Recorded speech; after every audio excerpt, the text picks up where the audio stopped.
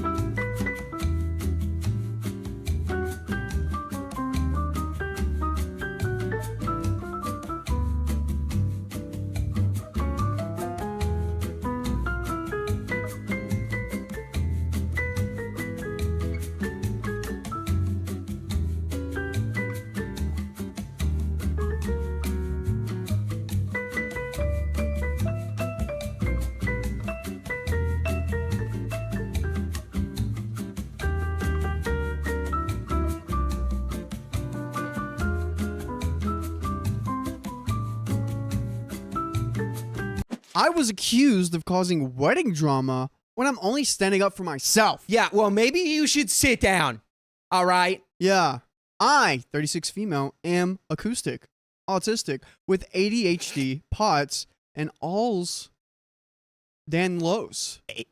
Ehlers Danlos? Ehlers Danlos. Wow, I don't know what the heck that is. Which will affect my mobility and balance. Oof. I have a direct communication style that can be viewed as assertive, but I've spent my life and career learning how to understand and teach healthy communication. Nice. I have always appreciated honesty and feedback if I rub someone the wrong way.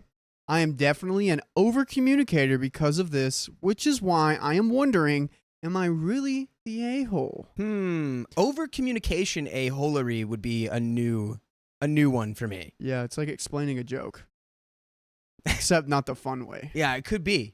Yeah. It's like being a clown. Yeah, y'all clowned us. Y'all clowned us. Hi, Mom. That was such a perfect moment. By the way, this comes from Personality Secret 54, and if you want to submit your own stories, go to r/OKStorytime subreddit. So, context dump. I've been best friends with Winnie, 38 female, and Sam, 36 female, for over a decade. Sam and I had been planning for over a year to see our favorite musician for my birthday back in 2022. This was the first time I noticed toxic behavior from her. Days before the concert, my work flight home was canceled during the airline crisis. I spent $2,000 rebooking, lost pay, and endured 2 extra days of travel just to make it back in time for the concert. Wow. I'm going to stop right here. I think we've already read this one. No. What's going to happen is Sam is going to go to the concert without her, and she's going to be like, dang, I almost made it, and I should have been there on time, and Sam's not going to have it. Here, let me continue. My only option was flying back into an airport 5 hours away, renting a car, and driving straight home until the rental overheated. And then rental overheated? It overheated, and then Sam decided to go to the concert rather than picking up OP. And then what happens later is that OP's friend, Sam, has a wedding and is treating OP really badly. Yeah, we've read this before. Dang, wait, what? How this happened. Did we do this? Did we do it again? Should we just start from the top and pick a different story? Did we do it again? Yeah, let's just... We do it again. We read the story again? No. Yes, you have already read this one. We've already read this one. Next, please. Ehlers Danlos gang. Yeah, we gotta do another one. Oh, it was Ehlers? Oh, I was right? That's Dang. crazy. Yeah, we've already read this one. Wow. Well, Going to the second episode. Chaliba says, can we just sit and talk? We'll sit and talk for 15 minutes. Yeah. Wild. Dang. Well, how did that... Well, and now the illusion is broken. We're fallible creatures. All right, but I got the who next make story up. mistakes. Let me get that ready for you. Should we just start from the top again? Dude, hey, hear me out. Run hear it me back. Out, hear me out. Run it back. Hold on. Third time's the charm. Okay. I'm charmed. I'm saying third time's the charm, guys. What does chat say? Number 3. Chat says yeah. I think number we should just do it. Wow. Yeah. I'm not familiar with this story, and I would have loved to read it because So basically, OP. they've got a lot. OP, Those, so and it 2 extra basically- days of travel for someone with those kind of conditions. Well, That's they a have lot. this condition, and then the friend decided, hey, I'm gonna have a wedding bachelor thing. Yeah. Treats OP horribly. Basically ignores her, kind of puts her in the corner. And it's because they're like OP and all of their Well, like I medical think- problems. Like, oh, so annoying. I think she used OP for something. Oh yeah. Yeah, but then I her- remember yeah. a story that was kind of like somebody who had like a lot of conditions like that, and they were just basically like kept on the outside and being treated like it's like, ugh, they're always like so much, and it's like, what do you mean? That's know your who friend. They else? have conditions. You know who else is doing so much right now? Vix Mix by gifting 10 freaking memberships. Guys, Bang. Katrina, Cat Naps, 10 new babies. Cost Milk. Say thank you. Cosmilk. Cos Like Milk. cosmic milk? Yep. Or the milk of I Cos. think it just says cosmic. Oh, Cosmic. Oops, I saw an L there. And Anna Moon. Moon's It's just in gifted the chat. $100. Moon's in the chat. Hannah Howdy, Moon. Clown Noodle Doodles. Ha ha ha. I love y'all Clown and Noodle appreciate all the laughs on bad days. Stay clowning. Love Oh, y'all. Bye. Anna Moon. I'm sorry. Moon's in the chat. Keon, what are we doing? Moon's in the chat. Are we just going on to the second story? You ready? Alrighty, poo. Ready? You Neighboroo. All right. You Guys, got we're going to give you an actual story now. that we haven't read. That we haven't read. really hope. I really hope not. I don't think so. All right. Let me get. I don't think so. How did that happen? Also- Yeah, I'm going all right. to. Just give me. Should we just do it for good time's sakes from the Just- top? Yeah. You want to do it from the top? Let's do it from the top. Run it back. All right.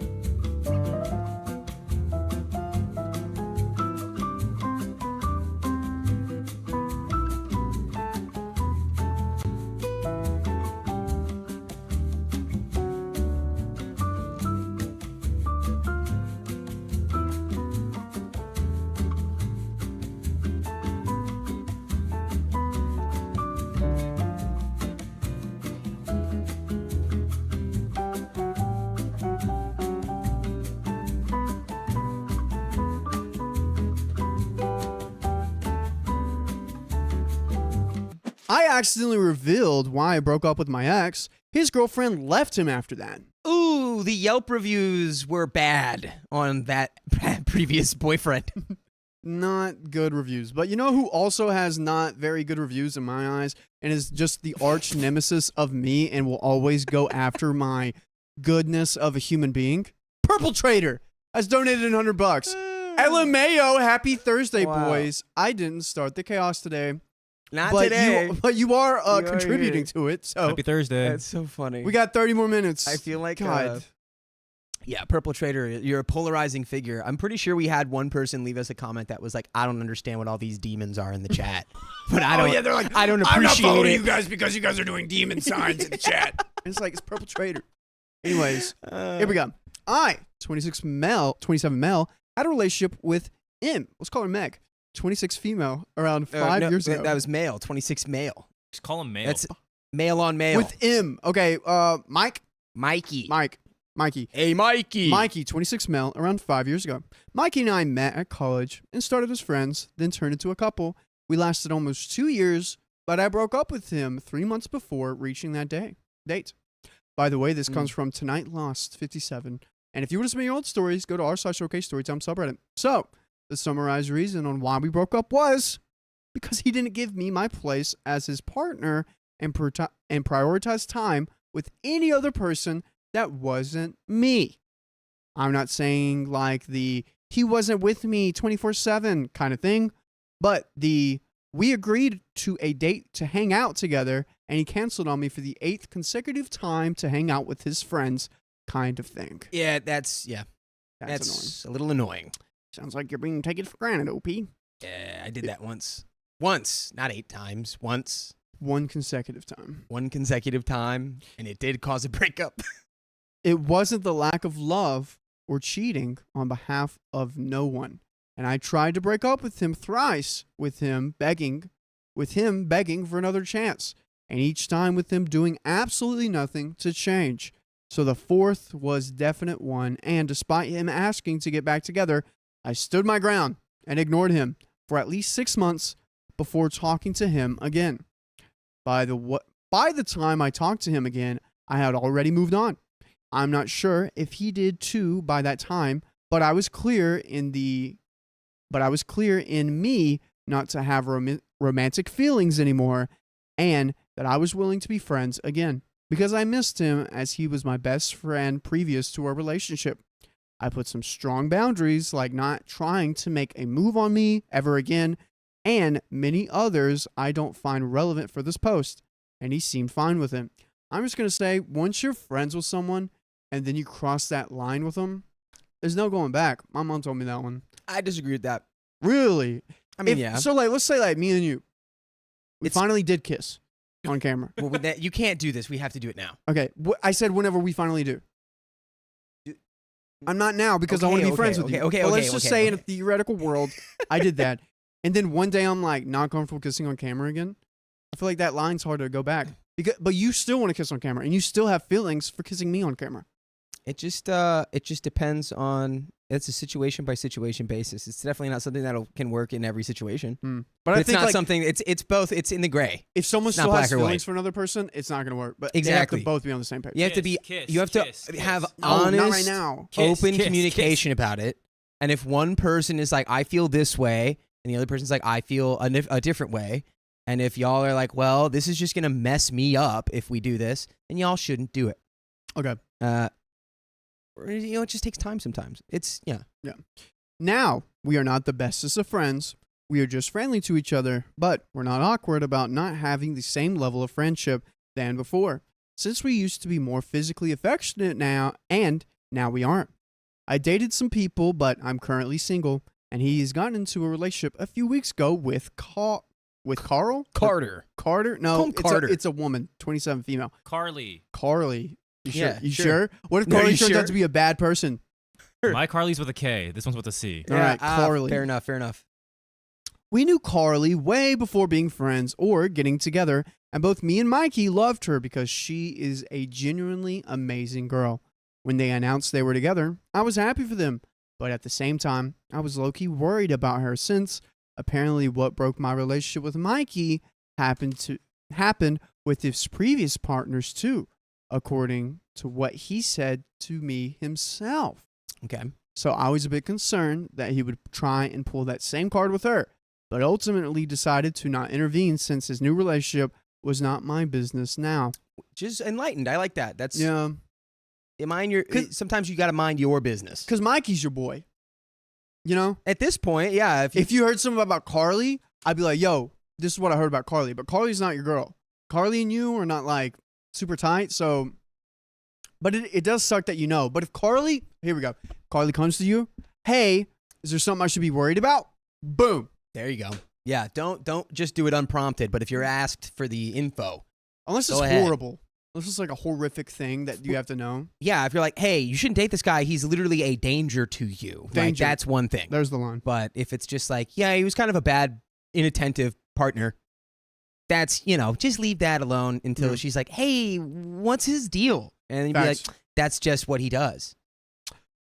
Well, I ended up unintentionally intervening. Kind of. Okay. We were all hanging out with friends 3 weeks ago when we started talking about relationships, and I commented how I was fine at the time being single and getting occasional matches on Tinder. I used to be very active on Tinder before, but now I slowed down a lot and I'm much happier being by myself. He said something like, haven't found someone to leech onto yet?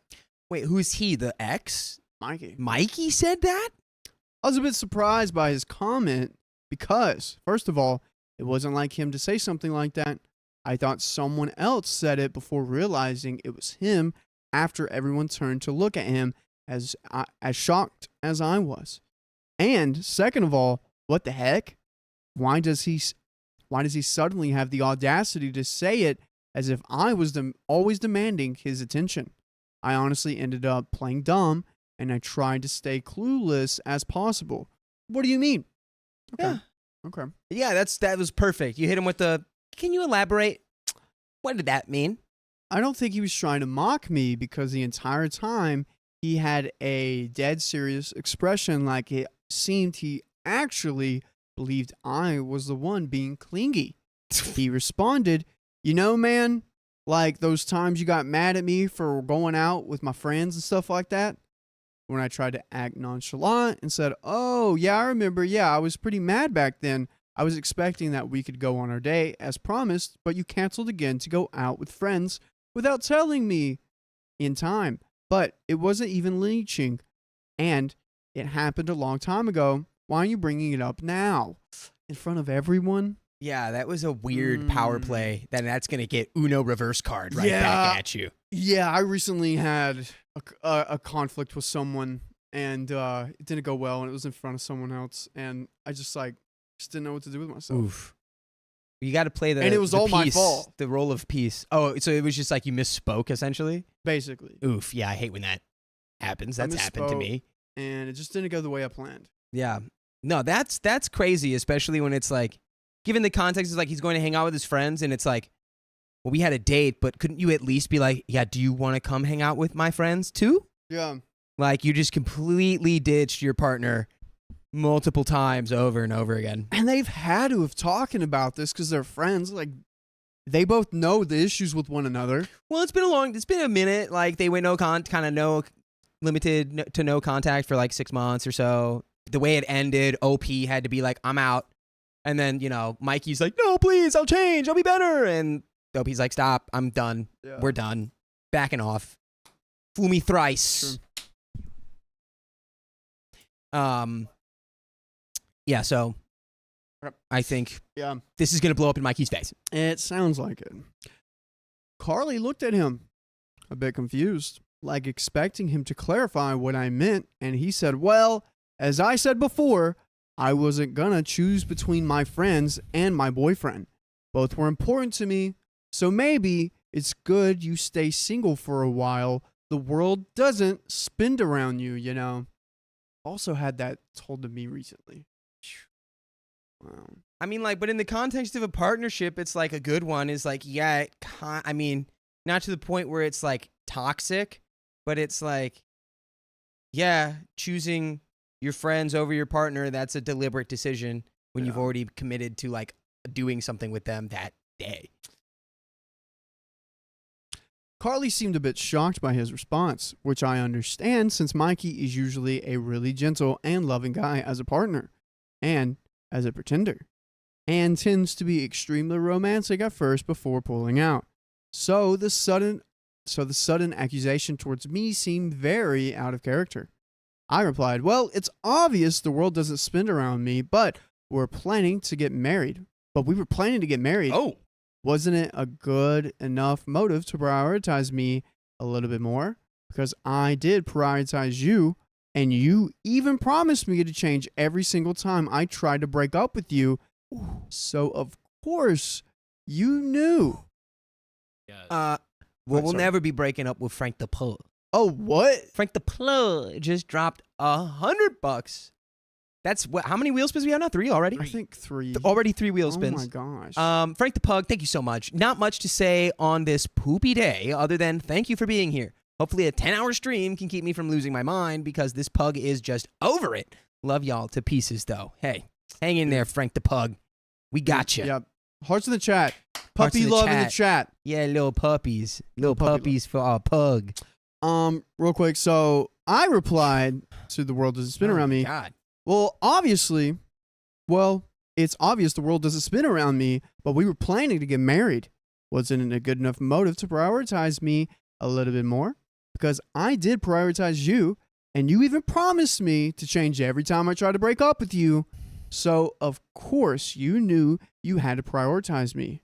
You just didn't want to. Mikey seemed like he wanted to argue more, and I stared at him in silence, waiting for his reply.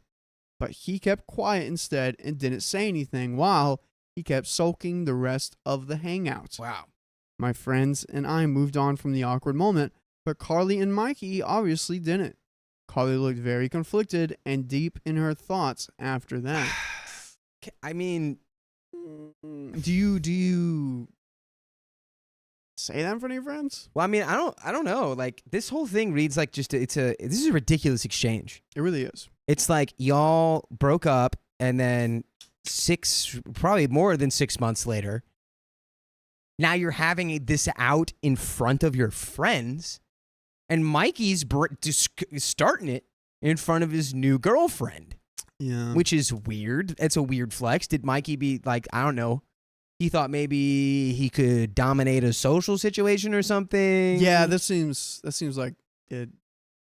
Because, I mean, I don't know if I'm OP and this is thrown at me, and then, like, I'll maybe respond, like, one thing, be like, haha, yeah, no, that's not how that was. Remember how you ditched me multiple times? And then if he shoots something back at me, I'm just like, hey, you're being weird, and I'm not having this conversation with you. True. It is like, I don't know, you don't bring up past Yeah. debacles with your new gal Rabazadu. Yeah. Like, I'd hit him with the, not sure what you're all on right now, what you're on about, sir, but I'm on something else. We all eventually left to our homes, and nothing eventful happened until this morning.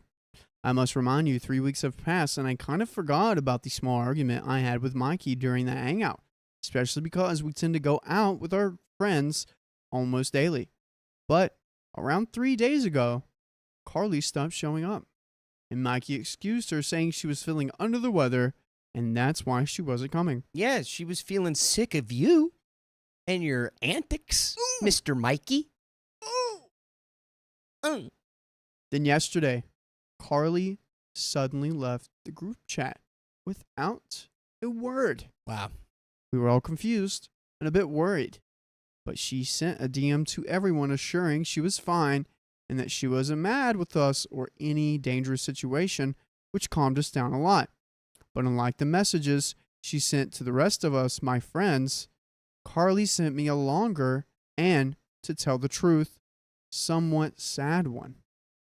She first started the explanation she sent to everyone that she was fine, and then proceeded to tell me that after hearing what I said about Mikey about a relationship, she started having her doubts because she had a really similar experience to what I was describing in a previous relationship, but with the much more heavier stuff going on that I won't detail here.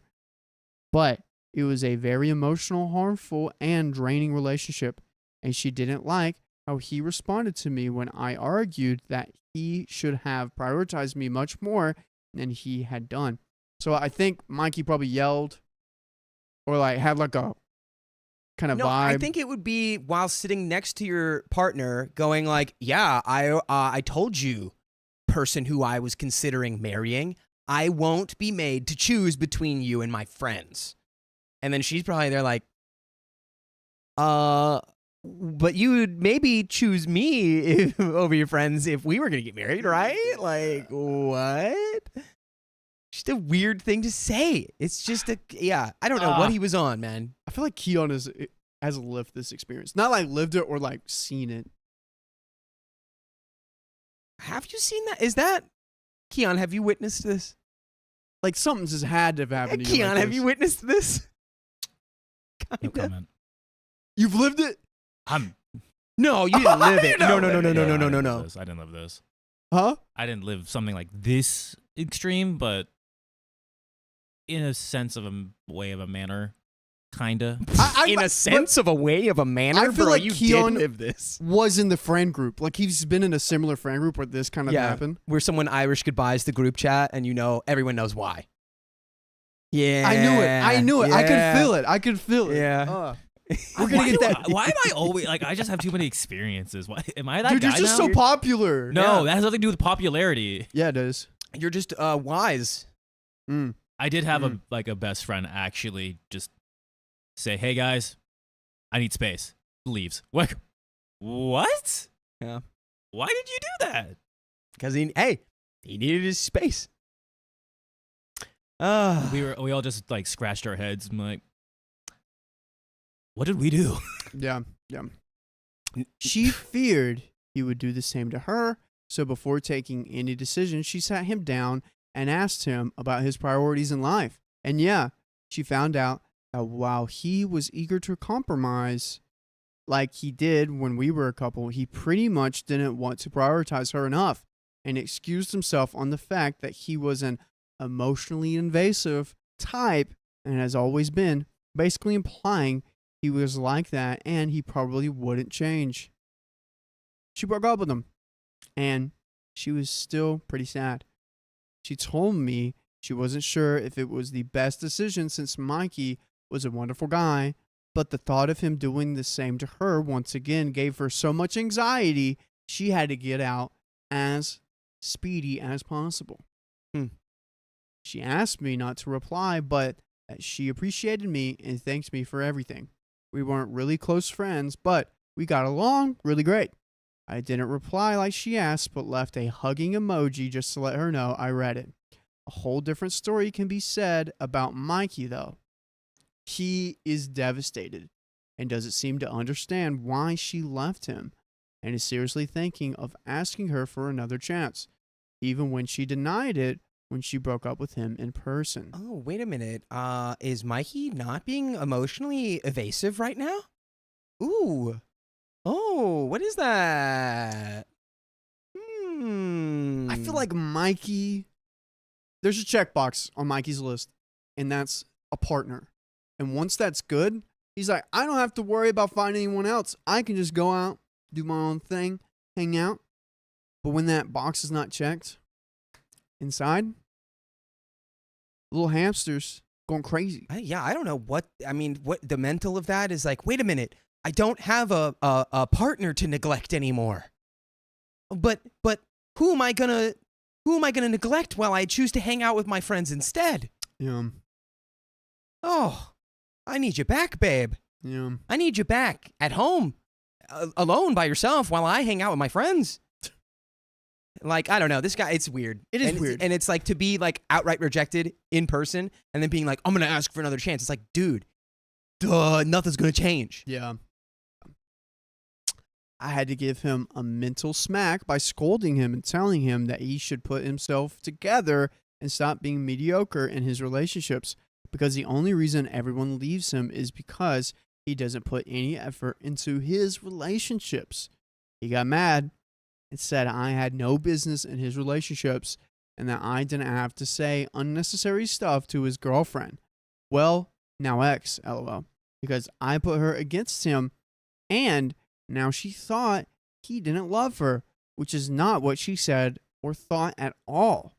I kind of chuckled because of how ridiculous he was being and said, all right, bro, whatever, and left. Thinking about it, maybe I was a knucklehead telling him all that stuff now, and I should have been gentler about it since he is having a breakup. I don't blame myself for telling him his truths in front of his girlfriend because he brought it up first, but maybe I could have handled it better and changed the topic since the beginning. I don't know. I'm confused and part of me feels guilty since a relationship ended because of what I said. Am I the a-hole? And yeah, this is, I don't think you're like the a-hole at all.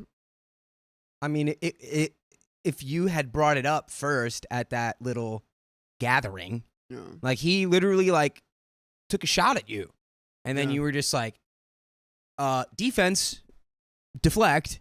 Yeah, here's reality. Would you like to reply to that? And then he did. And you again were like, well, sidestep, that's not real. Here's what really happened. Mm-hmm. And then he literally was, he dug his own grave there. So I don't know. You're not at fault there at all. And if Mikey would understand, that if he would critically, think and process what's happening. He could change his ways and maybe not have this happen again to him. Yeah, but he probably won't. I think I saw a comment that was like, Mikey just wants to be taken care of and then not have to reciprocate anything back. Mm-hmm. Yeah, it's just weird to be like, oh no, I'm going to prioritize my friends over you. And then they leave. And you go, wait, what happened? It's like, dude, I don't know. Maybe there's someone out there who's like, yeah, you can prioritize your friends over me. I don't care. Yeah. But like, if she's not that person, it's like, you can't be surprised if she's like, okay, well then I'm going to leave. Because I'd like to be a priority. Yeah. But it's not your fault, OP. It's not your fault. Not your fault. Guys, what do you think? He's a man-child. If any, says Valkyrie, Feven92 says, if anything, she saved him. If anything, she saved the girlfriend from him. Yeah. Miss Jaybird says he wants a mommy. And Jen Thompson Mommy says, dessert. and girlfriend got proof to her gut feeling. Yeah. Well, yeah. Sure. And From Mikey, from the horse's mouth itself. yeah. So, yeah. And before I get to the update, I want to give some love. Could you scroll up a little bit, Keon? Yeah, How do you say that name? Dia. Medea. Guys, can we give Medea some hearts Medea in the Dark chat Moon. right now? She's going through a really rough time. I think a little love her way would help out some way, shape, or form. But guys, let's just give her some hearts in the chat. Yeah. All love Medea to Darkmoon. Medea. That's so tough. Yep. You know. But we're going to get back into this update. Now, I'm updating at this hour of the morning because I stayed up all night talking through the phone with Mikey, and we had a productive conversation. Okay. Did we? Did we? Are we sure about that? Let's find out.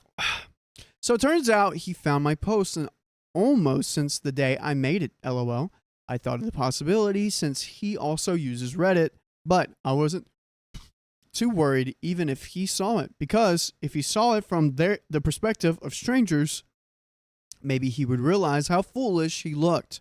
And it worked like a charm, because he did get too self-aware of how he was acting.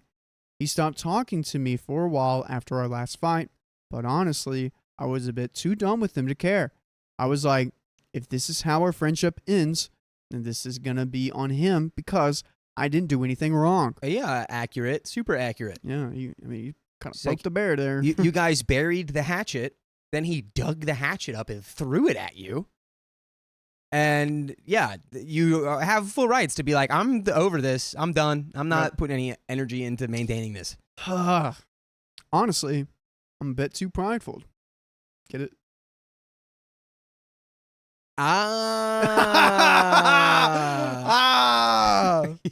That's good. So- That's good. That one was good right there. Yeah. Peel back the layers. Honestly, I'm a bit too prideful, especially when I didn't even do the first attack. So I mentally refused to apologize to him since he was the one responsible for messing up his relationships. Well, last night he texted me the link to my post saying, "You didn't have to describe me like that." I asked him, "Did I lie?" And he didn't reply for a while, but called me a few minutes later, and we spent the night talking about the issue. So, well, he told me after Carly broke up with him, she tried giving him another chance because, like I said, he was a really sweet guy and she really liked him. He didn't want to try it again too, but apparently he said something about me that really annoyed her. He didn't want to tell me what it was. I think what he said was to mock me because he said I would get mad if I knew, which already got me really irritated, but I didn't want to make a fuss because I still wanted to hear what happened. So let me get this straight. You get broken up with by your girlfriend because you said some out-of-pocket crap about OP. You manage to get back together with her. She gives you another chance. Then you say more out-of-pocket crap about OP, your ex, and she leaves you again. Yeah. You're a fool, my guy. Yeah. Probably something about the leeching thing. Clowns in the chat for Mikey. Yeah. Because Mikey's acting like a real clown. right now. Goodness gracious. I didn't elaborate in my previous post, but even though we weren't close, Carly said to me and also Mikey that she appreciated me for a few favors I did when she needed them. I did tell her at the time she didn't need to compensate me and just return the favors when I needed them. And she did. So even if we didn't talk too much, we still got along really well and would consider each other good friends. So when he said that she got angry with him, not in an aggressive way, because she is not like that, but she got cold with him. And after avoiding him like the plague for some time, she broke up with him. She said she didn't like the fact he wouldn't put his crap together and that he mocked me even when he was the one starting the petty argument. And I just defended myself. Yeah. Crazy, I'm dude. trying to he doesn't seem like a bad guy. He just doesn't. It's just not clicking with him. He just didn't know how to not run his mouth from the sound of things. Yeah. He's just a very me, all about me kind of person. And you can't tell him that he's wrong. Well, any person who's like, I need a partner and I need, I want you to be with me and you can't leave me and blah, blah, blah. And then by the way, I'm going to be completely emotionally avoidant. And Yeah. I'm always, if it comes down to, we have a date night, but my buddy's like, yo, come over. We're going to watch, Lord of the Rings for the 17th time. I'm going to go hang out with them. And it's like, and by the way, my ex is smelly and I hate them. It's like, dude, stop it. Yeah. You're just motor mouthing your way into the ground. Yeah. She has been rejecting his calls and blocked him. And when he cooled down from the breakup, he started reflecting on his behavior. He apologized to me and acknowledged that he was being a butt. Like I said at the start of the update, Mikey found my post, which only made him more resentful towards me. When he read it, he started feeling self-conscious about his attitude, but was in denial. He didn't tell anyone because that would mean he would have to show them the post and potentially have them agree with me. Yeah. Of course, they would. He's being humbled right now. Who would be on Mikey's side? Like, could you be on Mikey's side? Mikey. If you're Mikey. If you're Mikey. I could think of a few people that would be on Mikey's side. Just But they're not like the best people. Yeah, Charlie Louise said it perfectly. Mikey needs a dog, not a girlfriend. Mikey just needs something that is always there for him, and he doesn't have to. Yeah, I mean, Turtle. he doesn't have to, fish. provide for it emotionally, or it's just like feed the dog, love the dog, come home, walk the dog. Dog's gonna love you Unconditionally. There, you've got it now. Yeah, sure. So basically, he knew that if another friend saw the post, they would 100% disagree with Mikey, and that would either hurt his pride or make him angrier. He didn't want to talk to me, but after Carly broke up with him, he started to realize that the argument in the first place was very dumb, especially over something that we both had already moved on from a long time ago. Oh, it took him that long to figure out that was dumb? Maybe I shouldn't have said something. Maybe I should have been happy with the girlfriend that I had. Yeah. Maybe I shouldn't have opened my mouth and spoken foolish. Also, remember that one part where he asked her to get back together, but he didn't seem like he wanted to get back together with her? And then it worked. They got back together. He asked her, and she's like, okay, I guess because I like you and you're sweet, and you're saying that you're not going to do this. And then immediately, took more shots at his ex, which if you're a current partner, you're like, you're toxic. Yeah. What are you doing? Mikey does need therapy. And that proves again that he just needs a pet, not a person. And he needs to go to therapy and figure out why this checkbox is so important to him.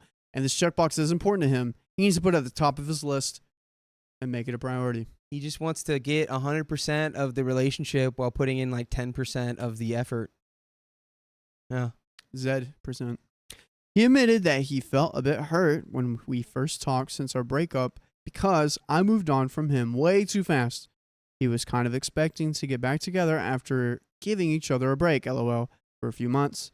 But when I came back to talk to him again, I was dating another guy, so his hopes were shattered. This guy's just toxic. Yeah. That's toxic. That's a toxic assumption. You might be doing word jujitsu to get back with you. or word salsa. Word jutsu. Word jutsu. Talk no jutsu.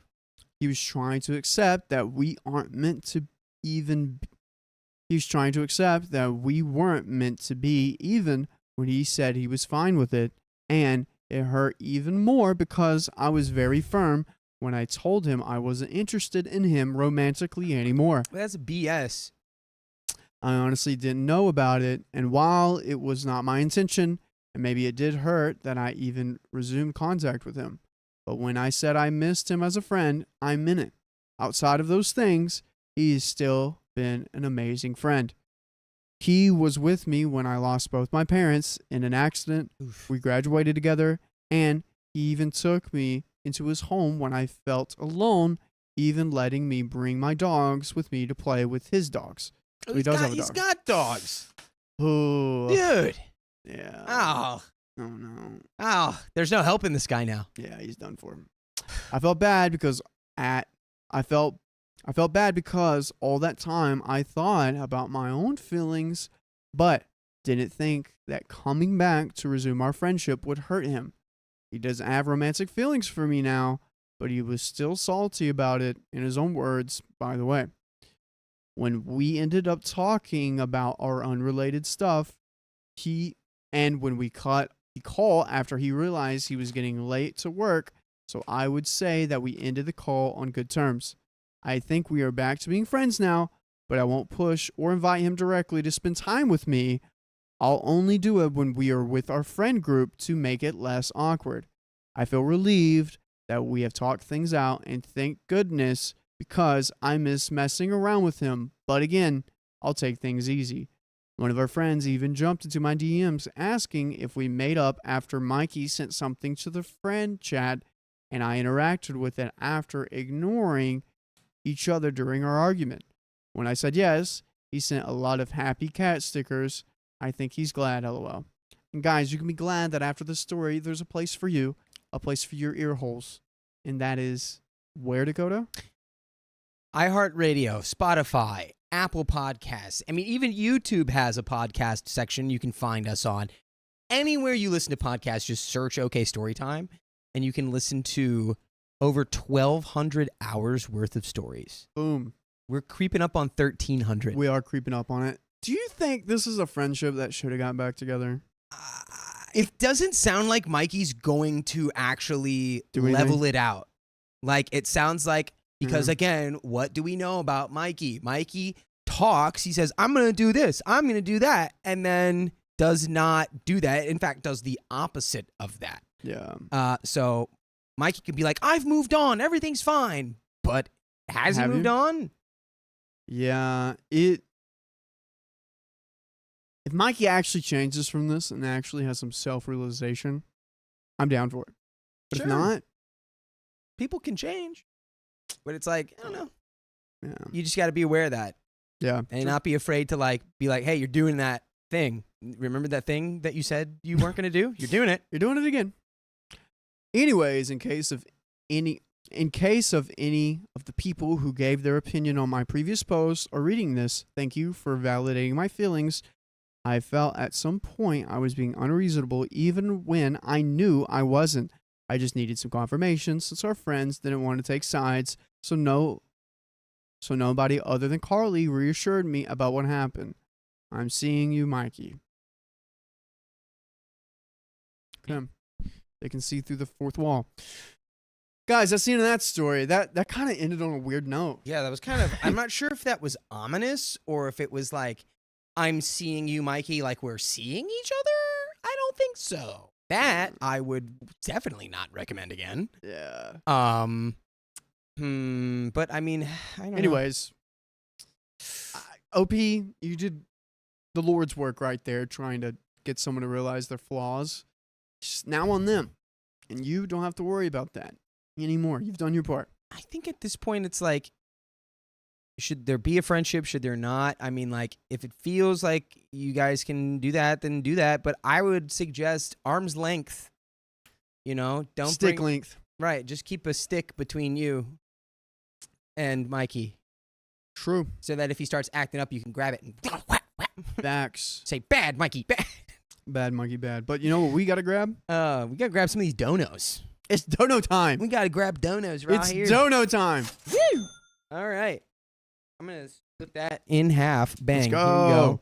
go. Jimmy, I'll that start little off trash with Sweetheart XP. Thanks for the $10.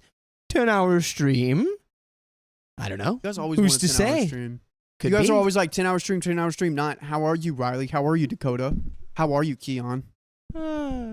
Actually, it kind of they do that sometimes. Do they? Yeah, Nah, they do. Just oh, kidding. I'm good. They're just They just 10-hour go, stream orbs. Dance, monkey, dance for 10 Remember- hours. Here, I'll let you read this one. Oh, okay. Joanne Leonard, welcome to the nights. Always appreciate a new night. Mix Welcome to the Mix, again, thank you for gifting 10 freaking memberships. We love you, Auntie. Purple Trader, thanks for the 99 cents. You sent a little sticker, smiling face with horns. I wonder what that looks like. And Moon has donated 100 buckaroos. Ooh. And we got a wheel spin coming up for you. That's Howdy. right. Clown noodle Oh. doodles. Ha ha. I love y'all. Appreciate all the laughs on bad days. Stay clowning. Love y'all. Bye. Howdy doodle, my clonoodle. Oh, Woo! that's I sweet. love Thank you, that. Mama Howdy Jambalamba. doodle, my noodle. Maya Jambalaya says, how are you, Riley? How are you, Thanks. Dakota? How are you, Keon? I'm superb. I'm superb. I'm excelente. And hi, Mom. Everyone say hi, Hi, Patsy, in the Mrs. chat. Riley. Hello. Hi, Riley's mom. You know, she joined a band. I saw. Frank the Pug, again, thanks for the $100. Frank the Pug's having a poopy day, but Oh. thank you for being here. Hopefully that 10-hour stream keep me from losing my mind, because this pug is over it. Love y'all to pieces, though. Frank. Again, get It's some okay, dogs. Dogs Frank, in chat. we'll be your toilet paper. Yes. Yeah, Yes. And Purple Trader has donated $100. LMAO. Happy Thursday, boys. I didn't start the chaos today. You But did you're not. That was contributing. Anna Moon. Vix Mix, thank you for the $5. Riley, I hope you know how proud your mom is of you. Aw. Dude, that was Thanks, heartfelt. Mom. And that was a wow. Wow. Wait, chat doesn't always ask us how She we're say feeling, that? but they do say that your mom's proud of you, Dang. Thanks, which Mom. is I think even better. Appreciate that. Lick your face. Thank you for the 5 gifted memberships. And if you've been gifted a membership at any point, sound off. Say Sound thank you. off. Yeah. And mommy dessert. Thank you Yes. for the $2. I'm broke, but I love when Dakota says my name. Yes, Mommy Dessert. That's the band that your mom's in. Oh, wow. She's in Mommy Dessert? She is member of Mommy Dessert. No. Oh, I don't like that. Shout out to And Canadian, thanks for showing up. First time on live. Love the 3 of you together. Canadian Yes, Aurora let's go. Star. Canadian Aurora Star. Canadian Aurora Star. Honeybee sent 2 British Aurora pounds. Star sounds like a Pokemon move. Honeybee sent 2 British pounds. ADHD chat today. Love you all. Love you. I guess. Hey, speaking of Put those ADHD, I spin that wheel. we got to spin that wheel. Spin I think that we got wheel. some donos Have right it scratch there. my brain. I But love the more sound donuts. of the Oh, wheel. We also have some nights. The sound We of got some music. knights. Before Uh-oh, the- we got some knights. Ooh. Who joined us? All right, yeah, you hit those. Thank you, Ashley Michaud, for becoming a knight. Welcome to the night. Carl's Marks. Welcome to the night. TDANBAMF. T-Dan Bamf. Let's go, Bam. Welcome to the nights. But Being they got for an a arrow. year? T-Dan's been around for a minute. Let's Zoe's go. ASMR. Thank you. Welcome to the nights. You wanna do that Yvonne Russell. Yvonne, that's what I welcome thought. to the nights. Mommy Cass. Thank you. Welcome to the And nights. we already did that one. And Joanne Sweet. Leonard, welcome again. Guys, also lurkers, say hi real quick. Hi, Lurkers check in, lurkers sound off, and Kaylin Van Kampen, you've been a member for 8 months. Oh, wow. How are you, my lovely internet friends? Can't believe it's been 8 months for real. I'm going to Vegas this weekend for my sister's birthday. Love y'all. Oh. Ooh. Happy birthday to your sister. Happy But again, what birthday to happens in your Vegas sister. stays in Vegas. And have fun in Don't tell us about Vegas. Put 1,500 Tell on us. black for me. Ooh. And yeah, that's red for Vegas me. as a sober individual's got to be significantly more boring. Or maybe you just find the more eclectic activities to do in Vegas. I'm Hey, sure there's Dakota. got to be some. Nana's proud Aw, of you. thanks, Nana. I know you are, Nana. I love you. Aw. Shariah Baker, thanks for the $20. Pear character looking at himself in the mirror, saying thanks for being you, with hearts popping out of his eyes. They're saying thanks for being us, Riley. Aw. Thank you, Shariah Baker. And an okay joke for Karina. Turn that off. What has more letters than the alphabet? Yeah. The post office. But we are not going to be doing that. No, we're turning it off. We're turning off the How's jokes that and the good? fortunes How's right that now. good? Are bad. And now We're gonna spin the we're wheel. going to spin that wheel. We're going to spin it twice. Who's this one for? Keon. First one's for Anna. Anna Moon, this one is for you. We're gonna spin the wheel. We're gonna see what happens. Yeah. Woo. Oh, It's good. Right in my face. Moment to move. 3, 2, 1, go. Here we go. Here we go. Here we go. Here we go. Here we go. What's it going to be? What are we going to see? That's a 1.5. Dude, Right. no. So 1.5x means that every donation you have counts as 1.5. So if you put in $100, counts as $150. Going up now. Boom. Oh, Well, Here we got go. 30 more minutes. And number 2.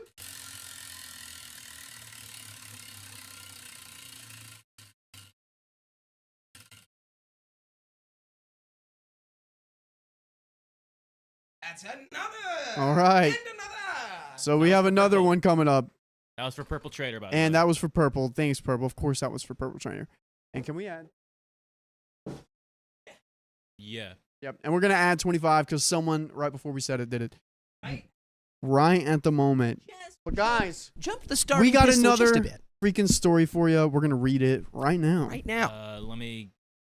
Right let me do meow. some Yeah. quick What'd you do math. this morning? Do some quick maths. No, I'm just. What did I That's do what this you morning? Yeah. I got breakfast. Oh yeah. Got a burrito. Minutes. For, It was with who? delicioso.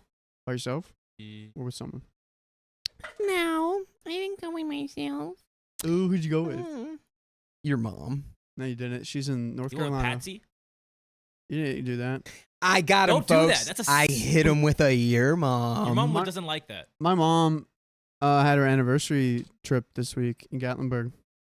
Gatlinburg. Yep, Gatlinburg, Tennessee. What do you got over there in Gatlinburg?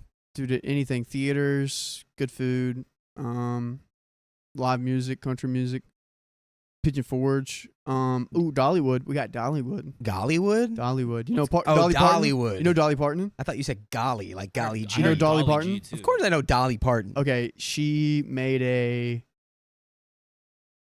Well, that's in Gatlinburg? I didn't know that. That's in Pigeon Forge. Oh, Well, it's in they're Pigeon- like right beside each Pigeon other. Forge, Gatlin. What about Valley Forge?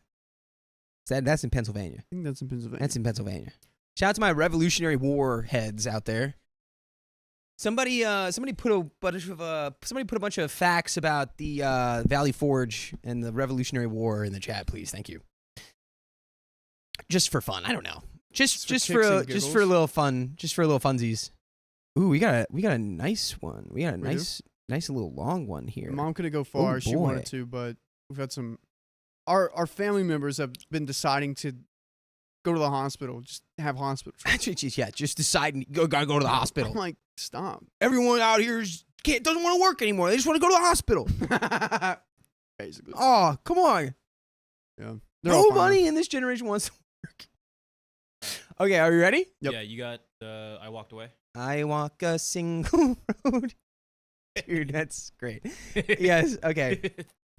Here we I'm go, glad you folks. appreciate that. Thank you. Thank you. Ready? 3, Yes. 2. I walked away from a party because I saw my ex-boyfriend. Actually, the party walked away with you because you are the party. Ooh, nice. Let's go. November 30th, 2024.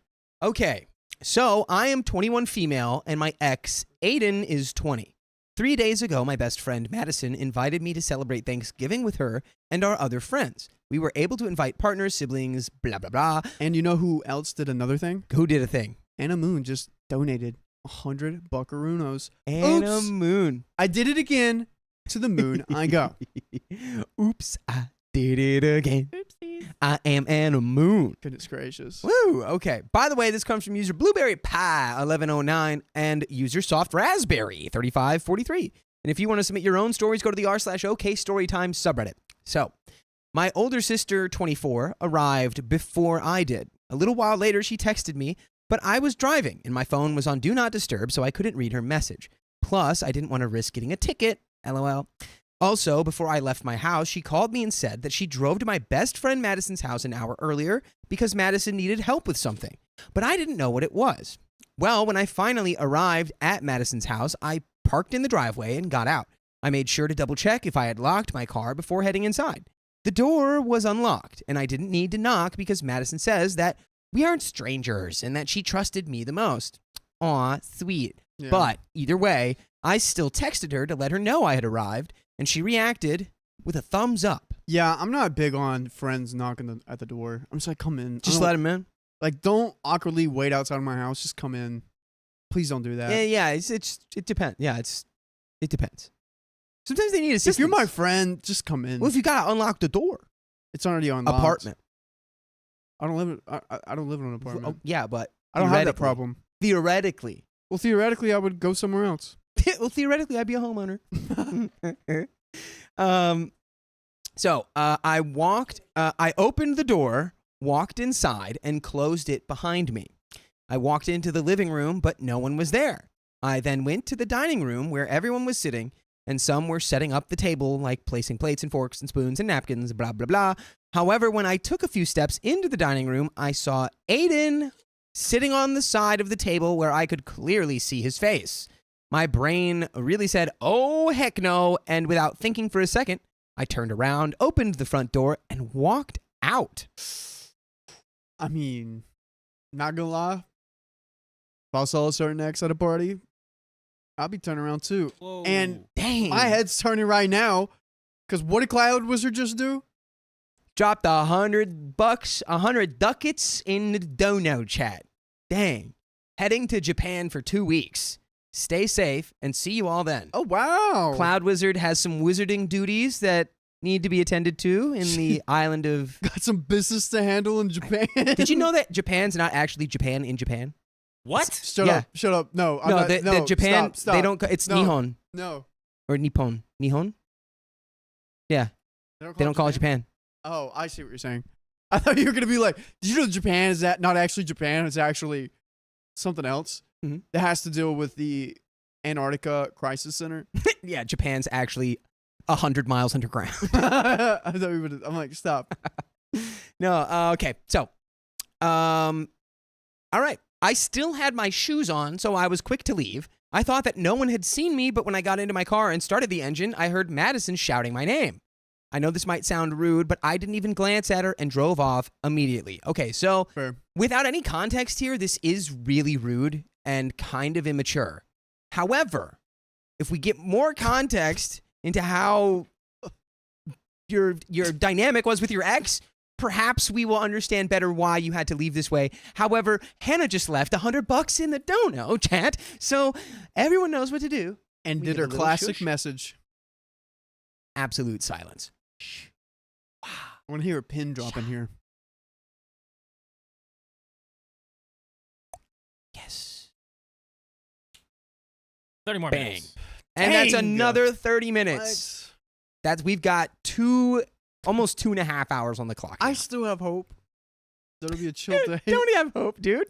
You gotta let that go. We're gonna be here till 1 a.m. Okay. So I got a few texts from Madison, but I didn't hear any notifications because my phone was on Do Not Disturb. D&D. When I checked, I was already home and received about 10 messages from her, and they were all pretty much the same. Hey, OP, why did you leave so suddenly? Dinner hasn't started yet, and you're already gone. Where'd you go? Did something urgent happen? Why'd you leave? She was acting as if Aiden wasn't there. Girl, was I being paranoid, or was Aiden really there?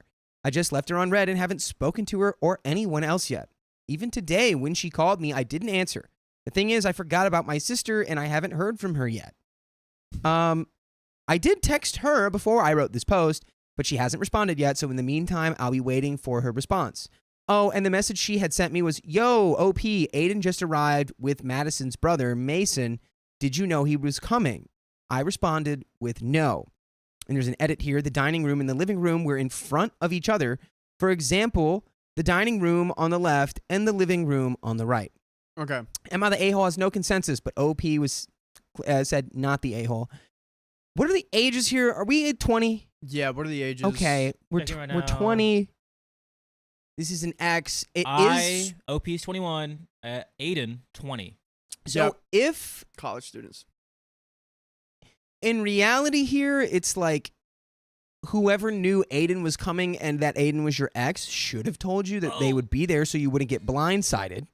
Like I we just did. got blindsided by those 20 gifted memberships from Awkward Turtle, And 30 more minutes. throwing us up to another 30 How many Will minutes. Smiths do we have?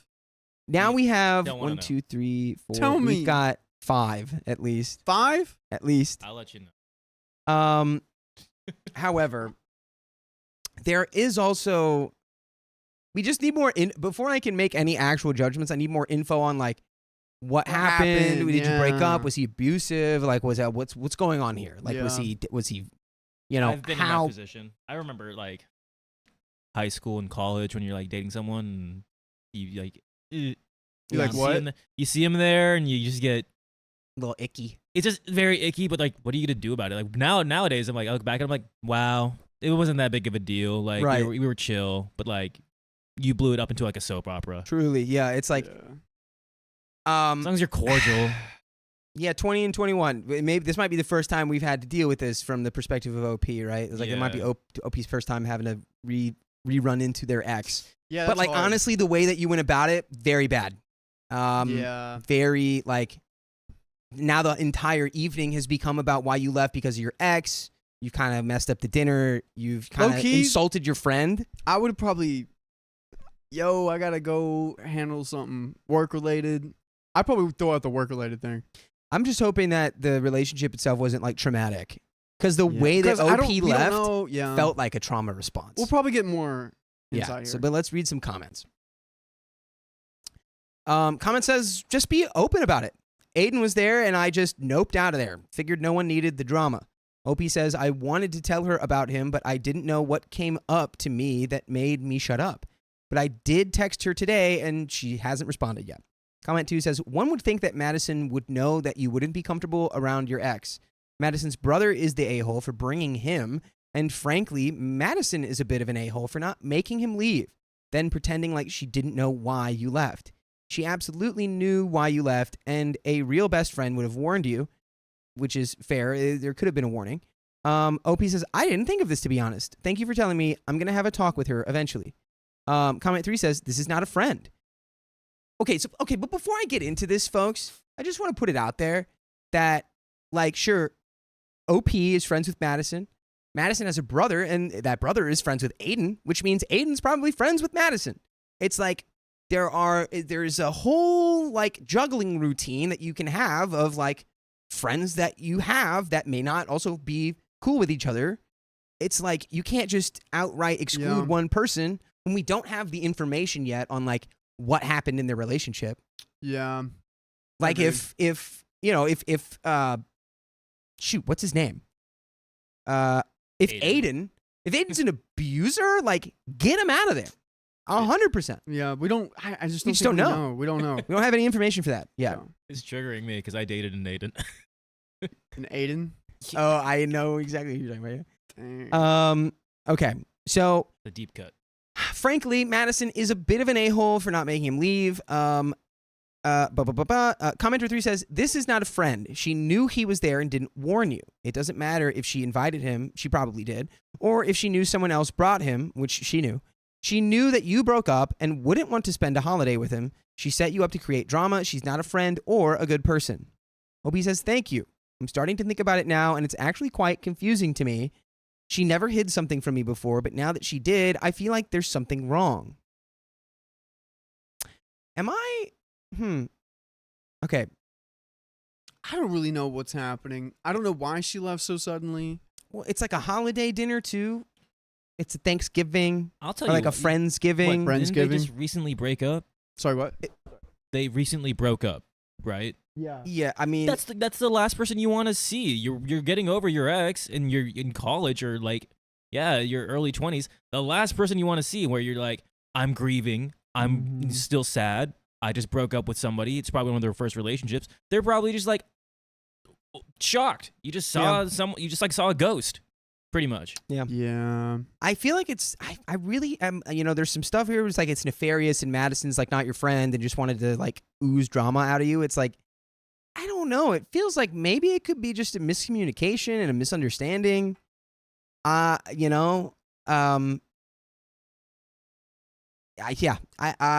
do have an update here.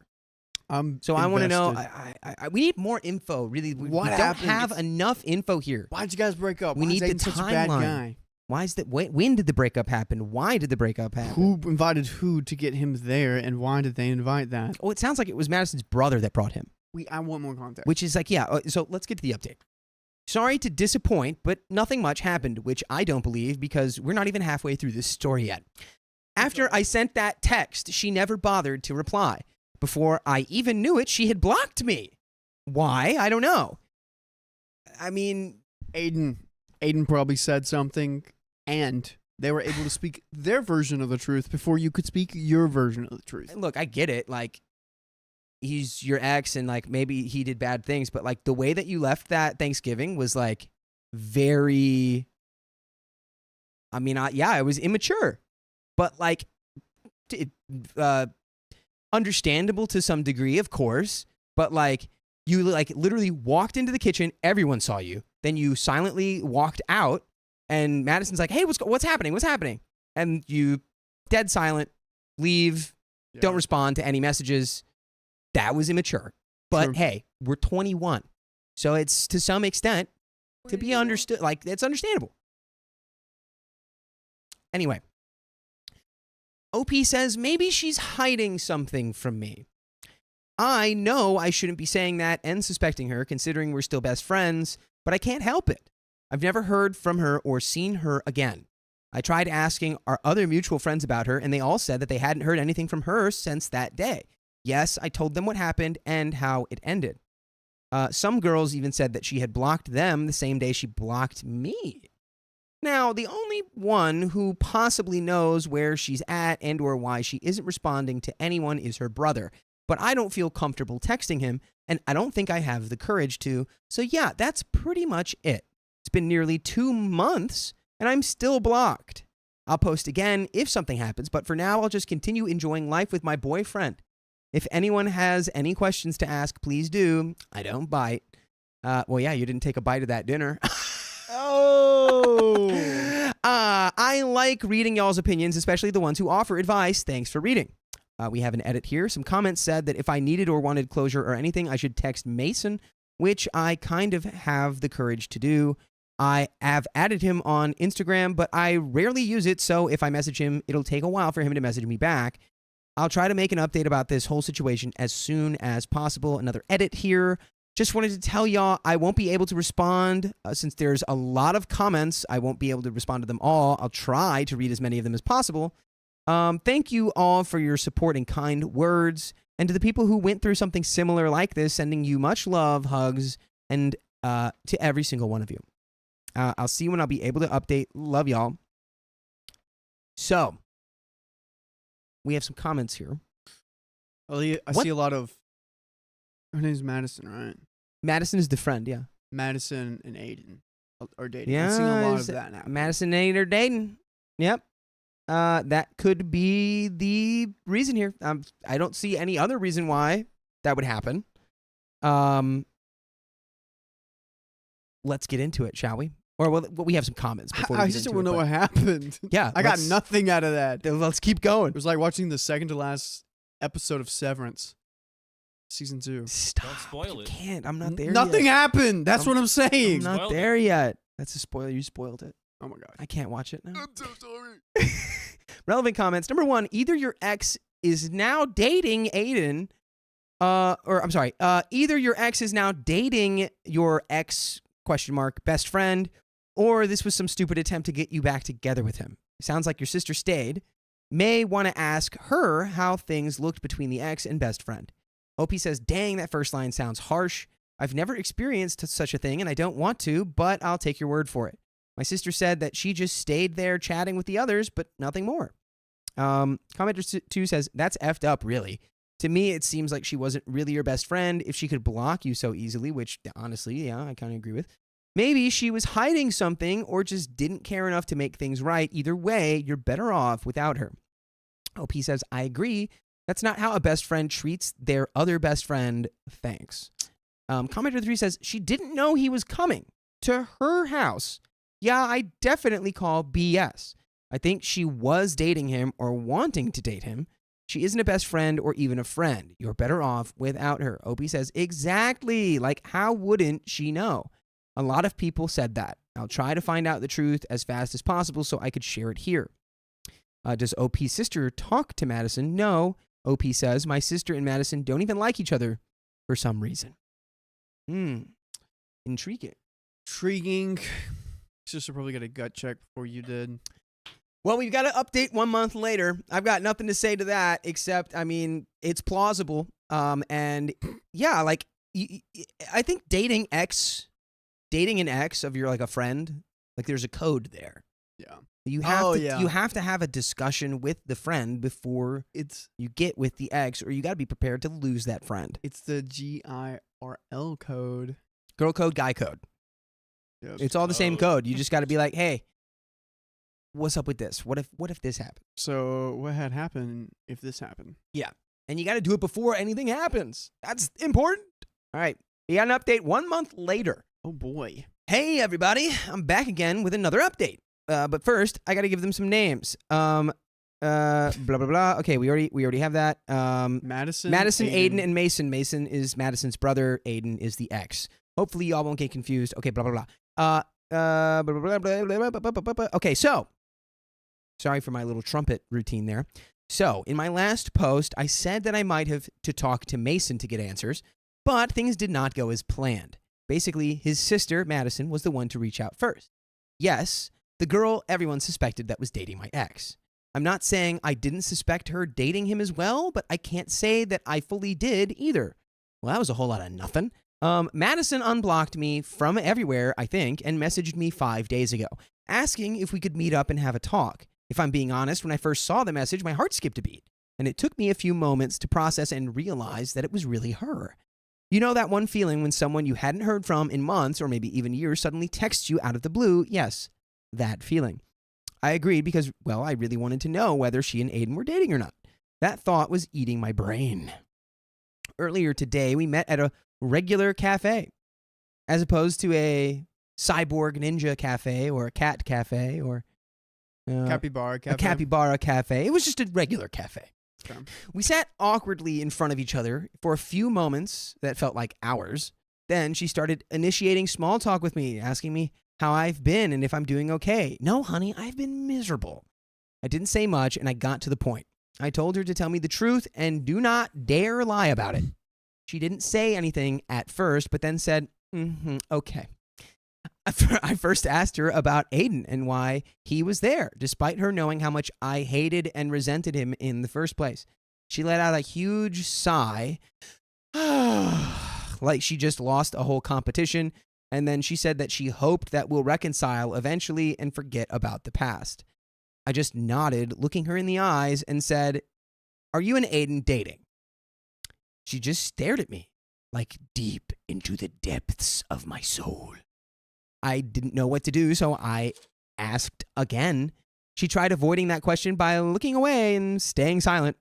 She's answering your question right now. Also, why did you want to meet at coffee if you're not going to talk? Also, yeah, but to be clear, this is something you could have just done over text or over a phone call. Yeah. Like this, could have been done over email. We didn't have to need a meeting. Yeah, at your normal regular cafe. So she tried to give me the silent treatment, but it didn't stop me. I told her, if you don't answer me, consider this the last time you'll ever talk to me, let alone see me. I would have left either way. After some back and forth, she admitted that they're dating. Ooh, excuse me. Dang. Continuing on, she looked at me and I could hear the hesitation in her voice. She confirmed it. I asked for how long, and she legit said a little over a year. Girl, no, I was for real shocked and speechless. I was like, what the F? And on top of that, she just casually said it. I decided to leave because I couldn't do it anymore. So now we have a very interesting thing going on here. Your best friend been hiding They've been dating for a year. Your best friend's been dating your ex for a year. However, when did you and your ex break up? So you got guys best friends? Is there any overlap there? Are you guys really best friends if she somehow was able to keep Aiden a secret from you for a year? Yeah. Like, I don't know. That sounds real sketchy now. This is To super maintain shady. a best friendship with somebody while dating their ex and you don't tell them about it. That is duplicitous AF. I could be best friends with someone and they not tell me that they're dating someone in the first place. Like, if you were with someone you didn't tell me, I'd be like, what? Why didn't you tell me, Dakota? I thought we were best friends. Yeah, but then you add the level of, like, if I was with one of your exes and I didn't tell you, then it's like even a further layer of the lasagna there. Let's go further. Let's get further into this lasagna. So she just casually said it, and I decided to leave because I couldn't do it anymore. I was disgusted and disappointed in her, and I told her that. Her eyes started welling up with tears, and then she began begging me to hear her out, but I couldn't even look at her. Then she started full-on crying, so I just left her there. On my way home, I blocked her and her brother on everything. I know I didn't share why me and my ex broke up or what happened between us, and I don't think that I don't think I ever will. What? Dang. Dude, this is the only reason I'm here right now. Well, look. Okay. What? Just give me some idea. Like, if I was in the wrong, great. He was in the wrong, great. Give me something. I don't even want to read this anymore. Okay, well, this is all we need to know, okay? For me, I don't think I'll ever share it because for me, I want to keep it private and it's still traumatic. I might share some details about it in the future, maybe not, but I reassure you that it was really, really bad, okay? Okay. That's really all we needed to hear. So he wasn't a good guy. Bad, traumatic breakup. Not sure when it happened, though. My question is that 1 year? Is there any overlap there with the relationship? When did you break up with Aiden?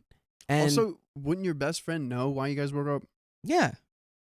Which makes it, again, I do think Madison is way in a-hole territory now for being, like, just imagine.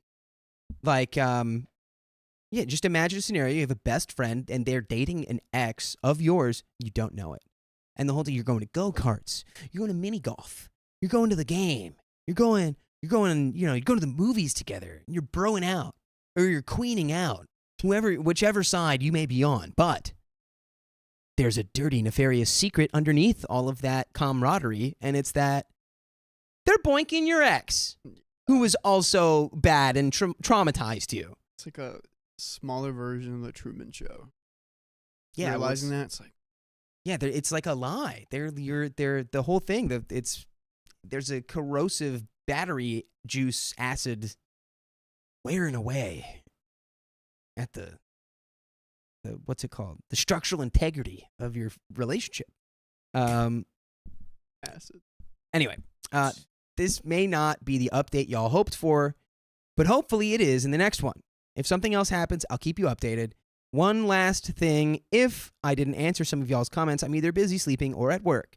Thank you so much for the support. And there's some comments here. Comment 1 is, well, you know why she blocked you now. Also, the BS of her wanting you to reconcile with him.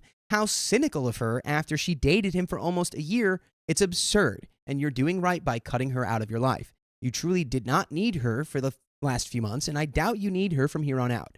She can be with the ex and receive the same treatment you received from him, and when she comes crawling back for your forgiveness, just shut the door on her. She doesn't deserve anything from you. Also, I would advise to expose her to the rest of the friends and your sister for them to know why she blocked you in the first place and maybe others.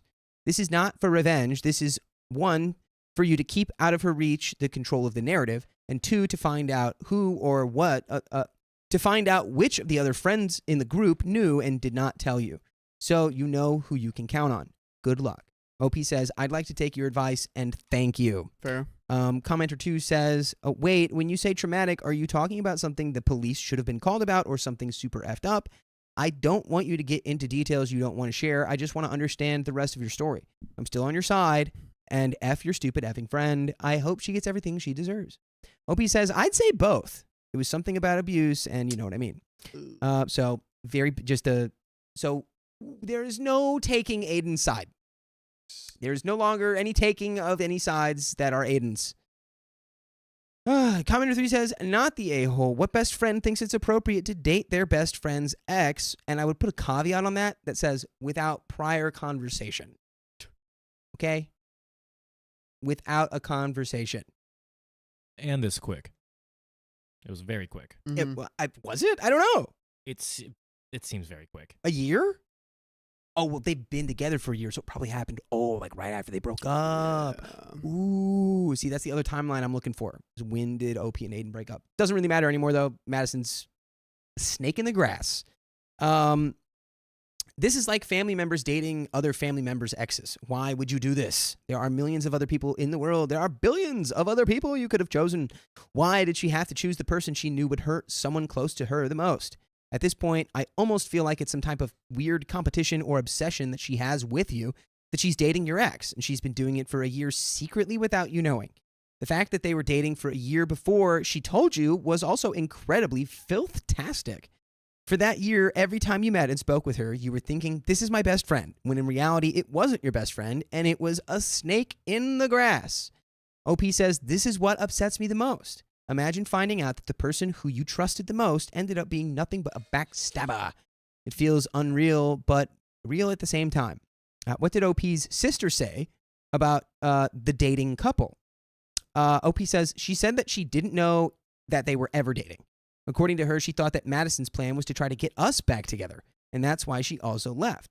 Basically, she didn't know anything about it. However, I told her about the conversation with Madison, and she was grossed out. We have a third update. Really quick, though, I want to say, I think I'm understanding Madison's little messed up cognitive train there. Yeah. Madison's like, I'll reunite Aiden and OP. They can get over their stuff and reconcile. And now, magically, me dating Aiden is no longer a big deal. That's what I think Madison thought in her head, which is not. Yeah. That's a fantasy land you are living in there. Yeah. You're skipping all of the steps and ignoring. You're like, if we just ignore how I was a snake in the grass for an entire year and dated her abusive ex behind her back while hanging out with her all the time and calling her my best friend, maybe we can get through this. Yeah. Maybe we can make this happen. And may I ask, can you get the air in here pumping again? I'm working up a sweat sitting Or maybe here in this open chair. the door. Or actually, I should probably just take off. I know it's Go off for your the muscle. aesthetics. I got to take my jacket off because. Yeah, I'm working up a sweat. But my aesthetics. I can feel the Can humidity you not? building. But the bugs are gonna fly. Can you just Who turn on the cares? AC? It's okay. Why not? It's fine. It's dead. Oh, because it's a generator. Yeah. Dang. I know. That went out Oh, we fast. gotta fix that. Man, I know. We're figuring out the studio, guys. I'm It's hot. You can see it. I'm glistening. dude. It feels great. You're just outside. shiny.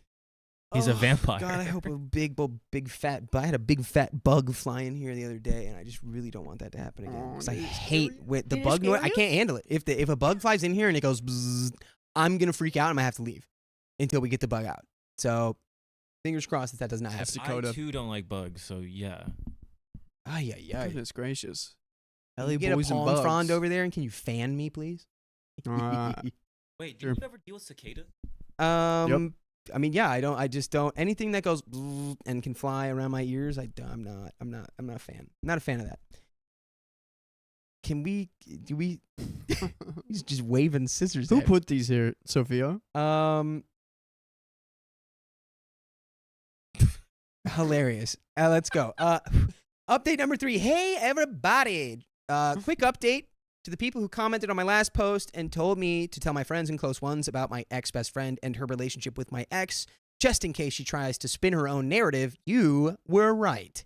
Nearly 4 days ago, she made a post on Facebook about me. Ooh, link, Mm. please. Link. Link it up. Link it out. Dox Yeah. yourself. Recently, a close friend of mine found it and forwarded it to me. I rarely use Facebook, and she's still blocked on everything, which is why I didn't know about it. I'll just paste what she said. Yes, because if I explained it myself and put in details, this will be very long. She said, "My best friend of 16 years had left me. After everything I did for her, and after sacrificing my life for her, this is how she repays me. I should have seen this coming, but it caught me too much off guard. I didn't even do anything wrong. She blocked me on everything, and I haven't heard from her since. Everyone, don't trust anyone too much, especially those who are close to you. You don't know if they'll betray you or stay by your side until the end. OP, you are a backstabber, and you ruined my life forever, and I'll never forgive you." Holy projection, Batman. What are we doing here? I love, my favorite line is that, I gave her everything. yeah, I didn't even do anything wrong. That's and then my second favorite after that is, "You don't know if they'll betray you or stay by your side." It's like, you did both of those things. You This is betrayed weird. her while at her side. Also, why are we posting this on Facebook? I don't know. I guess someone just wanted a little drama flare up here. This makes no sense. Let me look at the date. I'm gonna see when this was posted. This is like the end of March of this year. This is very recent. Whoa! This is super recent. Whoa, that is. This crazy. is like a currently unfolding situation. Yeah, exactly, on Facebook. So, this is the same woman who was boinking my ex. First, she invited him to Thanksgiving dinner in hopes that we would reconcile. Then I found out that she had been with him for a whole year, and now this. What level of delusion is she on? She's on like a secret level. She's so delusional. It's like they don't even know where. We don't even know where to she's put her. getting it. Yeah. She even had the audacity and confidence to call me a backstabber and say I was the one who betrayed her. The worst part is that people seemed to believe her in her comment section without even knowing the full story. Because most of them were her friends, I know them, but they aren't my friends. And the other were people I don't know. Well, of course, because people are only getting one side of a story. On a Facebook post, they're going to be like, "Oh, girl, you're so right. I Mhm. support you." Whoever spreads the truth first gets the most. There's got to be a saying for that. What do they call that? What's the saying? The early bird gets the worm. Is that what it is with news? It could be. But like the worm is a bad worm. I don't know. It's Yeah. whatever. Whoever lands on the moon first is the. My mom has Chat, a help me my out. mom has a Help good me out. acronym for stuff like this, which I think is applicable. And it's CYA, which is cover your Asset. cover your assets. Yeah. And that would be getting your narrative out there first would be a covering your assets type of deal. So, Oh. they spoke badly about me and wished that something bad would happen to me. She's playing the victim card and spreading lies while I'm still here.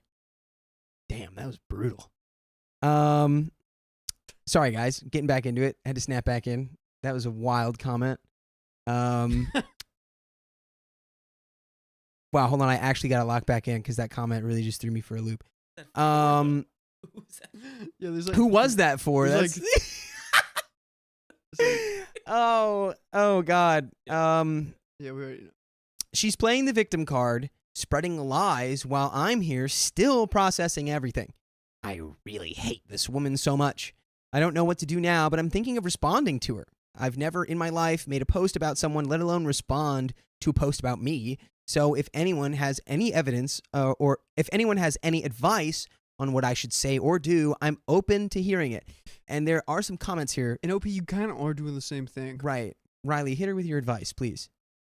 Oh, I mean, she's just basically putting a post on Reddit instead of Facebook to more people, not just her friends. and Oh, family. that is a good, yeah. But if you That want is to a fair do the observation. nefarious, get ready with me, expose the truth, let everyone know. I mean, here's what I'd say. I think this is a situation where you don't want to go in with like a warhead. You want to go in with like a scalpel. So, like, don't reply to the post and like make this whole big thing out of it. You already know where you sit with it. You say that you're still processing it and you don't know what to do about it. I think the thing that will give you the most peace of mind is to just like tell the people, like you said, there's a lot of people who were strangers on that post responding to it. Who cares about them? Anyone who's your friend a relationship or a friendship that you value, who may not know the full story, tell them. Go in with a scalpel. Tell the people that matter. And then, you know what? It's brilliant the way that this stuff can just go away. You just take your computer, you take your phone, you take wherever you're looking at it, you just close it. Yeah, and now, it it doesn't exist. It's gone. It's only there. Yeah, you can do that. And if you really want to slam dunk on her, just be like, yo, this is what my friend said. This is a Reddit post I made. This is what strangers think. But she's slam dunking herself. Yeah. She's with your crappy ex. True. She's with that guy. True. So she's, you know, True. Wherever it's coming from, it's just like, just leave this person in your past. I know it's hard to do because you're like in your early 20s. It's probably like the first time this is happening to OP. But it's like, this is something that, you know, will happen. People will come into your life, and then things will happen. They will reveal their secrets, and it's gone. The relationship, the dynamic that you had before is permanently changed, which is okay. You just move. You got to move forward. It's almost like what? Well, I heard something recently about grief that made a lot of sense. Well, because it's like sometimes with friendships or relationships, it's like you kind of grieve when they're gone, right? Mm-hmm. And you don't have someone in your life anymore.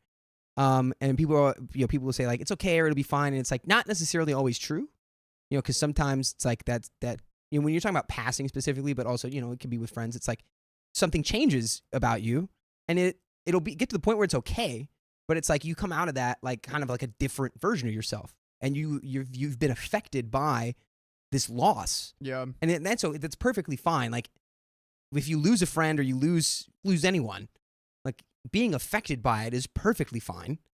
And let it affect you and let it turn you into, you know, the version of yourself that you're going to become. The only problem is if it gets in the way of you living your life. Like if you losing this friend is like now you're in a self-isolation, you know, hole, and you're not coming out of it, and you just don't want to see anyone or talk to anyone or do anything, then that's a problem. You need to talk to somebody. Yeah. Agreed. Sometimes it just is what it is. How much? Is there a lot more left? We're getting up to the tail end here. Okay, got it. Here's some comments. OP was asking for some advice on what to do here. Comment 1, give her a taste of her own medicine, answer to her post, but that's just petty me.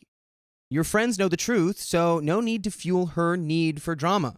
OP says, yes, all my friends and loved ones know everything, and the reason why I'm thinking of responding to her was because I fear that her people are going to attack me or something. Comment 2 says, screenshot her post so you have the evidence if she deletes it, and post a response on your own Facebook page. Tag her and everyone involved in it so it gets their attention. Disable comments on the post. OP says, actually, this is a good one. I'll think about it. I completely disagree, but to each their own. When did OP break up with the ex? I left him about 5 or 6 years ago. So it must have been really serious.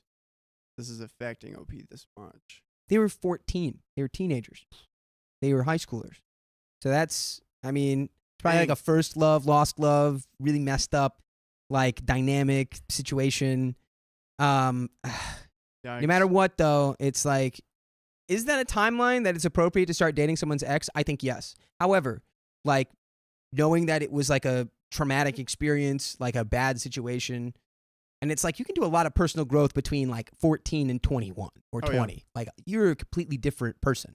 Yes. However, true. Madison needed to be like, hey, before getting with Aiden, hey, I'm thinking about this. Is that going to mess things up? And because that didn't happen, it's a-hole. Mm-hmm. Comment 3 says, let her run her mouth, but I'd be petty and reply right under it and air it all out. I'd send a mass text to all mutual friends and family. If you don't want to go that route, you can get her for intimidation. And here's another update 2 days later. Okay, so no more talking too much. I'll just get straight to the point. Oh, y'all, she is pregnant. Oh my. What? Madison's having Aiden's baby. Uh-oh, that got way more complicated. Wow. Yeah, it did. Okay, Madison, my ex-best friend, is pregnant. So basically, first, I don't know how far along she is or when this happened, but here's how I knew. She texted me from probably one of her friends' phones This is what she said. Quote, "This is what you're missing on right now. My baby will unfortunately grow up without an auntie," referring to me because we grew up together and treated each other like real sisters, "who will love him dearly and shower him with gifts. Not to sound rude, but I really, really wanted you to be a part of this journey with me, but your stubbornness and selfishness ruined it. Even though you completely shattered my heart and destroyed my confidence, I still want you in my baby's life. For now, we'll put the past behind and move on until the baby is born. Me and Aiden are happy to welcome you back into our lives with open arms. Love you lots." And on the bottom, there was a photo of an ultrasound. I immediately blocked her. Good. Perfect decision. I think This is so weird. there might be something here about, like, because they grew up together and stuff, like the reason that she's with Aiden is like maybe there was some competitive There is a something competitive going on there. aspect here because she's doing this. Like, I got with him. I'm having his baby. Yeah. And Aiden may fall victim to the first love theory where he actually still has feelings for OP because OP ended it. And he probably was like, well, she used to do it like this. She used to do it like that. Da, da, da, da, da. He's feeling that way.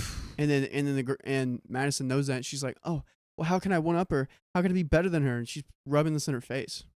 I mean, you're definitely trying to like wave the baby and being like, I was gonna make you the auntie, and then you say all this passive aggressive stuff about like, yeah, even though you like destroyed my confidence and you like you hurt me so bad, and it's like you did all this stuff, but you were the one who was being the snake. Yeah. Madison was the snake in this situation. Facts.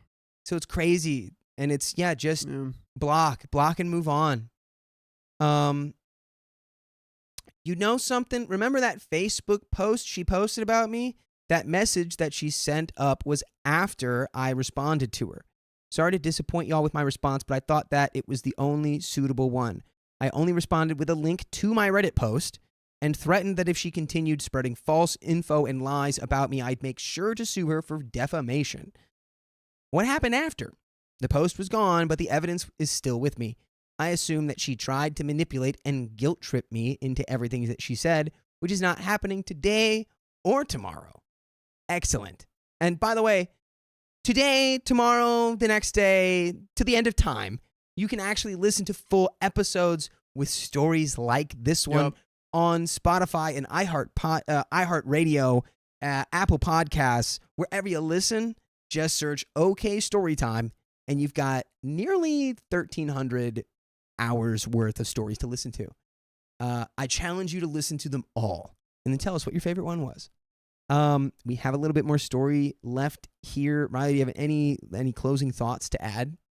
OP seems like she's doing the right thing. It's crazy whatever this Madison gal has been eating. She's not your friend, and you gotta let her go.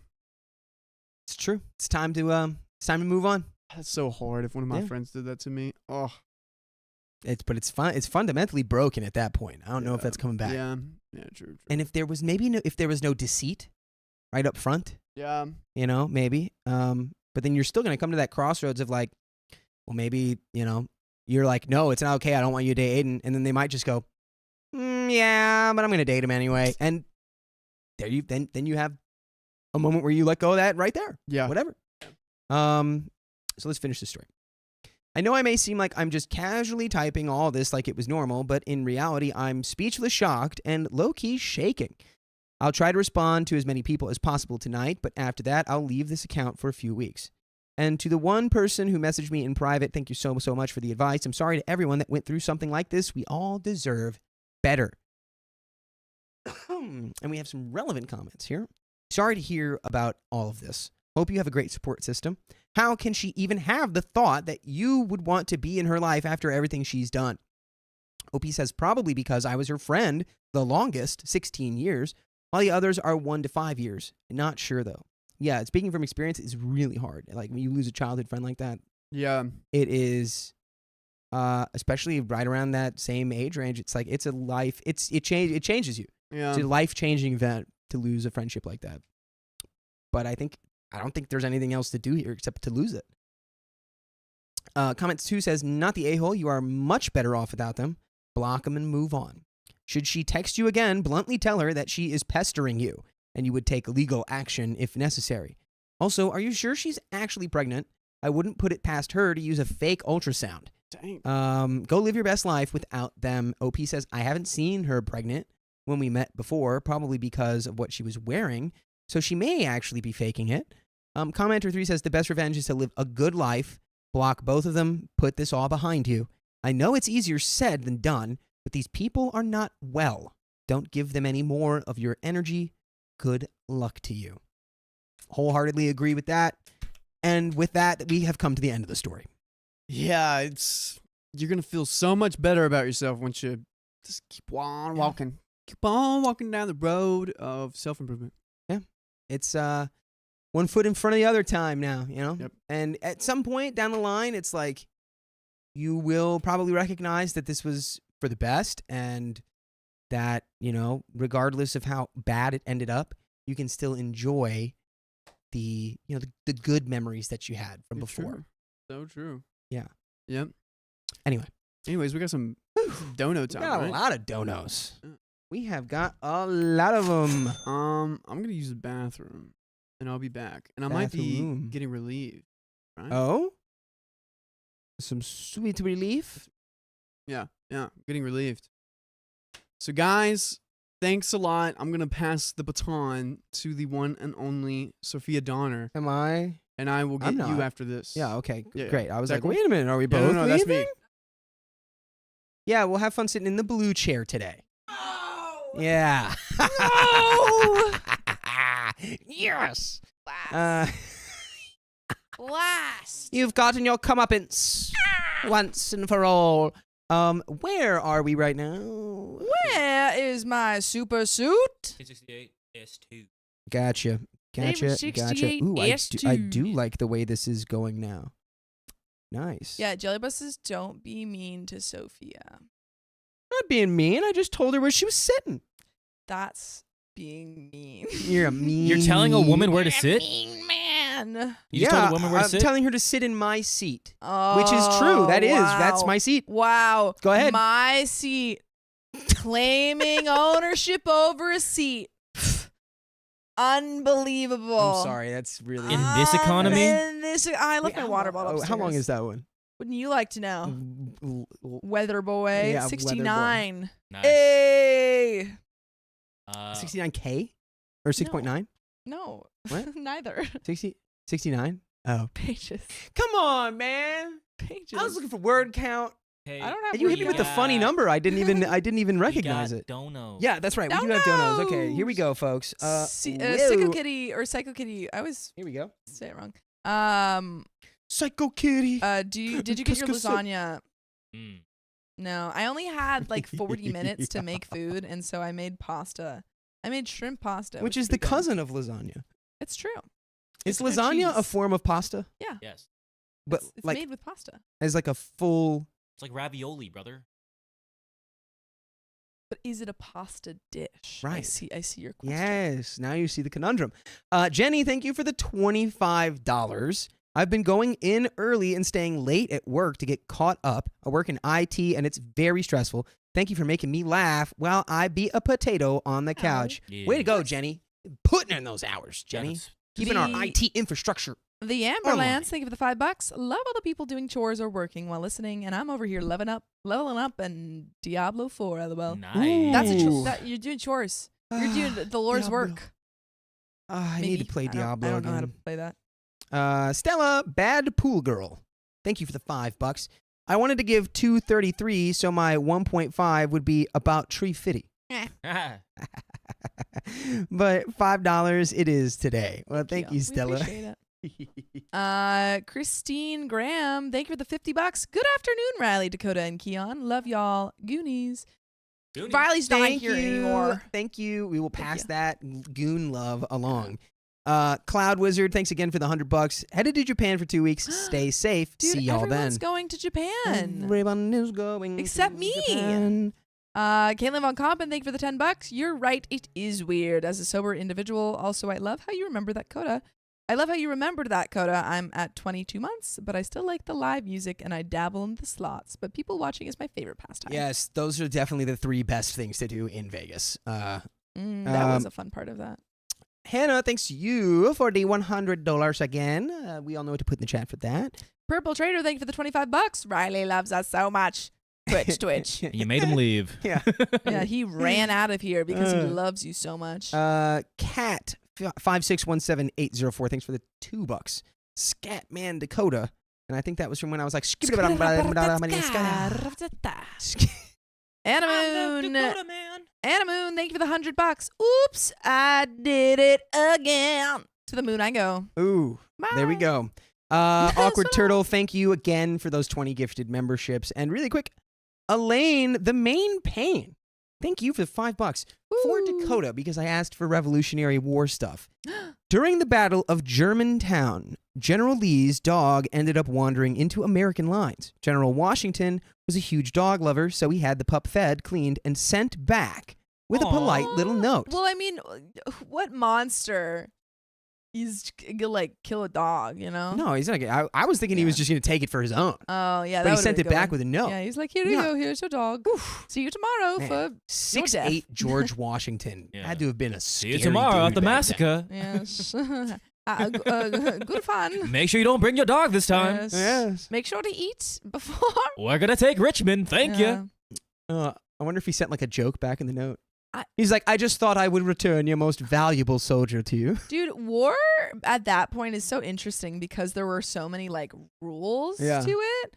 It's like everyone line up. Yeah, it was like everyone if you got line up. one chance, Like, if before- you miss, you miss. Before guerrilla war, I mean, that's why America won the Yeah, Revolutionary War is because we were fighting. We were using how- guerrilla tactics. Yeah, and they were like, what? You can't do that. Didn't that come from the French? Didn't the French give us that sort of blueprint? We didn't come up with guerrilla warfare. Let me. The French had like very. No, but we didn't. like, Right. like Napoleon. Lafayette. Yeah. Well, there was That's my like the tactical one brilliance. French general that came. I can't Lafayette. remember. Yes, that was him. I just said it. I went Lafayette, and then you went. There's this one French general just freaking singing Hamilton for I'm you, sorry, Sophia. I'm sorry. I just- Christy. Thank you for the $20.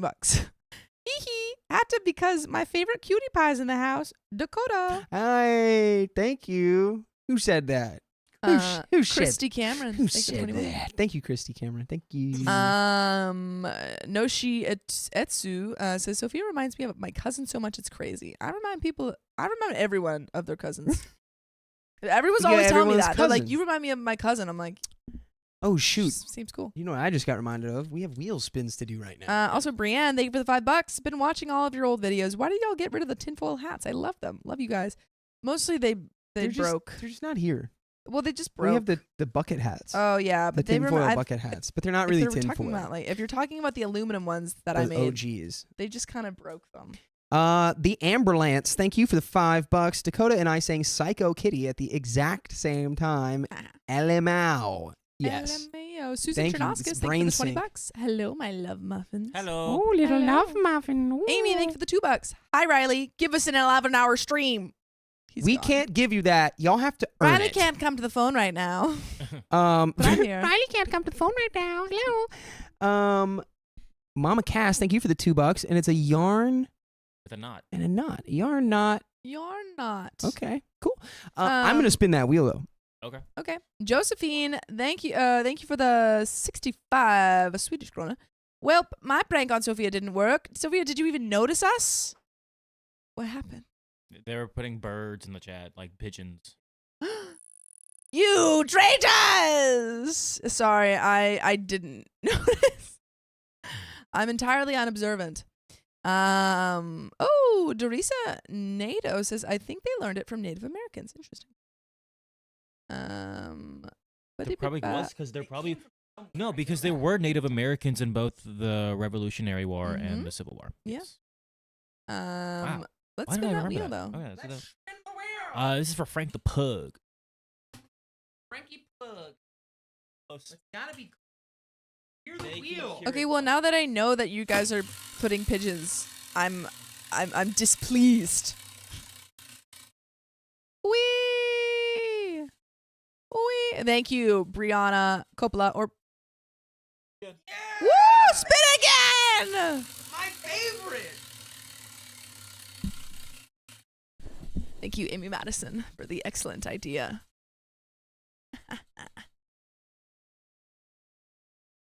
20 members for Frank the Woo! Pug. Then go ahead and do it again. This is for Anna. Anna Moon. You know the song Anna Sun, right? Why does no one know the song Anna Sun by Walk the Moon? No clue, man. No clue. Everyone knows the song. They just don't know the name. Misa, thank you for the 20 250. more members. Woo! Double 40 members, man. Yes. Yeah. Sure. This one's for Cloud Wizard. Tweet, tweet.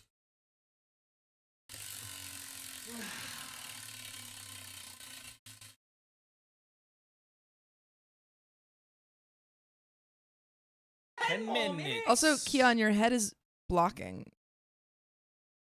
My fault. My head's so full of knowledge. It's blocking all of the things. Catherine McLean says guerrilla tactics were used by Native Americans and ancient Celts.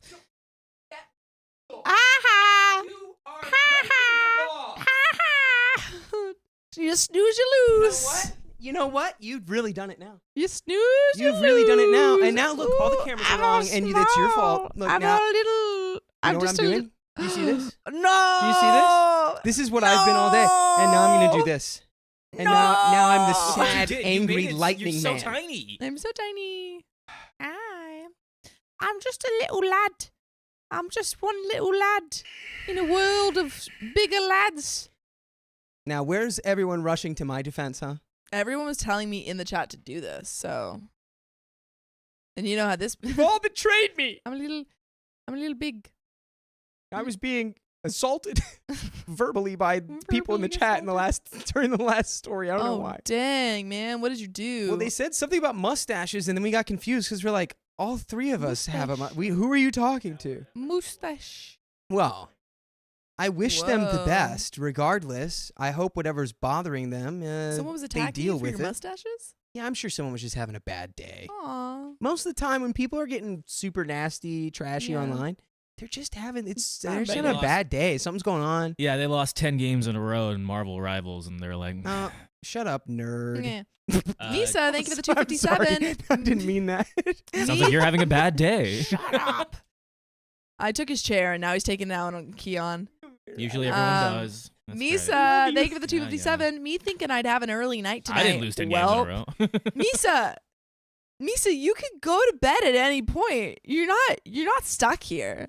It will be back. It's like it's there. That's It's there. that's so We funny. don't leave. Well, I guess I'm staying up till mid. Like we appreciate that you're gonna stay with us the whole night, but Yeah. that is funny. We're not like Guess Santa I Claus. can't leave. Yeah. Guess I have to be here the entire The only time. person that, Yeah. the only people that have to be here are the ones in this room. You're looking at him. The lawyer princess says we are loyal to our queen, and Misa says never. We appreciate that. We appreciate that. Yeah. Your Yeah. poison tonic says sometimes it feels like we're all stuck here with you. It's collective psychopathy. Yeah, hey, I mean, you can Or psychosis? you can do is cosplay? No, it's role play. You're role playing. You can LARP. us. I love LARPing. LARP You is can us. sit in a chair Yeah, and you can and you can kind of talk. You can read the stories uh, as if you're, and then you can kind of like we'll say something. Like for example, I'll be like, "What do you think? Do you see Swiper? Swiper. Say it with me. Swiper, no swiping. Swiper, we've done this enough. All right, we're sending you Aw, to man. we're sending you to federal penitentiary now. Can you Swiper. read the next story? Take them away, boys. Good job. Okay, did that work, guys? Crazy. All right. And then it goes. The screen Ooh. goes black and white, and it was like Swiper was sentenced to 25 years. Purple Trader, thank you for the $20. Yeesh. Woot woot woo. But let's get into this next story. Let's friggity flippin' do it. Ready? 3, Yeah. 2. I exposed my best friend's betrayal at her own engagement dinner. Ooh, it sounds like she got her just desserts. Ooh. What do you think of that? Backstory. I had a BFF that I, in quotes. Ooh, important. Air quoted BFF. that I suspected was not a good friend. I never really had actual reasons for suspecting that she wasn't. It was solely an instinct, a gut feeling, if you will. Hindsight is 20/20, and I should have listened to my gut. By the way, this comes from Intelligent Sale 431, and if you want to submit your own stories, go to r/OKStorytime subreddit. Anyway, let's call this friend and her fiance Cindy and Paul. I met Cindy in school approximately 5 years before the crop storm. We quickly became party friends. You know, the kind you only party with. Sure. Yeah, the party friends. She was fun and always seemed to be looking for the next guy, regardless of her relationship status, which I found to be distasteful. She was really living the, like, don't let your boyfriend stop you from finding your husband. Yeah, and Like- also don't let your husband stop you from finding your boyfriend. But I mind my business and didn't consider us to be close friends. Eventually, we grew closer. She'd come over to my house and hang out at family gatherings. She always seemed to copy my fashion, makeup, gestures, and sometimes even hair color. She'd ask to wear my clothes or have me do her makeup, similar to mine. I thought nothing of it, despite other friends telling me they found her weird, as she did seem to want to behave, look, and do as I did. I thought it was a bit odd at times, but didn't feel threatened or bothered by any of that. When Cindy and I met, she was married, and I was in a serious cohabiting relationship with a man I'll call Simon. Cindy cheated on her husband, with whom I later found out to be her cousin's husband. Ooh, 2-for-1 special. Ooh, yikes. And she moved the stolen husband in. Probably the same day. I don't know. Oh Despite my God. having been friends for so long, I later learned she led an entirely different life that I had no idea about and would have never allowed her close to my family if I knew about it. Anyway, the stolen husband relationship didn't last long because they both cheated on each other. Shocking that the cheaters cheated again. I could have never possibly seen this coming. Nope. Meanwhile, Simon and I were living our best lives and going on 5 years strong. Okay, brag. But suddenly things Let her changed. brag. What? Let her brag. Yeah, I am. Oh, okay. I am. Yeah, I didn't say don't brag. You said, okay, brag. I said okay, brag. Okay, brag. Oh, I didn't see the. Yeah, you didn't. There's a little flourish there with the I said, wrist. okay, Yeah, yeah. brag. For all our listeners, there's a little flourish. Yeah, for all our audio listeners, You I can- did kind of like a bend of. I did a 95 degree.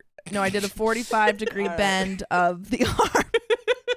All right. Yeah, And I put brag. a little oomph into it. Yes, there's a little zing in there. We weren't on bad terms, but we weren't on talking terms. It was more of a, I'll avoid you, but I'll be civil if I see you.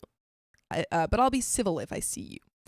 Fast forward 1.5 years, and many men in Cindy's life later, I was in a relationship that quickly became serious. Oh wait, I think in the process of talking about bragging, I didn't see that they broke up. You lost the plot amidst the brag. Amidst the brag, I was like, "Oh wait, no, they just broke up." Brag. Oh, psych. Fast forward 1.5 years later, and many men in Cindy's life later, I was in a relationship that quickly became serious. I wasn't surprised that our relationship was moving fast. After all, he was my first love, my high school sweetheart, whom I had broken up with before I went to college. Side note, he and I have been happily married since and have made a wonderful life together. You guys just need a little hiatus. Yeah, just a little refresh. A little refresh. Just a little retreat. Check out the other options. Loop back around. Yeah. We'll circle back. He also supported me while I moved in the shadows despite not agreeing with what I was doing. The call. Cindy was on the... Wait, Stella Nicolette says, wait, I thought this was okay story time. Now it's okay brag? It's funny. The call. Cindy was on the prowl for a new boo. And at a gathering, Cindy met one of my husband's friends, Paul. Of course, she sank her teeth into him immediately. Okay, is this just like a dramatic rendition of the She's a song "Man-Eater" by Simon and man-eater. Garfunkel? Yes, exactly. It's Paul Simon. Yeah. and Steve Garfunkel. Right, you are. Cindy moved at lightning speed with these guys, immediately moving them in and wedding planning, even when she hadn't been proposed to. OMG, her obsession with having a wedding was insane. Paul quickly found himself engaged to Cindy a couple of months into the relationship. Yes, a couple of months. Okay. Paul would openly and loudly say that he never asked nor gave her a ring. The classic only one person in the relationship is actually getting engaged. So they're not engaged. He's like, just to be clear, we're not engaged. And she's like, oh, he's so funny, isn't he? Funny. He just always is making jokes. What a character. He's a little prankster. That's why we're getting married. And he's like, again, not getting married. Man is also not willing to break up with her. He's like, exactly. Yeah, I mean, she's convinced that we're getting engaged, but I don't know. It feels like a problem that will sort itself out. You got to have a little bit of self-integrity, a little self-respect there. My guy. Yes, she bought herself the ring and paid for the wedding. She asked me to be her maid of honor, and I accepted. Okay. I'm sorry. I have to correct myself. That was Hall & Oates, not Simon and Garfunkel. Oh, yeah. I just kind of went with just it. because there's Paul and Simon in the same story. I'm sorry, please. 1 month into the dumpster fire wedding planning, Cindy begins to complain that Paul was working overtime and wasn't meeting her needs in the you-know-what department because he was always tired. We went out a few times and she left with random guys while I went home to the love of my life. Cindy lied to Paul, telling him she was with me or stayed over. I don't like that, OP. I think that's like not cool of you to, be kind of letting that slide. Kind of just like enabling that in a way. Yeah, like you're gonna be her maid of honor. We can't, Obviously, this is on Cindy, but, you know, I, one, wouldn't want to be friends with a person like this. And two, if I was going to be the maid of honor in this person's wedding, presumably you know Paul. Right. So it's like it puts you in a position where you're like, Yeah. I got to lie through my teeth to a guy who's making a huge mistake. Yeah. Yeah, I wouldn't do that. Cindy lied to Paul, telling him she was with me or stayed over. She never stayed at my place. I'm too grown for slumber parties. Excuse me. No one's too grown for slumber parties. I'm sensing a strange vibe. Weird coming attitude. from OP right now, where it's kind of like a high horse attitude. I mean, the fact that she's anti-slumber party. Who's anti-slumber party? I'm getting high horse. Anyone can have a slumber party. Slumber party all day, all night. Rude. We don't do that over here. No, ma'am. Okay. Who cares? Again, the bigger issue here is not the slumber party. Just to be clear, the bigger issue is that she's going to be the maid of honor without telling the husband he's being cheated on actively. I'm angry about the slumber party. Don't worry. You can have a slumber party. I will. You can literally do And whatever you're you not want. invited, OP. Oh, she wouldn't want to come anyway. I found out she was using me to lie to Paul, so I confronted her about it and told her how my husband and I felt about knowing she was cheating on a guy we were friends with. At that point, her wedding was 1 month away. She said she'd stop and make things right with Paul. Then I get the call from my ex, Simon. He says he couldn't deal with the guilt anymore and needed to confess that he cheated on me with Cindy towards the end of our relationship. Oh my God. That's when you hit him with, you aren't gonna believe this one, buddy. Oh. Or do you not tell him now that you found out he cheated on you? I think that the right move is tell him. You tell him right now. Tell you tell him him immediately that he's being cheated on. No, Cindy's cheating on him. No. I was like, what are you talking about? This is OP's ex, Simon. Right. Oh, wait. Oh, no. Okay. Oh, she's not with Simon. She's with Paul. Yeah. Sorry. Yeah. Paul Notes. Sorry. It's Paul Simon. Paul it's Simon. freaking me out. Yeah. No. No. Scratch that. Reverse it. To be clear, Cindy cheated, or Cindy hooked up with OP's ex, Simon, while OP and Simon were together. Yes. And Simon called her to tell her this.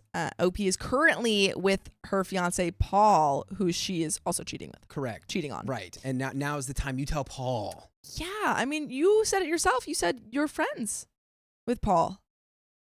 He said he needed to tell me, not just out of guilt, but that he hated to see how I was still being lied to by Cindy. Wasn't a problem when he was lying to me, though. Simon was likely confessing to make his way back into my life by trying to get on my good graces. Heck nah. Simon tells me Cindy and he started to text when we began to have issues. She would advise him to leave me because he deserved better. They met up at bars a couple of times and hooked up. They recently hooked up again, and Cindy told him that she was getting married and I was the maid of honor. Simon told her to come clean if she planned on continuing to be my friend. They argued over it, and he warned her that he'd tell me everything if she didn't.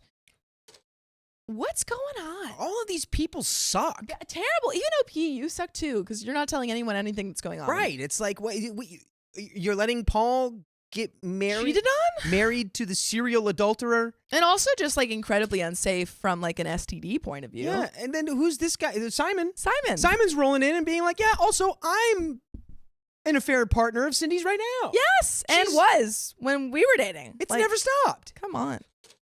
The nitty gritty. I contemplated whether I should move in the shadows or confront her about her cheating and betrayal. Tell Paul. You gotta get it out there. Let me be clear. That's what it says. Although finding out I was betrayed not just by a partner, but also by a close friend felt horrible, even though I had moved on. However, I was not angry or fighting over a man.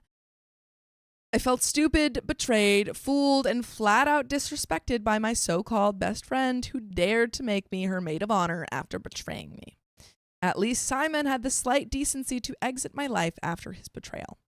I was sure as heck pissed because where do you find the audacity? Like my friend Charlotte says, absolutely not. So I consulted a friend who is now my best friend, and we agreed I should give Cindy a chance to confess on her own by hinting that I knew about the cheating. Girl, she's not going to confess on her own. Stop it. Like, why are She's not going to confess. Dude, Simon threatened her with the same thing, and you know what she did? Nothing. You are acting like this is like, to put it in like, I don't know, like military terms, you're acting like you're messing around with like a little foot soldier here. This is like the 5-star general of effed up deception. After numerous hints, like me telling her Simon confessed he cheated with a friend while we were breaking up, how much more of a hint do you need, LOL? She instead decided to console me and tell me I should be glad I'm with someone way better now and Simon's trash, LOL. That really pissed me off. And said, screw the high road BS, and decided to unleash the petty revenge committee located in the depths of my anger. The dinner party. What is going on?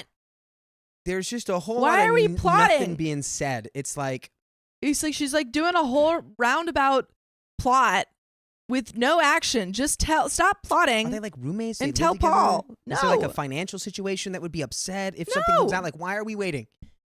This is also a level of deceit that I find personally disturbing. Yes. She literally cheated on you with your partner of 5 years or whatever. And she has the ability, not just the audacity, but she can make you the maid of honor and not have an internal crisis about it, which is absurd. Crazy. She's almost dangerous, I'd say. Yeah. I told Cindy that I wanted to throw her and Paul a dinner with our closest friends, approximately 6 people, and it would be hosted at my now BFF's house. By the way, shout out to my BFF who moved in the shadows with me and restored my faith in true friendships. I'm putting ICU in the chat because I'm sorry. I know exactly where this is going.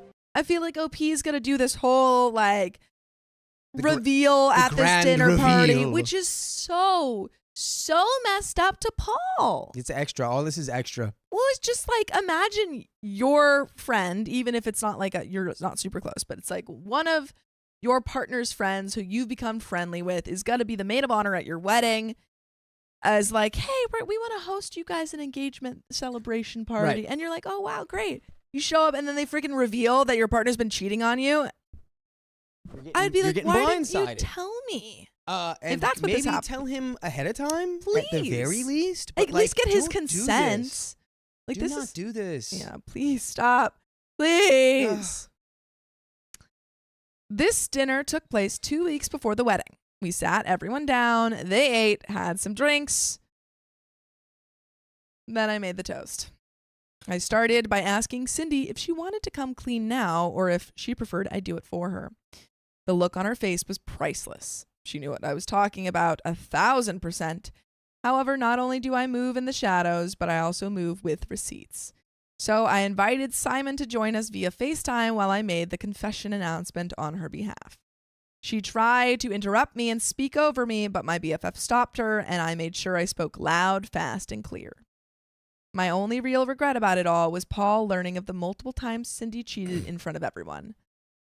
Yeah, that's a big regret. That's a really not okay move, OP. There's a lot of doofus action being taken That's now. really not okay behavior from you. Like you can't. There's no and it's like this is all again like a personal warpath type decision here. Yeah. And it's like this isn't really, you know, for like the betterment or the like of anyone. the what's the word? The closure. This isn't for anything other than just like hurting her and embarrassing her as hard as possible, and then you've put the guy who's innocent, Paul, in the crossfire. So, yeah. Just pick the path of peace. Let it be known. Cut these people out of your life. And move on. Yeah. Wait. I can only imagine the horror that might have been, but I knew if I told him separately, he would not have joined us that night. Yeah. You didn't need to do this. You didn't need to Why? make a grand reveal at a dinner to slam dunk on essentially on Paul. I'm sorry, you literally just said it. You knew if you asked him or if you told him, he wouldn't have come. Yep. Everyone sucks in this story. Except Paul. Yeah, except Paul. Poor Paul. But actually, justice for Paul. You know what? No. Actually, Paul No. did. Paul's too chill. Paul's too chill. Paul, why'd you get engaged to somebody? Paul is too chill. Paul, One-sided engagement. You don't suck, but you do. You're too chill. I want to give you a hug and like help guide you a little bit. Oh, Paul.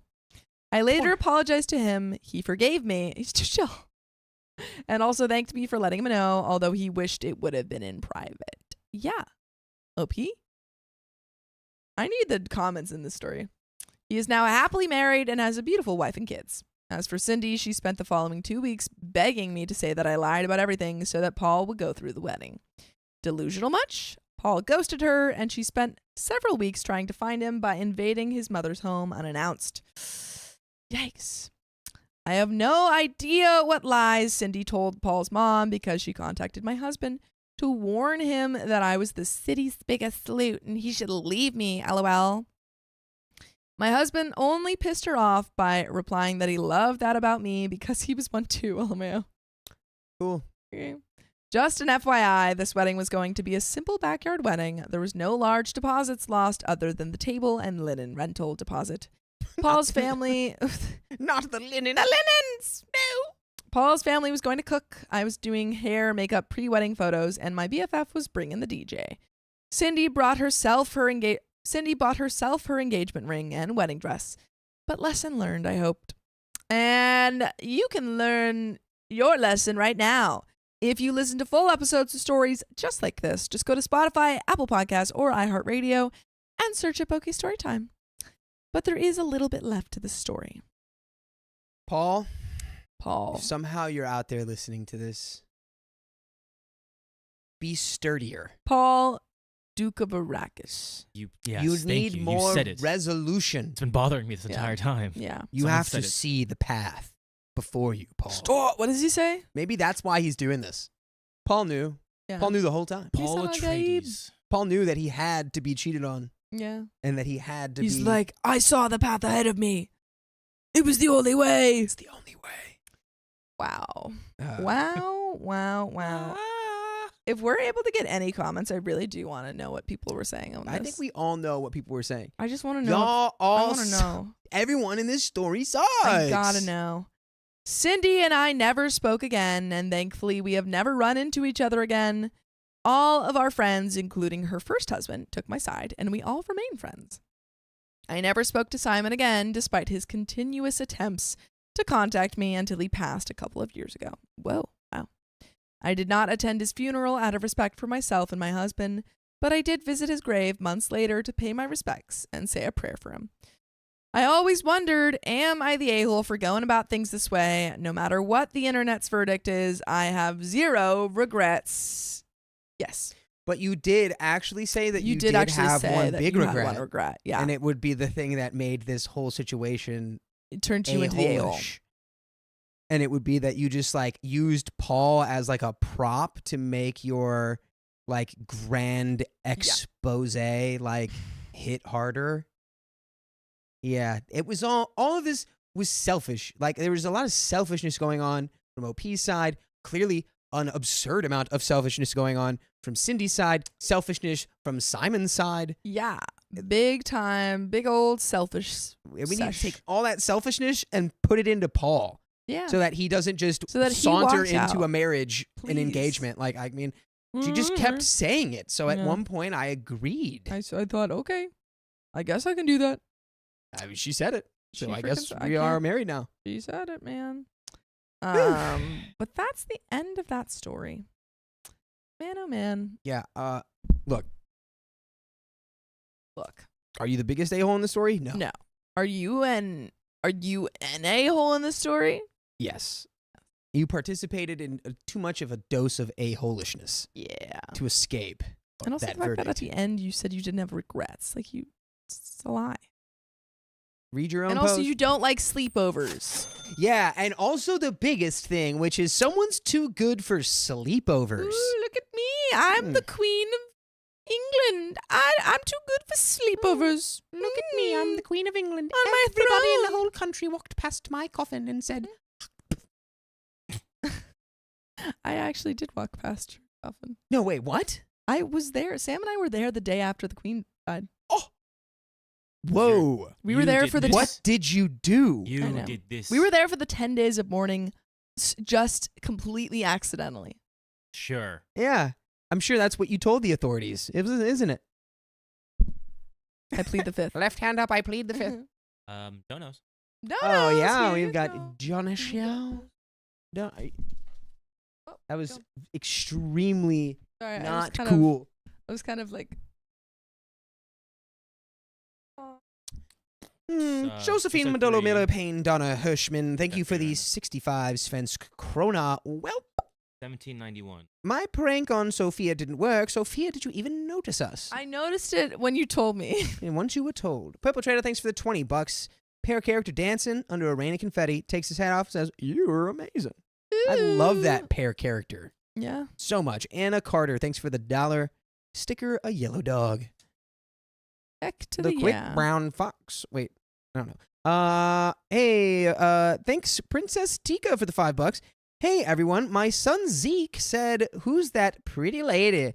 And I was shocked because he don't really talk like that. And I said it's Sophia, and he said, "Pretty lady." So he has a crush on you, and he's 7, and my daughter Bella will be 8 on the 13th. Very sweet. I'm Happy flattered. Early Thank you, Zeke. birthday, Bella. Zeke, you dirty dog. Lick your face. Thanks for the $10. Forehead kisses for all. Oh. Where are they? Wait, Do you guys want forehead kisses? I felt it. Oh, I felt it. I give forehead I kisses. felt it through the ether. I just got slammed with that. Yeah, that didn't look right. That was you were getting like whoosh, you were getting stiff armed. Thank you us for that. You're a demon. Princess Tika, thanks for another $5. And also, my daughter shares her birthday with my mom, so every year I say happy birthday, Mom. Here is your best present, which is my daughter. Aw. But I give her socks every year due to having rheumatoid arthritis, Aw. which sucks when it's cold outside. I'm a good daughter. Hee hee hee hee. Yes, you are. That's nice. Happy early birthday to both your To your daughter mom. and your mother. Yeah. Thanks again, us, for those 20. Well, not us, so those wheel spins. Thanks Lick your again, face. Thanks for the us. $5. Like the stream, please, and thank you. That's right. We are Thank you. 132 Woot. likes away from another wheel spin there. Huzzah. And then Cat 5617804. Thanks for the $2. Charlotte Dobre, the Potato Queen. Shout out. Hey, yo. Yes, indeed. Indeedly do. Got the- Do-do-do. Da-da-da-da. Purple Trader, thank you for the $20. And Da-da-da. Anna Carter, thank you for the $1. Give me my trash can. We have wheel spins. Yes, Oh, we wheel do. Yes, we do. Stop putting your foot in the trash can. It's too late. Dirty. My foot's not dirty. You're dirty. You don't know anything.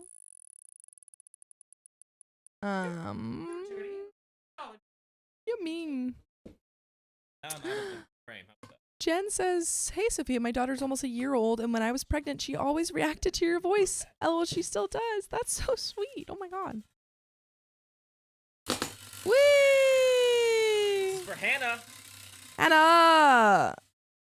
Hannah! What? Another? What's going on? 20 members. That's the third 20 members.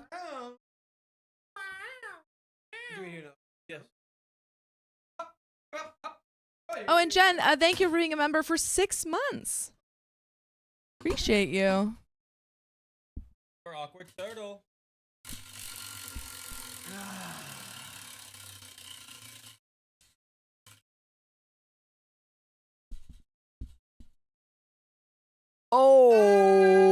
Oh. What's going on right now? Oh. We were really doing well with those 20 memberships. Soriri MD, thank you for being a member for 7 months. Just ran 5 miles listening to y'all. Thanks for the boost. You're welcome. People are running with us in their ears. I don't understand how anyone runs boosted. in general. We're boosting. It ain't my cup of tea, but if it's yours, power to you. Angeline. I feel like you can. Angeline run. I asked from can't. TikTok, I hate what does the running. wheel do? So when What does the somebody wheel donates do? $100 or more, or 20 gifted memberships or more, we do a spin for them. And you saw the mystery wheel that could get more Mr. members E via wheel. YouTube, more time, 2 times donation meter. So it doubles your donations, which can get you, guess what? More time. That was cool. That was a good one. How did you do that? I don't know. I just do it kind of again. like threw it. Oh. Oh. Oh, It wasn't as cool. it wasn't as cool. Anyway. So yeah, so every dollar is $2 on the donation bar. For the next, well, there's Of 3 course. minutes and Welcome. 50 seconds. Woot woot. But in the meantime, we got stories to read. Well, do we just wait for them to roll in, or do we read the next story? I say give it the 30 seconds. Yeah, we'll give I it also to- have to Let's worry see. about stuff. What do we have? Rini. 30 seconds to speak of. I was gonna read this comment from Brini. Says, "Yes, Sophia, the only way I'm running is if someone is chasing me with a sharp knife." Agreed. Well, you can just use the power of the power Telekinesis? of visualization, Sure. and you can just visualize that there's the guy with the knife behind you. You That's just true. run faster. Susan Chernoskas, thank you for the $10. And Helen Fredrickson, thank you for the 20 Swedish krona. Oh, another Swedish. Ooh, and they joined as a Hey, member. thank you for Welcome. joining us, member. We appreciate you. Are now a member of Weet, the weet, Knights. woot. Something happened to the printing. They're Is- not printing. Is the printer not printing? Does Is have there a any red light? lights on there on the back of it? the red I light? don't know. I don't. I'm sorry, not on the back of it, but The on the next- side. There's the red lights light. underneath Riley's head. Are the What lights if off? you want? I don't know. They are. There's a light. No, there's there's a a light light on. on the top. Is Say that no not paper. supposed to be? Why is it not printing? There's Why is it paper not in there. printing? Why isn't it? Oh, There there it it goes. It's delayed. Hannah, thank you for the $5. Maybe it was the super chat. I think it's not printing the YouTube chats. Interesting. So let's check that. Make sure we're not missing anybody. Yeah. Right here. Super chat. What's this? Who's this? Terry Sapphire Frog, thank you for being a member for 2 months. My one and only membership on YouTube. Y'all are awesome. Much love. Thank you. Thank you, What was I Terry. gonna say? You're awesome. You're awesome. I am really excited for The Last of Us. That is. Ooh, it's coming out in what, a day? The 10th. What day is it today? 3 days from now. What day is The that? 13th. No. Yeah. I thought it came 13th. out No, the it's 10th. the 13th. 13th. My watch is What day telling is the that? date wrong. What's the 13th day? I think it's Sunday. Perfect. That's when I wanted to It's watch Sunday, it. Sunday at the Family Arena. Ooh. Come watch the big trucks run over the little trucks. Speaking of family arena, I'm meeting Carly's parents for the first time that day. Whoa. At the Family Arena? No. No, I'm just kidding. At the family arena. That's pretty It's a cool. older- yeah, that is gay. Wow. I thought you'd already met them though. Sophia's throwing weapons at me. I didn't think it would go Sophia's that throwing far. weapons at me. I'm sorry. Three- I didn't think Where's it would my go that help? far. Help! I'm being bullied by Sophia. Someone help me. It wasn't intentional. I swear. I swear. Okay, Sunday, she Sunday. wins. In case Oh, thanks, it's Chad. weird. Okay. Look, Ow. we don't have a title intro for this Oh one, my so we just God. have to. Are we about to have a totally dry 2X right now? Why would you even say that, dude? They're gonna get you for that. They're No, it's they're what not gonna get numbers we're me. after. they're gonna get you for They're gonna that. get us. They're gonna Um, freaking get you for that. But man. anyway, you know what I'm gonna get? I'm gonna get yeah. crack-a-lacking on this Get next cracking. story. Misa, thank you for the £5. Love you guys so much. Thanks for being so awesome. We try. Oh. No, you're awesome. Hey, guess how many pages this one has? 69. 240. We are strap in, folks. This is a long story. I hope Man, we're oh all man. ready. Hope you're freaking ready. All right. Are we ready? As I'll ever be. Oh, wait, we don't have the thing for this, do we? Yeah. I forgot. I swear I did this, though. I know I did. I did do this one. Anyways, doesn't matter. Here we go, folks. Here's the story. My friend disrespected my home rules, so I left her empty-handed. Ooh, you're not getting nothing out of no one. What's in those hands? Just a whole lot of air? Ooh. Just a whole lot of air and a little bit of dust. Try about it. I will truly spare no detail. I believe you. I'm giving you the full backstory, all the drama, all the twists and turns, and everything that happens. All the people and all the opinions. It's a story about a girl who was all around messy, stupid, and a compulsive liar, most likely, and how she basically destroyed her life. My revenge isn't petty because she pretty much did everything herself, but I was still satisfied, and it filled my cup of revenge. By the way, this comes from user StockFun1001, and if you want to submit your own stories, go to the r/OKStorytime subreddit. Here we go.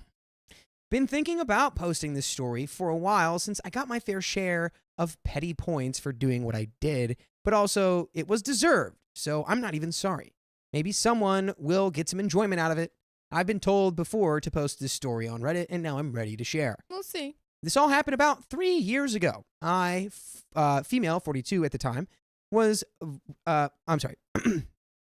I, female 24 at the time, was together with my then boyfriend, now ex, male 25 at the time, Chris. He had a work friend about the same age as us. Honestly, I can't remember her exact age. Probably around 24 or 25 at the time, same as ours. We'll call her Dana. Since Chris worked as a delivery driver for a really big delivery company, I wonder what that is, I spent some of my free days just driving around in the passenger seat of his delivery van. We had fun, we ate snacks, and listened to music. I liked being a passenger princess. Wait, that's actually, I was thinking about the other day, like if I had a friend who was a mail carrier, it would be kind of fun if they had like either if they had like a driving route or just like a walking route, you just like walk with them. Huh. I feel Is like that legal? I don't know. Is that legal? What if Why you're not? hindering a federal employee from the execution of their duties? But how would you be hindering them? Because you're just like, blah, blah, blah, blah, blah. Dakota and I What if they know- put the wrong mail in the wrong place? Dakota and I know all about that. We actually know all Hindering about the mail. federal employees? Yeah. No, I'm just kidding. We Yeah, you could do that. It's nice. My version of that is like the long haul trucker, right? Yeah, you sit in the Where it's truck, like you just just a- vibe with your friend while they guys do the just- truck stuff.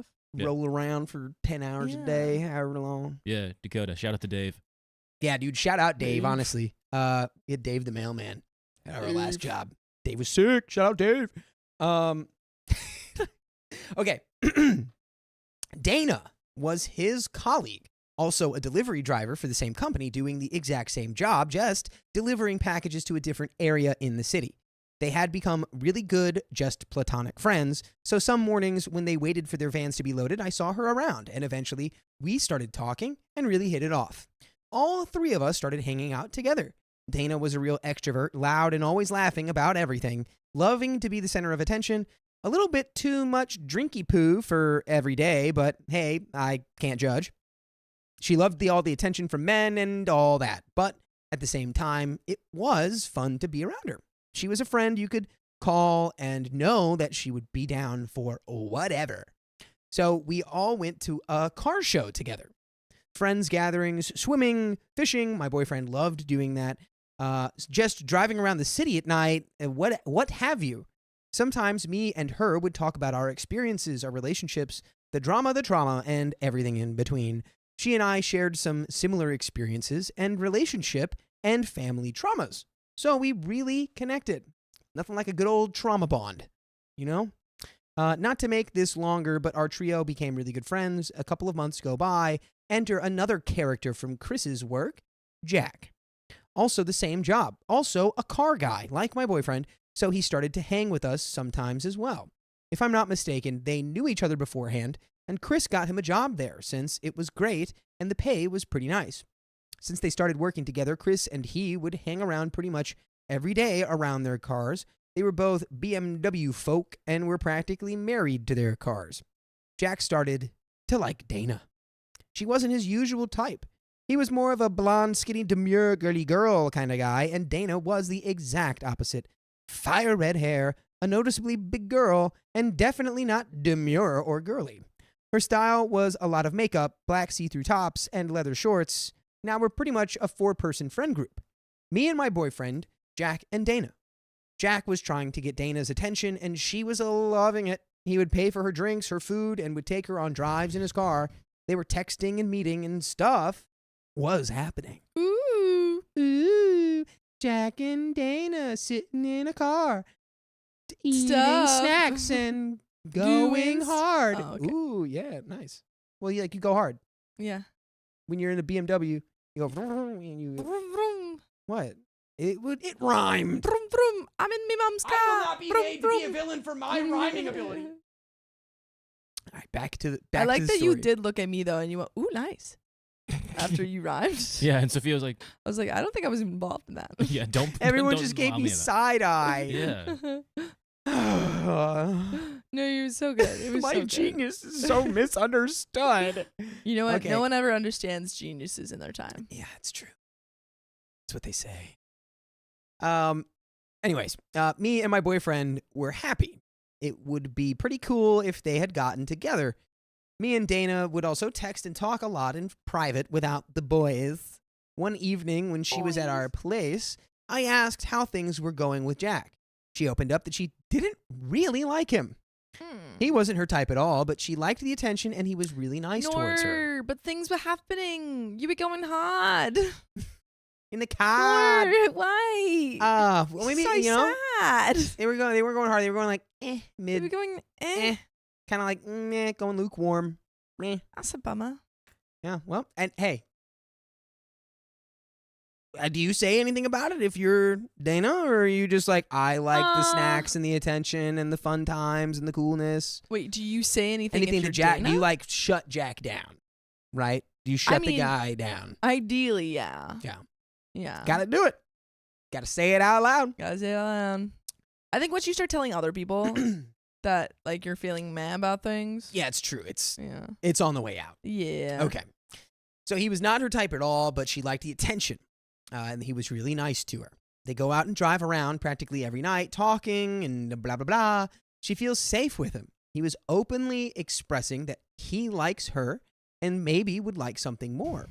She is still thinking about that in his eyes, but in reality, her mind is set that nothing more is going to happen. I was kind of disappointed.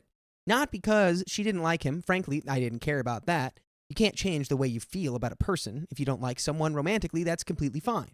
But I was disappointed because she let this thing just go on for so long. Kind of like stringing him along and not saying anything. I, of course, talked to Chris about this since we talk about everything. His opinion was just let that conversation go. They'll figure it out themselves. And I was on board with that. I also didn't want to start any unnecessary drama. It's not my place.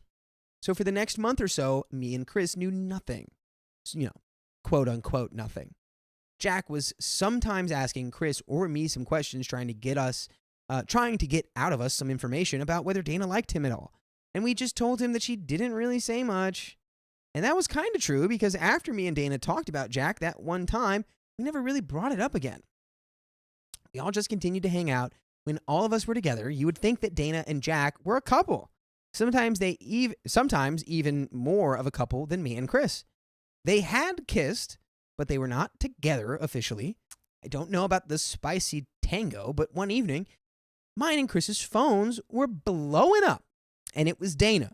She wanted to meet. She sounded distressed on the phone. Okay. So we jump in the car and we go to her place.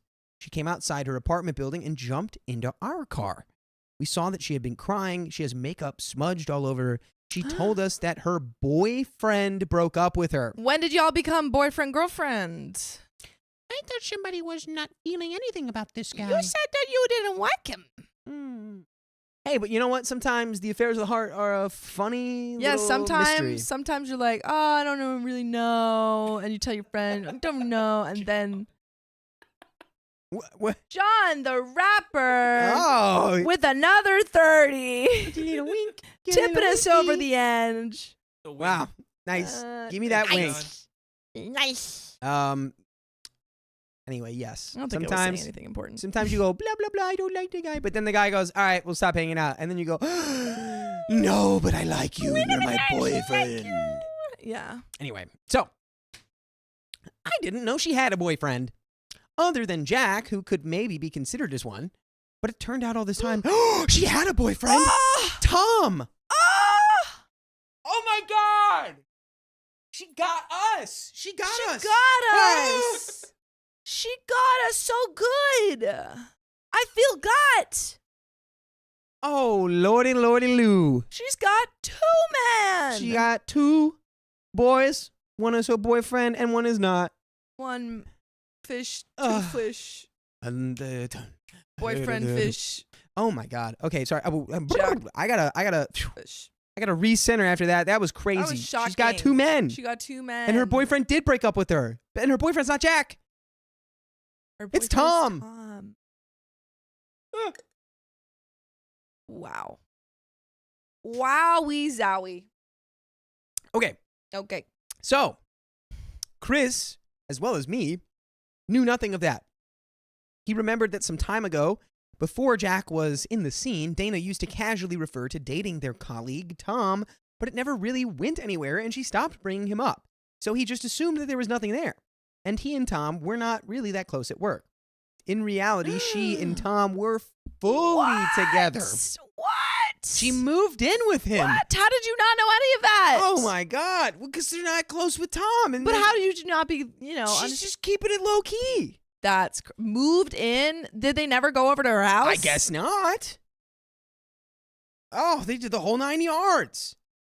So she moved in with him. They were together for 8 months. Oh my God. And now that Tom broke up with her, she had nowhere to go and was crying in our car, begging for our help since she was now homeless. While she was crying in our car, she also opened up about other things in her life.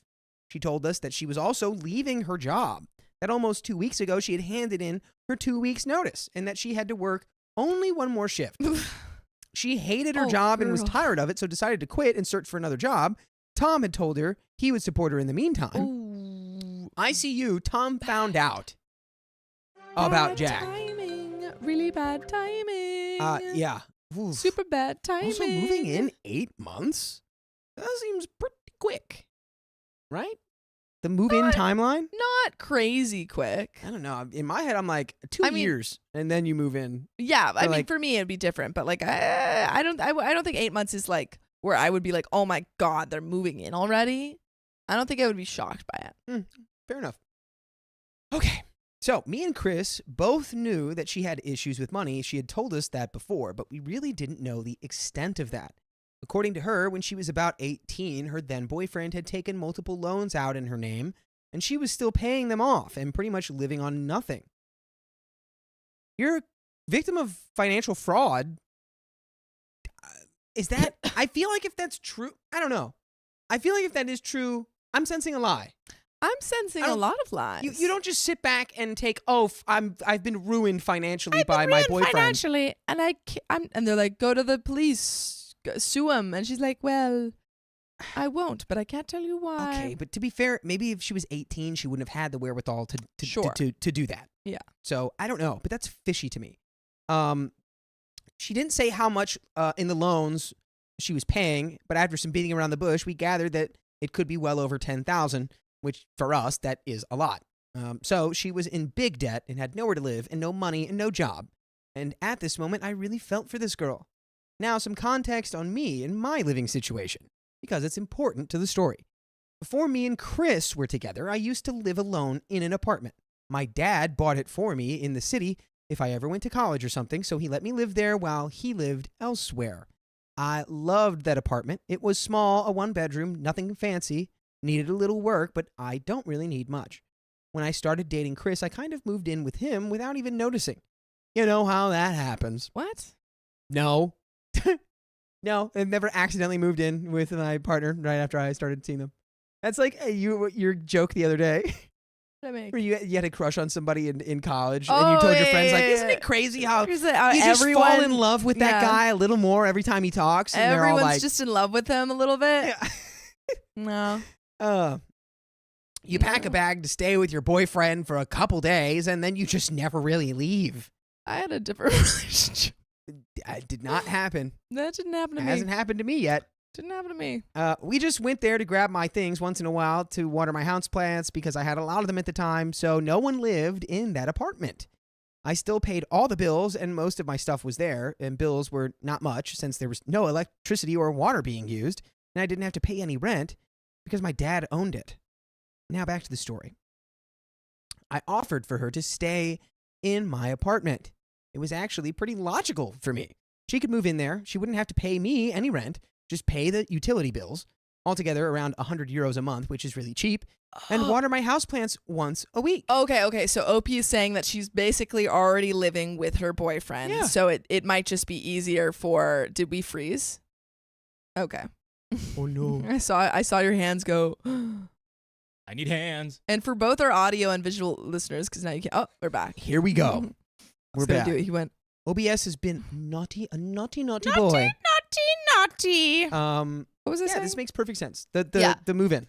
So Dana's moving into OP's apartment, and for free.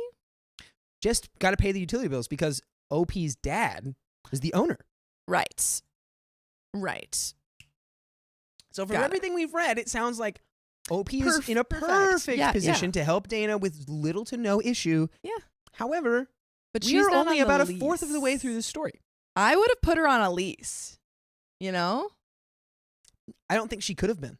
Why not? Well, I mean, I guess if your dad owns the place, Yeah. you could have. Exactly. But because the debt, the theoretical debt, I'm I just don't saying. I think that as OP's father, if I owned that place, I'd be like, absolutely, I want this person insured. I want this person maybe they're not paying or anything, but I want to make sure they're, it feels kind of sketchy for if OP's going around. Like, Well, we'll hopefully see. her dad knows. Let's dig a little deeper into Yeah, this here and see where this all goes horribly wrong. Yeah.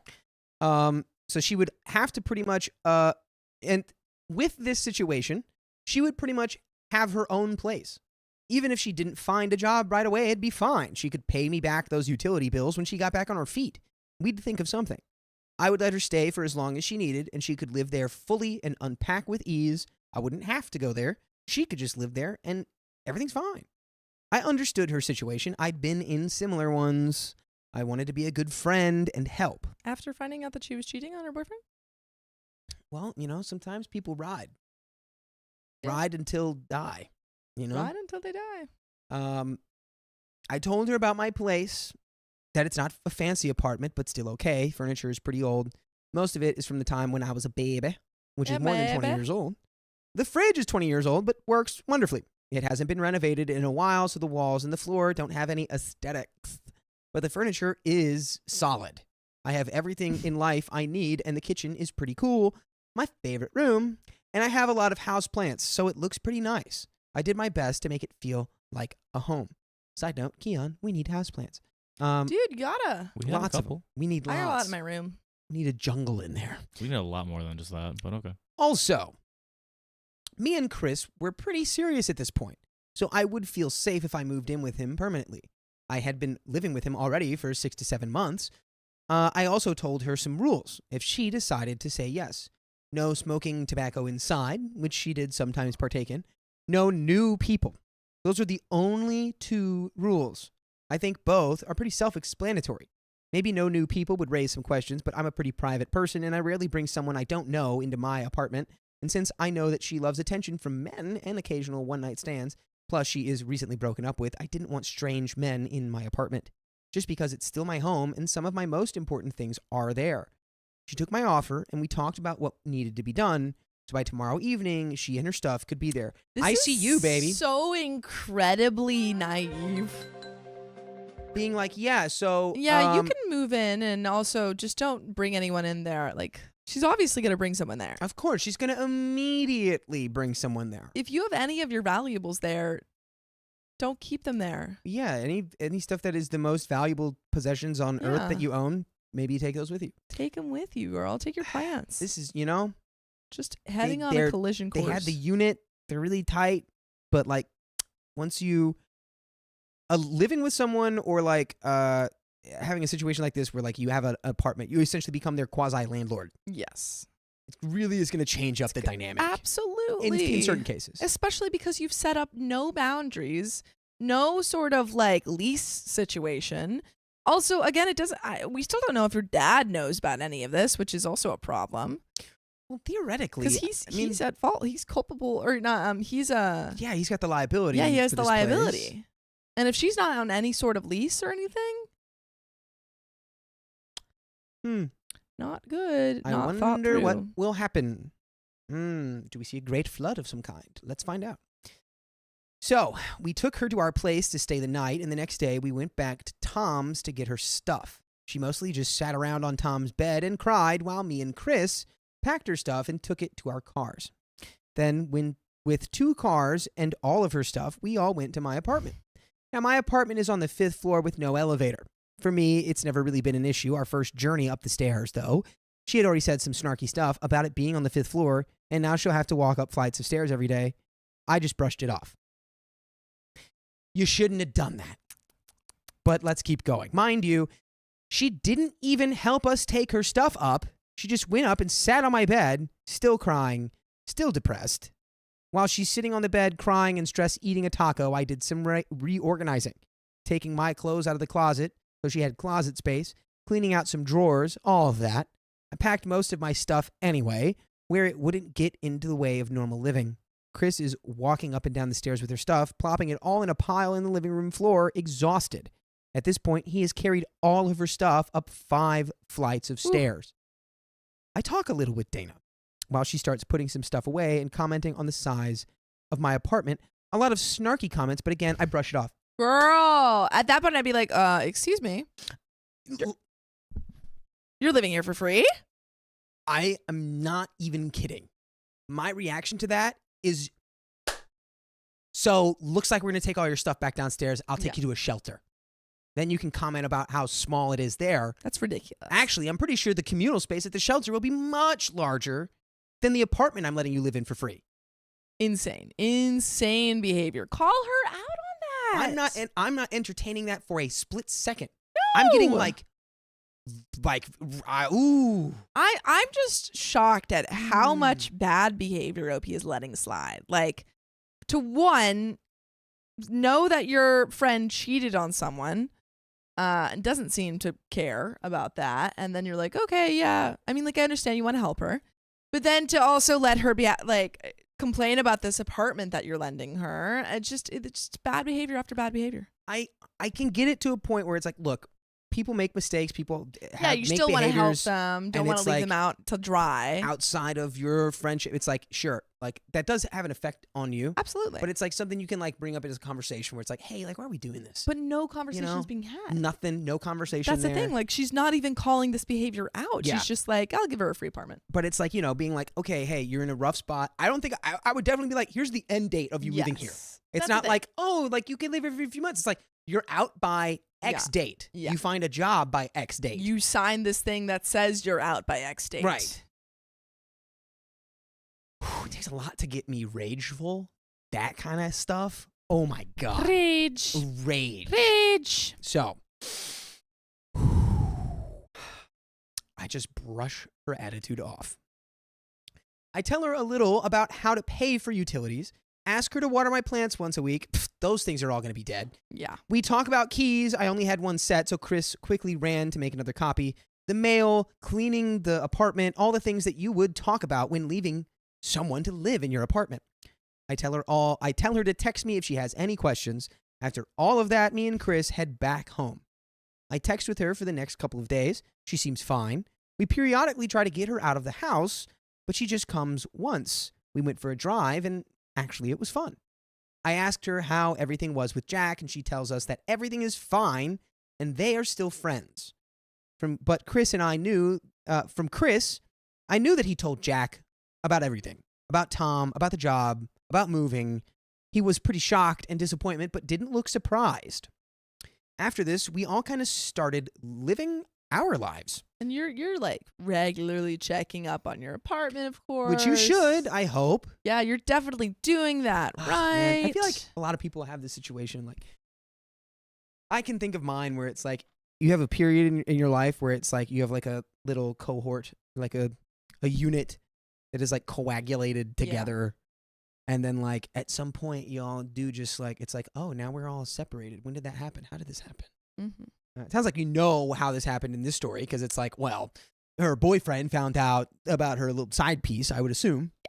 Yeah. But anyway, let's get back. I was getting nostalgic there. Okay. Chris and Jack were still colleagues and friends and would meet up on the reg. Me and Dana would talk every day. One night, I tell her I remembered that she could file for insolvency. Oh, because of the debt. Where we live, you can file for insolvency if you are in big debt and just have no way of paying it back. There are some rules, but I remember that she checked all the boxes, and in that case, her debt would be wiped to basically nothing. She had to pay something, but it was comparatively nothing. To my surprise, she didn't want to do it. She didn't want to go through the hassle of lawyers and meetings and judgments and all that. So I guess you'll just have to deal with the hassle of being $10K in debt with no way to pay it back. Brilliant idea there. Stupid. For the next couple of days, I tried to persuade her. I laid out all the positives. I Googled and found a good lawyer who offered free consultations about that exact problem. So she finally gave in and went to the consultation. And thanks to that consultation and some paperwork, she basically erased her debt. Okay. Now, she better be like, thank you so freaking much, Yeah. OP. Wow, you giving me a free home and figured out how to get rid of my debt for me. Thanks. I'm indebted to you for life. We're just about halfway through this. No. I'm so triggered. No. So let's keep going. We knew that she and Jack are spending most of the evenings together. She told us about this great job that one of her friends got her in a pretty big company, and things started to look up. Sometimes we would even go for a drive, get a little Mickey D's, take a little trip together. D's. One night we were all at a car meet where she was a little wasted and met a guy and went home with him. For the record, I wouldn't have let her go anywhere with a random guy wasted, but she slipped away from me that night.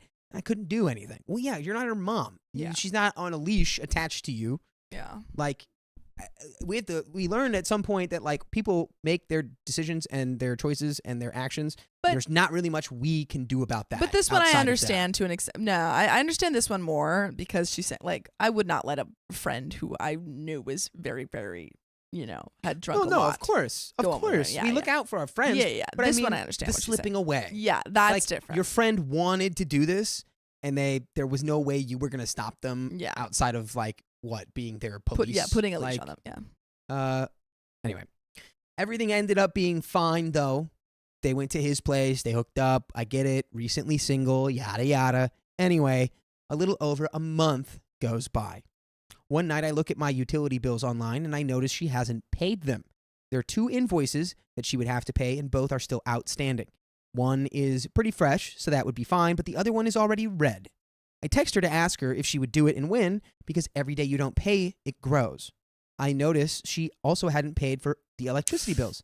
I text, she doesn't answer. I see her online. That whole evening, she is online but not reading my message. It starts getting sketchy for me. I talked it out with Chris and we decided to wait until tomorrow, but I already feel in my gut that some crap is about to go down. I just know she's not going to pay me. And before you say anything, yes, it was my mistake for not signing any kind of lease or agreement with her. I know that, and I will never make this mistake again. And let this be a lesson to you as well. I should have signed some form of sublease agreement or something so that a situation like this could be avoided. But at the same time, I regret nothing. I saw her true colors and I got my revenge. The next day, no answer. I'm already calling the police at this point. Yeah, I'm like, get her out. Call my dad and being like, hey, so I did a thing. Sorry. You're going to have to call the police and have my friend forcibly removed from a property that she isn't legally allowed to be in. Stella says, girl, turn those utilities off. Oh, God. But now if you have, depending on where they're at here, well, this is the EU, so I don't know what the squatting rules are like in Europe. I mean, I'm sure they're variable depending on where you're at. Yeah. But it's like, there's a whole movie about this woman that squatted. It's with I mean, that used to be a huge problem in California. Yeah, but no, it's like set in the UK with Maggie Smith. Oh yeah. Dame Maggie Smith. Ugh. Okay, so the next day, no answer. I text again, the same thing happens, no response. Chris texts her, also nothing. She's online on WhatsApp constantly but doesn't read any of our messages. I start to worry. What do I do? Girl, you have keys to your apartment. Yeah, you show up. You go Go knock, and then you unlock the door and you walk in. Hello, it's me, the owner of this apartment. Yeah, hi, it's me, the person who literally saved you. Yeah. What are we doing? I start to worry. What do I do? I pay all the bills so they don't get any bigger, and I send her a message that I did so. Also, you now owe me X amount of dollars. If I remember correctly, it was at like 170 euros. Still no response for like a week. Dude, go over there. What is this? Go over there. What are you doing?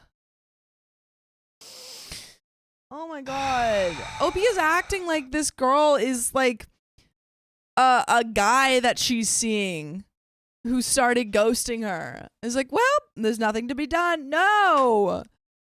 Go to your home and open the freaking door. Ugh.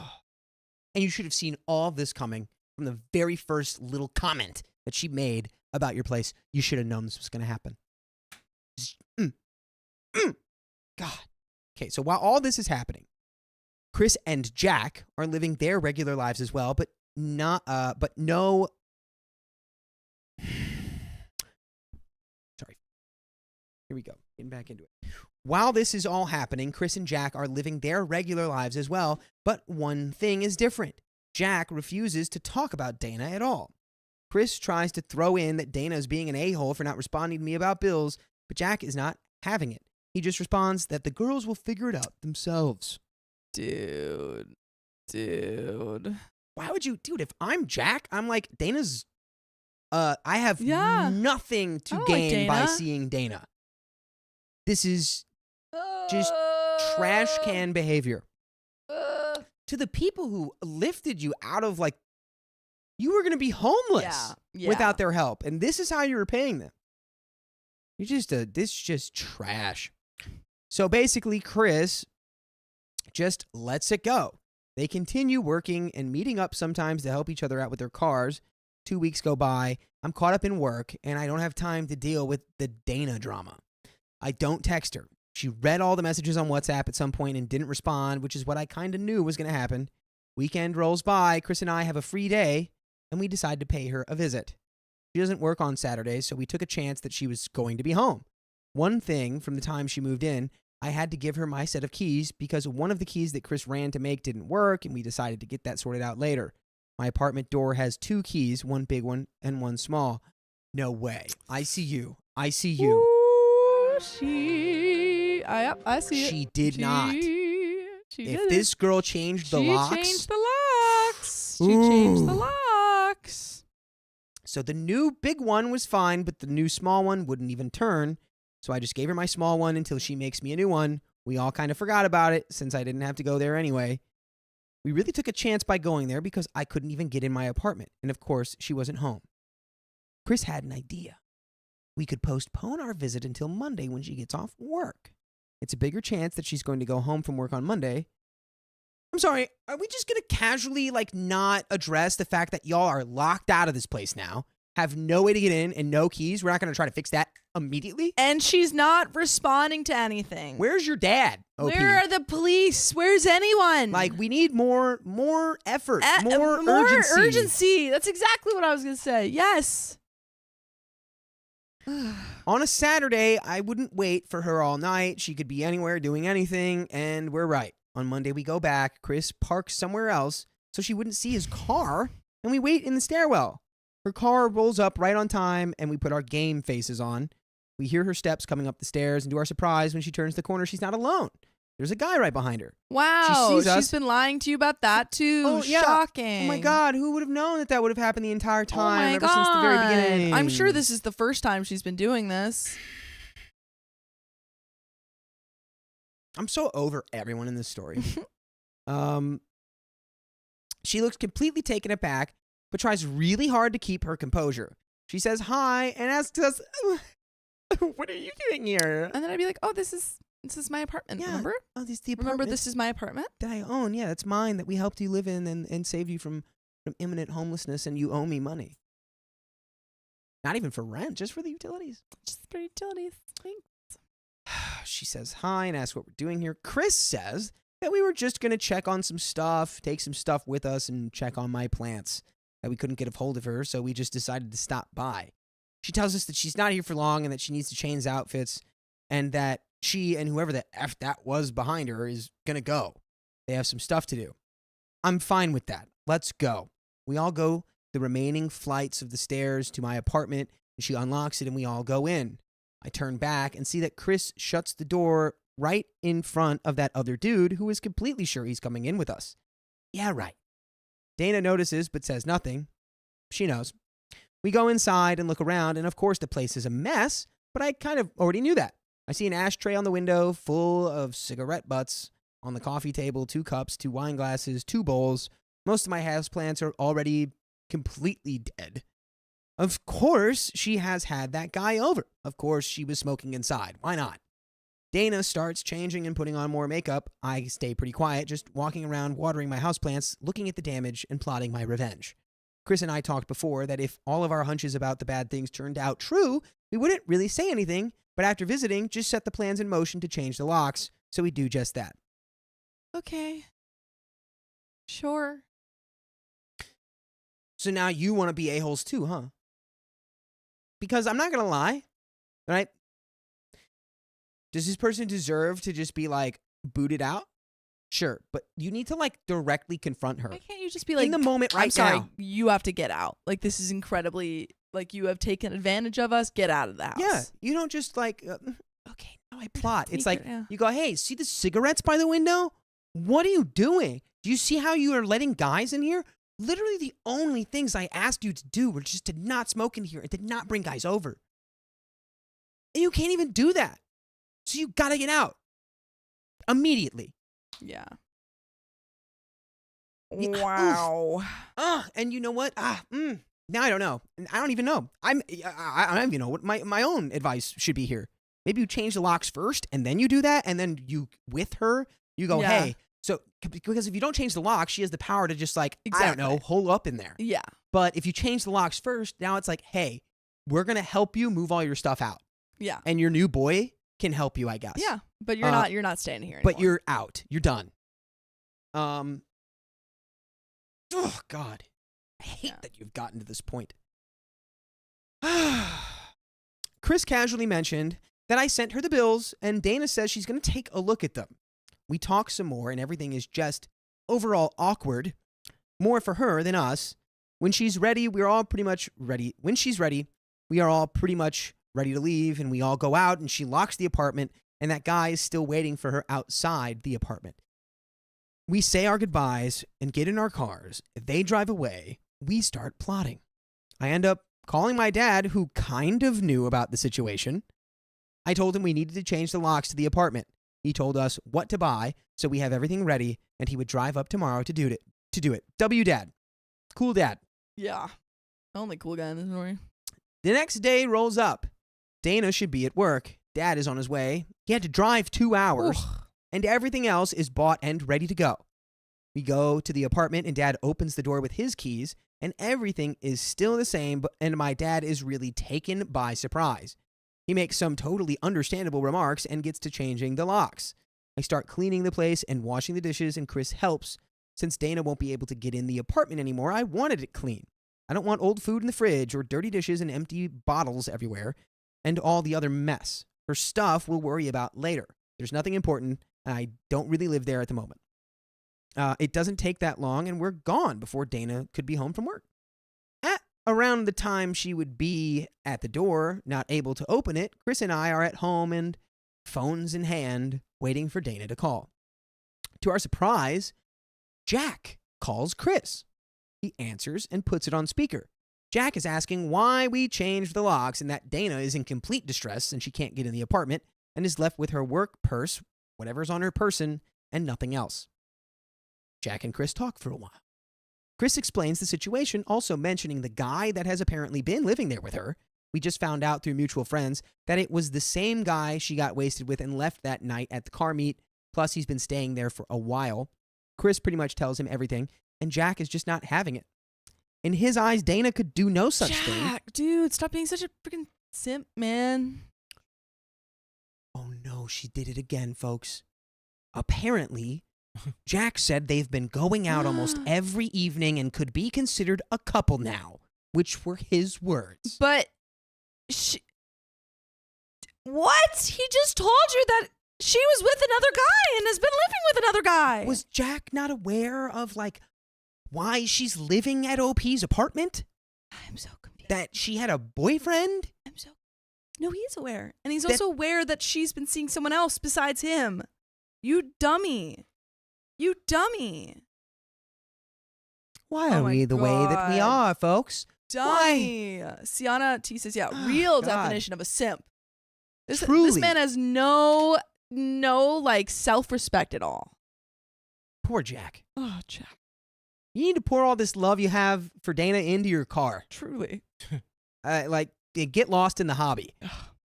Jeez Louise. Chris and Jack finish up talking. Jack tells him that he is going to take Dana to his place for now. Good. Yeah, there you go. Hopefully that'll open his eyes. But that we should really figure this crap out because he's not taking her to move in with him. Dude. Oh, that's so funny. Good luck with you that. You should really figure this out because she's not living with me. And they're like, okay, yeah, she's not living with us. So she has to figure that out. Yeah. So Jack's like, oh, you got to figure this out. I could give 0 Fs. Good. I couldn't give any Fs. Later that night, Dana messaged me and sends me a really long paragraph basically saying that she never agreed to pay anything, not true, and that I am the a-hole for bringing up any bills and utilities out of the blue. She doesn't remember any conversations about her paying anything, which is why she never answered, because she didn't know what to say, and I was just asking for money now for no reason. Literally the most BS possible thing you could say. And that's why you didn't say anything? And this is why we have things in writing. You big silly buffoon. If this is real, right, and you do get a text like that, hey, you got to pay these utilities, and in your head you're really like, I have to pay utilities? Yeah, we never You know what your response is? Wait, what do you mean? Yeah, I thought we had discussed, Not living for free. Oh, you said something I wasn't aware of, so I ghosted you for weeks and refused to reach out because I just didn't know what to say. You say, huh? What are you talking about? You liar? You little liar. Ooh.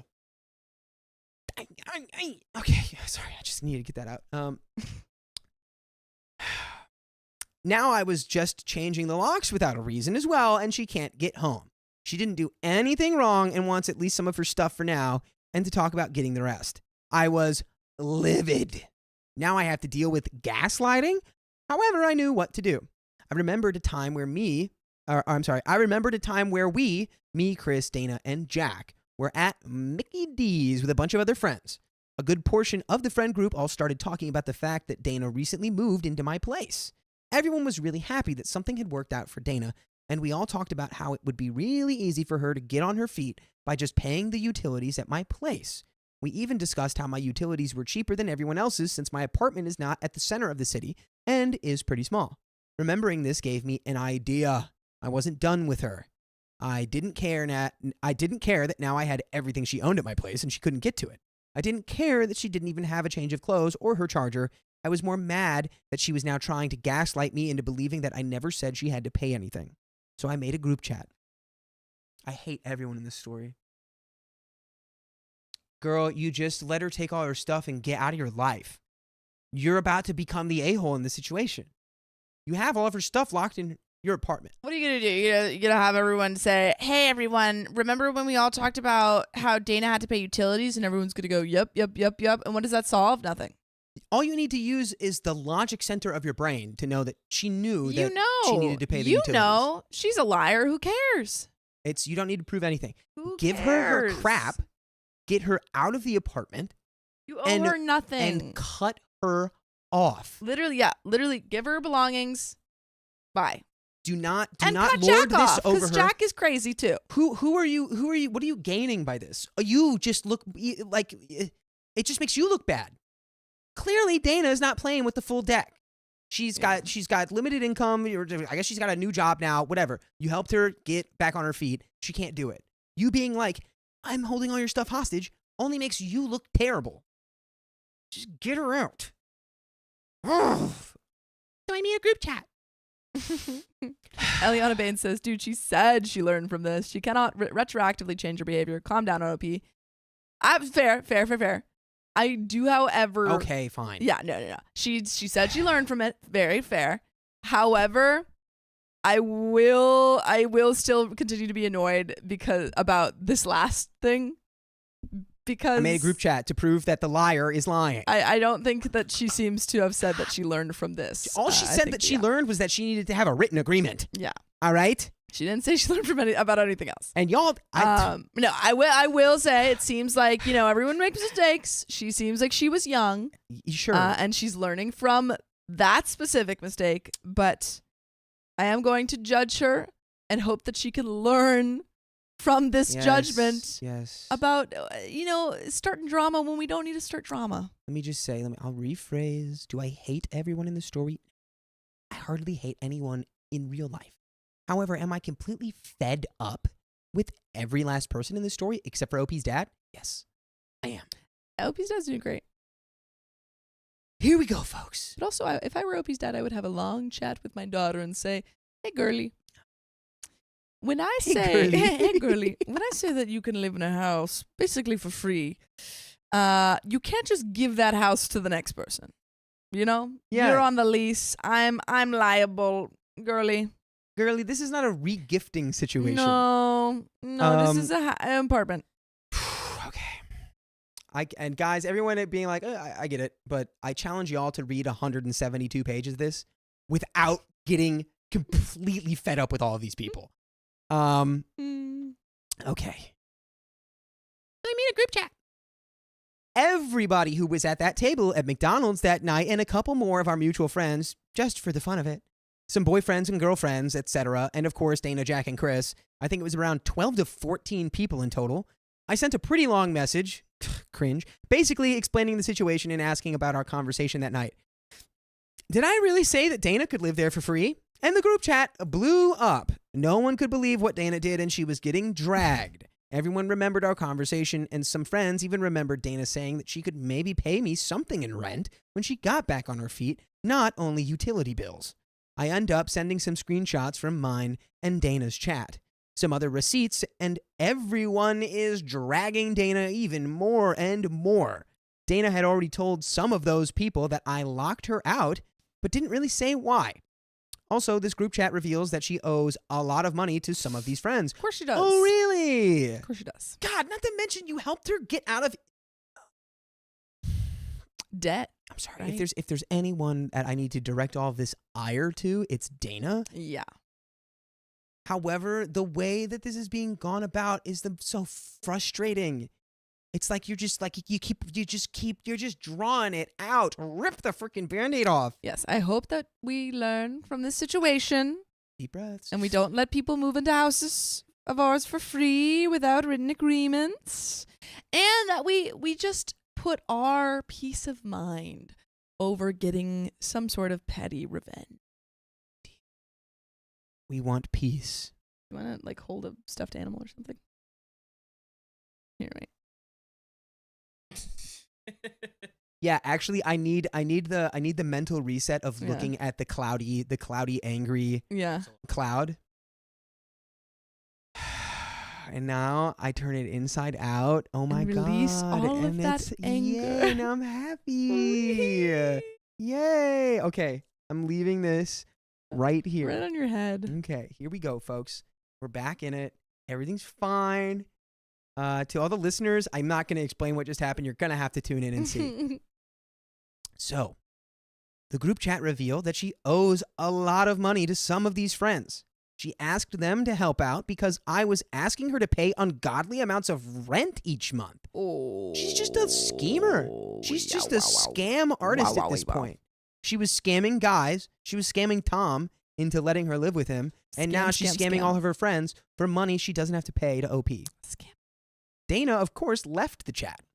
Jack stays and reads everything, not contributing, just reading, just lurking. Amongst these friends is also the girl, 28, that got Dana her new job, Tina. We were not very close, but sometimes saw each other since our boyfriends are car guys. She is the most shocked and messages me privately. She writes all the things Dana has been saying behind my back to whoever will listen. Those things you can most likely guess. About the huge rent that I'm asking from nowhere, that I won't leave her alone about the money, how we're trying to break her and Jack apart. All of that. Tina and I end up meeting, and she says she can actually get Dana fired if I wanted to. I say no. Thank God. That's too much. Thank God. Just let it go. Just get her out and move on. Literally. Don't poke the bear more than you need to. OP says that would be a little too petty of me to do. Thank you. As much as I do hate her now, I'm just gonna run that back. That would be a little too petty for me to do. As much as I hate her now, I was actually thinking of giving her all of her stuff back because what would I do with it anyways? Please What do you mean you were thinking about giving her all of her do. stuff back? Understandably, she like totally, messed up everything, and was completely ungrateful and took advantage of you and blah blah blah. But like, to give her stuff back. You don't want to become a villain in the process of removing a villain from your life. Yeah.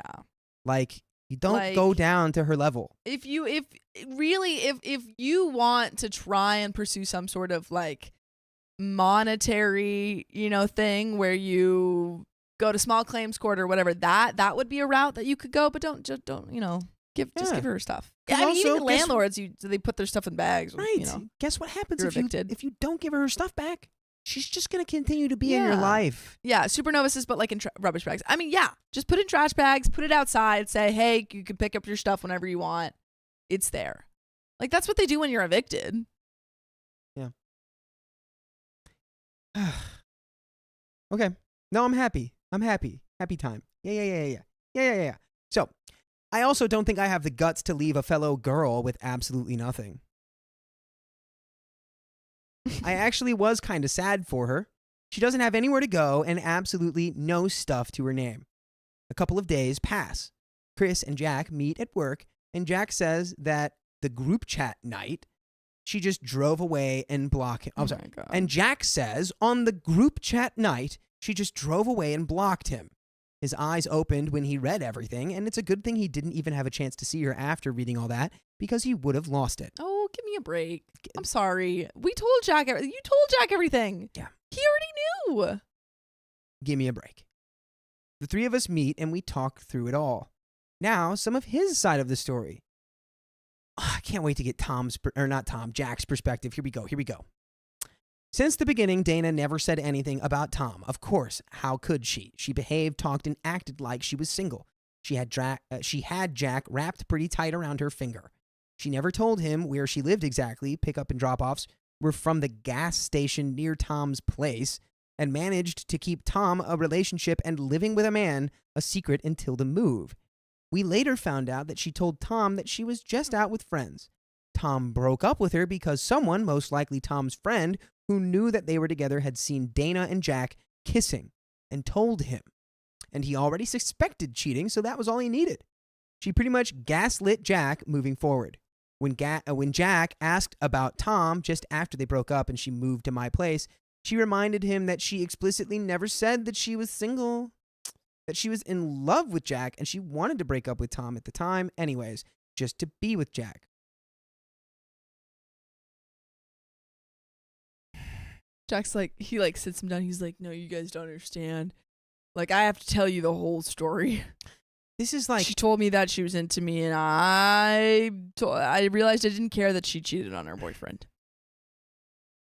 And that she was Gotta leading watch you your on. backs out there, folks. On a real level, you know, it's good to be open and vulnerable, but like, dude, you gotta read some. You gotta keep your wits about you out there, because Just in general, be is a sensible. insane lying manipulator, like a insane level of lies and manipulation. Absolutely, but also like, Jack, like, use some sense.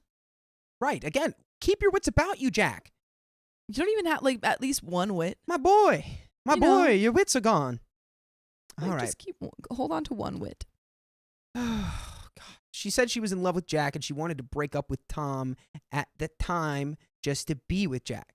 She manipulated him into not talking about it with anyone at all, which is why he didn't want to hear anything about those bills at the time. Dana just dug up some lies if the situation changed anywhere and managed to keep the coast clear. When she moved into my place, they continued to meet about 3 or 4 times a week in the evenings, just driving around and falling in love. But apparently Dana wasn't as much falling in love if we remember the random guy at the car meet incident. Mm-hmm. And Jack, of course, knew nothing of this. He was under the impression that they were slowly becoming a couple and all that until the group chat night, But that's when not true. all went to crap. But that's not true. You What do you guys told him before the group chat night. They told him that they had seen Dana with this other guy, and he was like, "No, we're a couple." No way. I refuse to believe it. Like, they told him. And then you know what Dana did? Dana goes, "Oh my God, I can't believe they would lie to you like that. They're probably just trying to break us up because they're mad that they want all this money that they're trying to get out of me that They kicked me I out of the never house. They're expected to liars. pay." I need a place to stay. And he I'm- went, and- "Of course, of course. You need to figure it out, guys." So what did? Oh God, Jack, you poor soul. So.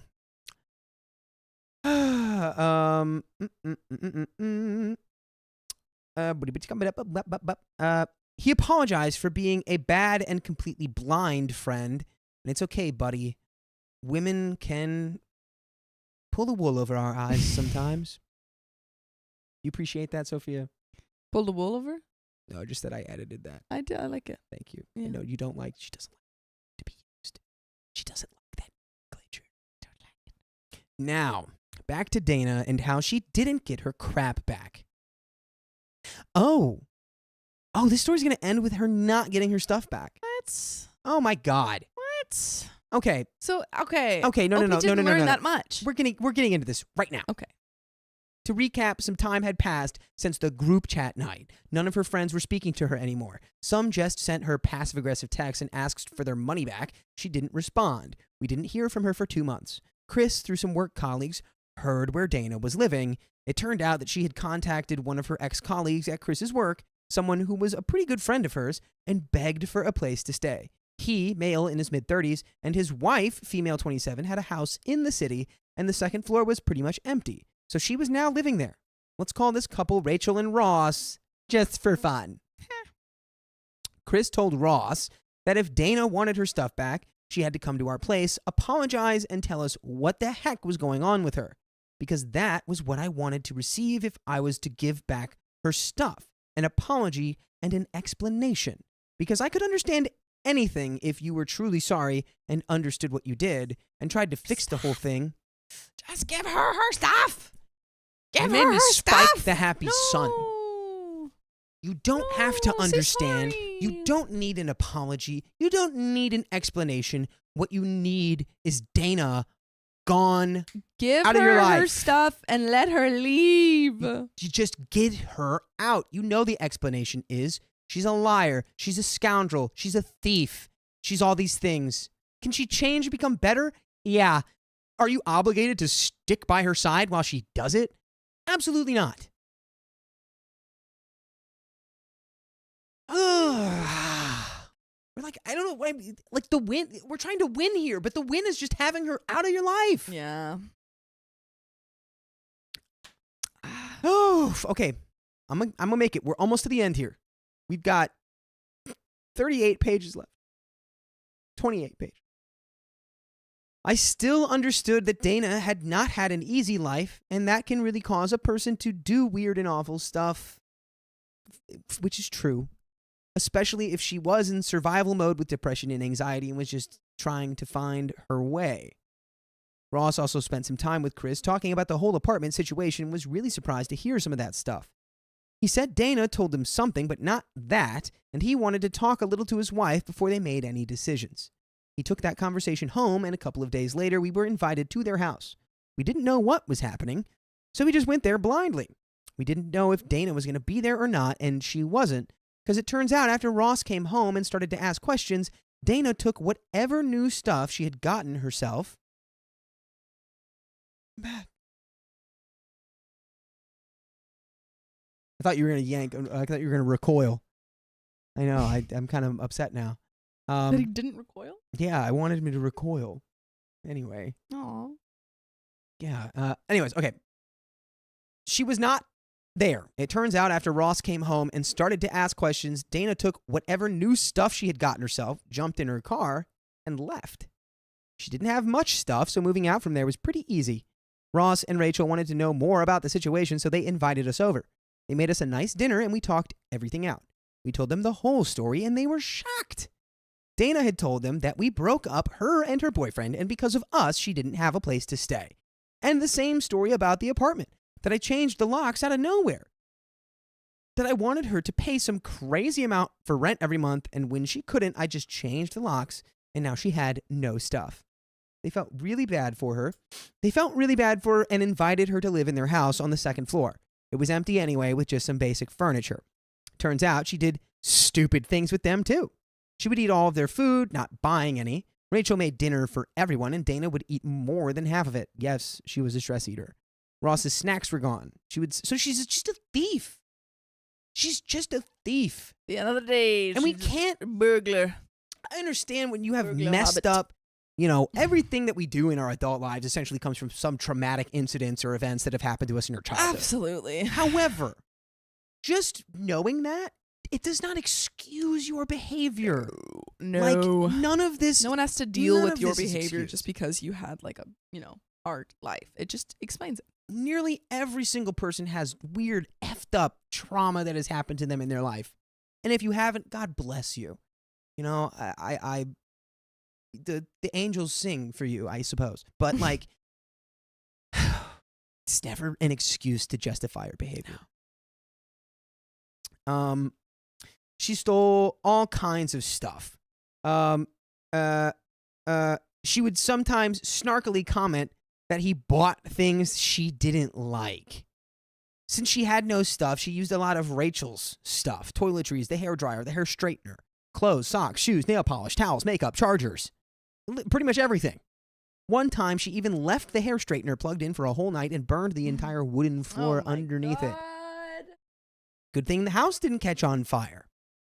Ross and Rachel started to see that Dana could be a problem and began talking with her about the food, about coming home late at night, and the loud music from the car when someone dropped her off back at the house, about the frickin' straightener almost burning the house down. She had wasted everything from their bar, she had consumed everything from their bar, and a lot of other small problems they were having. Dana didn't listen and continued with her behavior. And the conversation that Ross and Chris had the first time, well, that put everything together for Ross, and he went home to confront her, and she just left. After that talk with Ross and Rachel, I realized she didn't deserve her stuff back. I gave her an option. She could have just apologized to me, and she could have her stuff back, but no. Later that week, me and some friends from the group chat went to my place to pack it up and donate most of it. I kept nothing. By the way, you can listen to a whole lot of something, and it's full episodes with stories quite similar to this. Just go to Apple Podcasts, Spotify, iHeartRadio, wherever you listen to podcasts, search OK Storytime. And there you have it, folks. We're easy to find. Easy peasy. Yeah, we have just a little bit of story left here. Don't you worry. What would you have done with her stuff? Because clearly we wouldn't have done I'd that. have just given it to her. Is what Or you put it in trash right. bags and said, here, pick it up. Bye. Yeah, you put it out. You Bye say, here's forever. where it is. You send a picture of it. You say, there it Goodbye. is. I don't want to see you around here anymore. You have theoretically given her a legally winning position that you wrongfully got Locked rid of her her out. belongings. The lockout thing, Yeah. I don't know. Well, I mean, But I'm you've just along essentially with. stolen her property, which, regardless of all of the stuff that's bad that she's done, you are now like legally in the wrong, which is astounding that you managed to do that. After all that, you were so in the right after for so everything. long. After everything. Yeah.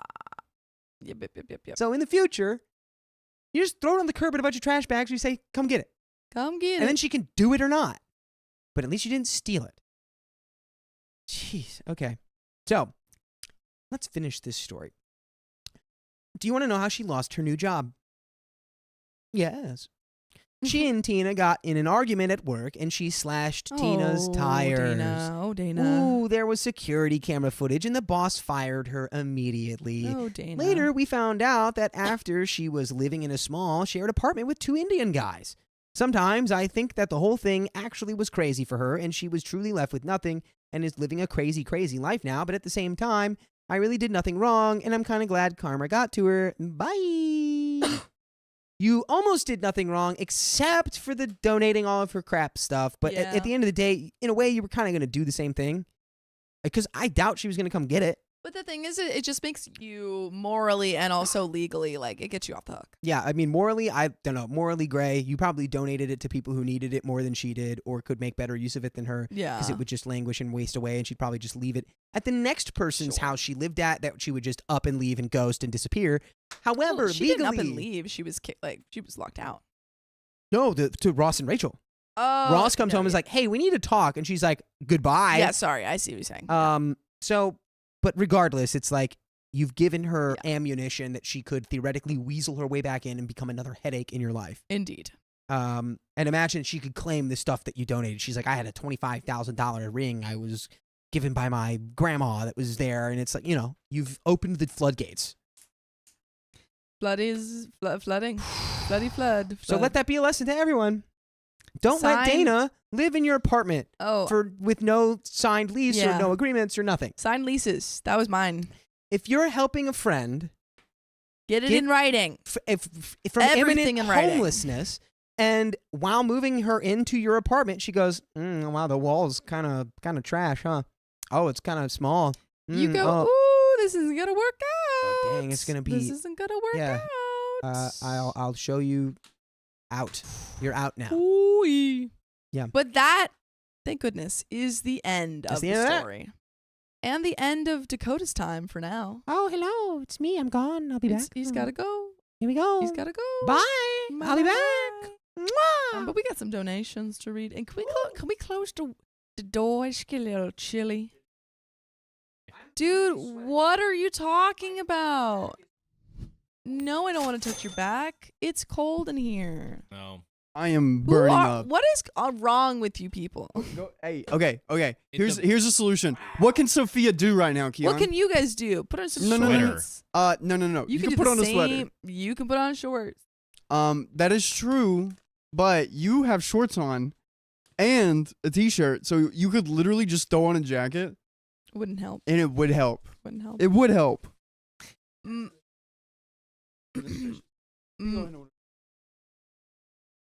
All right, guys, hi. I'm here. Mama Cass, thank you for the $2. Second live. Usually binge while I crochet, y'all.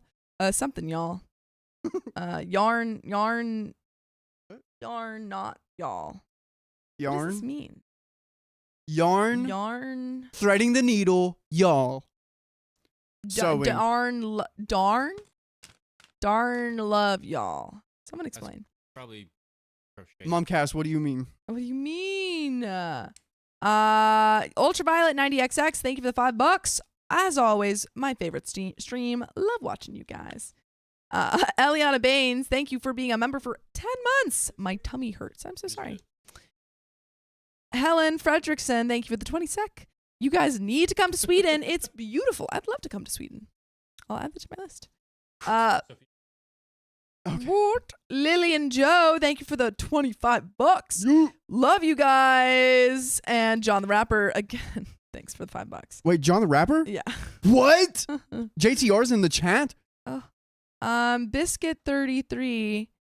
Oh, thank you for the $5. Hi, y'all. I love y'all, especially you, Dakota. Sorry again. Please keep my friend in your thoughts.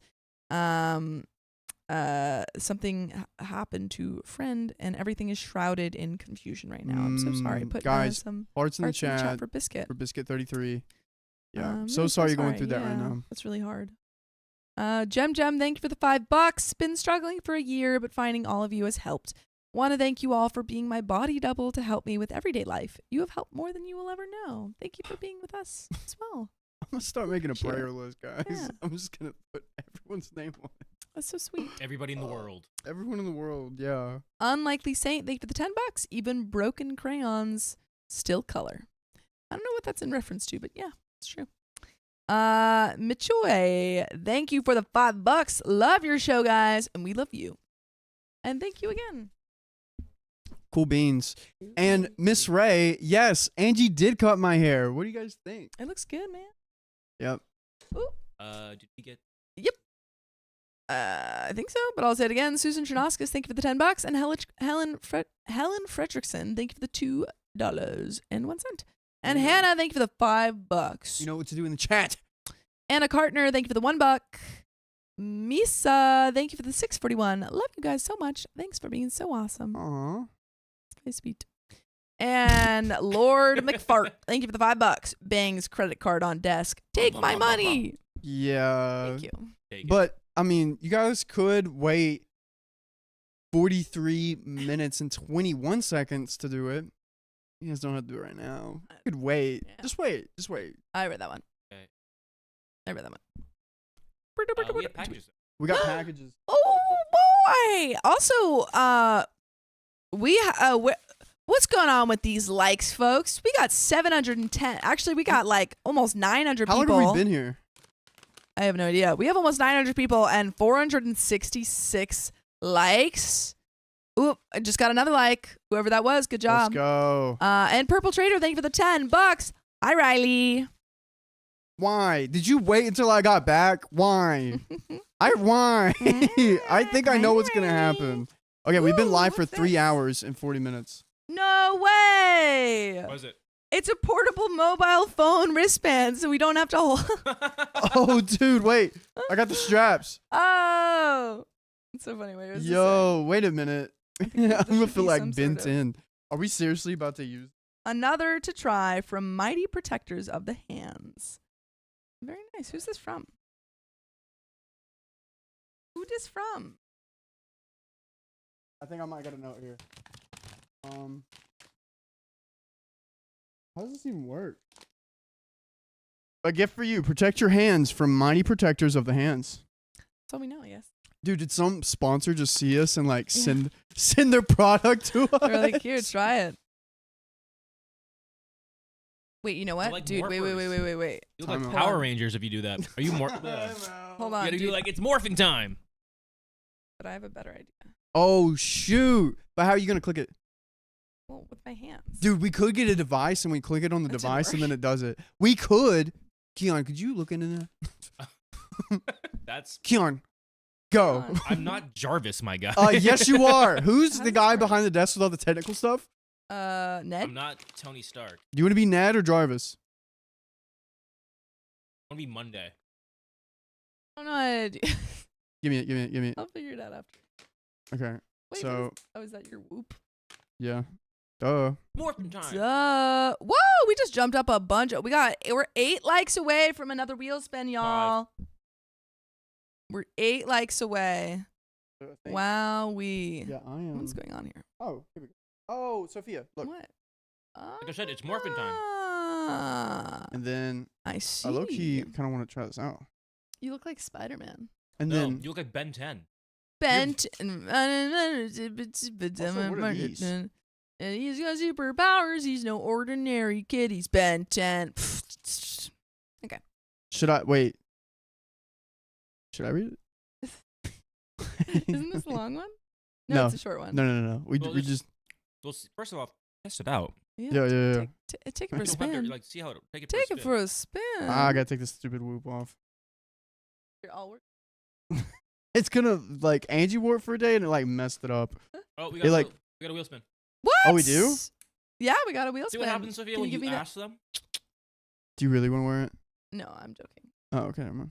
I don't know what that would do. Um, It would break me. you want to do the like wheel But spin? I now? want to do the like wheel spin. Oh, that's what you're talking about. Yeah. Oh. Give it here. Someone has their Give it to you, Matt boy. t-shirts. All right, ready, folks? Yep. Wee! I am not the tech guy anymore. Spin that wheel. Oh, Five five members. Let's members. go. Oh yeah, it's on 5 members. I was like, Yeah, no, it was 5 members. Cool. But it was almost 5 trivia. members. My love. Now it's gonna be in my head. He's got superpower. But that's also my you fault. know. I said Yeah, it. you said it. Okay. You said it. All right, so I'm gonna put this here, Like I said, it's a morpher.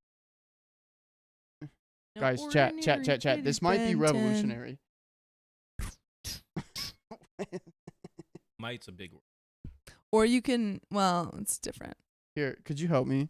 If you had to be Ben Pull, if you had to What do you be mean, bull? Ben 10 or Danny Phantom, who would you pick? Oh, that's I Danny Phantom's know. girlfriend. I love which her. one? Sam. Yeah. Wait, you want to be Sam? Which one? No, no, I no. was just picking. No, but which one are you picking? Purple Trader, thank you for the $10. Hi, Riley. Hi. Hi. Hello, Purple Trader. Ah. Okay. Okay. Lord chat. McFart, thank you for the $2. Riley pulls out Pot of Greed. I summoned Pot of Greed. Oh, is that a Yu-Gi-Oh reference? Yes. Yu-Gi-Oh. Okay, chat. Chat. Wait, where's the? Oh, we did have a. Chat. Oh, thank you. Chat. You asking, you shouting. I Guys, do may one have or just two. figured this out. There's an actual poll. Do one or two. Nice. Dude, I'm ready. Now you need like a clicker. Yeah. Guys, put 1 or 2 in the chat. We've got it. And you can adjust it here. No way. No freaking way. Okay, Wait, who got that? I don't know. Dang, man. Someone just There's no dropped little, it. Was there no little note? No. Okay, guys. In the first time of OK history, I am just gonna do this with one hand. Yeah. What? We Wait, used to actually hey, do it with one hand. Yo. that Guys, sounds weird. the obvious choice is Ben 10. Ben 10 has the same powers as Danny Phantom, Yeah, but you can turn like into a ghost. 50 other ones. Yeah. Who would you be, Ben 10 or Danny Phantom? This is not even a question. Ben 10. I'm insulted that anyone What's your would answer? not pick Ben 10. Yeah, Yeah. that's what I'm saying. Because Ben 10 could be a ghost. Danny Phantom, I love Danny Phantom. Danny Phantom is, I'm dating him. But, Really? but Ben 10, Danny Fenton? Danny Yeah. Fenton or Danny Phantom? I'm dating both. They're the same person. No, But no. Ben 10 clearly has the better powers. And I clearly have the power of reading this with one hand. Woo! Yeah, dude. Here we go. Wait. This poll's It's okay. We'll just get it away. Whoa. Here we go. damn. Yeah, well, it'll be there. The poll will continue to go You ready? while we read. Don't worry, everyone. You can continue to vote. 678 says, "Who is Danny Phantom?" There was a cartoon, early mid 2000s. Gotta catch him all because he's Danny Phantom. When we were parents built a very strange machine designed to view a world unseen. Gotta catch him all because he's Danny. So now you understand. Okay. Thank you, Dakota. We are going to read this story. I'm sorry. I know you want to read it, but All right, ready? Do I? okay. Are you? Is it I'm ready. locked? Is it locked? It doesn't look like it's locked. It's locked. Why is your wrist locked like that? Just let's go. I'm scared for you. All right, 3, 2. My partner cheated on me, but my U.S. legal status depends on her. Ooh, that's tough. Tight spot. You're gonna have to stay with the cheater to stay in the United States. Rough. World we live in. You can just tap. That's what I try to do, and then It didn't work. it's doing this. Wait, show it. Doing this. Oh, okay. Good slide, I suppose. Yeah. I met my girlfriend over a year ago while on a J1 visa in the U.S. I met her only 9 days after arriving, so we basically spent my entire 3 months there together. We fell in love. We fell in love pretty fast and had an amazing time. We knew I had to go home at the end of the 3 months, but we had many deep conversations about us and what we wanted. We decided we'd give being in a long-distance relationship a shot. By the way, this comes from Strange Holiday 66, and if you want to submit your own stories, go to r/OKStorytime subreddit. So, I left the States, and about 4 weeks later, she came to visit me in my home country. Dude, she was missing it. She couldn't wait any longer. Okay, or she just was in a loving relationship. Yeah, she missed him. You said it. Or it. You tell me in the comments. It was like a movie, showing her the small town I grew up in and all the places I went as a kid. I also had that feeling when I took Angie back home. Of what? But I live in the same country. Anyways, kind of. We'd even did a little trip around some other nearby countries. We both had a very convenient work situation where we could be remote, so every 6 months, one of us would go visit another for a month. That's fire. On the past days we were apart, we would FaceTime every single day and never missed a day. Talking to her was so easy. It got to a stage where we realized that going back and forth wasn't suitable, so we looked into moving into the same country together. Okay. Yeah. She happens to be a European citizen through her dad, so it made sense for her to at least try to move to my country for a bit and make work remotely. You know Kit? Yeah. Kit is a French citizen. Yeah, Did you know that? I think so. Yeah. Because of his granddad. He got Yeah. grandfathered, literally. Yeah, I mean, that's why I got Australia. Technically, actually, I wonder if I could get. I guess not, because my grandmother is she was French, but she was born in Mauritius, so it might not be. Mauritius? It was a French colony, now independent, so it might not. You're an Australian citizen, right? Whoa. I think. We had a great time, but we realized pretty quickly that the lifestyle in my country wasn't really suited for us and the life we wanted. And the job market is completely trash. So we decided that because everything about the relationship was perfect, we would get legally married so I could live with her in the States. Eagle noise. Dude, you're just going to be, depending on which side you go on, you could just be all about the, kicking it back on a rocking chair, drinking a beer. Or Sure. you could do other American things like eat a hamburger. Or... Yeah. I guess that's true. Okay, guys, if you aren't in the United States right now, what is the most American thing you can do? Go. And if you are in the United States, tell me what you can do. What is the most American thing you can do in the United States? Get married in Las Vegas No. and then go eat at In-N-Out. Watch a baseball game. In-N-Out's very Californian, though. Yep.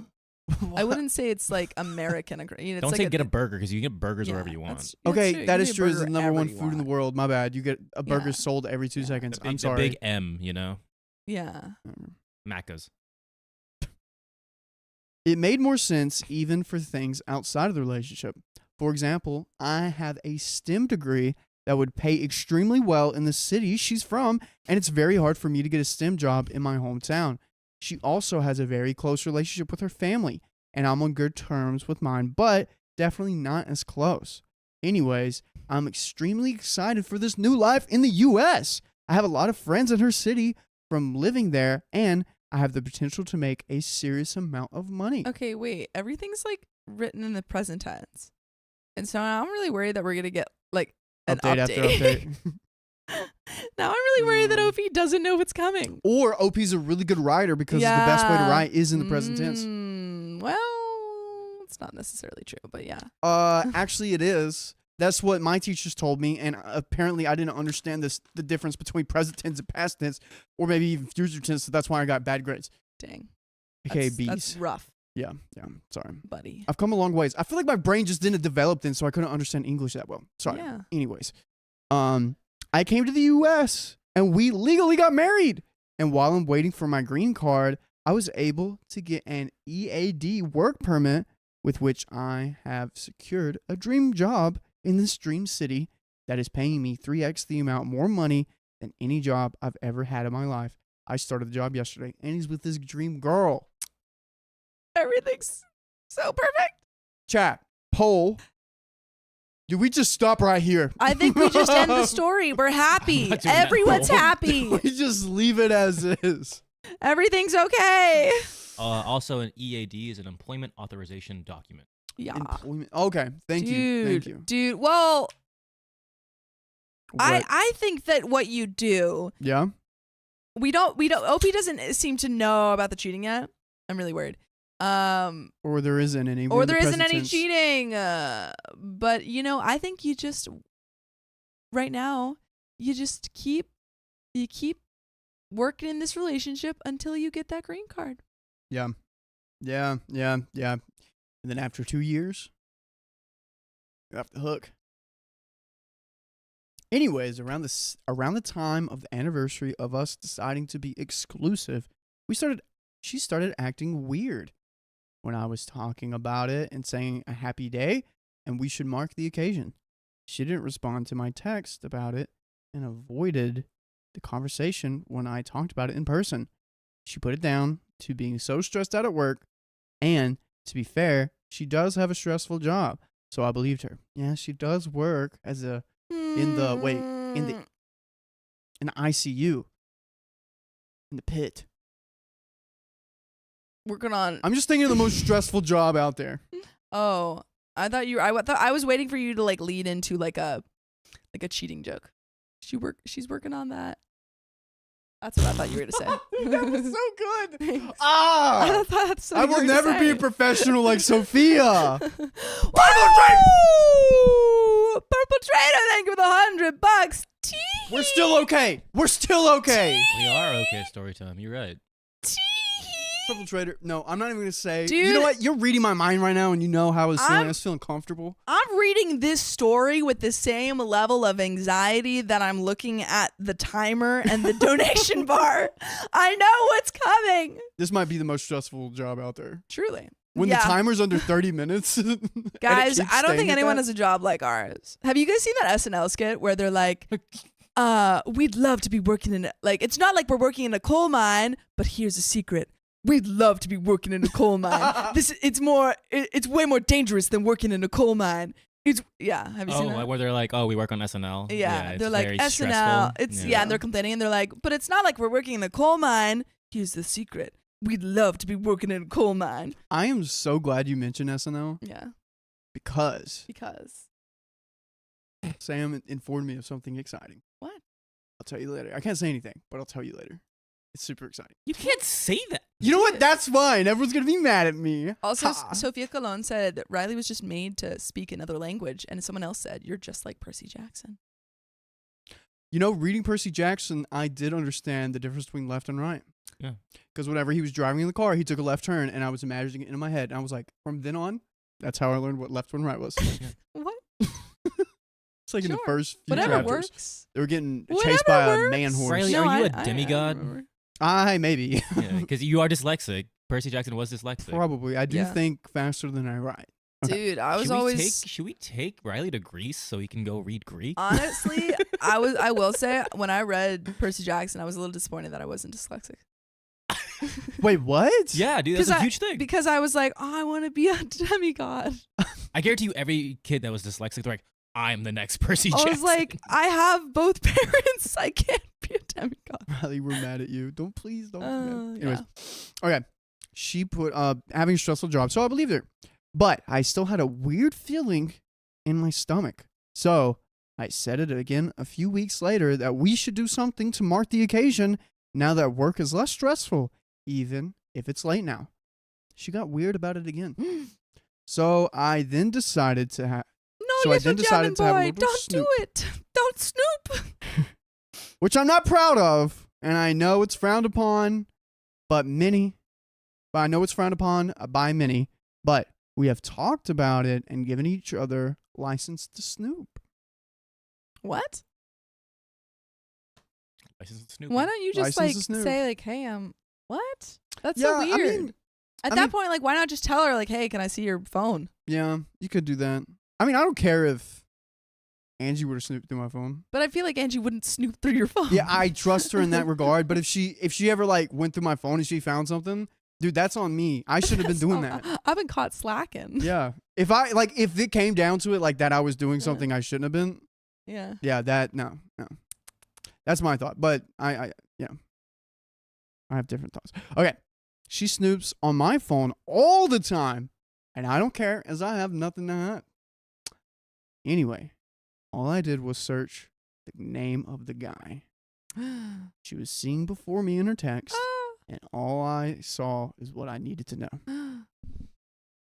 No.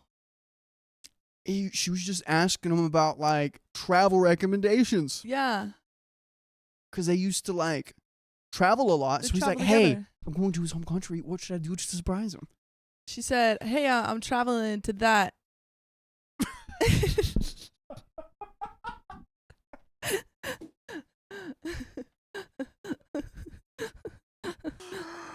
Oh man, dude, I'm killing it today, you guys. really are. You really are. I'm on fire. Girl, is on Just with fire. Riley.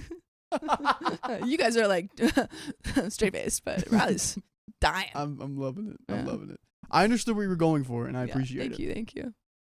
The next morning, No. I was in a terrible mood, and she could see this. So after persistently asking why, I said that I saw something on her phone, and I needed her to explain it to me honestly. We are 1/4 of the way here, guys. Oh Lord. Long story short, it's so funny I said that, then the next little bit was long story short. Long story short, she had hooked up with this guy about a week after we had become exclusive. No. That's why she wants to keep moving it. Yeah. No. Dude, why? Don't Why you did you hate even that? make it exclusive? Oh my god. You could have just been not exclusive. for another week. And then the loophole, technically you'd been fine. And then you'd been fine. It would have been kind of messy, but like you'd been legally fine. Yeah. Morally in the clear. Oh man. Sorry. Lordy. Lordy, lordy, lordy. Alyssa Roxanne says, bet she gets mad at OP for snooping. All right. They went on a dinner date, went to a nightclub after. She went on a whole dinner date? Did you just do that? I'm sorry. Who goes on a whole dinner date And they right go after to the getting exclusive? And they go to the club afterwards? Yeah, like, I'm sorry. Like, if you're going to cheat on your recently exclusive relationship, like, just make it quick. Yeah? Yeah? What? How would you do it? I wouldn't. But if you had to. But no, Oh. but. Oh, boy. Hey, look. That's another 30 minutes from Purple Trader. Just to see Riley smile. Smile of pain? Smile Is that what you thing. wanted from me? I don't want to I smile believe right it's now. called a grimace. All right, we're back Oh, in an hour. man. And that's back to an hour. It's another hour. And another wheel spin. Yeah, you got two now. Boy, oh. I'm getting a little nummy. Nummy? Yeah. What does that mean? Hungry? You just Did said you have a hungry. snack break not that long ago? No. I ate some chocolate. She had one cheese stick. Okay. Okay. Yeah. Yeah. Well, in about a few minutes, you should be good to go. Maybe we could get you a snack. We can maybe call for a snack. Snack. We do have Korean snacks. We do have Korean Yeah, snack. but there's those. I need like. It's not for me. Okay. Long story short, she had hooked up with this guy about a week after we had become exclusive. They went on a dinner date, went to the nightclub after, and went back to her apartment Girl. where I had stayed the night before this happened and the night after this happened and had spicy sleep. Girl. 2 days? He was there on Monday, there on Wednesday, and then she did it on Tuesday. She confessed all of this to me today. Sneeze your brain? No, I just sneeze. Bless You know by why? the way. It's the door's open. That's why. You know what? Okay. Solution. If you don't want the door open, we need to figure out a new outlet situation with our AC unit. So if you wanna take that one? Why don't you just get one of those like fans that people bring to Disney? No. I'm sorry. I'm against that. I don't like those. Why don't you get one, but it's a heater? Huh? Can I have that? I would love that. I'm heartbroken, and I don't know what to do. We had such a dream relationship, and everything is great other than this. I think. Just forget about it.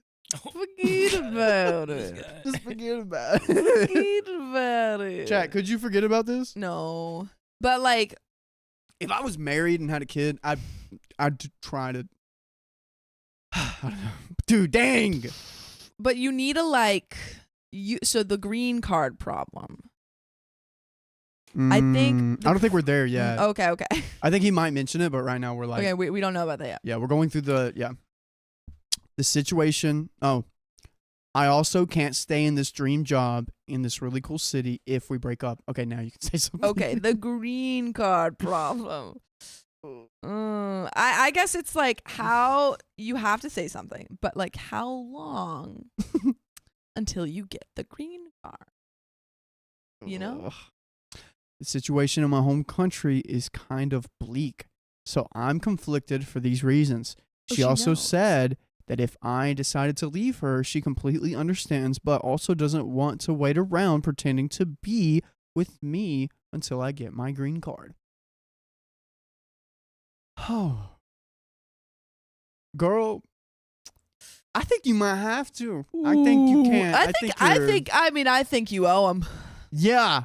I Yeah. think you owe him. You gave him a dream. You sold him on the dream. He acted on it. Yeah. Moved to, like, countries over. You cheated on him. I feel like you owe him at least let him stick around until the green card. Yeah. You owe him on this one. Like, what? I know we're in the early days, and I understand long distance is tough, but I think I have a right to be sad if she has spicy sleep with someone else after we agreed to be exclusive. Does anyone have thoughts on what I should do? Update. Oh man. Ooh man. This is tricky because this like is, normally I'd be yeah. like leave her, Yeah. obviously. Oh, But the obviously. green card stuff makes it's tricky. Sam Chan or Sam Chan, you cheated, so now you owe me a citizenship. Yep. You cheated, so you gotta marry me. It's the rules. That's the rule.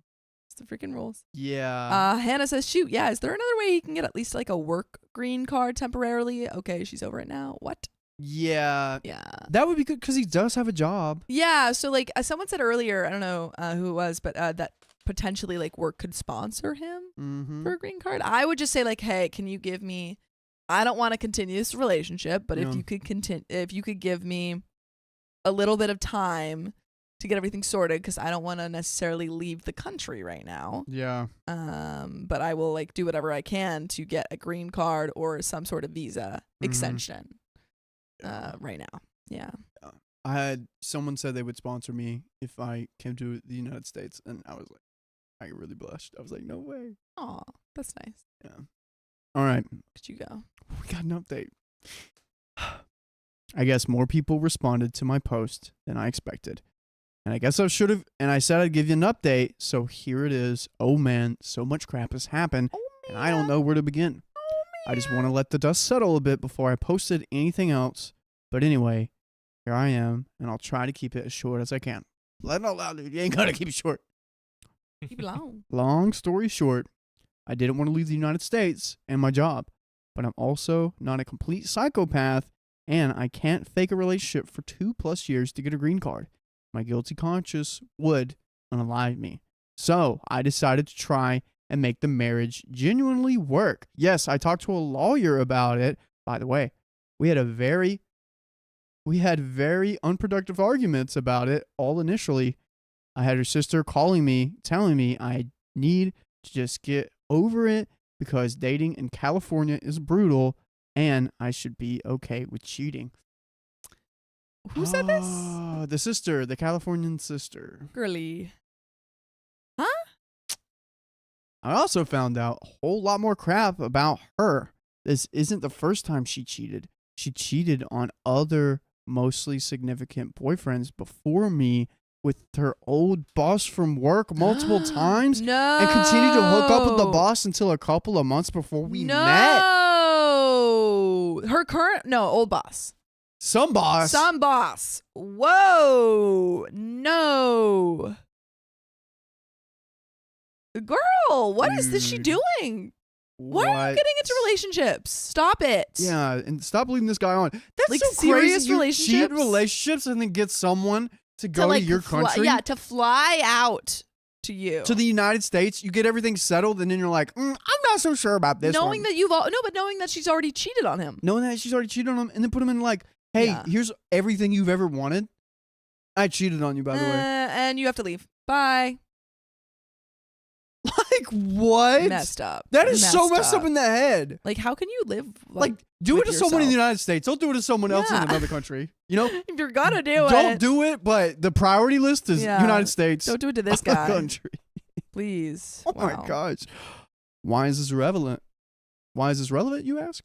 Because around when she told me this, I realized that this was the same work friend who calls her all the time and sends her risky The texts boss. and often asks to hang out outside of work The boss. or at work at least a couple of times a month, and she always entertains The it. boss.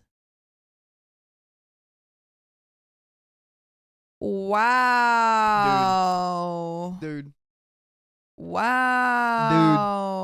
she's a passport girl. I mean, she kind of worse than about. She just wants to cheat on people. Yeah. She's like, I don't really care about the sanctity of any of my relationships. She gets a thrill. She's like, I'm gonna get a relationship, a serious relationship, and then I'm gonna cheat on them. Joke's on you. Then I found out that she was still on dating apps for the first 6 months of us being officially boyfriend and girlfriend. How does this girl have the time? How is she making the time?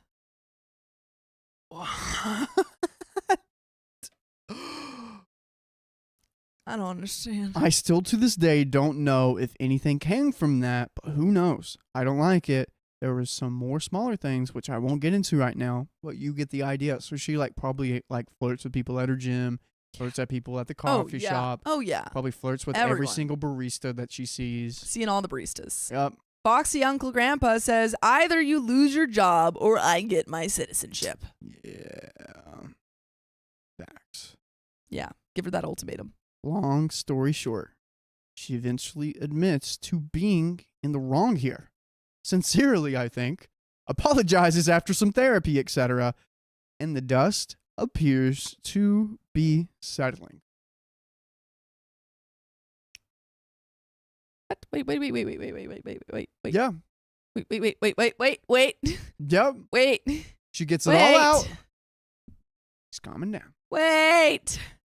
No. Stop. Stop. Psych! Oh, okay, good. It continues and gets gradually worse. Oh, sorry. I mean, good. I thought you were just like letting it go. No, I see what you're saying. Yeah. You're like, good. I thought you were Yeah. letting it go. I and- thought they were like, yeah. he was like, okay, well, I guess we're moving past this. But that's okay. So a few months later, we're not arguing anymore, and all seems fine. Wait. Except- Wait, what? Sorry, no, wait, he's not leaving her? No. What? He's trying to make it work. He's What do trying you- to make it work. They're going to therapy. They're trying to make it work. You can't make this work. Unless you're trying to make it work doing that green card. I think that's probably what he's trying to do. He's He's like, trying to yes. put his heart into it. Okay. So, a few months later, we're not arguing anymore. All seems fine, except we almost never have spicy sleep. Sometimes I try to initiate, and she just rejects it. Maybe we'd have spicy sleep twice a month. Not ideal, but worse things can. Man. Man. Eliana Bain says, it takes so much work to stop being a serial cheater. And she's not putting in any of that work. This really isn't. Maybe we'd have spicy sleep twice a month. Not ideal, but worse things can happen. Anyway, we go to a couple of parties, but each time we go to one, she gets wasted. Girl. This girl usually barely drinks. She's quite small though, so I'm thinking a little booze could go a long ways on her. Anyways, I start finding these kratom supplies in her car and in her purse, etc. I don't know what that is. Oh, wait, it's about to say. For those that don't know about it. Oh, for those who don't know about it, look at some Reddit threads about it. This crap is highly regular user.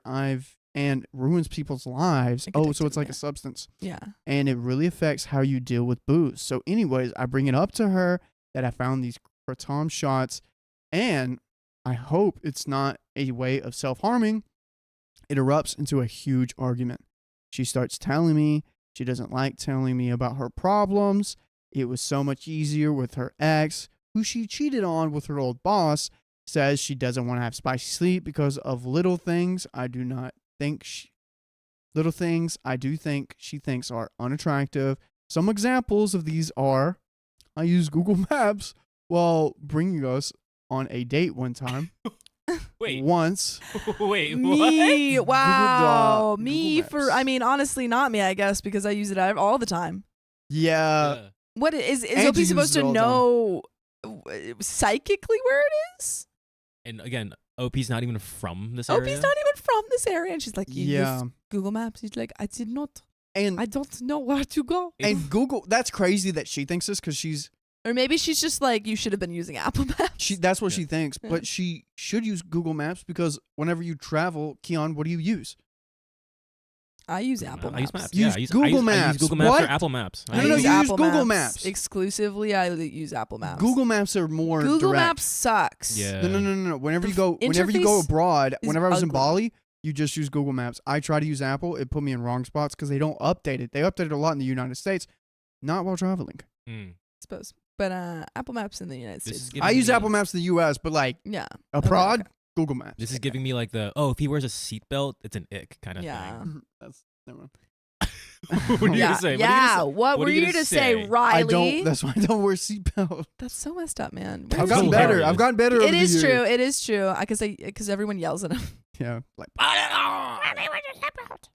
I asked if she could stop scrolling on Instagram while we were out for dinner. She got the ick. I'm not forceful enough. Whatever that means.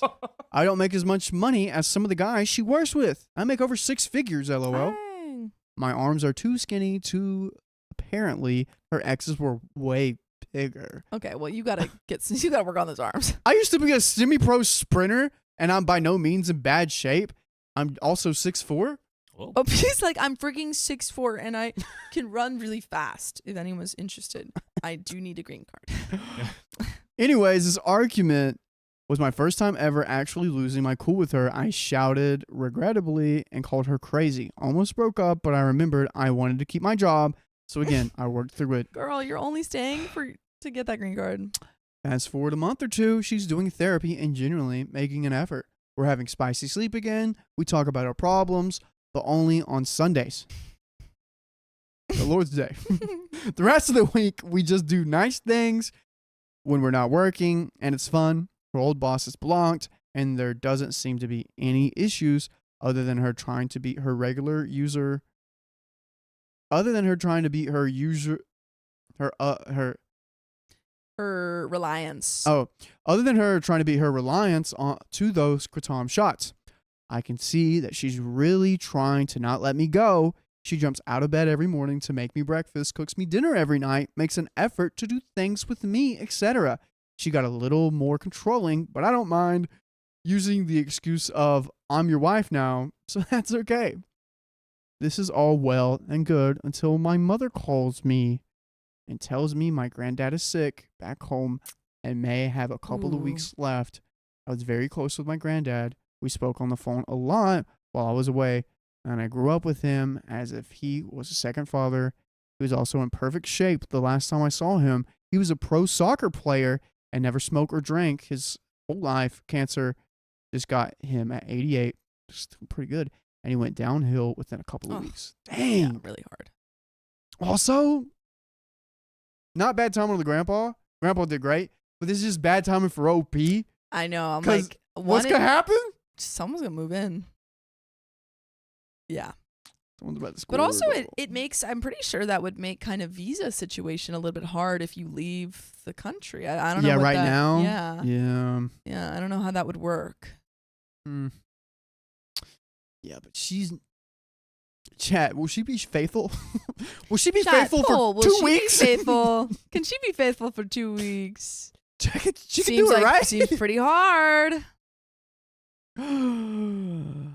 I don't have a travel permit. If I leave the U.S., I lose this green card Yeah, application. Exactly. Yeah. So I yeah. talked to my lawyer, yes, but for the first time, I consider giving up everything because it would meant a lot to me to see him before he passed away. I thought, well, at least I could reapply for the green card, but my wife made it very clear that if I went home, she would divorce me. Dude, you. Wait, when did they get married? Like a few months ago, I think. Why did you get married to her? The green card. That's what you got to do to get the green I know, card. but you're crazy, girl. And by girl, I mean that gender neutrally. Dude, What are you doing? This is crazy. An ultimatum for his granddad. Do you not have any sympathy? No, or of course she empathy? doesn't. They're not in a relationship because of sympathy or loyalty or anything. He's there because he kind of likes her and he needs a green card. And I don't know why she's there. It's comfortable. Like, obviously she's an awful person. Yeah. Like, we know that. This isn't a surprise. Yeah, not at all. I was lost, confused, sad, and emotional. In the few days where I was hesitant on my decision, my grandpa passed away. I was completely heartbroken. While my wife was there for me, I still resented her for what she said about if I go home. However, I kept quiet about this one. I really don't have the energy to argue anymore. Anyways, fast forward to the last month or two, she's doing well in work. It's also commission-based real estate job. And her company is having an event in Nashville for people aged 20 to 30 all over the world who are working at that company. At this point, we've made it this far. You got to stick it out. Whatever happens, you got to stick it out. Normally this is not my advice at all. But you missed your grandfather's passing. You gotta stick You it out. gotta That's stick the it worst out. thing that You could gotta happen make to it worth it. Also, I see you. I mean, yeah, I see Keon, exactly. That's what I'm saying. I see you. What's she gonna pick up at this conference with? Just gonna pick up a couple numbers, A couple a numbers. couple smooches. She's gonna pick up another man Yeah. that is also from a different country, because this is like from all over the world. Yeah. Yeah. She's gonna get another one. Hey, buddy, you about to get a roommate. Start a business. She tells me that as she and a few of her friends from the office are invited, the company is paying for the hotel. She says I could come. Go. Other people are bringing their partners. I also have a couple of close friends in Nashville who have always wanted to visit. I think, yeah, great, why not? Okay. Opie's coming. Keep an eye on her. Angie and I were watching The Middle the other day, and there was this rule where one of the kids got in trouble, and the kid didn't have like an Xbox or a phone or anything they could take away, so they did the 5 feet rule. Yeah. So the kid had to be within 5 feet of Brick? the parent at all times. Axel. Oh, okay. He had to be within 5 feet of the parent at all times. Oh. So the dad had a ruler on him. He's like, whoop, whoop, whoop. Let's see. That's 5 feet 3 inches. Get it closer. I would do the 5-yard rule with her. Yeah, I'd be like, whoa, where you going? Stay within 5 Where you go? feet. Where you going? Yeah. Yeah. Anyway, a couple of weeks go by and I hear nothing about us booking flights.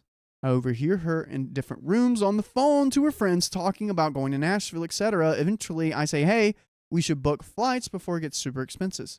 And lo and behold, she gets weirdly mad and says she doesn't want me to come because it doesn't financially make sense for me to spend $400 on a flight when we rent to pay. It also makes no sense considering how much I make / how much I saved. We have a small argument about it, but I let it go. We don't talk about the trip again until yesterday when she's packing her bags. I was lying on the bed finishing something for work on my laptop. As she packed, she asked why I was being weird. I said I'm trying to concentrate, which I was, and then she gets disproportionately mad and says, do you think I'm going to do something with someone else in Nashville? Doy. She starts saying she can't believe I think that lowly of her, it's disgusting, etc. Meanwhile, I've been silently sitting there. I did not prompt this, but this looks like a red flag to me. I tell her, don't be silly. Of course, I don't think that, even though because of what she said, I'm not sure. Yeah, she's like, OP's like sitting there and is like, oh, Okay, wait. Here we go. Yeah. You think I'm gonna cheat on you? What? You think I'm just gonna go and sleep with someone else when I'm in Nashville without you, and that's why I didn't want you to come? I'm just finishing a work thing. You think that I'm leaving for 2 weeks and making sure I turn off my cell phone because I'm gonna cheat on you with my boss in our hotel room? That's what you think? No, I would never think that. Of course, you think that I'm going to send you home and make sure you don't get your green card so that I can marry my boss? It's like an evil villain explaining their plan right before they do it. That's what you think? That's what you think? Oh my gosh. Yeah. Anyways, I Yeah, drop that's her what I off think. at the airport this morning. She goes to Nashville. All is well. She texts me a few times during the day. She's usually very responsive to me on her phone. She's constantly on it to the point to where it can be annoying. She gets mad at me when I don't respond to her fast enough sometimes. So she calls me to tell me that she's going on Broadway, Party Street in Nashville. Great place to go. Had a blast there. Ooh, I want you to also, take sorry, me. Sophie. Huh? I want you to take me. Dude, let's Because go. you know your way around. Kind of. Not like super much, but it's pretty fun. Let's do it. I've never been. It is. I've never amazing. been like. I want to go line To the south, dancing so. and everything. Dude, it's a I wanna hoot. go. Let's do it. With some people from her company's New York office that she just met, I say, have fun. Usually she's always texting me and updating me to let me know she's safe, but tonight, no. By the way, tonight, after this story's done, you can go to your favorite podcast platform, which those platforms could be. Okay. Which those platforms could be. Spotify, Apple Podcasts, or iHeartRadio. And you type these special 11 letters in a row. OKSTORYTIME. Which spells OK Storytime, and there will be waiting for you. How many stories? A lot. A lot. How many stories we got? How A many lot. stories we got? A lot. Waiting for you right there. She doesn't know 21. Sorry. Oh, that's right. That's I was right. spelling There's a that. song that goes, how does it go, Keon? How many bands do I got? A lot. How many? It's like how many cars do I got? A lot. Yeah. Got you. And yeah, I'm just gonna finish it out. Let's do it. We already know what's gonna happen. We already know where I this just train want is OP to get going. his green card. Right off Yeah. the cliff. Yeah. I know. If OP doesn't get his green card by the end of the story, I'm gonna be like, It's a what, horror. what was it? This What is was a it? horror movie. Yeah. What was the point of this? Yeah. I can see her location in nightclubs. I text her to give me a call when she's walking home, so I know she's safe. I don't get a text. I see her walk back to the hotel. I've texted and tried calling multiple times, getting sent to voicemail. It's been about 2 to 3 hours since she got back to the hotel. Still no word from her. We all know what she's doing. So yeah, I'm here typing this in the early hours of the morning, lacking sleep. So forgive me if this post seems a bit of a mess. It absolutely does not. I've just reached a breaking point. How do I deal with this? Is this relationship salvageable? No, Keon, of could you course check real quick if there's an update or Like, something? Obviously, this relationship isn't salvageable. It hasn't been salvageable since you found out that she cheated on you. Yeah. But you know what is salvageable? Your green card. Yeah, dude. How far away from it are you? You were so. You've got to be close. You got to be close. You got to be close. I feel like he's a year and a half out. He's got to be. A year and a half. Could go- you do that for a year and a half? We haven't even been in this house for a year and a half. Ooh. Yeah, It's a lot. a That's year and a lot. half. It's a lot. We haven't even live streamed for a year and a half. That's a long time. That We've is a been live streaming for maybe time. a year and A year and a half is a 2 long months. time. 3 months maybe. If it was like, I don't know, if it was like 3 months, I'd be like, stick it out. Nothing. This is the But a the year and a most half would be recent long. the most recent update, or the Nashville update, is from like almost like a little bit less than a month ago. Oh wow. So he's nothing since then. Yeah. Sam Chan says if he's only half a year in, I just quit. Yeah. yeah. It's like don't do another year and a half. You know. But but like he should have just quit and went so he sees grandpa. I know he should have done that. Should have done that. Dang. Oh. Gosh. He's got to just grit his teeth and just bear down. Yeah. Like this is like you're Sadly. you've made it this far. If it was like the beginning, sure. But if you made it this far, Yeah. get your green card. True, Whatever it true, takes. true, But true. we got some donations. We do have some and donations. A wheel spin. And a wheel Couple. spin. And a How many couple wheel wheel spins do we spins. have? 2. Two. 2? Yeah. Goodness gracious. Can you do the donos and then head out, Keon? Is that okay? Yeah. it's fine. Perfect. All right, cool. You want to give me some? Sure. Dono time. We got to get some music to do this behind. Dono time. It's dono time. All right, here we go. Delina Doomcat, thank you for being a member for 2 months. Love you guys. But fun fact, you can get heat stroke from room temperature. So I am team put on a blanket. That's Wait, towards you. Delete heat Doom stroke? Cat. But why are you putting it on a blanket? You don't Delina even. Doomcat. No, Oh, she's she's telling me. telling Thank you. Delina Okay. Doomcat. She's on our side. Delina Doomcat. Purple Trader sent in 99 cents, smiling with horns. Purple Trader, thank you for the $100. Tee. Purple Trader with another $100 just to see Riley smile. Kuro Love, thank you for the $25. Love you guys. More chaos. Golly. Mariah Rain has donated $10. That's a good book name. Don't tell anyone, but you two are my favorite storytellers. Wait till I tell the other two storytellers when I come in here. I'm telling everyone. Gonna tell everyone. Thank you. Cat 5617804. Thank you for the $2. Riley is Percy in disguise. I really could be. Dude, I'm jealous. I want to be Percy. I've always wanted to be Percy. I always wanted to be Percy. Here you go.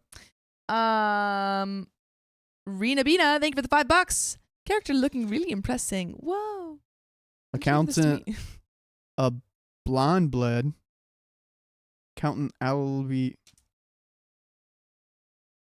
Accountable I want to say enabled.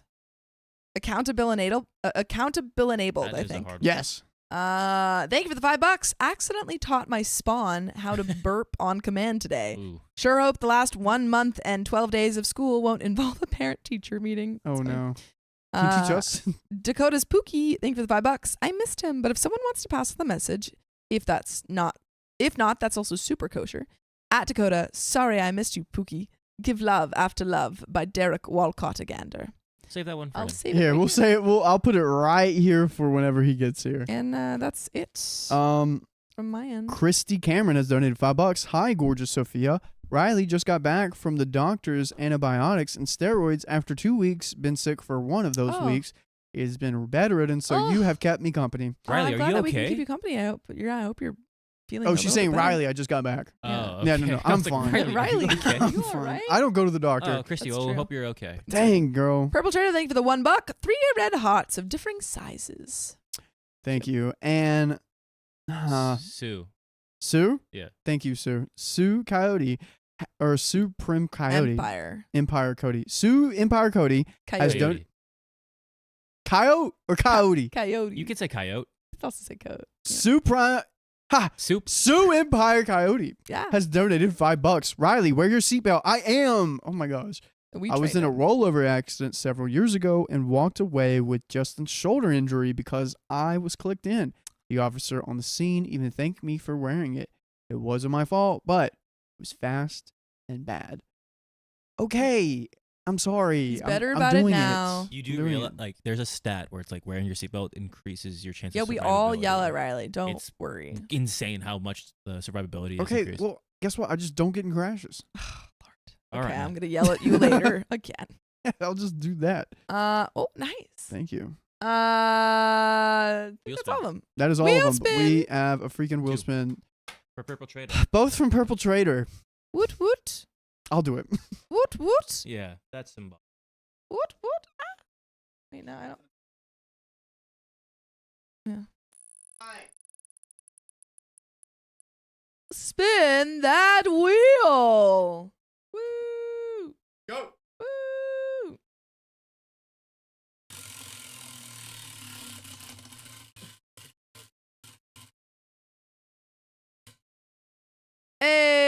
Hey. Hey. What? This move. No, it was that. This used to be green. Who moved this? Dude, that's been like that. This has always been green. Since I did it, that's how it's Who been. moved this? Dude, since I wrote it, it's been like that. Stop gaslighting me. Another one.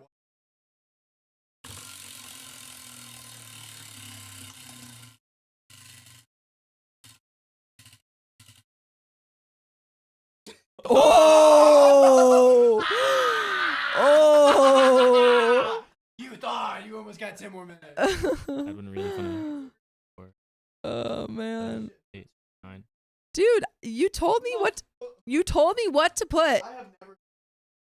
And you're so silly. Tag me in. Oh, is it my time to go make dinner and get my nummies in? Who's that? Hey! Woo! Because who has freaking purple hair Purple now. hair. Just for you, Purple Trader. purple.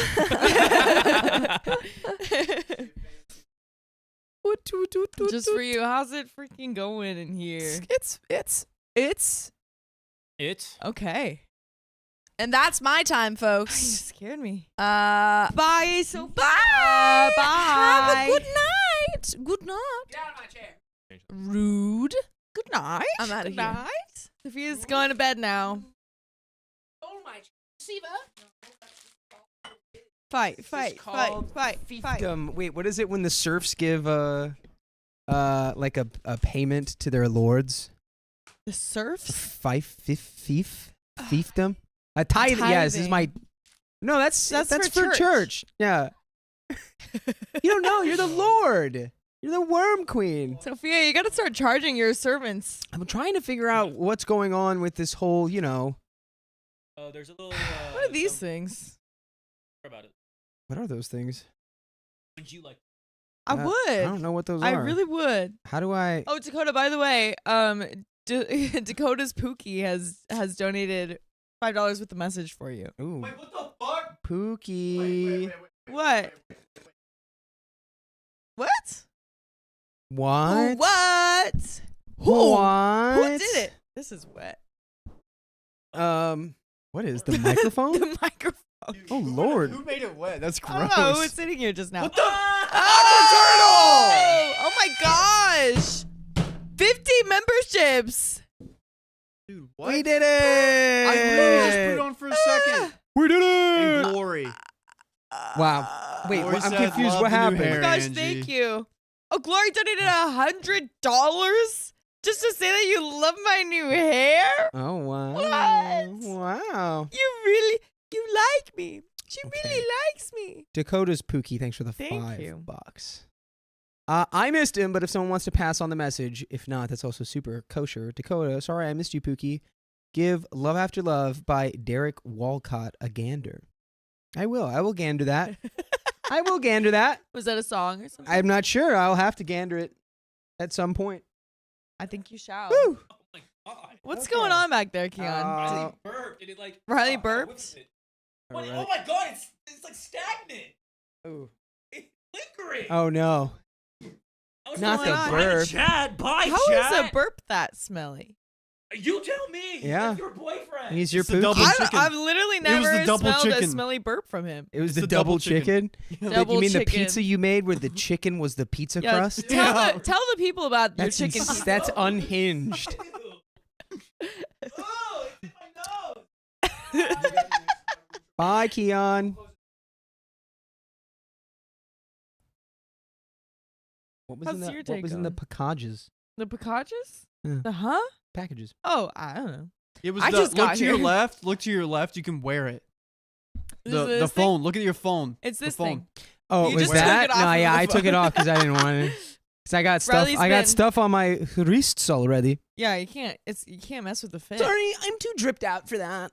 My bad. This is cool though. What the heck? Who wants to read? Or who's This reading? is so I fancy. believe I'm reading. Yes. Sure. No. Yes. I you just read. got Oh, here, yeah. so You it read. could be either of us. Yeah. Up to you, my Well, guy. I made the title for this today, and it's my favorite that I've ever made. Oh, okay. Well, then you deserve to Yeah. read it. And this is also direct from the subreddit, What? What? which means one of you. What? Are you serious? It's one of ours? you.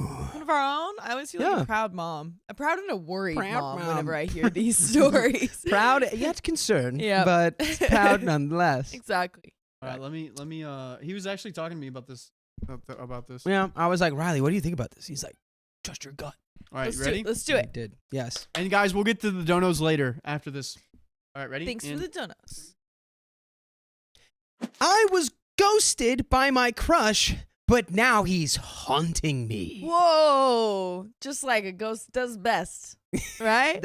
He's a perfect ghost. I, 27 female, recently found out that my boyfriend, male 32, Mark, is friends with my online friend, Jeff, male 31. I have a Facebook account, which I just use for memes and tagged my friends and family in. Yes, I still use it. Over time, I began to add people and accept friend requests from other people, some who I don't even know. And by the way, this comes from user Entire Scheme 6120 from the r/OK Storytime subreddit. And if you want to submit your stories, go submit them there. Woo. So, I don't accept everyone's requests, as I sometimes don't check them. I still have requests from people dating that go back years. I don't accept everyone, and as some people, mostly guys, like to message me, and I don't reply back. I don't even know when I had Jeff send me a request, but anyway, since I don't have Messenger, I don't receive pop-ups like other apps, so I have to go in the message tab to check who sent me the messages. About last year, Jeff sent me a message. Since I don't have those pop-up notifications, I didn't know that he had sent one. He sent one in January, which I didn't see, and one again in February, which again I did not see. I only saw the message he sent in March. At first, I was going to tell him that I have a boyfriend and don't talk to guys because my boyfriend didn't like that, which I didn't even have one back then. But I decided to continue the conversation to be nice. We exchanged numbers and we started talking on WhatsApp. I didn't know what Jeff and I got. I didn't know that Jeff and I would get along so well. Before long, we were talking daily and phoning each other daily. He lived about 30 minutes away from me in another city. Jeff and I really got along, and it felt nice for once, since most guys I've dated were dummies. It felt very refreshing. I liked Jeff, and we planned on meeting up, but I chickened out because of my insecurities. Oh. Dang, it do be like that though sometimes. Yeah. I was a bit overweight and needed to lose some weight, but I was lazy and exercising stinks. I started gymming last year, but I wasn't consistent, so no results yet. Jeff and I talked for about 3 months, and I get that you get bored talking to someone and need to put your face to that voice, and I get you can get bored talking to someone and you need to put a face to their voice, although we do know what each other look like. Jeff was a dork like me and very funny. Like I said, I liked the guy. But then something happened. Jeff stopped replying. Uh-oh. What's going on there? Jeff's pulling a little Danny Phantom on you right now. Ooh. So, this is a major turnoff to me. But I know that life can get hectic, but these days turned into weeks, and he would send a message once a week or reply to my WhatsApp status. This sucked because I really thought he liked me too, so I was ghosted apparently with no reason. It felt weird, and maybe he got a girlfriend or something. I don't know. Then a couple of months of only communicating once a week or so, I decided I wasn't going to reply to any messages that he sent. The infatuation simmered away, and I didn't care that he wouldn't send a reply to my messages anymore. When he sent a message, I didn't even open it. I just deleted it. Good for you. Oh, yeah. That's hard to do sometimes. I Good know. job. Said, deleted. Done. Honestly, that is my number one ick. Since, like I said, I struggle with insecurities, thoughts of him making fun of me or laughing about me went through my mind, though I don't make it known or other people's problems but my own. Oh, pobrecito, poor baby. Oh. I get it. Sometimes we think people are making fun of us, but it's like, you know what? Like 98% of the time, they're not. Yeah. Because sometimes people do be making fun of us. But it also doesn't matter. Exactly. Okay. Jeff did send... sorry. I had to itch my nose. How dare you? Jeff did send 3 more messages after that, but I never opened them. It was all just replies to my statuses. I started to focus on myself. I went to the gym regularly and started having healthier habits. I got my life in order since I was a procrastinator and very disorganized. This was my New Year's resolution, and the results have been amazing. I started feeling amazing for myself, and my life seemed better. I was depressed before, but no longer. In the new year of 2024, Mark followed me on Instagram, and I followed him back. Ooh. I don't have a lot of followers, but I saw that he follows people I know personally, and they follow him as well. He sent me a DM, and we continued to talk. He also happened to be living in the next town and asked me out on a date, which went amazing, and we had a great time. We started seeing each other more regularly, mostly on weekends because we both work 9 to 5, and between work and the gym and my part-time work in the evening, I was tired on weekdays. That work-life balance do be hard to come by. Absolutely. But weekends, I was free. He met my What was that for? What was that? Is it just lagging a little bit? Yeah, it's lagging. Okay. So, But weekends, I was free. He met my family, and I met his, and then he asked me to be his girlfriend, and I said yes. Baby girl. My girl, you want to be my goify? My goify? So he met my friends, and I hadn't met his yet because I was busy the times that they weren't, and they also work, which is good. We should all be working, right? Yeah. Yeah, Sure. yeah, we all need to work Sure thing. to earn our place. No, I'm just kidding. Okay. Sorry. Contribute to society. So, he decided, Matt, that is, right? Wait, was that it? That was his name, correct? Oh, shoot. Did I mess up? Mark. Sorry, Mark. Mark. Mark. Yes. Think Mark. Mark. Mark decided to have a gathering at his place last Saturday, and I took my friend along. She knows about Jeff, but I never showed her a photo. And at the gathering, he said that his friend was running late. Then I went to the bathroom for a while. When I was in there, I heard some commotion and knew that someone had come in through the front door. I was in the bathroom near the front door. And when I came out, because he was walking in, I knew it was him. We haven't met, but I saw pictures of him. I was stunned and could not move. I ran back into the bathroom in distress and called my friend on my phone in the bathroom to come in there. And she came in, and I told her that it was Jeff. Oh my gosh. It was Jeff. Jeff out there. Oh. That's him. I didn't know what to do, honestly. He knew what I looked like, and although I had lost weight and looked different, I still posted pics of what I looked like now. So then my insecurity started to creep in, and I was suspicious of my boyfriend.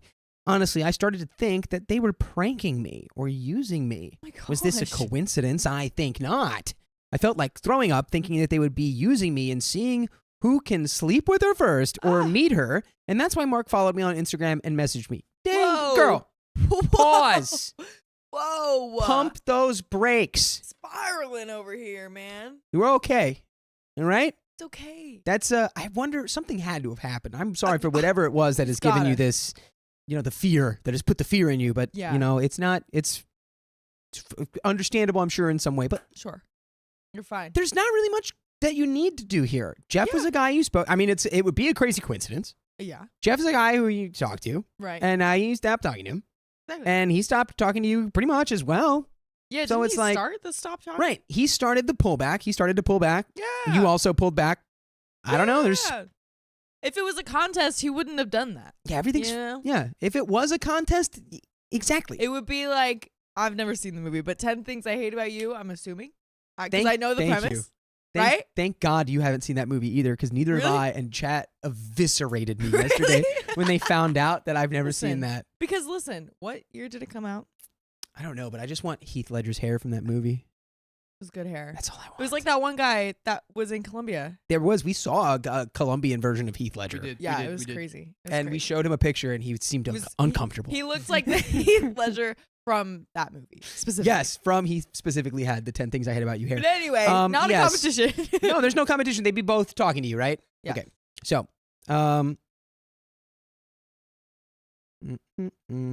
okay, so we stayed in the bathroom for 10 more minutes, and Mark sent me a message. Might be a little too long to stay in the bathroom while being inconspicuous. Yeah. You've become conspicuous in You've there. crossed that line. So by that time, I'd already been in the bathroom for like 15 minutes, and the only thing that I could think of to do was to update my WhatsApp status with a video I took earlier.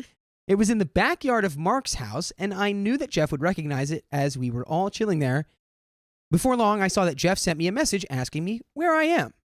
I didn't reply and just went out to the backyard.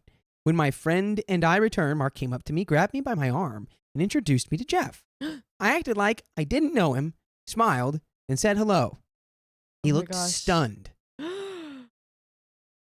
This is a rom-com. I'm loving it. Arguably kind of funny. yeah. Because imagine being Jeff Yeah. and you literally message her, where are you? Like, I imagine in the context of like, I saw you Yeah. walk out of that bathroom and then go back. Where'd you, like, what's up? What are you doing in there? And she's like, hi, it's so nice to meet you, person I don't know at all. yeah. So, he had looked stunned. Throughout the evening, Jeff was looking at me and trying to start a conversation, and I ignored him. but subtly, so that no one knows but me. I don't know, girl. I think maybe the 25 minutes in the bathroom, or 15 to 20 minutes in the bathroom, could have given it away a little, right? Yeah. No? Perhaps? Yeah. Huh. Like they're really probably just like she's in here thinking like, okay, I'm gonna like trick them. I'm gonna say that I'm like in the backyard, Yeah. but I'm actually in here, and then I'm just gonna go in the backyard, act super chill, and they're like seeing this whole thing happen, and Yeah. they're like, so I saw you go into the bathroom 15 minutes ago, post this thing, and then just like walk out, and like now you're acting like, you know, like it's just so like it's okay. You can chill out a little bit. All this is fine. Yeah. Right? It's like Jeff is a guy you talked to months and months ago. Now you're with this guy. Yeah. You just met his parents. Like, and Yeah. so he's friends with Jeff. It'll be like, oh my God, you won't believe it. I was talking to him. I talked to So him for a little bit. awkward. And then he ghosted me. And then what is he going to be like? You've spoken to another man? Yeah. Like, come on. You didn't even meet in person. You're Yeah. fine. You're fine. So nobody knows right now but me. I didn't enjoy my evening, and I just wanted to go home. I was originally supposed to sleep over, but I couldn't bear to be in my boyfriend's presence. I wanted to leave as quickly as I could. Mark could see this, caught on to it later in the evening. When I left, I didn't say goodbye to his other friends and went home with my friend. The ride home was quiet because my thoughts were running wild. When I got home at around 8 p.m., Mark sent me a message asking me if I'm home, and I didn't reply. The next day, he sent another message and phoned, but I didn't reply and never answered. I didn't put my phone off because I need to use my phone. Now, before we get into the rest of this, OP, I'm going to really quickly say that clearly we had that insecurity issue. Yep. We're kind of worried that there's a conspiracy against us right now between these two guys. Yeah. And I think that is a like thought process or a thought pattern that probably needs to be like looked at a little bit under a microscope by a professional, maybe like a therapist or like somebody we can talk to and work through these. Because that kind of reaction is like something that is going to get between us and our life. You know what I mean? Like that's something that's going to prevent you from living your life Really, the way really you is. deserve to be able to. Yeah, how I always think about it is like if you don't actually know what these people are thinking, like you're never gonna know unless you talk to them, first of all. And until you do talk to them, if you even ever do, then just make up what is in their brain. You know what I mean? Like if you're like, I always do that if I'm like wearing an outfit that I'm like, it's out of my comfort zone, but I like it. I like I'm walking out and I'm like, everyone's gonna hate it. Everyone's looking at me because they hate it. But then I'm like, what's the point? Like, I don't know what they're thinking. And they pass by. Cognitive reframe that. And you're like, everyone's looking at me because they're like, how is she doing it? Exactly. How So does she do it? you just make it up. Like, honestly, if I were you, OP, just be like, oh my gosh, they're both so crazy about me, and they like don't know how to handle this because they both are so in love with me, and it's like a love triangle. I'm in the middle of it. Yeah, just like make that up. Yeah, well, I mean, like Just literally, enjoy it. the reality we make in our own minds is like it impacts the way that we move through our existence. So, like, if your mind's telling you they're trying to make fun of you, like you're gonna move one way, but if your mind's telling you that they're both hopelessly in love with you, then you're then gonna it'll feel do something great. else. You're gonna feel amazing. Okay, now I have not talked to Mark as of yet, and Jeff sent me another message. It's been a couple of days, and now I'm sitting here thinking of breaking up with Mark and blocking him, but I don't know what to do. I feel like my life is spiraling out of control, and there is an edit here. Okay. Jeff and I may not have met up, but we did send some spicy texts. I was being a human one day, and I told him everything that I wanted to do, and vice versa. Whoa. And I don't do that, but it felt nice, and the anticipation of meeting up fueled that. I initiated it all, but he was into it. I felt awkward seeing Jeff and thinking that he knows so much about me and what we discussed. It almost felt like meeting your ex who's friends with your boyfriend. We didn't exchange pictures. Should I tell Mark or just break it off? What? You want to break up with Mark just because you don't want, because you talked to his friend? So of course you should tell Mark. Yeah. Of course you should talk to Mark and be like, hey, so weird thing. Yeah. Me and Jefferoski over there, we've got a little bit of history. Right. If you make it a big deal, it's going to be a big deal. Yeah. But if you bring it up, just like, hey, by the way, so weird, so random. I like talked to Jeff. Like I did actually meet him. I just didn't know how to react in that situation. Yeah. But yeah, we talked. Nothing happened. Right. You can ask him about it. He'll say nothing Open, happened. Honest. We sent some spicy messages. Yeah. We exchanged colorful words Right. But through no, text, no but pictures, no visuals. never even met up. Yeah. But like, yeah, I think we need the root of this though is addressing like where these thoughts and feelings are coming from. Where is the perception that it's like I only have these two options? Yeah. Right? Either just cut Mark off Yeah. or like break up with him. Like Yeah. or I'm sorry. That I just misspoke, so ignore exactly what I just said. I just said that word Just wrong. Edit that out, everyone, from your brains. But the point is it's like, it's not like, okay, it's either going to be perfect or it's going to be the worst thing ever. It's like, there's probably like a middle ground where it's like, oh, maybe that is a little Yeah. awkward, but it's like nothing that we can't overcome. Yeah, Like, it's better to deal with it now rather than just running. yeah, Katie- don't just ghost him. Who was that? Katie Paladin? Can you go back on that? Yeah. There we go. Yeah, Katie Paladin. Sorry if I don't know how to say her name. Yeah. Kate's pal says, "Talk to Mark and Jeff. Come on." Come on. Yeah, okay, if Talk to him. If we're really going the rom-com route, right? So we talk to them separately, message them separately, plan a day for both of them to like, hey Mark, like let's go on a date to like this place, or yeah. and then to Jeff be like, hey, Mark wants to like talk to you, blah, blah, blah, or something like that. Oh, you want to And get then- them in the same place. Yeah, and then they both show up, and then you're like, all right, guys, I need to talk, and then it's like Yeah. dramatic for no you reason. kind of trick them. Yeah, exactly. In my head, you were gonna go like you have one guy in one restaurant and then another guy Yeah. in the restaurant like across the street, and you go like, oh, let me just go to the bathroom really quick, and then you just like sprint across the street, and then you're trying to like piece together like the Jeff, Matt, like Mark puzzle, which Yeah. Again is just a joke. Like if we were a rom-com, we'd be doing that. In real life, Yeah. don't do that. Just talk Don't to do that Mark. in real life. You don't even need to talk to But- Jeff. Jeff is irrelevant in this. Jeff is someone you Yeah. used to talk to. Talk to your boyfriend now, Exactly. and that's the only person you really need to concern yourself with. Exactly. Here's the update. It is the following week after the gathering, and I haven't spoke to Mark in 3 days. I got back to work and was swamped for a couple of days, and like I said in my post, I work a 9 to 5, so I'm always tired once I get home. I don't usually see Mark during the week because I'm mostly tired and lazy. Let's pump the brakes on the negative self-talk, okay, LP? Come on. And once I get home and my head hits the bed, I'm out like a light. Like a light. Okay. But we usually talk a lot on the phone. By Wednesday, I was feeling bad that I hadn't replied back, so I sent him a message to meet up. And we met at a cafe because I was scared if we met at his place that I would be booted out if the meeting turned sour. We couldn't meet at my place because I live with my family and we wouldn't have any privacy. I told Mark about Jeff and that I knew him, kinda, and how we were friends and about our conversations, etc. I also told him that I kinda liked him, but he had ghosted me. Told him about how I felt and how we were planning on meeting up and such. I also told him that seeing Jeff for the first time and finding out that they were friends really threw me for a loop. I basically told him how I felt and how I thought that maybe they were pranking me and such.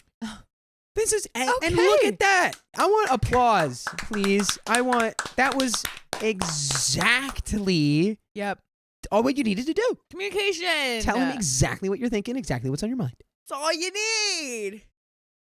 Mark was basically quiet the whole time, which I appreciated. He's a great listener and would usually just intervene when needed. It's nice to have someone to talk to without interruptions. He asked me if there was something going on between Jeff and me at this moment, and I said no. There you go. He also told me that Jeff hasn't spoken to him either.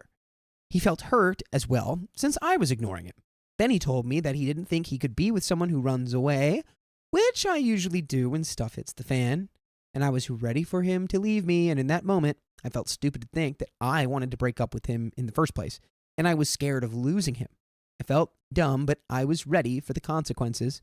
I also didn't want to get in between his friendship with Jeff, but when he took hold of my hand, in that moment, all I felt was love. Oh. This is a rom-com. This is beautiful. Oh my gosh. And then they get married and then like a 2000 song starts playing. Yeah. something. Something like Avril Lavigne. Yeah. Yeah. Yeah. Oh, he said that he never knew that I knew Jeff like that and that we would work through whatever. He still called me out because of my actions, and now I have to make it up to him by baking him cupcakes. That's perfect. Look, so we're there you being go. held accountable. Yeah. We're taking things on as a team. Yeah. I like that he's not just like, you're perfectly fine and did nothing wrong, because it's like, I mean, it was a little questionable chain from his perspective, certainly Right. like, what the heck's going Hiding on? in the bathroom. From your perspective, though, OP, it's like, Yeah. you got all this stuff going on in your head, you're Yeah. insecure, you're like, am I Going- being set up? A lot going on. Clearly up there. something happened in the past that is neither here nor there, Mhm. but this is right where we want to be, baby. Exactly. Look what happens when we have clear communication. Exactly. Mm, It's what we like to see here on Reddit. that's right. It's on what OK we like to Story see. Time. Whew, okay. Baking him cupcakes. Nice. He's also the one. Sorry. He's also the one that encouraged me to speak to Jeff and told me to work out whatever issue there is between us. So Mark and I are fine at the moment. Now, Jeff was something else. The following day, I sent Jeff a message. I asked him about his day, etc. Then he called me up, and I answered. He asked if I was really going out with Mark, and I said yes. He asked me if Mark was the reason that I wasn't responding to his messages, and I told him that was the reason. He wasn't replying to my... Wait. Oh, I'm sorry. He asked me if Mark was the reason that I wasn't responding to his messages, and I told him that he was the reason. He being Jeff. Mm-hmm. He wasn't replying to my messages and ignoring me. And I also told him that he made me feel insignificant after I basically bared myself to him, and I felt that I didn't need people in my life who don't reciprocate feelings, even after I've been trying to establish communication. Then he told me the truth. Uh-oh. He didn't reply to my messages because he liked me and didn't want to get attached because he was hurt in the past. Aww. Aww. This is Jeff, right? Yeah, and that's why, you know what, Jeff? Therapy All for of Jeff. these- Therapy for Jeff. Therapy is what Jeff needs right now. Because if we're, look, yeah, go. Were you going to say? Go I ahead. thought you were gonna say like he told me the truth. The reason he didn't talk to me was because he actually wanted to date Mark too. that would be And a I was great like- twist. I was like, what? Yeah. It's And like- he's like, he told me he stopped talking to me because he has a wife already. It's yeah, like, yeah. instead, he's like, I was actually like falling in love with you. And I was worried. Yeah, no, I think everyone just needs to work on themselves. Yeah. Hype yourselves up, people. What the It's- heck? It's when the last little thing here before I get back into the story, which we are nearing the conclusion here, but like the last, when our thoughts and our feelings, none of them are inherently bad necessarily. Yeah. But it's when they have an impact on us in a way that really affects our lives, like day to day, where it's like clearly this Jeff guy, Yeah. really liked OP, Yeah. but needs to work through something to allow himself to get to that point Totally. of like vulnerability. And it's because it's something that happened. Everything in our lives, the way that we move through them, it's because of something that happened to us in the past. Yeah. And sometimes we just need help working through it. Exactly. You guys can help each other now. Now that we've learned that everyone's insecure, you guys can Yeah. all hype each other up. Except Right. it does kind of make it more complicated if she's dating Mark and his best friend Jeff is low-key kind of in love with her. Another rom-com. There's a sequel. Yeah. Oh. Ooh, it's setting up the sequel, baby. Okay. So he told me the truth. He didn't want to get attached because he was hurt in the past, but he did really like me. He thought that if he didn't reply, then he wouldn't feel anything for me anymore. But when I didn't respond to his messages, I was hurting him. What? I'm sorry. But when I didn't respond to his messages, I was hurt. And for clarity, I would send messages and he would only read them, but reply to my statuses. When I sent messages after his reply, he would only read them. The next week, he would reply to my status, no reply afterward. Then the same week or 2 weeks thereafter, the same thing. I sent a response afterward with no reply. He also told me that seeing me with his friend hurt him and that he would rather distance himself because he can't see me. What's going on? Oh, God. I texted Riley. If you haven't gotten the chance, could you do me a favor? Get some socks for me, hee hee. No, you're The socks on Please, your feet. get those out of your hands. What do you mean? Oh God. What's wrong? Socks are It's on the socks. table. No, Socks are socks. They've been on your dogs all day. on your dogs Okay. all day. I've just been at home all day. Yeah, want my and your socks socks. have been soaking up that foot grease all so I day. want my picky. clean socks. Oh my God. Let's get back to the story. Sorry, feet but are you're cold. picky. Your picky is Kelly's just crazy. gonna give us Um, all the shirt off his back if we needed it. Okay. The socks off his feet. He's just so generous. Yeah, what a generous guy. He's so thoughtful. Okay. So he told me that seeing me with his friend hurt him and he would rather distance himself because he can't see me being with his friend. He said that it was supposed to be him, which is low-key a pretty wild thing to say about someone you never met. Not gonna lie. They'd never met up. Yeah. They'd only texted. Yeah. Me personally, I don't feel anything for him. So I don't know where I stood. I don't know if he's going to continue to talk to Mark and I don't want to come between their friendship. That was the gist of our conversation. So I don't know where I stand with Jeff and if he's going to talk to Mark and me. But by the way, you can listen. And you could talk as well, but we can't hear you. To full episodes with stories like this on Spotify and iHeartRadio and Apple Podcasts, wherever you listen to podcasts, just search OK Storytime. And there you will find just a beautiful mountain spring flowing with stories and good vibes and crazy juicy Just a drama. water bottle. And just one water bottle. How's that for Oh, you? whoa. Oh God, what happened? Yeah. Oh no. What'd you do? Oh, I lost. Dakota! It disappeared. What'd you do? It disappeared on me. What? Fix it. Fix it. Oh my please. God. I'm trying. Hurry. Okay. Hurry. ah. Is that what I do? Yes. Okay. Please. Stop. Please. Hurry. Okay. Here. Okay. We're almost back. Yeah. Oh my Dude, oh my God, No, you no, no, no, got no. it. Just go to the read thing. You don't have to go through Notion. Just go through the read What thing. are you talking about? Go to the other app. I did it. It's gone, Riley. That's the thing. That's the problem. Gone? I'm gonna get socks. He unalived it. You're gonna get socks. Yeah, he's gonna. I give need me your. socks. What if I need your help, Riley? You gotta figure it out. Wait, You're on your I'm in the own. host section. It's not doing anything right. Oh my God. No. Technical difficulties, everyone. No. No, just keep going. It's okay. You can do it. Dakota, it's okay. I believe in you. Look Dakota? at it. It's broken. It's not I doing never things understand right. this thing. Oh God. I feel like such an old lady whenever I have to use this Okay. app. Well, I'm looping back into the story because I remember Yeah. the details. The only person in the story that I feel may not need therapy is Mark. Yeah, Mark is just like in the middle of all of this. Yeah, It's Mark like, seems like pretty he like took that well. He's like, hey, I don't like the way that you kind of like disappeared and didn't talk to me for 3 days. Yeah, However, now that you've explained, I get it. That was weird.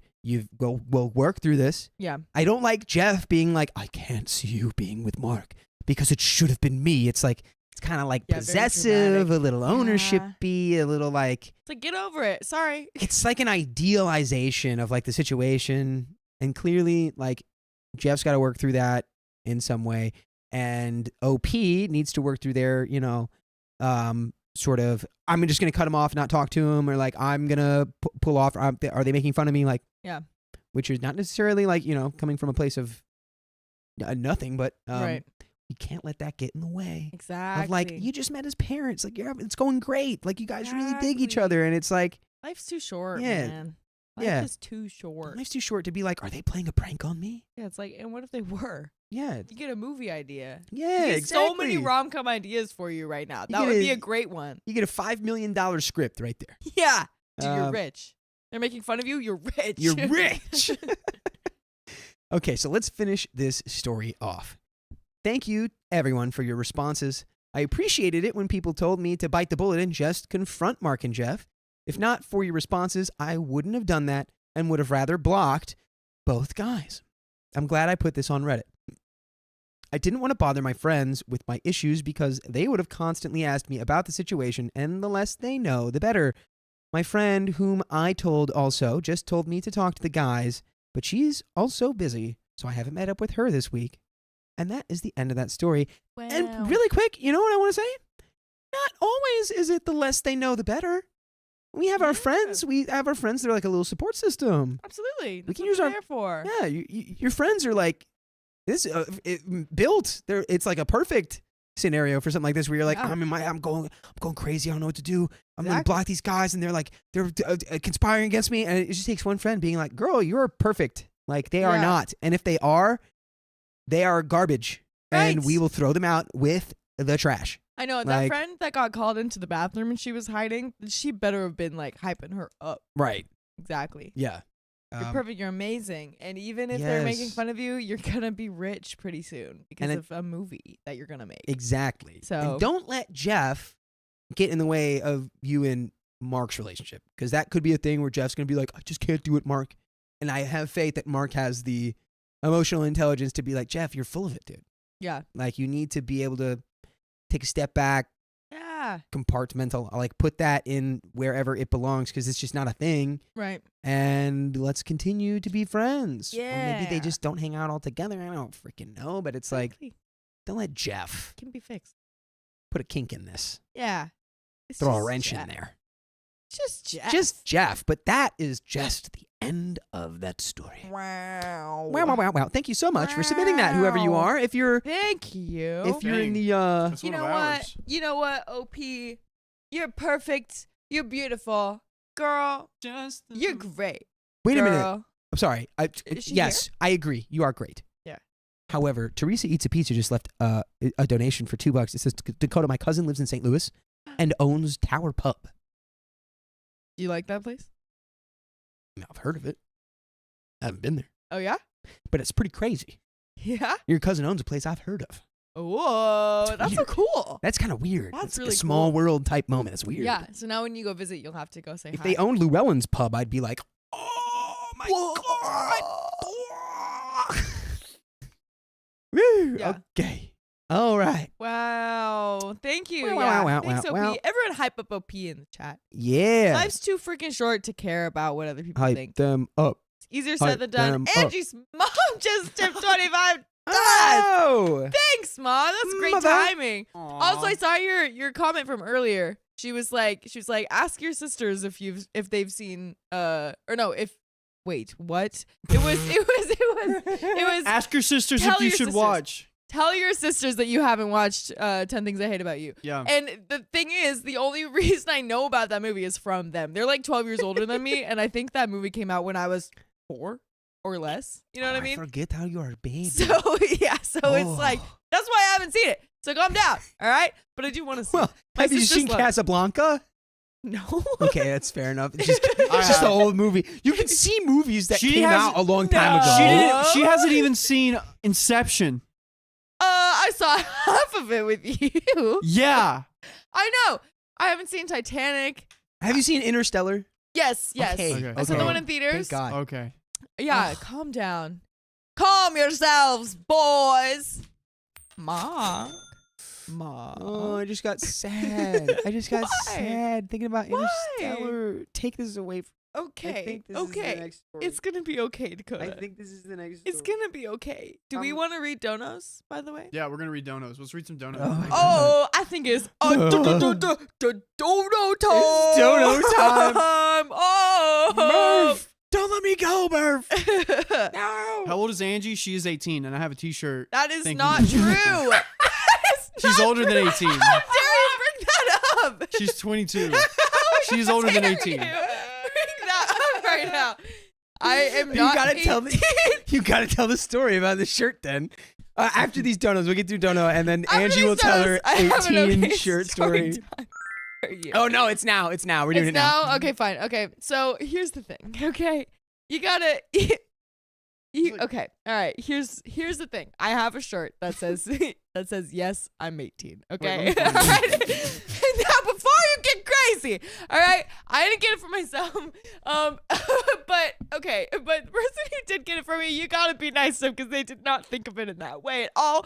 Because that person that gave it to me was my brother. So calm down. Okay. Here's what happened. Ah, that's me. It's a good sleep sleeve shirt because it's just big and comfy. Oh God, okay? that color scheme was So- pretty concerning as well. Yeah. So apparently, my cousins. Why did your brother keep that shirt? I Yeah, didn't know I'm it was about from to your explain brother. it to you. I'm about to explain. Be nice. He didn't mean it. He didn't mean it. Okay, and he was embarrassed. He was embarrassed. Okay, I'll get there. You're spoiling it. Okay, you're spoilers. So here's the thing, right? I've got 3 cousins, brothers, all brothers. They're like the cousins that I'm closest with, the ones I would see the most often. Okay, apparently they had a shirt. They're like older than us too.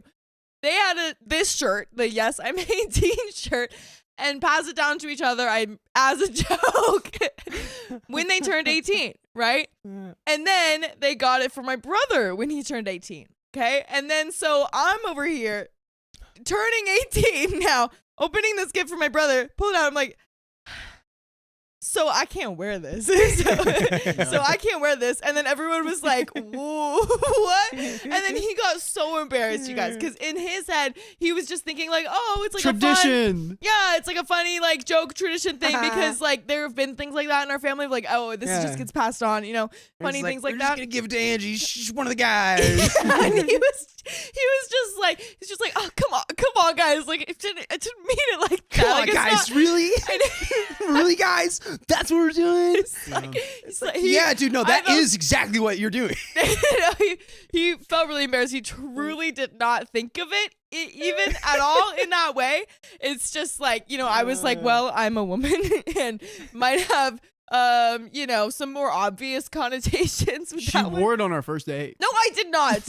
No, I did not. I have never worn. Do No, you I have did. do you have a photo of us on our first date? No, but you know what I Okay, do well, there you have? go. You know what I do have? I have your scrapbook where you drew a picture of my outfit on the first date, and it was not that. When's That's the last so time- when's the last time you checked cute. it? What do you mean? When's He's the last like- time you checked it? When When's the I last time when you I checked that? got it, When you got it? Okay.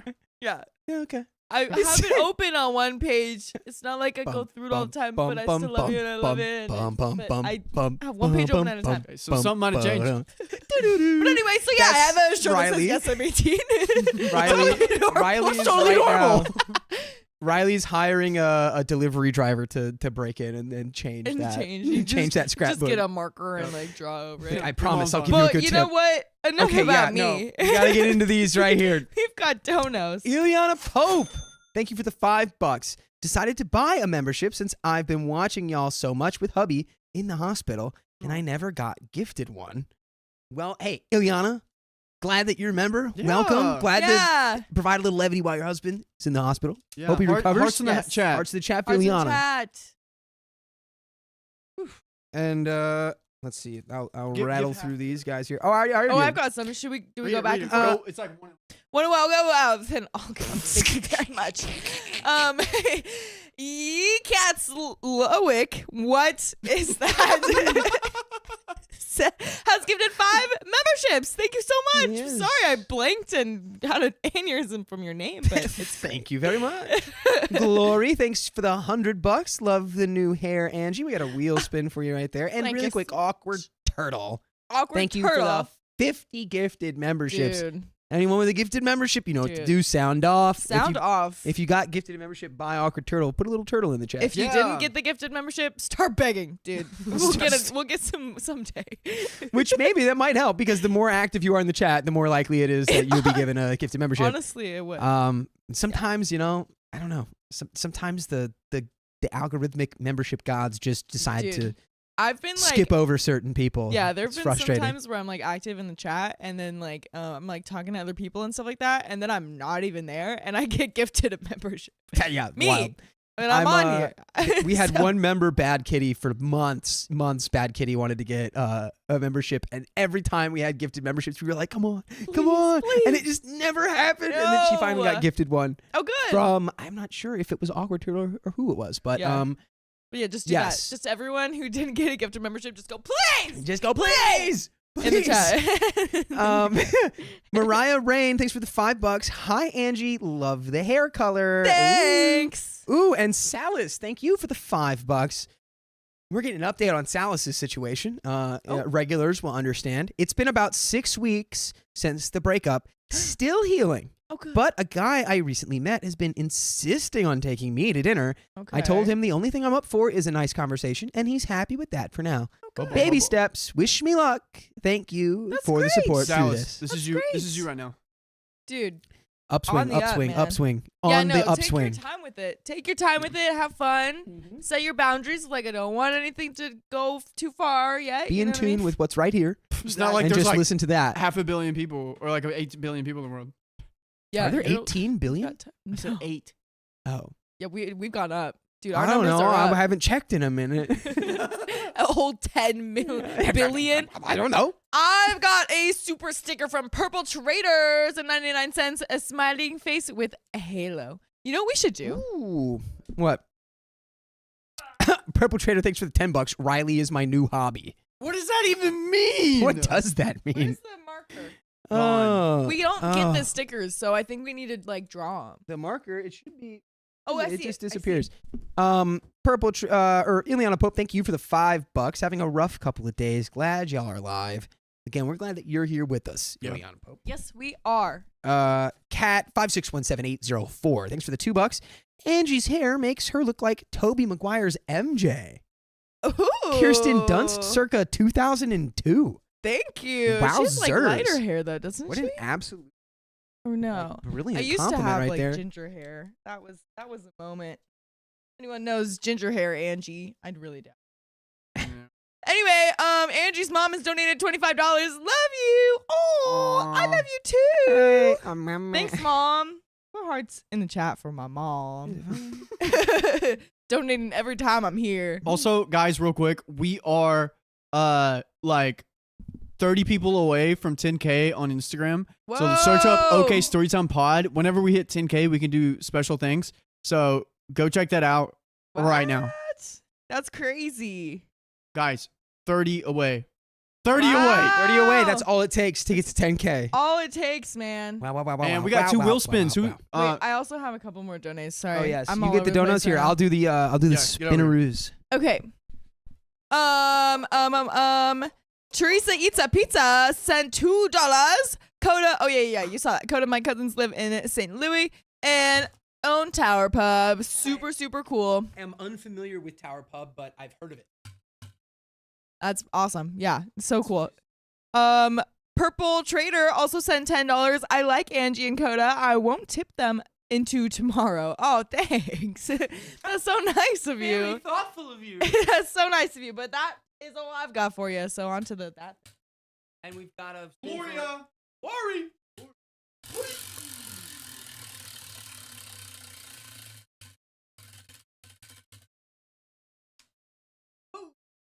1.5. What? Try to give the. Awkward turtle. For awkward turtle. Awkward turtle.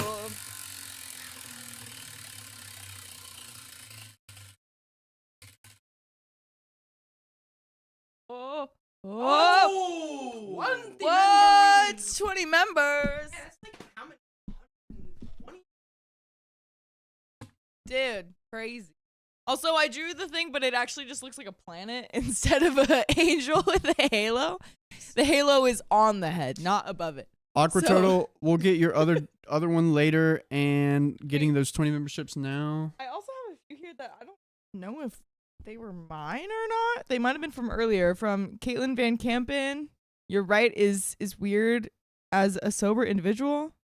Does it sound familiar? to Yeah, anyone? that's what we were talking Okay, about. we Vegas. already- I'm pretty sure we've Okay. read all those. So maybe it was like- okay, yeah. And we've got these right here. Anna Moon. Did you read Miss Woozy's and Heidi? No, Vincent? read those. Miss Woozy, thank you for the $5. As an Angie, I'm inspired by your new hair color to dye my grays into something fun. What do you suggest? Do it. Well, I mean, I really appreciate all the comments in the thing. Some people have been saying Auburn is purple, pink, but thank you. But I say that. Dude, just match me. Let's just be twins. Let's Also, be let's be twins. Twins. We got. Oh shoot. We did 10K. Oh, and Heidi What? Vincent Heidi just- Vincent did 2. Back to What? back 20 gifted memberships by Heidi Let's Vincent. check if that was a mistake. No, that wasn't. That, That wasn't. That was not. Wow. And now that's another 15 Ileana right Pope. there. Dang, Yeah? man. Thank you. Another 15er. Oh my gosh. Hot dang. And Purple Trader with the $20. They're $20. Purple classic. Trader, man. Purple Trader as always. Purple All right, Trader, you are this planet. Unflappable. This planet, but this Halo planet. This is you, man. Halo Planet? Did someone say Halo Planet? I did say that. I I didn't mean let's it read like this next that. story. Who's reading it? I'm not talking about that, Dakota. It's, I think. It's me. I think it's, Angie with the auburn hair. Heidi, you're on the list. I don't know her. I Actually, don't know used her. to have auburn hair. I freaking loved it. I know Angie with the purple hair. But purple hair. All right. Okay, Ready? are we ready? Yep. Oh my God, purple hair Okay. for Purple Trader. I just realized. My sister. Oh, yeah? Oh, I'm sorry. Oh, yeah, here we go. Okay. Oh, yeah, here we go. My sister called me lazy for wanting to pursue my dream. And that only makes sense if your dream is to do nothing. Yeah, let her live. Nice. March 27th, 2025. This was recent. For background, I, female 28, have been working for a bank as a processor for the last 10 years, and while I know I'm lucky to have my job, my working pattern is good and I have the option to work from home. The job itself is boring and can be stressful, and it's not what I want to do with my life. I could never decide what I wanted to do when I was younger, and instead of going to college, I decided to work and gain experience for maybe a year or so until I could make up my mind before returning to higher education. That's a smart move. But I got too used to making money and never did. By the way, this comes from a brilliant novel 8385, and if you want to submit your own stories, go to the r/OKStorytime subreddit. I love that. I'm just sorry I got too used to stacking this bread. Yeah. I never got around to got it. too used to like flexing on you Yeah, I was- guys. Too busy to making these checks. Yeah. Sorry. So fast forward 10 years, and I've come to the conclusion that what I would like to do is write books full time. I've been writing and self-publishing for a few years now. Excuse me. God bless. I Dude, coughed. hey, come on. I can't. Stop. You're faking it. Yes. There was something in my throat, but then it was too awkward to like. I had to hype it up to make it not awkward anymore. Over dramatic. Yes.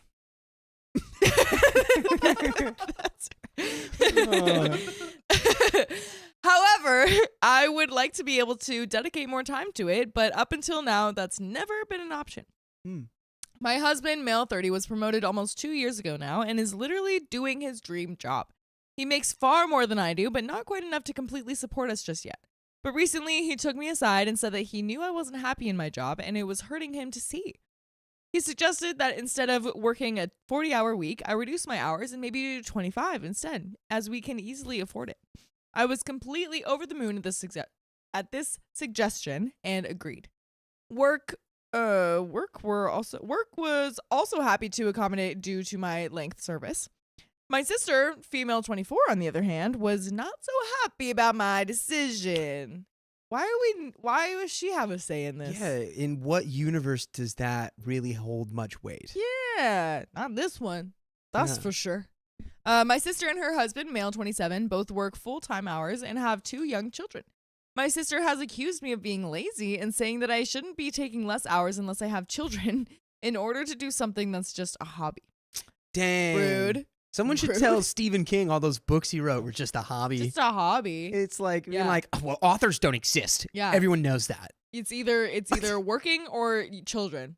You know, you can't make time for hobbies. Also, being like writing a book is just like you're being lazy. It's like, dude, that's hard. It's hard to write a a book. lot of work. It's Yeah. not easy. Yeah. Come on now. Ugh. She says that even she has to work full time in order to raise her children, and that me not feeling like working isn't an excuse to sit around the house and do nothing all day while my husband is out making money. Damn, is OP's sister like extra jiggly? So what do you Because mean by I'm that? feeling like she's pretty jelly right now. Oh, I'm yeah. feeling like she might be a little jealous of the Yeah. situation. Must be jelly Yeah. because jam don't shake. Ooh. That's from RuPaul. Anyway, but Give the credit where credit's due. yeah. No, she's so jealous right now. Yeah, She's 100%. so jealous. She's Jelly Belly. What was no? Okay, never mind. I'm blanking. I was thinking of something. Yeah. Okay. Anyway, I've told her that I've worked nonstop since I was 18 years old, and now finally know what I want to do with my life. Which got me the response that if I took more initiative to find out before now, I could have been doing what I love professionally for years instead of just starting out. Girl, well, why didn't you just think of that earlier? Why didn't you just figure it out earlier? Like, well, I don't know. Damn. Oh wait, I I'm don't sorry, know. that was us. Oops. Yeah, it's just crazy. That's It so doesn't make any silly, sense. silly Billy right here. Yeah. This is where I think I might have been an a-hole. But I basically told my sister that while I could sympathize with the fact that she has a lot on her plate, it's not my fault that she has children and I don't. Yeah, period. Big facts. Oh, she's mad that you guys are dinks. Yeah, Dual income, no kids. yeah, Oof. yeah. Sorry. Maybe you should have thought about having kids before having this conversation. Yeah. Huh? At this point, she raged at me, saying I'm clearly too irresponsible to understand the sacrifice and dedication it takes to have one child, never mind two, and that if I want to be a part-time worker and write silly love stories, then I can go do that. It's like, well, yeah, I'm going to do that. You're like, yeah, you just go, that's great. Yeah, so It's- we're in agreement then. Yeah, like, so we're on the same page. Great. Mm-hmm. I've spoken to my parents, and while they don't think I'm in the wrong, they say I should be more understanding of why me and my husband being in a better financial position is a sore spot. So am I the a-hole? And there's an edit. I'm honestly overwhelmed by the response that this has gotten and incredibly appreciative of everyone's support, so thank you all for your input. I'm feeling a lot better about things now and less angry overall as a result. And we do have a slight update coming up, but is she the a-hole? What do you think? No, and the parents are also being a-holes right now because they're You like, think? well, you need to understand Yeah. why she's upset about the income thing. And it's like, no. She needs to understand that her being upset about something doesn't entitle her to behave this way Yeah. to someone like, I don't know, her sister. Yeah. Instead, that she should be supportive and happy that she's able to pursue a passion. Right. And like, Yeah. Because I do agree. I do agree that, like, with things like that, they can be a little sensitive for, like, anyone. You know what I mean? Right. Like bringing that stuff up. But at the same time, yeah, like, that doesn't excuse her response to that at all. 0%, dude. I had just a quick little personal reference. It's like, I was dating somebody. What was it? I was dating somebody and we were both actors, right? And Mhm. she had booked something. Mm-hmm. And like at first I actually was like really jealous. Yeah. And but then, it dissipated. But then I brought up, I was like, hey, I feel like I have to tell you, like, I got like really like I got really jealous about you Yeah. getting that. And Yeah. then we just like talked it out and it was Yeah. fine. See, that's But great. it wasn't like it needed to be like, oh, well, you need to be more understanding of why I'm jealous. Like, Yeah. that makes no sense. Exactly. Yeah. Everyone could just chill out. Just chill out, people. Yeah. But we have a slight update. I received a call from my sister's husband about an hour ago. For context, the argument with my sister happened on Tuesday, not Wednesday. He said that he'd noticed my sister had been off for a few days, but wouldn't tell him what was wrong. She finally caved today. He made it clear on the phone call that he doesn't agree one bit with my sister, with what my sister said to me, and that he's told her that she needs to apologize for being cruel and judgmental over what was supposed to be good news in my life. That's a great way to put it. Yeah. He didn't elaborate, but hinted that there was more to why my sister reacted the way she did. He also said he'd come over tomorrow with my sister so we can talk. Hopefully we can sort things out because I love my sister and ultimately want her to be as happy as I am in my life. The Am I the A-hole consensus bot? Wait, what? OP was not the a-hole according to the comments. Oh yeah, okay. But some of the comments are right here, coming right up. coming right up. Any second now. Just wait. There's comments on their way. And I'm going to read them. We have to let the dough on these comments rise.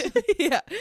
Commenter number 1 says, you are an independent married woman. Why are you seeking approval from your birth family for your marital and life choices? OP responds, I honestly didn't think it would be a big deal when I told them.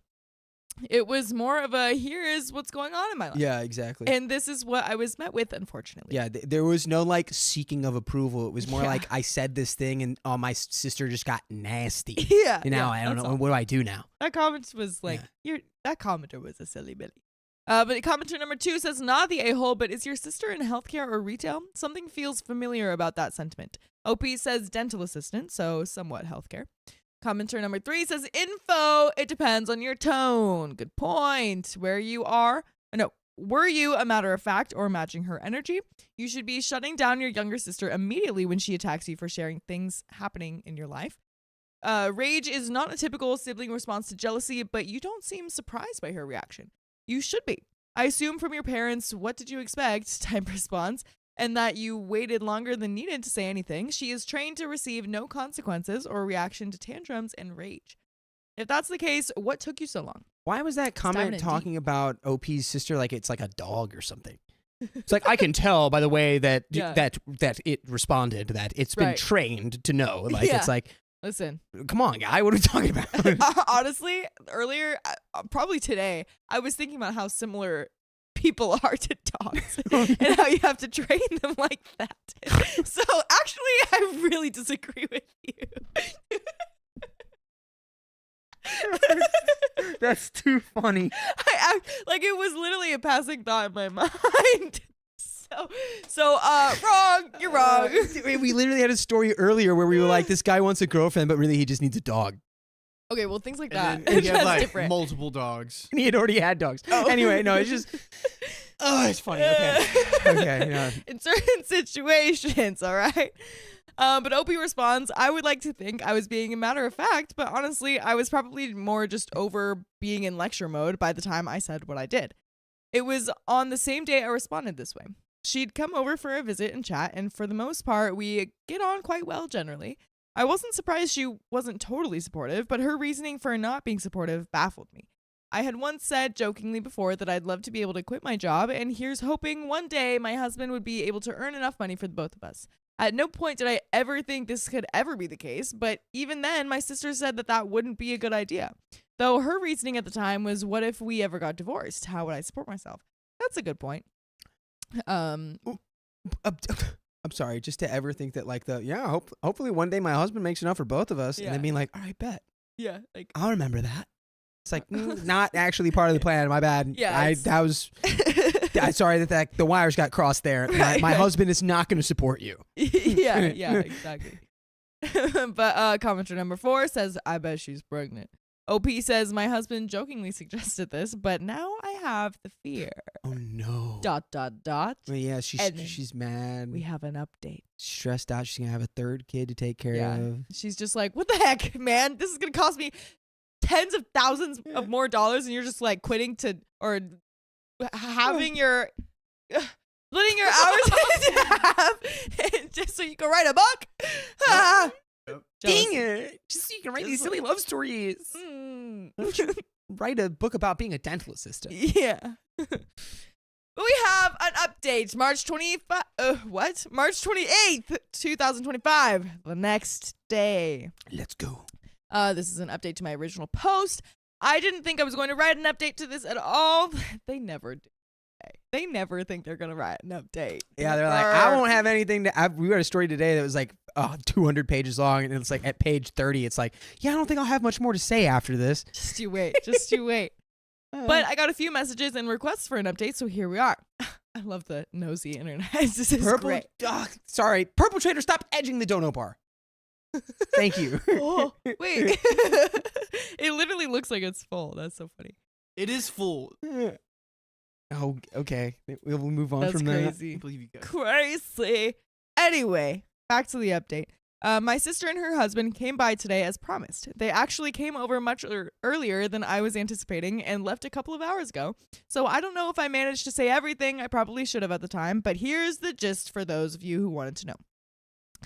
It didn't take a genius to see that my sister wasn't doing too well. She normally takes pride in her appearance and how she dresses, while I'm usually the one to prioritize sleep over putting on a full face of makeup. But when she turned up this morning, she looked as if she hadn't slept in days. She had no makeup on, and she was just wearing some loungewear. Not overly important details, except that she didn't look like my sister at all.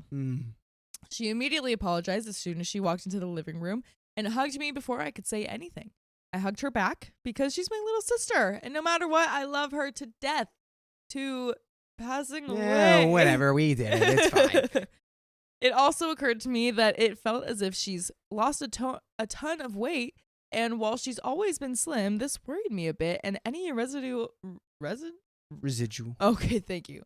And any residual annoyance I might have felt dwindled quite quickly. A lot of you guessed that my sister is pregnant with baby number 3. Sorry to disappoint, but this turned out to not be the case. As it turns out, my nephew, male 4, her eldest son, has been diagnosed with autism. Oh, okay. I thought that was gonna go somewhere else. That's why the tone. But you were like getting ready for something real bad. Yeah, no. It's like, oh, okay. It's like he's just like extra happy. Yeah. And has been having some major behavioral problems as of late. Oh shoot, maybe not. That's not too fun. He's always been a rambunctious kid and prone to a tantrum, but I put this down to him being a child and didn't think too much of it. Apparently, he's been having huge meltdowns at nursery school, leading him to being violent with other kids and members of staff. And it's led to my sister having to leave early from work on very short notice and has had to call in sick several times when he's in a bad way. Oh no. Due to this, Sorry. you're good. Due to this, she's been called into a disciplinary meeting, which might lead to a formal hearing, and it's really worrying her. She's also incredibly worried about what her son's life is going to look like and how much support he'll need moving forward. Her husband is there for her, of course, but he works a job where he needs to drive hours away at a time, so isn't always at home in the mornings when things are at their worst. His mother lives alone in another part of the country, and our parents aren't able to do a whole lot of babysitting as our mother still works and our dad has bad problems with his back. She acknowledges that her behavior was totally uncalled for, but that hearing about me being in a position to be able to cut my hours when she's worrying about even having a job in a couple of weeks really triggered her, and that she's been on medication for her mood for several weeks now, as it is. I told her that... Wait, you got something to say, Riley? I see giggling. Why are you giggling back there? I just thought of a funny joke. He thought of something real inappropriate to say. No. Something that might get you canceled. Is that what? No. I was just like, wait. I was like, man, I get some of that, so I could help some people out. You know. No. I'm on medication for my mood. Oh, you are? I am. Really? Fun fact, just a little. Oh. I don't really know exactly. Oh yeah, why. you are, dude. I totally forget. That's the alarms that wake me up in the morning. Okay. Yeah, to take my ADHD medication and that. I honestly don't fully know why I'm on that medication. But that's a separate thing. Sometimes doctors don't even know why either. It's like I had a friend who was given like a epilepsy medication. They're like, yeah, I don't know. For some reason, it seems to help your condition. You don't have epilepsy, but it helps with this too. So. Yeah. Well, you know what's actually kind of funny about mine too is like he was diagnosing me for ADHD, and then he was like, we're also gonna give you this thing for like mood stabilizer and stuff because I don't know. I was like going through a weird time in my life then. But like not anymore. So I don't know. I guess it still helps or something. It might. But then he was like, just by the way though, like if you research it or anything like that, like this is a medication to treat bipolar disorder. But like you're definitely not bipolar. Like you're not bipolar at all. Not like, at all. Don't worry about that. Not at all. Like you're not it. But this does also treat bipolar. So I was like, okay. Yeah. Cool. Yeah. Cool. Okay. All right. For the record, I don't think she needs it. I think she's fine. You do great. Thanks, man. Got it. Appreciate that. Yeah, I don't know. I think you need some work. I think you could use a little work. Anywho, I told her that of course. Purple Trainer, I hate you. What did she do? Look, it's just Nothing. Just keep reading. Okay. Nothing happened. Okay. I told her that of course I understood how her position could be stressful and upsetting, but if she had trusted me with this info and confided in me as a sister, of course I would have been there for her in any way I could have. Oh my God, Riley. Oh my God. For everyone watching or listening, like we have a setup in front of us. And Ryan banged on the table. The entire thing was shaking. Yeah, the camera moved. The viciousness in which he slammed his table. We've been stuck at 35 minutes for the past 2 hours. It's okay. It's okay. Thank you, Purple Trader. Thanks, Purple Trader. Thank you for kicking us into another 15 minutes here. No Thanks, comment man. on Purple Thanks, Trader. Man. It's okay, Riley. She promised that she's not going to run us until midnight. Oh, yeah? Us or me? She promised. Us or me? Yes, just you. You just have to stay solo. Yeah. We get to leave. Yeah, No you're one actually else going to take plays over the this. stream solo style. Yeah. We should make a dono bar to just make that happen. Yeah, it's like if we get to like 10,000, Riley just has to do the whole stream for 10 hours. Riley just sits here until 1 a.m. And while there's a party going on outside, you just hear like loud music and laughing. And then it's just slowly Riley. Like, losing his sanity. Yeah.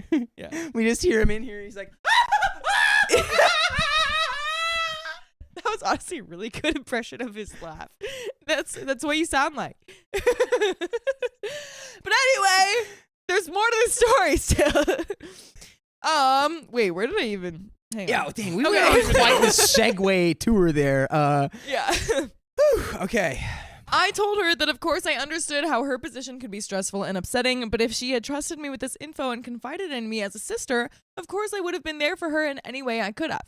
Her husband cut in at this point and assured me that they were both incredibly grateful for every time I and my own husband had helped them out over the years. And he didn't want this to be something that caused our families to drift apart. My sister agreed, and again she acknowledged her mistake and admitted that she feels like recently things have been really difficult for her while my life seems to be falling into place. She said that even when I was at my lowest, I still did everything with an air of confidence that she has always lacked, and that even when I didn't know where my life was going, I always held my head high and saw the positives, something she is really struggling to do right now.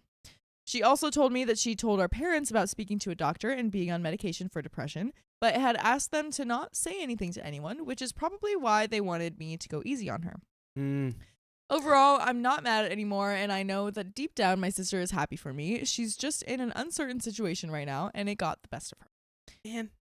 Mm-hmm. Yeah, but just before you talk to the people who care about you and love about you when you have problems and stuff. It's like, right.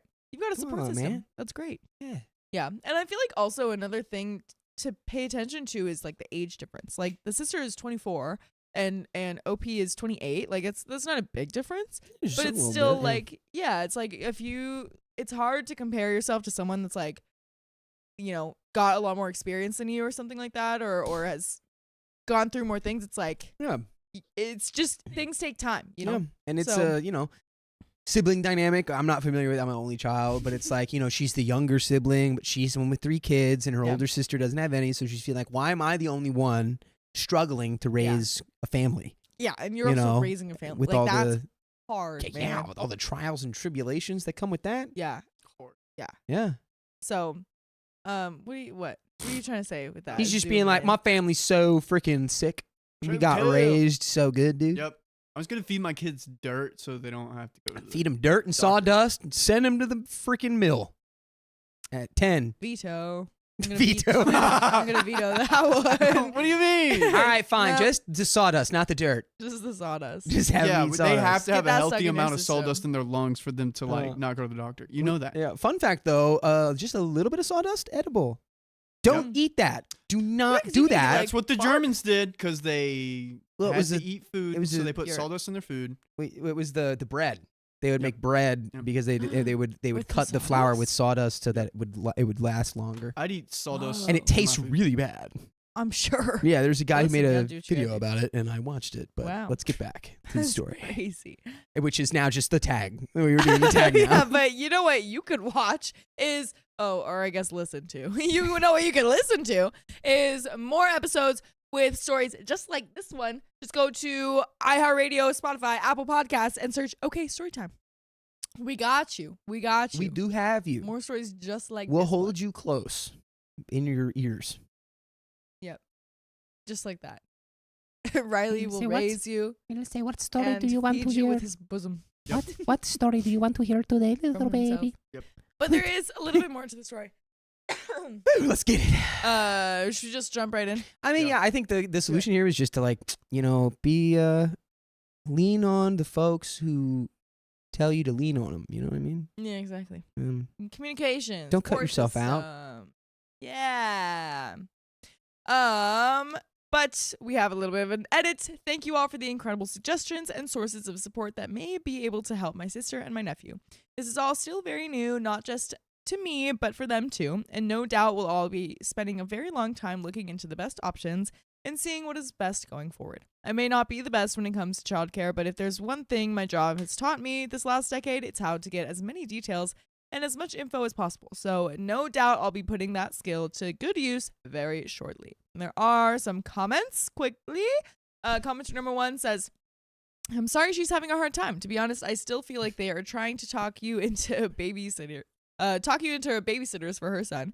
Helping your sister is important, but if they ask this, please think about what your means for your dream. What it means for your dream. What it means for your dream. Yeah, probably.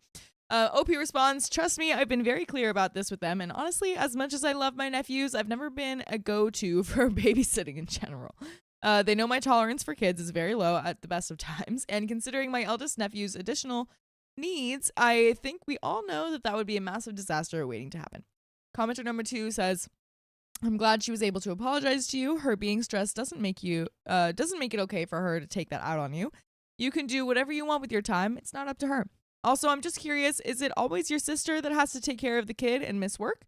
Being a default parent is super, super stressful, and it seems like her husband doesn't take time off to help the kids having issues. He's a parent too. It shouldn't be on her every single time. OP responds, from what I understand, it hasn't been out of choice. It's more that whenever there's been a call about my nephew needing to be picked up early from nursery because he's in the middle of a meltdown and no one can get him out of it, she's the one close enough to be able to do it, as her husband can sometimes be literal hours away. Plus, a lot of the time, he has to be out early in the morning so he can be back at a decent time in the early evening. And it just so happens that mornings can be difficult if the little guy isn't feeling it. This is all still very new for them, and they know changes need to be made and options looked into to make things easier. Commenter number 3 says, your poor sister. Was that actually number 3? Or I feel like this is like 5 or something like that. Anyone else? You're like, am I going crazy? I'm going crazy? Am I stuck in a Yes. time loop? I'm adding words and I can't read anymore. Commenter number 3 says, your poor sister. She seems truly remorseful. No one is truly prepared for a child with special needs, and having to work full time on top of that is incredibly hard. And let's be honest, life is easier without kids. Oh yeah, who's out there lying about that? Yeah. Who's out there being like, man, my life got so much simpler and easier when I had 2 kids. So much easier. Oh my So gosh. much, dude. Losing your job has a different meaning when you have kids who completely depend on you. I would look into all the programs in your area that help with special needs, and I know where I live, special needs kids can start public school at age 3, where they can get the help that they need. I really hope things work out for your sister in the long run. And that is it. That is the end of that story. Yeah, that's really hard. Yeah. One time when I was younger, and like the like after school daycare thing I went to, there was like a person with autism, and he would have tantrums and stuff. But he had like a person that was like assigned to him, a special teacher that like knew how to deal with like special needs and stuff like that. There's probably a name for that. I don't know. But she was like literally there like for him. You know what I mean? Yeah. So that sounds expensive, honestly.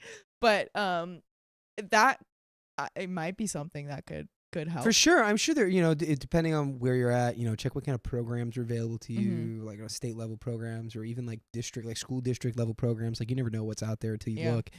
I was just lost in thought thinking about how my growing up in like elementary school, it's like you didn't have any knowledge of that, and like growing up or whatever. Like I don't know if they do now. I think kids probably still maintain some semblance of innocence.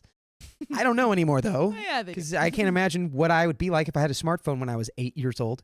Yeah, but there was I think there was a kid at my elementary school that was like he had special needs. I don't know if it was autism or what, but he had his own kind of like therapist or counselor who went with him. And so I remember never really fully understanding why as a kid. Yeah. Like I'm sitting here being like, I just like didn't get it. Really? I was just like, I don't know. I guess that's just what he means. At one point they like, cause it was like, all the same kids would come every day. It was like on campus pretty much. And so I remember like one of the like main leaders, she like got us all together and she was like, okay, like just to let you guys know, I think I was like in 3rd grade at the point or something like that. She was like, just to let you guys know, we're going to have like a new friend coming. He might have some like difficulties, like he's got autism, told us a little bit about that. And then like, he might have some tantrums. You have to be patient with him, and like kind of told us how to deal with it, which was actually really nice. That sounds super nice. Yeah. Yeah. Good. 'cause Crazy kids like a can difference like handle 7 years can make in the public school system. that. Yeah, right. It's like they're just like, we don't. I'm in elementary school. They're like, we don't talk about this. Yeah. Just everyone You're in elementary ignore. school. They're like, all right, so here's what autism is. And here's Yeah, what it yeah, means, and here's how you deal with it. It's like, Exactly. yeah, that's great. Yeah. But that is the end of that story. That which, is the end of that story. do you know what that means? It's dono. dono It's time for time. donos. Oh my god, there's so many. There were quite a Oh, lot. wow. All right, let's go. Let's see. Wowza. We might have gotten a few, but let's see. Purple Trader, thanks for the 99 cents. Upside down face. Oh my gosh. Purple Trader, thanks for the $9.99. Riley, gatekeeping Angie? Gate peeping. Gate peeping? Yep. I just made it up because someone was saying I was gatekeeping What is Angie, and I was like, gatekeeping? no, you're just gate peeping. You're trying No Oh, to look one through my can gate. keep me. Yeah, gate I peeping. belong to no man. I belong to. Yeah. I am no man. But it'd be cool if we could just like What hang is that? out, Upside you know? down. But it'd be just be cool. We could Oh, just you're hang drawing out, the you know? stickers? Yep. I love that. Okay. Ouch. All right, here we Okay. go. Purple Trader, thanks for the $5. Shiba Dog, laughing slightly while blushing and covering his mouth with one arm. I quit. Huh? I I quit. I'll give it a What? Uh, A Shiba dog? Yeah, don't worry. I've got Slightly another one right laughing? here. Here, just skip that one. Do this one. Purple Trader, thanks for the $5. Pair character holding his belly, laughing out loud. Yeah, look, she did the dog right there. That's the whole thing. That's the dog. It's a dog. That's an M. Dog adjacent. Thanks for the $5. Angie says my inside thoughts out loud, and I love her for that. Oh, that was a good Yeah, that was a good What the cackle. heck? Purple Trader, thanks for the $20. Happy birthday, cat. Happy birthday to you. Purple Trader, thanks for the. See, this is what I mean. Purple Trader was just edging the dono bar the entire story. It's all these are Purple Trader. Thanks for the $5. Pair character doing a mic drop. Okay. I'm on it. O Martin, thank you for gifting a membership to the chat. Hey, shout out O Martin.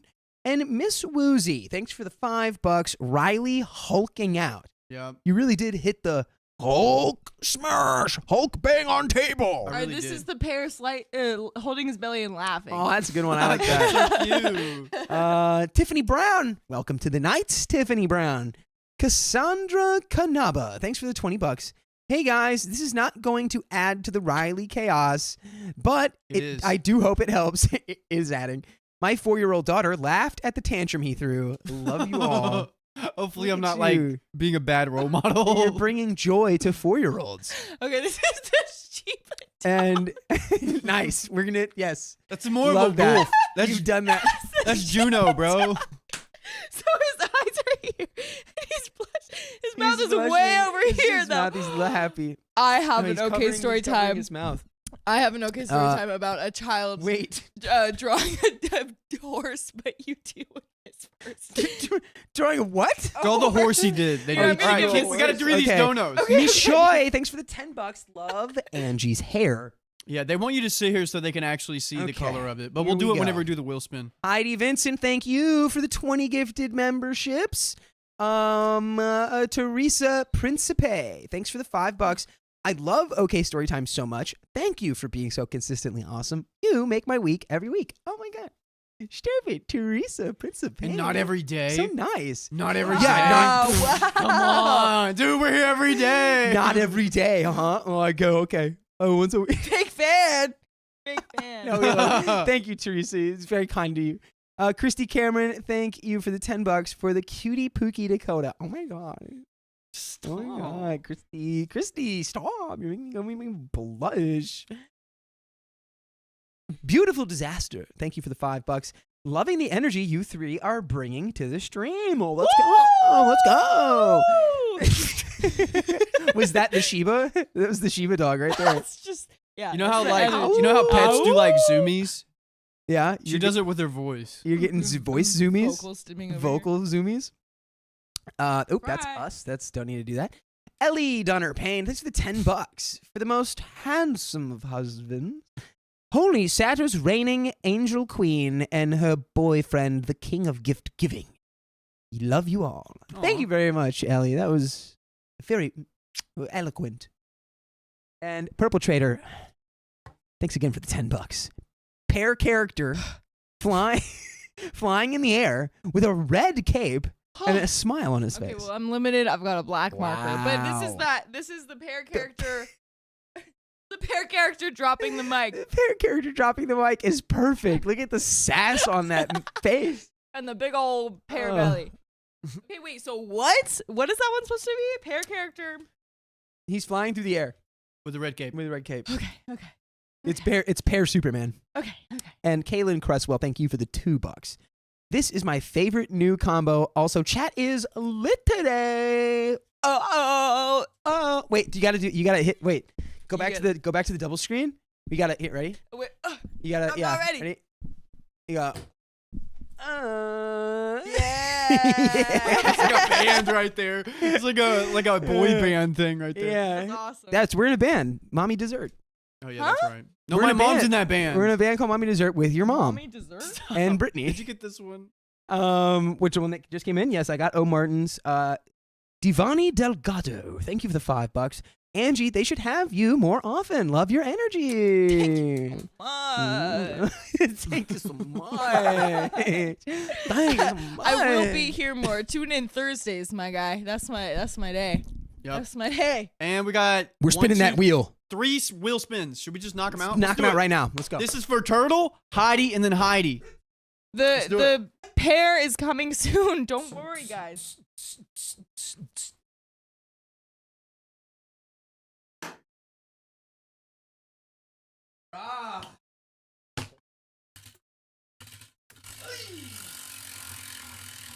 You gotta get behind it and be its arm.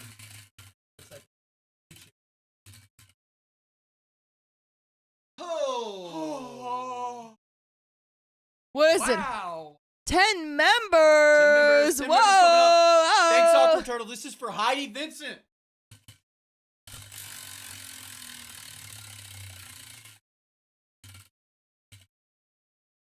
Oh, 5 Dang it. minutes. All right, adding the 5 after this. This next one's for Heidi Vincent.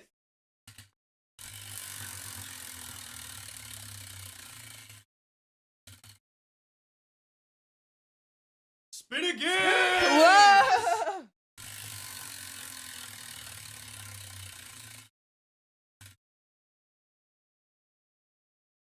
Stop! What the heck? Dude, literally the last 10 minutes of our lives did not even count. That is such a negative way to think about that. It doesn't even count. just It got- doesn't even matter. No, that just means you gained another 5 minutes with all of our lovely Yeah, fans. if anything, we're gonna live forever because time doesn't exist for us. yeah, exactly. Time just doesn't work for us. Okay, wowzers. Also, here's the. Why are you scared? This is his first time flying. He's learning. He just got these powers. It's He's first time flying. He doesn't know how to land. He's flying, but he doesn't know how to land. And he's headed straight for the Shiba dog. Yep. Oh my Or god. no, he's headed straight for the planet. You just gotta crop him and move him. Wow. Send in more of these emojis. This is fun. Wow. Wow. That's amazing. That was a lot. All right. Where's the here, pass me the phone. I think I'm Oh my I'm up, no? gosh. Oh, I'm Heidi. What was it? I Heidi. missed it. Heidi gifted another 20 memberships. Oh my god. Which is another wheel spin. Dude. Stop. Just let it go to 0. Dude. Yeah. This is crazy. All right, Heidi, we'll do it after this one. Oh my god. We're gonna read this story. Oh my god. Goodness gracious. Can I eat You want while to produce? Oh, sure flying thing. guy. Sweet, we'll switch. Flying guy is hilarious. Yep. Where's the Thanks, telephone? guys. I have it. Here you go. I just Alright. pulled it up for you. Sweet. So, come here, Angelina.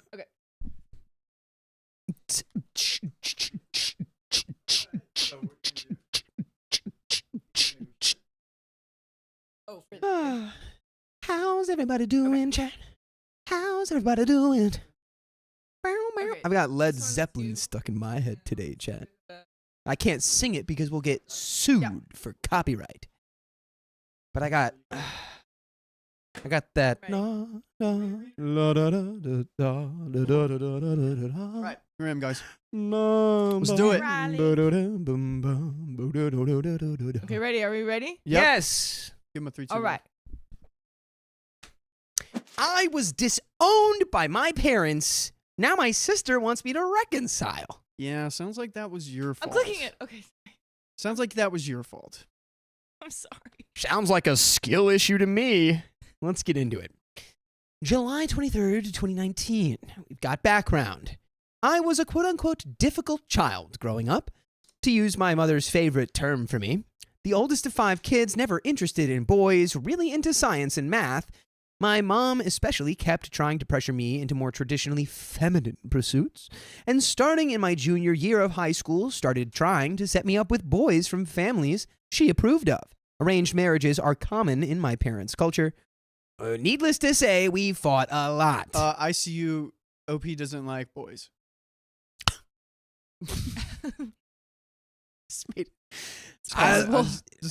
He might be onto something, folks. By the way, this comes from user rthrowaway451.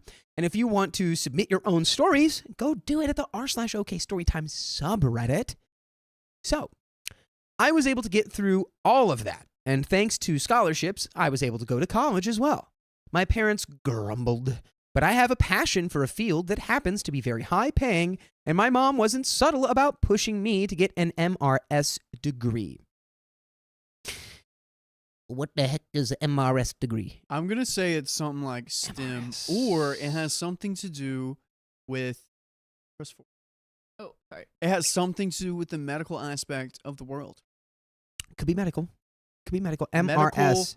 residence system. I don't know. I'll look it up. I got you. MRS degree. Could be surgery. I don't know. Let's keep Yeah, going. we're going to look it up. Things came to a head when 3 things happened all at once. I got a terrific job offer from a major company in my field. It required me to move to another state, but they'd pay me to finish my degree. What?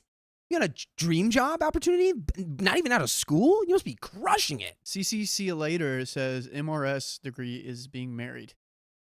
Mrs. Oh. degree. That's, yeah. A mistress degree. Yeah, it says it's a slang term primarily used in North American English that refers to a young woman attending college or university. Huh? Oh. No, you guys get to see my Also, you want to make sure you're Move talking the to water the mic. on the ground. On the Oh, ground. okay. All right, yeah. Yeah, it just means you're baby. getting married. Yeah, it means you're married, yeah. I saw a clip of Modern Family where they were like, he was talking to the smart one, the smart kid, and he was like, "Are you Alex. sure you went a MRS degree?" And then he pointed at like the sister being like, "All you want to worry about is like your looks and everything, and married, being yeah. not smart." And then it was funny. That was just a funny moment. But Okay, gotcha. We got Sorry, it. We sorry. got it now. We get So it. mom's pushing for marriage. That's why I was confused also, because it was like, I have a passion for a field that's high paying, and my mom wasn't subtle about pushing me to get an MRS degree. That's pretty funny. I was like, what is that? Traditions. Okay, here we go. So she got that terrific job offer, required me to move to another state, but they'd pay me to finish my degree. I took the offer immediately, which gave me the independence to do the 2 other things. I came out as somebody who likes the ladies. called it, Mhm. dude. My gaydar is like 100%. Yeah, it is. Yep, I'm good. That gay. This man is a man lover. Split screen.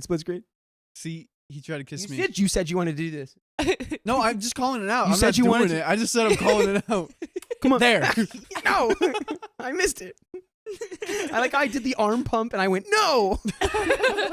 Make up your mind. What do you want from me? Okay. So OP gets that job opportunity where they have to move. They come out to their parents. My parents went back and forth between refusing to believe me and insisting that it was wrong and brought shame upon our family. And on their cow. I also... Shame on your family. Okay. There's a deep cut right there. I converted to another religion. At the time, I was getting serious with a woman of a different faith than the one I'd been raised in, and while I didn't convert purely because of her, she was a factor. My parents did not approve, to say the least. In short, the resulting series of fights led to my parents declaring that if I took this job and continued on my course of being sapphic and converting to another religion, they would disown me. I let them disown me and completely cut contact with everyone in my family except my little sister. She was still living at home with my parents, and we'd always gotten along very well, so I quietly kept in contact with her. I haven't seen or spoken a word to my parents or anyone in my family except my little sister in 7 years. Oh my God. I'm still working for that same company, now in a higher level position that gives me a very comfortable standard of living. I'm also now married to a woman, not the one I'd been dating when I cut contact with my family, but of the same religion and faith, which is important to us both. I have a lovely little girl, my wife's from a previous hetero-spicy related marriage, and through IVF, I'm now pregnant myself. And Congratulations. guess who else is pregnant? Okay, story time, because we just got 20 new babies from Heidi freaking Vincent. 20 new babies from Heidi, 15 more minutes from Heidi. We got 15 more and minutes. the train never stops. We just got impregnated. And we just got pregnant with 15 more minutes. Yay. La-dee-dee, 15 more la-dee-da. minutes of labor. Okay, that's not fair because labor's actually like really hard. Okay, Yeah, you've worked the mill, dude. never mind. Labor. Oh, sorry. I was talking about child labor. Okay, labor actually. Okay, Never no. mind. This is labor. No, labor, that's even worse than the sawmill, Yeah, I honestly. thought people would misinterpret it as child labor, and I'm like, no, it's not that. It's not that bad. But Okay. Our wedding was a small private thing, mostly, with my wife's family and some friends. No one from my family was present. Now we get into the present day. A few days ago, my sister was in a car accident. It was a drunk driver, and she's not at fault. But I was able to step in and cover her medical bills since her job doesn't pay enough for how badly she was hurt. Oh no, I was on the phone with my sister talking about possibly coming to visit, and we were talking about whether my daughter should come with me when I suddenly heard my mom's voice yell, "Daughter?" My mom was apparently visiting my sister and grabbed the phone away from her. She started screaming at me about how could I have a daughter? Why did I not tell her I was getting married? How could I steal her grandchildren from her? Etc., etc. Eventually I snapped, told her I have a daughter, you do not have a granddaughter, and hung up. Fair. Predictably, my social media and phone have been blowing up with my parents and relatives who think they have a right to my life and my daughter and child or children I'm pregnant with after they disowned me for pursuing a life of my own, being attracted to the same gender, and converting to another religion, aka just living your truth. dang, that is tough. That's tough. I mean, and you know what? Maybe in a world where the mom who's on the phone right there doesn't say daughter and then goes, "How dare you do all these?" Blah, blah, blah, blah, blah. Goes, "Daughter, I love you and I miss you so much, and I'm so sorry for all the things that I said and did." Then maybe the Yeah. door opens. I was about to say Jello, but it was more of a cultural thing. Still in my time, WTF happened. Did a leaf fall? Did a leaf fall? Yeah, it sounds like a cultural thing maybe too. I could be wrong. Did they say I'm confused. What are you talking about? like What did a OP leaf fall? situation? Like their family's like super traditional or like Yeah, in that aspect? family was like it very much like, what do you mean you like girls? Like, what do Yeah. you mean you want to get like a job in probably like a STEM field? Like, what do you mean you don't want to date guys? Like, what are we doing? Yeah, so I think that's and then it's also like probably moving away from home because it's Mhm. like you took the dream job offer that's like far away and because converting religion. Like, dude, yeah, can you imagine? Like, what if, if you changed religion, how would that go? dude, my parents. Well, my family would probably have a hard time with it. They'd be They'd have a like, lot to "What?" say. Yeah, they would Probably. have a lot to say. Yeah. And that's just the don't worry about that. That's just the nature of the beast when it comes to stuff like that, Yeah. So they have really focused in on my daughter especially, and I'm apparently the first of my parents' children to have kids, and my parents have gone nuts with our granddaughter. I've blocked everyone I can, and my wife, who's been a champ about this whole thing, already took precautions to make sure no one can do something crazy, like I've read about estranged parents pulling on this forum, trying to pick up our daughter from school without us, breaking into the house, blah, blah, blah, blah, blah. Problem is, my sister thinks I'm being mean. She'd like to meet my wife and her niece without hiding it from the family, and thinks I can meet my family somewhere in the middle. My gut feeling says no. My family burned their bridges years ago, and I don't want my daughter exposed to people who think I'm sick, shameful, and sinful for living my life the way I've chosen, and my wife agrees. I think your sister misses you and wants you in her kid's life. She's trying to find a way to make everyone happy, but in a real world, it's way harder than that. Yeah, it's simple to say like we should just like get together and like move past our differences. Yeah. And And when they're like core beliefs like this, yeah, you know? and your parents are going to have to do a lot more work than you are. exactly. And sounds like they're not going to be able to They don't do want to that. do any of the work. They Yeah, just no. want to be like, OP, do you see that we're right yet? Like, are you going to change your life the way that we want it to be yet? Either our way or the highway. Yeah. And Nope, he it's- took the highway, went to a different city. Yeah. I would say call the gut. Or not call the gut. Trust your gut. Yep. Trust your gut here. You're good. Okay.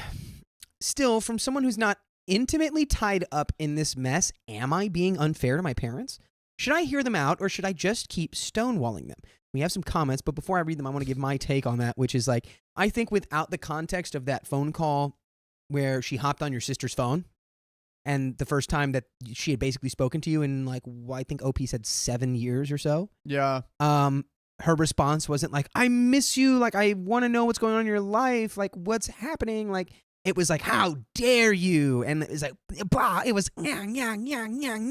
Like, so not really, it doesn't sound like there's an openness or like a vulnerability there. It's just probably just bitterness and resentment. True. So I don't feel like that's a productive path forward. Yeah. Who's on our account that said call the gut? Who is that? Call the gut. It's probably Sophia. Is it Sophia or John? What's up, Sophia? Actually, Yeah. that does feel Johnish. That feels Johnish, but Sophia Yeah. also types in lowercase. My other thought is I saw this happen one time where like this kid just like went to a very different country and stayed away from her parents, and then they wanted her back into their life. The first step she took was a voice call, like a video call, like a Skype Yeah. or a FaceTime, whatever. Mm-hmm. That might be a good way to kind of see if it's worth your time, kind of, dip your toe in the water, and then literally, if it doesn't work out, Right. It's just you go back to business as usual, right? And then you can just You- turn you- it off, and you- it's phew, yeah, you turn it's over. the computer off. Yeah. It's like, yeah, that's what you said. Oh, yeah, earlier. no, You sorry. said I, earlier. I was like, wait, is he saying that because I turned something off when I shouldn't have once? Like, Did you? well, Do you feel remember guilty? we were doing the Wi-Fi? I unplugged Oh, it yeah. the wrong way. Anyway, I was heated. yeah, it's like baby steps, and then Mhm. if you want to start something, right, you just start small steps. Top comment from Icy Wheel, quoting, she said she'd like to meet my wife and her niece without hiding it from the family. She can do that without any action on your part to make up with your parents. Tell her she's welcome to visit you and your family anytime she likes. Don't engage in discussion about these other people.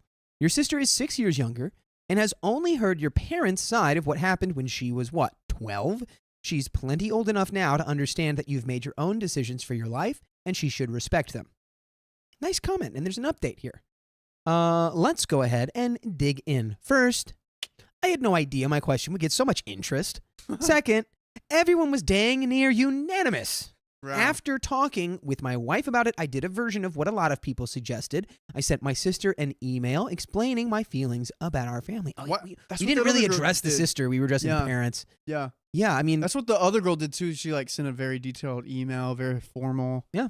Yeah. and here's Exhibit A, Exhibit B, Exhibit C, why this is how I feel about it. I know that Mhm. you don't because you weren't going through it. So here's the enlightenment. And now, anyway. Yeah, right, Angie.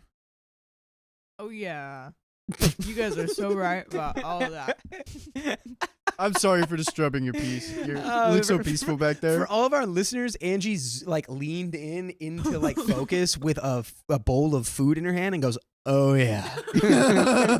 Oh. They forgot things in my bowl, Boo. and I'm Or sad did about Did I it. steal your Oh bowl? no. No, you didn't. Okay, they might have ran out because it was late. Get a refund. No excuse. Okay, here we go. I am not completely set on staying in no contact with my parents, but if there is going to be any reconciliation, they're going to have to make the first move. Facts. I am lover of women, a sapphic, a insert religion here, and a insert career here. And these things are non-negotiable under any circumstances. If my parents cannot or will not accept these parts of who I am, the rest of me and my life are off limits. They disowned me.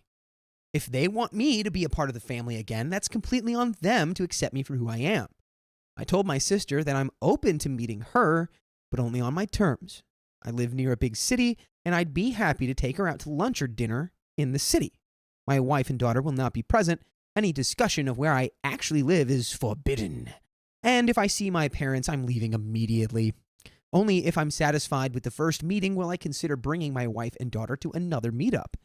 What I didn't expect was an email I got from my second brother. He was the middle child of the family and joined the military after high school. I can't say I ever knew him well, and he was on deployment when I cut contact with my family, but I got this email from him.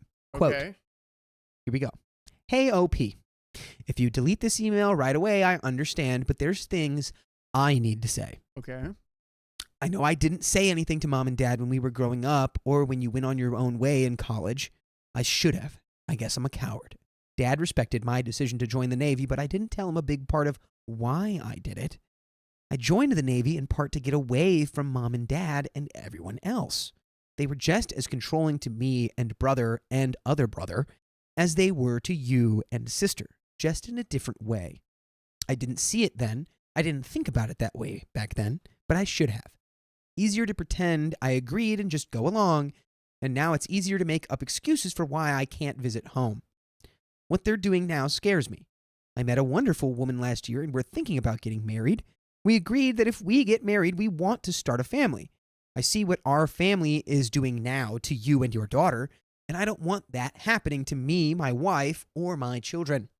I need to think about them, not just about me. And while I've never cared much about religion, it's important to my girlfriend. And if we marry, I'm going to convert to make her happy. I doubt mom or dad will take it any better from me than they did from you, even though my girlfriend is religion A and you're religion B. I see now. This is how you keep a story actually anonymous. Yeah. Not insert career here. Yeah. Religion A, religion B. Not I'm in a niche filled industry in tennis balls. You know, it's like, oh, we could figure that one out. I play yeah. Okay. I think I need to do what you did and cut our family out of my life. Mom and dad forced you to do it, but I think I need to do this now myself. And if you never want to see me again, I understand. I'd feel the same in your situation, but the next time I have leave, I'd like to apologize in person if you'd let me. Years too late, I know, but I'm sorry for not saying anything, and I'm sorry for not standing up to you. Love, brother.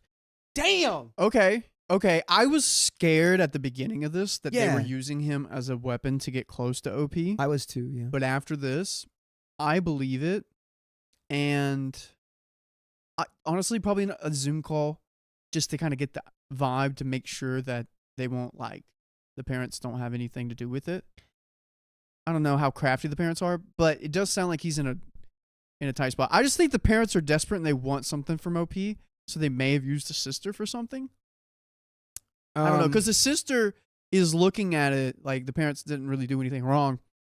The brother, I believe more, because he's kind of in the similar situation, the religion aspect.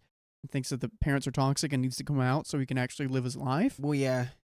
He's just realizing, like, if they could do this to her, it's like, what would keep them from doing this to me? Yeah. Or, like, my kids or my family. Yeah.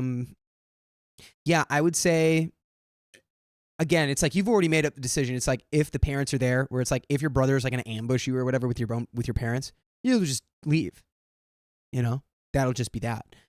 You already haven't had contact with him all this time, and he, feels guilty about not speaking up, which is kind of unfair because it's like as a kid in that dynamic with a family where it's like your parents are kind of like really, not. What am I? I'm looking for a word. They're just they dominate the household with their thoughts and their ideas and their beliefs, and it's like you got to fall in line or it creates problems.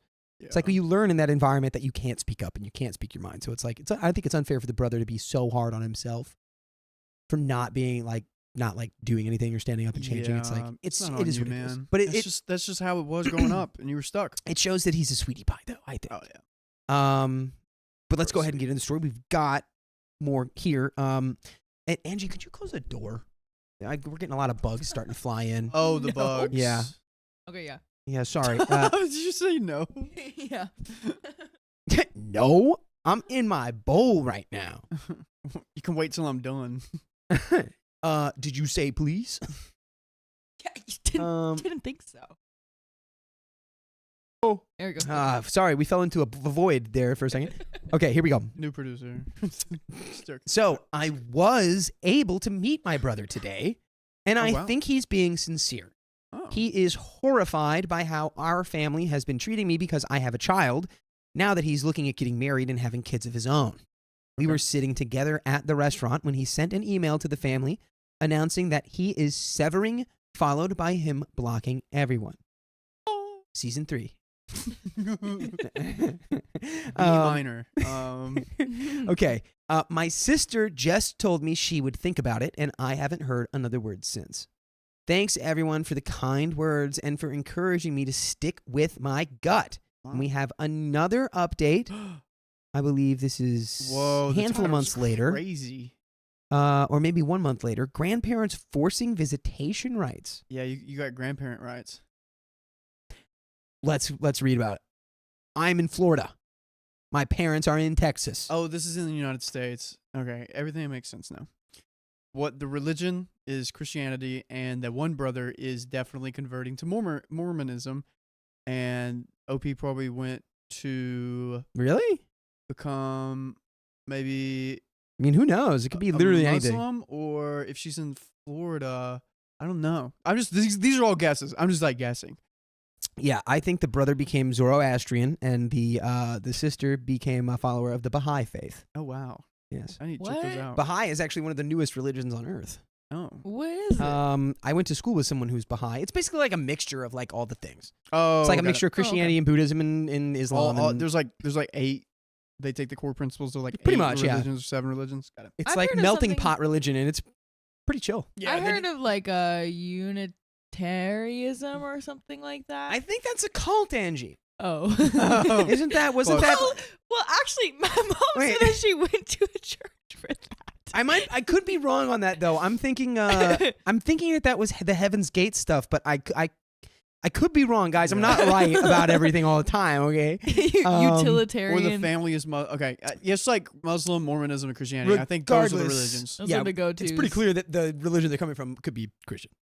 So I'm in Florida. My parents are in Texas. Here's the situation. 7 years ago, I severed all contact with my parents. They disowned me because of my relatedity? What the heck? Okay. They disowned me because I liked women as a woman and holy crap. All right.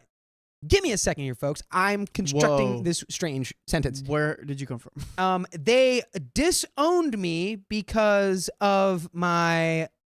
Why can't I? Okay, I'm just gonna say they disowned me because of my homosexuality and conversion to another religion. All right, say it again, but for Facebook. What do you mean? I can't say homosexual for Facebook. Dude, I know.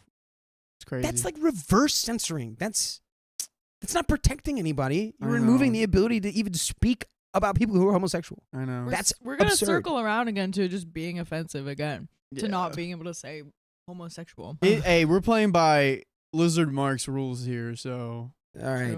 sorry. Blame him. Mark, you need to start blinking horizontally instead of vertically, buddy, okay? Yeah, Jeez. Okay.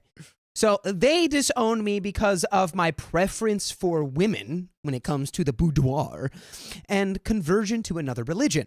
I have since moved to Florida and married.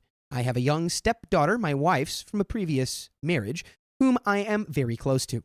2 weeks ago, I was accidentally put into contact with my parents again, and my parents learned that I have a daughter. Interesting. I've maintained my complete silence with my family except for one sister I'd been in discreet contact with, and a brother who has decided to sever with our family over seeing how they're treating me and my daughter.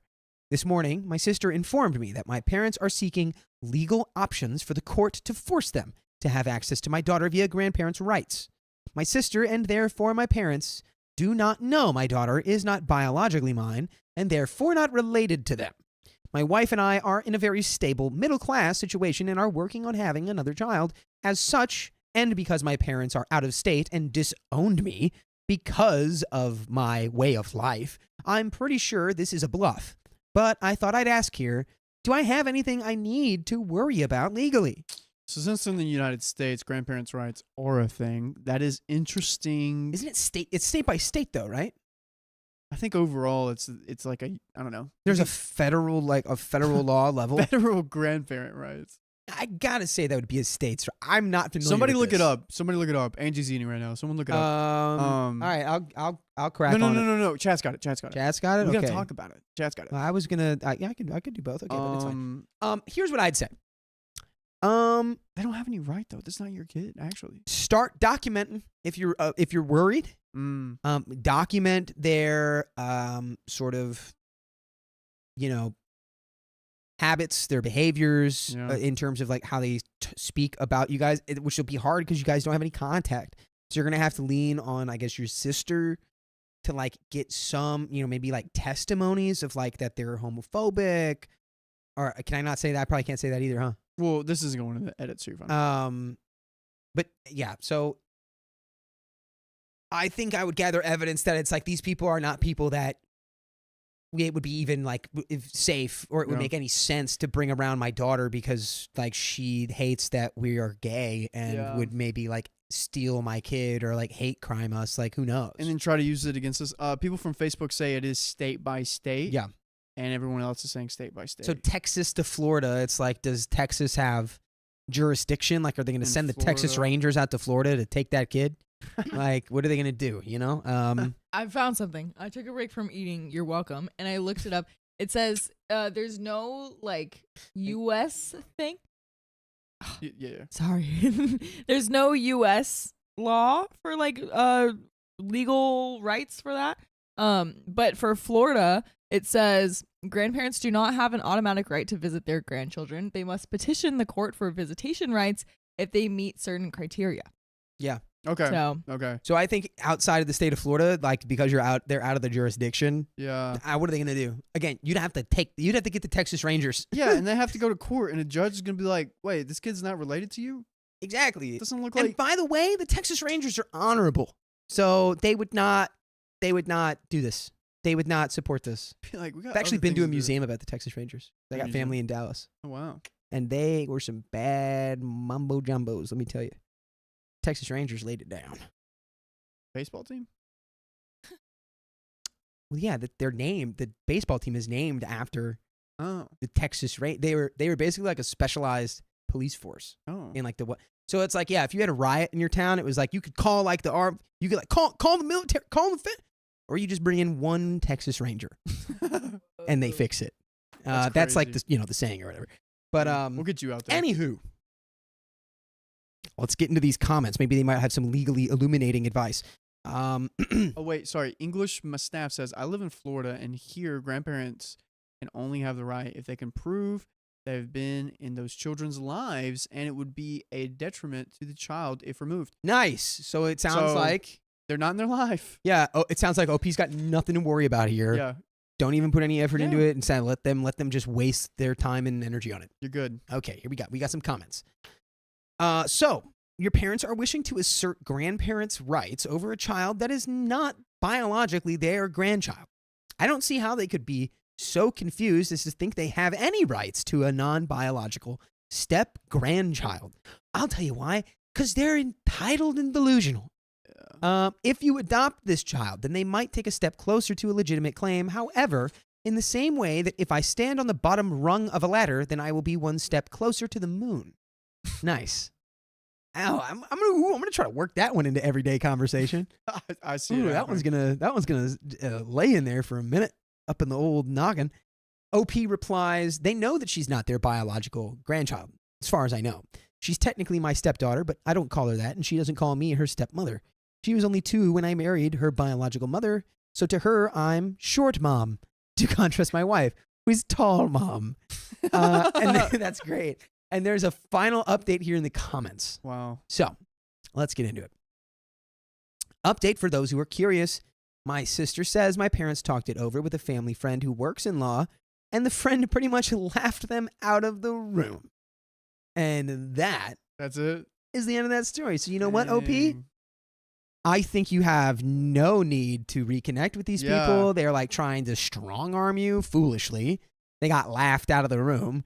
Yeah, you don't need none of that. Yeah, you're pretty good there. Did that have a tagline in it, or am I crazy? Did do you that mean? not? What do you mean tagline? Did that have a? It did not.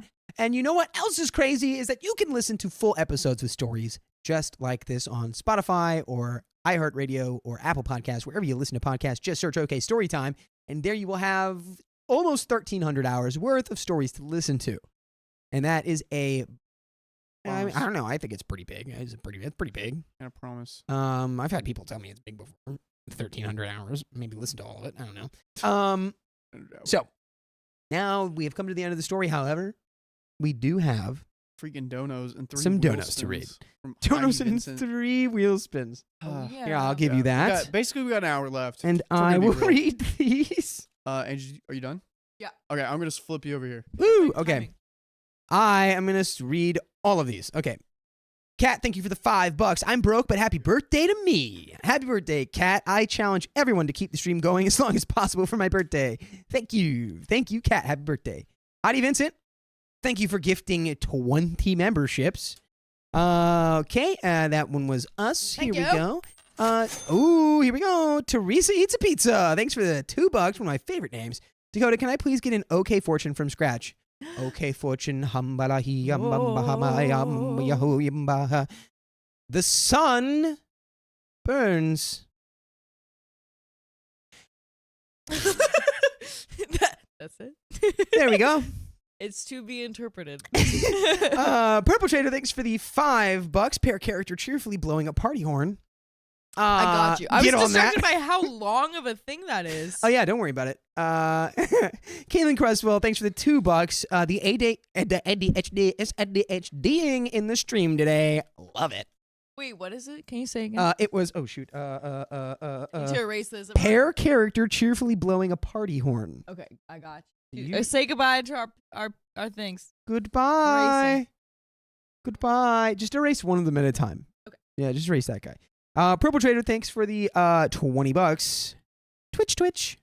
Yes, thank you. I'm starting to develop PTSD from the ticket printer as well as Riley. Yeah, it's real. It did happen to me once today. Like, it went off and I went, like, I was scared. Martin, thank you for gifting another membership to the stream. Shout out. Sound off if you've gotten one of those gifted memberships. Awkward Turtle, thanks for the $20. Oh, we've got another pair character. All right. Looking at himself in the mirror saying, thanks for being you, with hearts popping out of his eyes. Dude, I'm so excited to draw that. Yeah, you have got it going. Okay. We should have a bigger eraser somewhere. I don't know where that is. Also, everyone say happy birthday to Kat again. Yes. Happy birthday, Kat. Happy Happy birthday, How old are Kat. you? Share it with everyone. Angie. You love to do that. Oh my gosh, it's your 21st birthday. Congratulations. Happy birthday. I just like all the comments in here I'm seeing right now. It's like, wow. I'll keep that in mind. How could he possibly know that? then Teresa just goes in all caps, the sun burns. Okay. Murr, thank you for the $5. Chipping in for the chaos, hopefully. Hey, it's been a little chaotic. Heidi Vincent again with those 20 gifted memberships. How many memberships has she gifted, chat? Have you kept up? Let's find out. Devaney Delgado, thanks for the $5. Purple, I dare you. 30 more minutes. Oh, they're teaming up. They're teaming up against us. Also, what does a party horn look like? Like that? Yeah, you can call that a party Yeah, horn. you got that. You got that. LOL, sorry, Riley. Okay, you just hate me. It's fine. Sue Empire Coyote, thank you for the $5. Welcome back. Love the hair, love the energy, and love when Riley stumbles over pronouncing my online name. I relate, words are hard. But you are correct about how coyote is pronounced with the accent. Yotes. Coyotes. Sometimes Coyotes. you gotta let it fly. Wait, so they don't say the K at the beginning? No, it's coyote. K. What do you mean? They just said, K and coyote. say it again. Coyote. The K That's- noise. That's a C. It's a sir. but it's a phonetic K. Carly. Is it really? Do they Yeah, do that? because in chip, do you say kip or do you say chip? They chip. Yeah, so that's a phonetic C. Oh, okay. Heidi Vincent has gifted 60 memberships plus the 20, so it's 80 basically. Ooh, every Here's That is so cute. the main character blowing the party horn. That's good. Wait, I'll put a little party hat on him.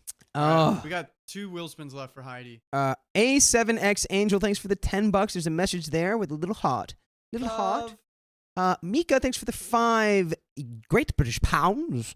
I should sleep soon, but I love to mess with Riley, so. It's like 5 a.m. where you're at. Just stay awake. Just go to work tomorrow. You're fine. Devaney Delgado, thanks for the $5. Okay, Purple, couldn't tonight. But now I'm turning to you, Turtle. I dare you 30 more minutes. And honestly, from the time that we got this, I'm pretty sure that did happen. We've already done 30 more minutes. That happened. Miss Woozy, thanks for the $5. When you are given the name of Angela, Angie, or Ange, you are allowed to do whatever you want. Dude, everyone memorize that. Keep that in your brain. What was the name of it? Keep that. That was from Miss Woozy. Miss Woozy. Here, you go ahead and keep that one. Just know that you are now legally responsible for anything that I do with my Angelina name privilege. All right? Just so you know. I'm going to have to call the cops or you are to blame for the chaos that will ensue. What happened?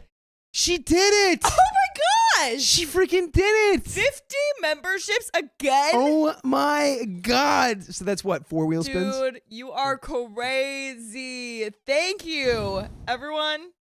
Say thank you in the chat. We're gonna run out of people to give gifted memberships to. Like everyone's gonna. Did something else just happen? Yeah, Cora just donated $100. Oh my gosh! Oh my gosh! Dude, who is Devaney Delgado?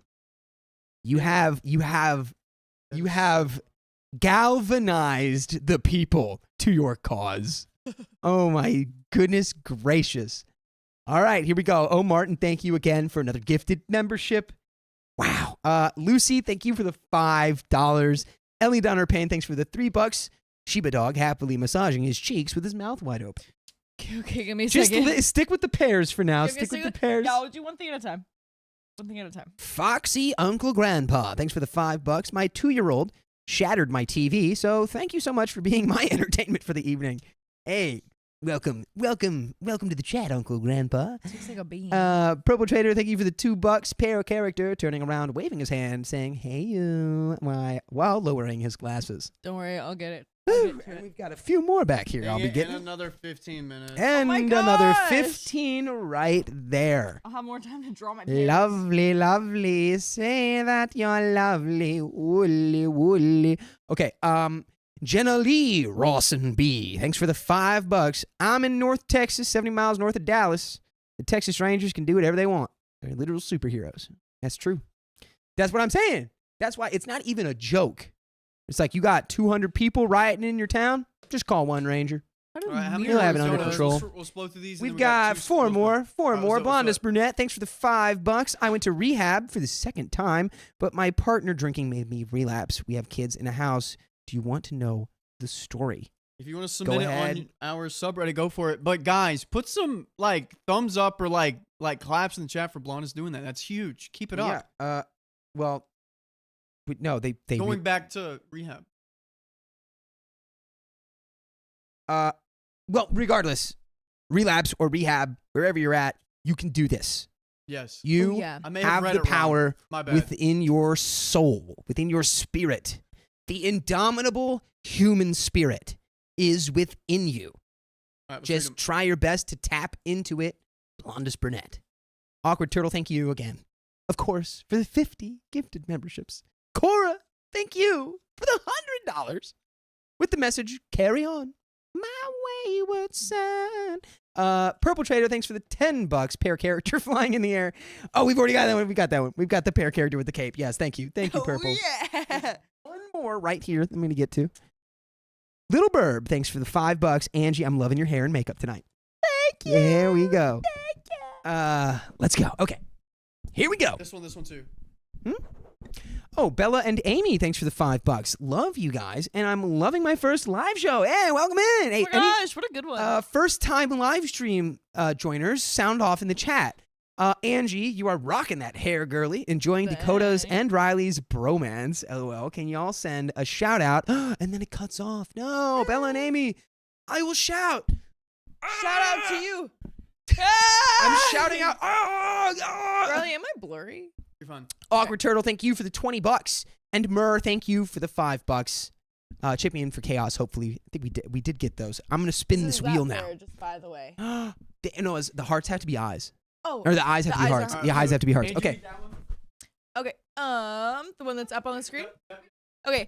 Helen Fredrickson gave us $2.01. Good morning. You've been in my ear all night. Have you had dreams with us in it? I have. I did that one time. I like fell asleep watching Riley, and then I had a dream with you guys in it.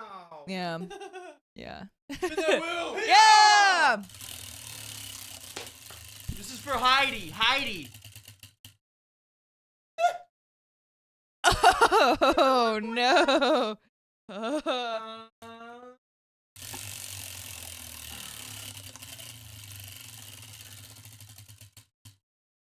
In again. Why it feels like it's tightened up.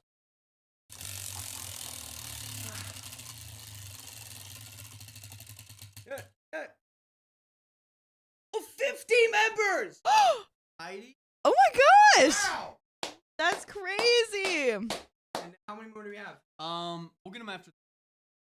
But guys, we have 3 left after this. 3 left. We'll get them after this next story. Okay.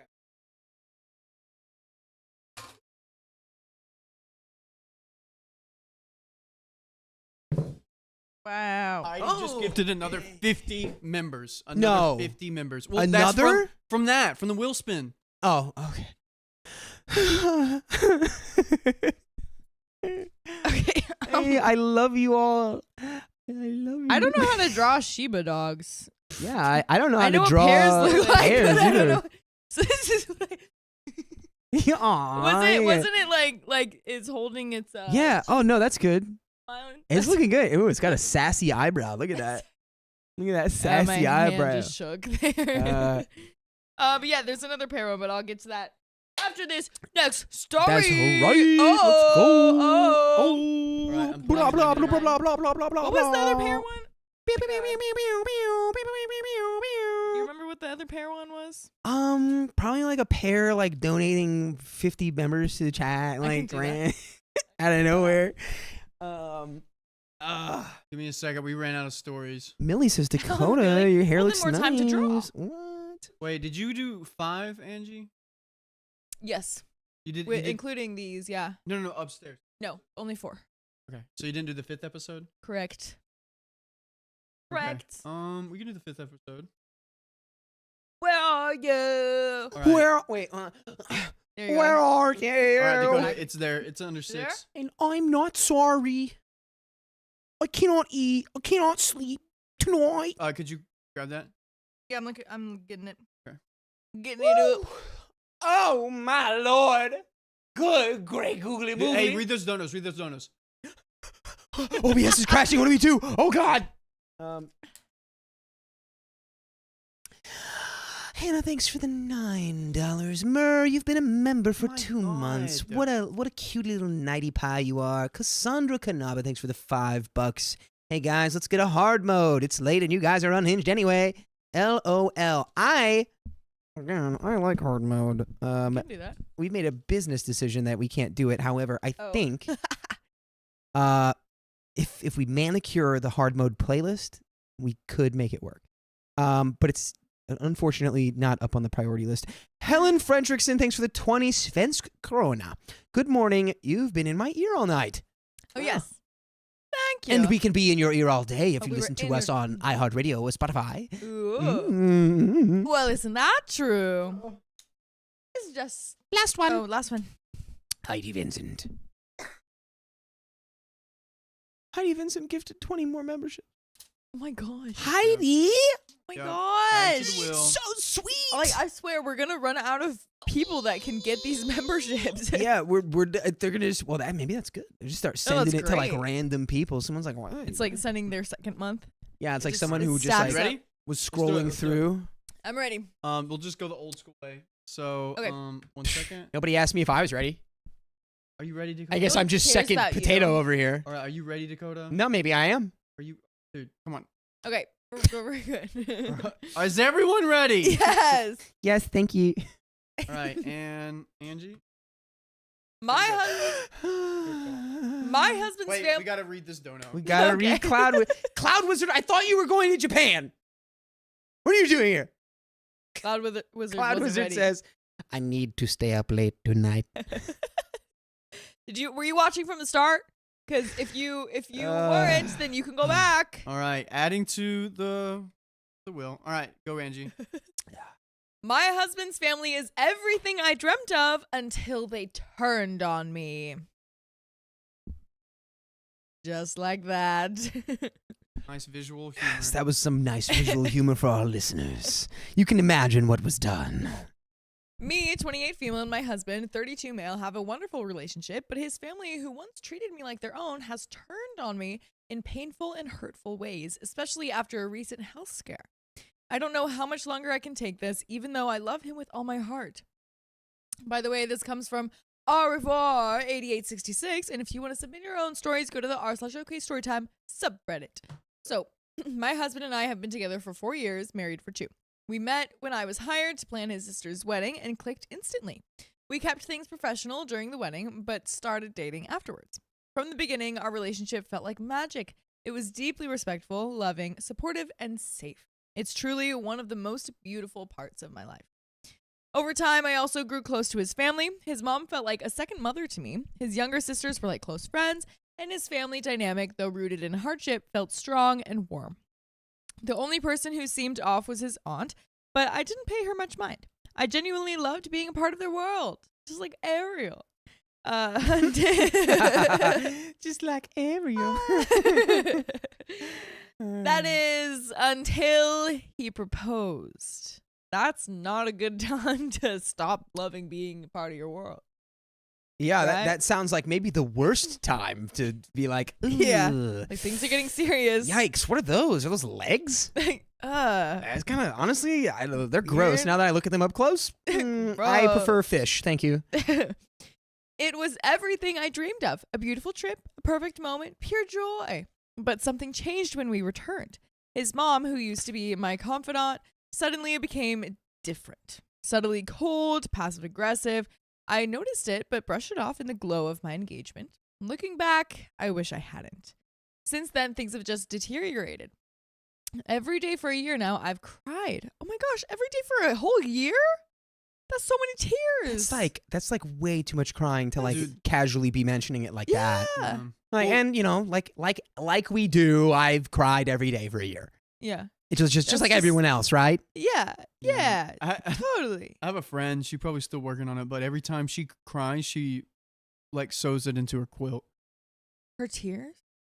Yeah, She and like the spins her day tears she into cried. gold? Like A tier. Like not A tier, but like she's like, oh, I cried today. I'm gonna like make that a Oh, square on my like quilt. when Oh, she's gotcha, like gotcha, knitting gotcha, it or yeah. something? Yeah, yeah. I've seen things like those. They have like a I was different like, color dang. for like Every the day. days, and then they. I was about to imply that your friend was crafting some sort of arcane artifact of Yeah. great and terrible power. Yeah. It's like I'm sewing my tears into this Sewing my quilt so that tears. one day, I don't know, I could take over the world or Right, something. Right. I don't think there's been a single day I haven't. It's gotten so toxic and painful that I've started to wonder if I can even stay in this marriage. Not because I don't love my husband, but because of how his family makes me feel. For some background, my husband has 3 sisters, 1 older, who is married, and 2 younger. His father passed away when he was very young, and they grew up in severe poverty. His mother worked 5 jobs to support them. His maternal uncle helped them immensely, which is likely why his mother and aunt, uncle's wife, are so close. Ever since my husband started working at 23, he's been the sole provider. He pays for his mom, aunt, and uncle, and one of his sister's expenses. Today, the family is quite well off, but it's largely due to him. They love him, sure, but often treat him like an ATM. And he never complains. He just gives and gives. Oh. I always admired this about him, his loyalty and deep love for his family. But now I don't know how to feel because those same people who claim to love him have hurt me more than I can bear. Just a few instances of their behavior. After our engagement, his mom started making weird comments like, I'll have to visit more to check up on him now that he has more on his plate. She once told him, if I don't take care of him, who will? Oh no. Uh-oh, She's doing the thing where she's his mom, but for some reason she's acting like she's his girlfriend. Yikes! I hate when that happens. Where it's like, who else is going to take care of him? It's like, well, he's a grown man who's actually taking care of you. Yeah. So Yeah, I think probably don't need to worry about that. the expectation that like the wife needs to be the mom too, and it's like, come on, Yeah, it's like, well, down with the gender roles. let's just all be happy that your son has found someone he loves and they're going to be together. But it's like, it's going to be so hard to get him to see like any toxicity on his family side, I feel like, because of what they went through together. Yeah. And like seeing, that kind of like bootstrap He's been doing it this whole time. mentality. Yeah. Like, Absolutely. Also, real quick, Mhm. should we move Angie to blue because her hair may clash with the red? brother, Hair that did is, look you are 2 blue hours on the too late on other that one. one right I there. know. I just saw a comment and I was like, I should give it a shot. Oh, when I was back there, it looks good next to the. Oh my God, Angie, where's your hair? You're bald. Oh my gosh! Can you imagine? Should I shave my head, everyone? No, Blake, no. You just made it purple. Just leave it as is. You can do it whenever you get older. Just keep it as is. One Okay? day- Someday I'll do it. Yeah, when you're older. Only Yeah, if like you, 30. only if No, you like 50. only if you go like fully shaved, like 000, like no hair, and then you, and then you take at least one picture where you attach a plunger to the top of your head, just once, Yeah. just once. And then I have to met that recreate chick. the scene from the SpongeBob movie where I take the paper bag off my head and everyone just goes bald, bald, bald, bald. You know that scene? I forgot about that. I think about that all the time. It's so funny because it's like compulsive. They just go Everyone is like, bald, bald. bald. Anyway, during wedding planning, my husband joked that he just wanted to elope. His mom said a good life partner should encourage sharing love with family, not separating you from them. Even though we had no intention of excluding anyone. On our wedding day, she told me, I know you'll never be as good as me when it comes to taking care of my son, but I won't expect that from you. I'll just try to guide you and hope you'll be happy in this marriage. Then hugged me and added that she hopes her son manages to be happy with me. Oh my gosh. Okay, so at this point, I'm probably getting a little weird. All right, I'm trying to make mom uncomfy now. Yeah. If like you're what? saying all these little like, I hope he manages to be happy with you. It's like, shut up. I mean, I would make, well, there was one line in there. Can you read that one more time? There's like a line about like, go back one. It's like, you'll never be as good as me when it comes to take care of my son. I'll be like, well, how good were you? I'll be better. I'm pretty sure there's certain things that your son really likes when I do to him. Oh. yeah, right. I'm trying to make her uncomfortable. Yeah. I'm making her uncomfortable. It's like, you want to Different put me in this relationships. position? I'm gonna mess with you. Yeah. I get you. Where was it? Oh yeah, we delayed our honeymoon for unrelated reasons. When his sister showed up at their house mid-crisis, her marriage was toxic.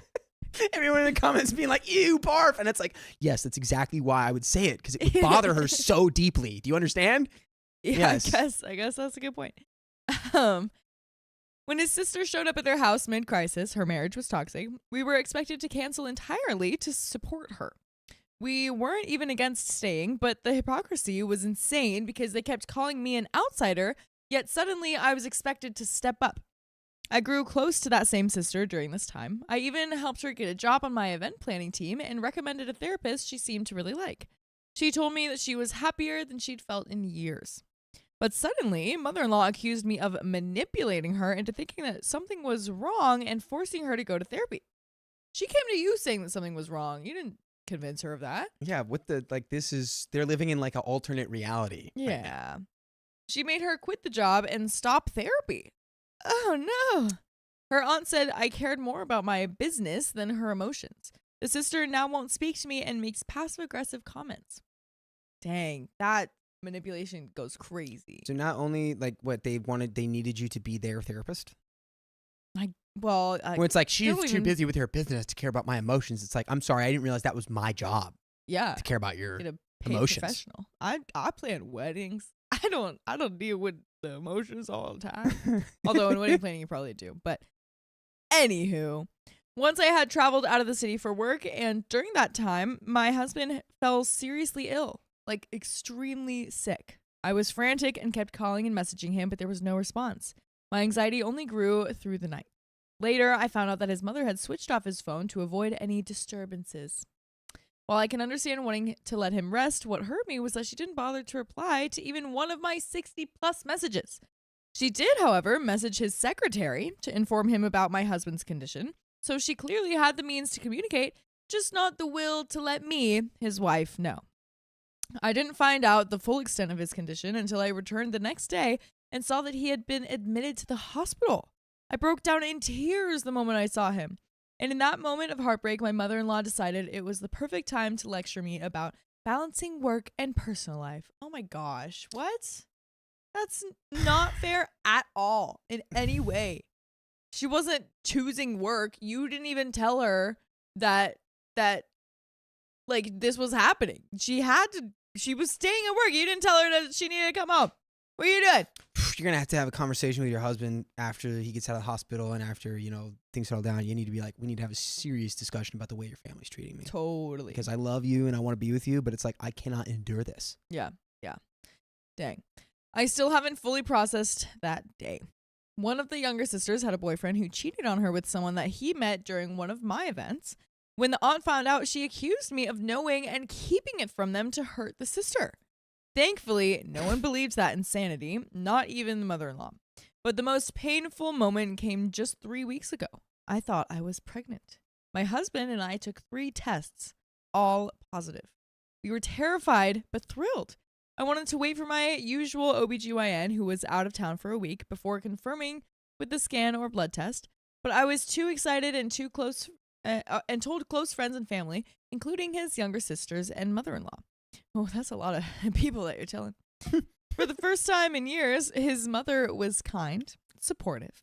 Even the aunt congratulated me. I cried that night, not just because I was going to be a mom, but because I thought I finally had them back.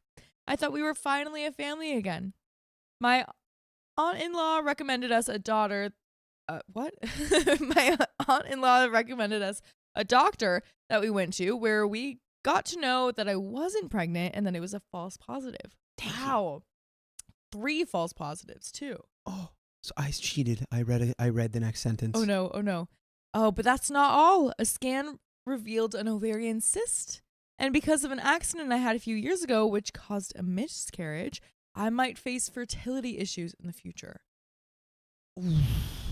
That is a huge, from thinking that you're pregnant to that's heartbreaking. And of course now the mother-in-law is just going to blame her for everything. Is just going to hold this against her. Dude, and that's like such a hard and unfair thing to be, a position to be in, where it's like I had it was a pregnancy, but I had a friend who was with this woman, and like she, he was like really in love with her and stuff. Mm-hmm. And he was he was taking he was taking an antidepressant. He was taking an SSRI, which, as a lot of people know, it's like that can influence your bedroom activities. Mm-hmm. And then she was implying like, yeah, I don't think I can be with someone who's not like, like physically viable and like virile enough or whatever, right? Whoa. So it's like to the same level. It's like the family can be like, well, you can't provide our son with a child. Whoa. Which is like, dude, get all the way off of my planet if you're going to say something like that to this woman. What? I hope that is not said. Yeah. But it's like there are people out there who it's like, are like, well, it's like, yeah, it's like, it's, it's your fault. It's like you're not stupid. Viable or it's like body healthy shaming, enough. but to such an extent of being like what your internal organs are capable of. Yeah, no, it's like it's insane. Nothing that you can control. And your husband needs to be behind you 1000% on this. Yeah. And if he's not, huge red flag. Yeah. I was crushed. My husband was devastated. We cried and held each other for hours. He protected me fiercely, didn't let anyone visit or bombard me with questions. We needed space to grieve. When his mother found out, she cried, not out of empathy, but because her son lied to her when he told her everything was okay. He had lied for me because I asked him to give me time and privacy. She screamed at me for robbing her of the joy of being a grandmother. See? We knew it. Robbing her from the joy of being a grandmother. Ooh, monster. That's terrible. Monster. That's terrible. We're supposed to have empathy on this show. Monster. Get off my planet. Yeah, we don't need to have empathy for the ones who are the a-hole. Be gone with thee into the sun. I save that for very special occasions now. There you go. Yeah. She accused me of denying her a grandchild and then said that she wouldn't accept me as her daughter-in-law unless I gave her an heir. What are you, the Queen of France? You freaking Rumpelstiltskin over here? What are you, the Duchess of Duchess Land? Not Cassandra. Look, I'm an American. I don't know about monarchies, okay? I don't That's know. kind of like the opposite of our thing. Yeah. Yeah, we just say it's not, and then we just have all the rich people rule over us like we're peasants. So we're talking about pregnancies? Sorry, yeah, my bad. Back to the Scott, all right, we're back on now. She she accused me of denying her a grandchild and then said that she wouldn't. Oh yeah, I said that. Okay. I was too emotionally drained to even respond. 3 days ago, my husband and I visited my gynecologist, the one I trust, and I've been going to for years. She took the time to explain everything to us in detail. False positives, the cyst, my current fertility concerns. She answered all of our questions and was incredibly compassionate. When she was done, I just broke down and cried in her arms for an hour. What a hard job that might be. Oh my gosh. Maybe probably one of the hardest. Yeah. The entire time, I kept wishing it was my mother-in-law comforting me instead. Because before all of this, before the engagement and the shift in her behavior, that's what she would have done. She would have hugged me and loved me and supported me, and I needed her so much in that moment. I still do. But she's not that person anymore, and I don't know why. We live in the same building, so no contact isn't really possible. My husband has tried everything. He's defended me, banned the older sister from our home, and told off every single person who wronged me. Yes. He even screamed at his mom when she said that the whole disowning thing, but she fainted. He feels guilty, and now so do I. What? Wow. This is like cartoon style fainting? You where know how it's much just money feet in the air? I'm putting down every penny to my name that this woman faked that.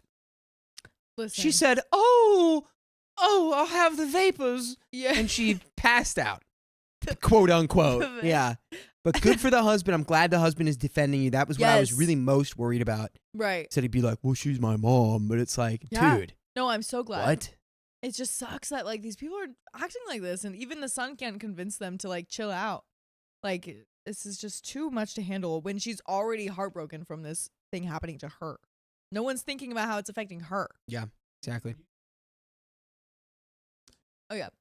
By the way, trigger warning: fertility issues and miscarriage. If you know that's Briefly. going to be hard to listen to, please skip ahead. Yes. He is emotionally exhausted. Oh, he is emotionally exhausted too. He cried with me when I told him I felt like I couldn't survive in this family. He said he wonders if they even truly love him because they can't support the one thing he chose for himself, me. That unalived me. That wrecked me. Yeah, there we go. I was like, Yeah, no, like- I refuse like, I to don't- accept that. I actually don't think that's that. It's a little more literal when it's said like that. Yeah. That wrecked me because despite it all, I love him more than anything. He is my peace, my comfort. No matter how broken I feel, his voice brings me calm.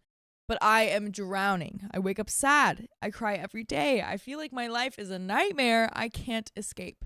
I don't want to divorce him, but I don't want to live like this either. I just want his family to love me the way I loved them.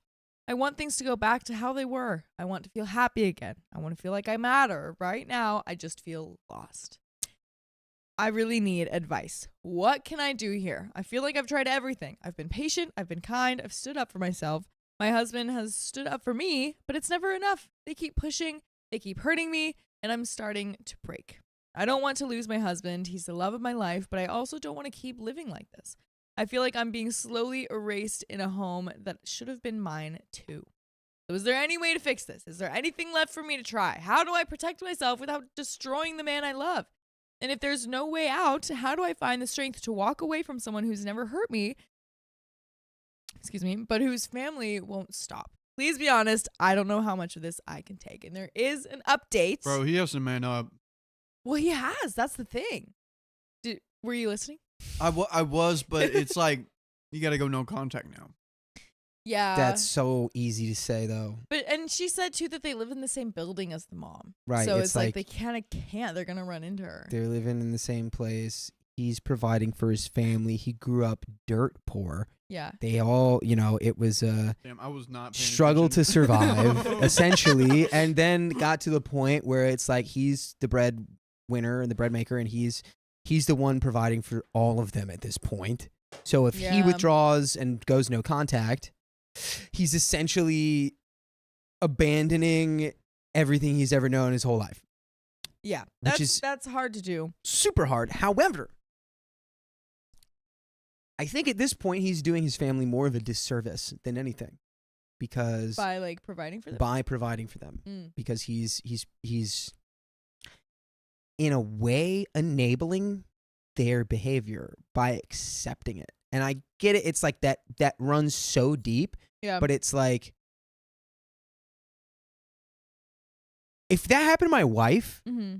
and my I'm not OP, but if my mom said some off the handle crap Yeah. like that, it's curtains. It's over. Yeah. I'm done. You're not getting any more money from me. You're not until you like. I don't know. Right, because at that point it's like, can you even talk to the mom? Like, I wonder if OP either has had conversations or has tried to have conversations with the mom of being like, hey, like, I just want to know what's going on. Like, we were so close before and I missed that. And just be honest, like, with what's going on, and then asking like was there anything that I did to upset you before the miscarriage stuff? Because obviously she didn't do anything there, but it still upset the mom. So like, was there anything, like, I wonder if there can even be a conversation, or if the mom would just turn it into an argument or something like that. I or think if you they've need tried. to, because it's very clear. The mom just views you as an extension of her son that can facilitate a grandchild. She was Yeah. over the moon. You started getting treated good when they thought you were pregnant, right? Because Yeah. then you are a vehicle for this thing that they will love unconditionally because it's part of their son. Yeah. You really have nothing to do with it. You're just like an item. That's true. So Good like, point. you need to look like maybe like write it out or like make an email or whatever. But you need to make like a very eloquent format, like point A, point B, point C, like Mhm. present that to your husband. Like, this is why I cannot do this. Yeah. I cannot continue on this way. Yeah. And we need to figure out a path forward. Mhm. And if that means cutting off your family and we're not around them, Mhm. if you can't, if that's what we have to do and you can't do that, then we have to call this off. Yeah, yeah. And I mean, the OP said that the husband has like yelled at the mom and like Right. talked to her about all this stuff. I wonder like if it's the kind of thing where you have to be really careful about how you bring it up. And maybe they tried that and it just kind of turned into yelling, you know what I mean? But like with some of the things, Yeah. you kind of have to like talk to people as if they're a child, not in like a baby voice, but like Right. you have to think like, okay, this person clearly doesn't know how to have a conversation and clearly has weird reasonings behind all of their thoughts and emotions. So I have to like really just word it so clearly and so patiently and Mhm. everything to actually try to make a difference, you know? Yeah. And maybe they've tried that and it's just turned into I think they probably have fight. tried the talking. And Yeah. it's just it's like, it's going to come down to the point where it's like, would you be able to stop supporting your family Yeah. financially? Yeah. Because it seems like, honestly, that's what they're most worried about. Or it's like they're going to take him away, or it's like, you know, they're probably trying to sabotage this because it's like he's the one making money, and it's like, you know, I don't know. They're worried about them losing that. But if they're worried about that, then maybe they should be nicer. I guess. But there is an update, so let's see what happened. Okay, so it's done. We're moving out in the same city.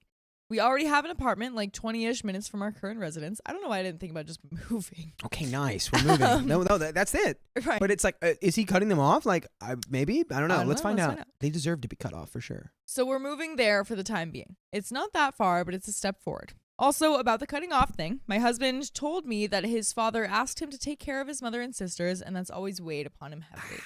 His father that has passed away. Ah, yes. The wishes of the father. That's hard, man. That is, again, yeah, it's so easy to say all this stuff out loud, but it's like the reality of like the little nooks and crannies of these, Mhm. it's like So much that's hard. intricate. Yeah. So he's not going to withdraw financial support just yet, but will stop interacting with them unnecessarily. My younger sister-in-law is a bit wary about us moving out, but his uncle supports our decision, so I guess that'll work out. Also, he's decided to write a letter to her, to let her and aunt know about this decision instead of verbally telling them, for obvious reasons. My only concern is that he's not able to realize how she's not just a bad mother-in-law, but also a bad mother for abusing his emotions for so long. He'll start therapy, so hopefully that will help. I just feel so bad for him. Like, even now, he's so scared that I'll divorce him or something, which I won't, since I've realized that I would be abandoning him to fend off these people alone, and I won't do that. Aw. I have 4 problems now. So 1, how do we leave without her noticing? My husband's writing his letter and will give it to his uncle instead of directly handing it to his mother. And I'll be done packing in just a couple of hours, but I'm so scared that she'll see us, scream at me, faint, and split her head open at the tarmac or something like that. One of my friends mentioned that she might have a heart attack given her hypertension problem. Oh, dang. She really did faint. You're She's like, got really? hypertension. She I really don't know did what faint. that is. So when you get, it's like a blood pressure thing. Okay. When you get worked, she got really worked up, fainted. Uh-huh. Dang, man. Oh, we good? Right? Am I right about that? Am I wrong about that? I'm pretty sure You're that's what that probably right. is. I'm assuming with the context. Faint was probably real. Yeah. Dang. Oof. I was about to be That's- like, what do you mean without her noticing? And it's like, oh, because her heart might stop. Yeah. That's wild. Yeah. Dang. I don't know. That would be really extreme. And no matter what she's done, I don't want her to pass away or split her head open. So how do I soften the blow a bit? If I get pregnant, it's unlikely. And the next question. Should we answer that question before we move on to the rest of it? Yeah, go for it. Okay, cool. So how should we soften the blow a bit? How should we sneak out of this apartment? I don't think you should soften the blow. Oh, yeah? Honestly, I think that is part of why she is the way that she is because she's like, I don't know, she's probably just been able to get away with everything for so long or like catered to for so long. It just needs to be like, Mom, we're moving out. Mhm. We're leaving. And do you want to know why? Yeah.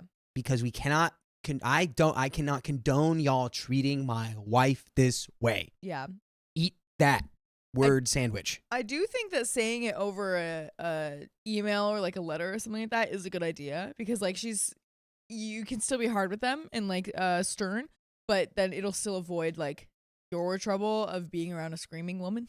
You know? Yeah, what I mean, that's honestly, that's probably better because if you're not talking, you can't get emotionally like got. So Yeah. you can just craft whatever you want to give to her. You give her the thing. You say, here's what's going on. I'm not arguing with you about it. I'm not engaging with you about this. Yeah. So you can read it and go, blah, blah, blah, blah. And you just go, I told you not talking to you about this. Maybe the uncle can like conspire with them and like take her out to dinner or something like that, or they could go do something so she's out of the apartment.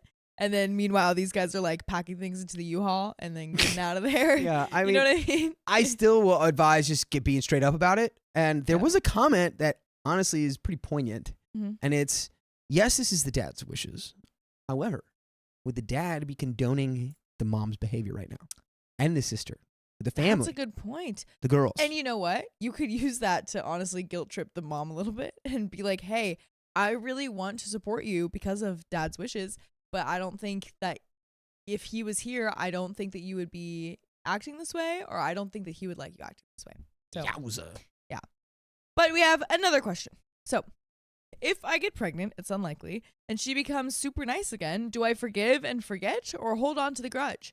I think I might let it go at the moment, but I don't want to since some of you pointed out that she may even pester me after I have kids, and I don't want them exposed to that kind of behavior.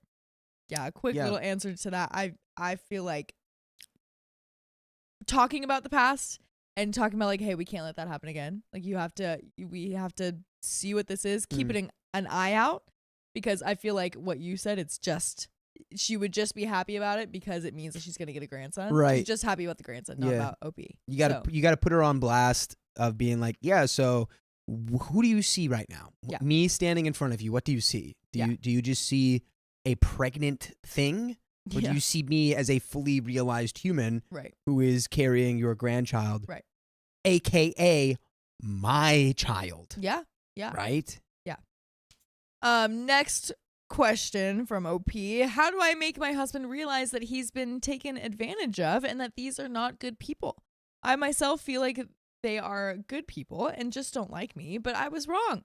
It was painful to realize, but also important. I have noticed parallels between their behavior towards me and my husband. The only difference is they tried to exclude me from everything and include him in everything. I'm so scared that it might really break him because he loves his family so selflessly and endlessly. I don't think some therapy is going to be enough. Just more therapy then. You'd be really surprised at what happens once you realize certain things.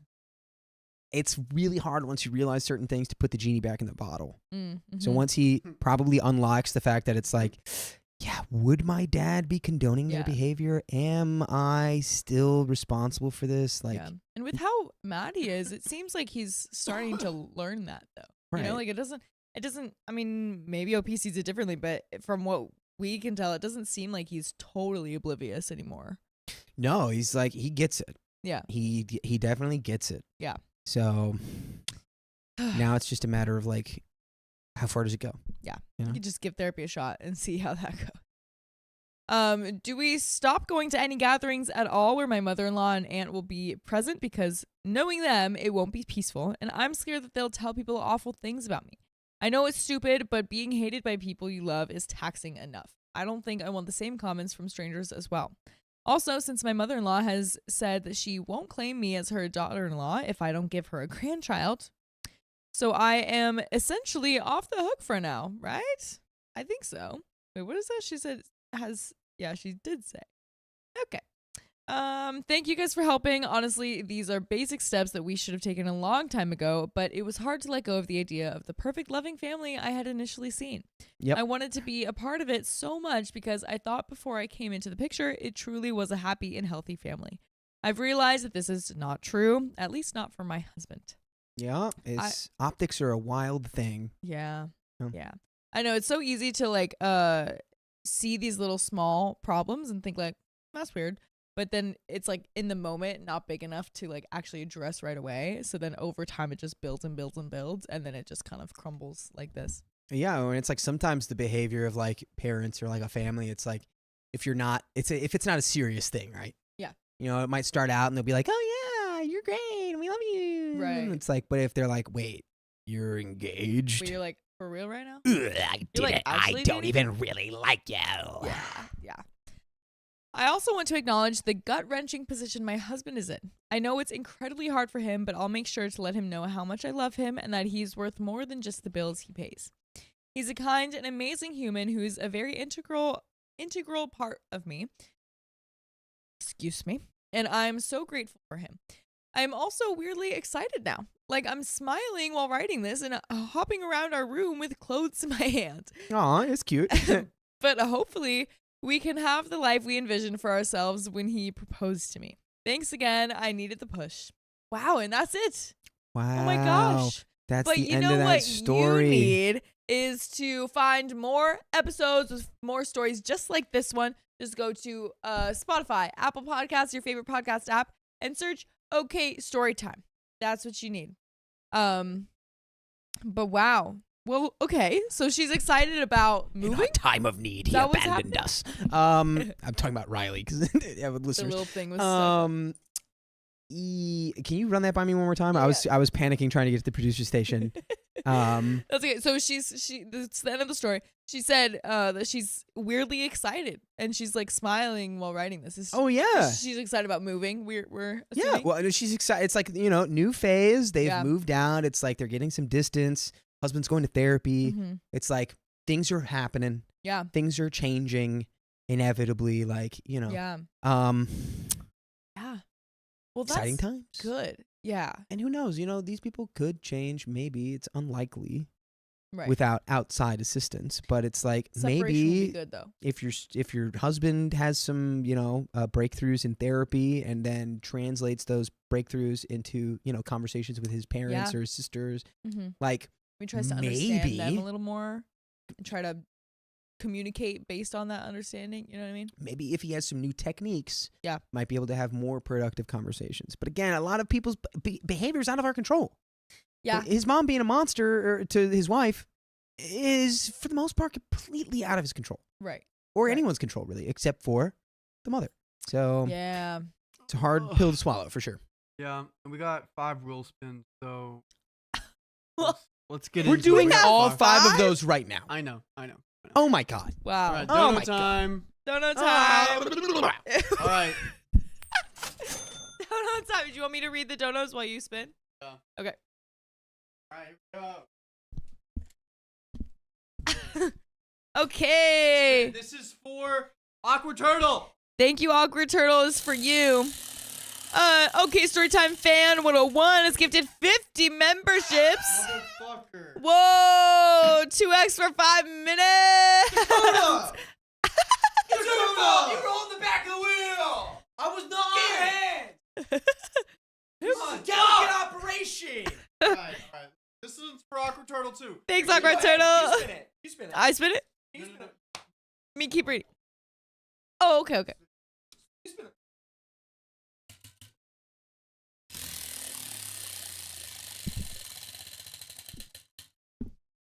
Oh! Okay. Oh my god, I thought that said 20 minutes. I got really scared. 20 members. Okay. All right. All right. Okay. Next one. Cora, this is for you, Cora.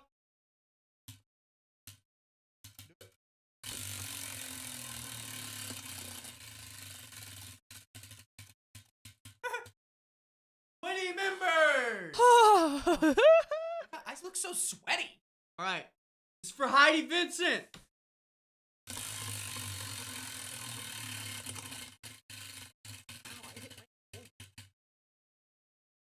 Oh my gosh, so many members. What is going on?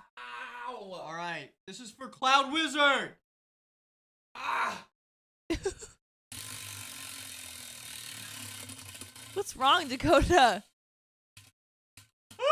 Oh my gosh, 20 members again. 20 members. Oh my gosh. 1, Wow. 2, 3, 4. That is 80 new members. Oh my goodness. Oh my goodness. Donos. Okay, dono time.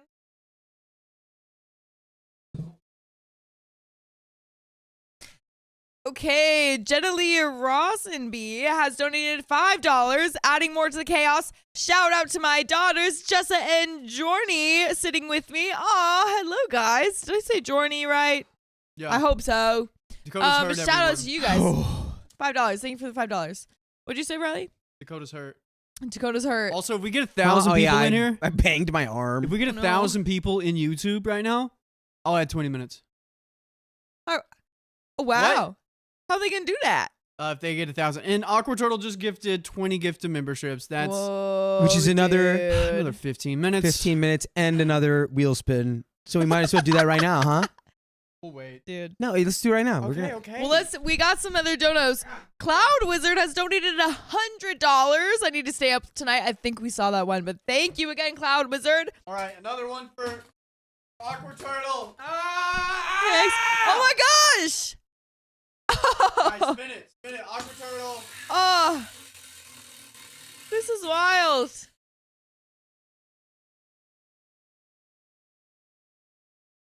What 10 the minutes? fuck? What is I that? can't spin it anymore. I'm gonna spin it again 10 for Gloria. minutes. 10 Gloria. minutes. Ah! Oh my gosh.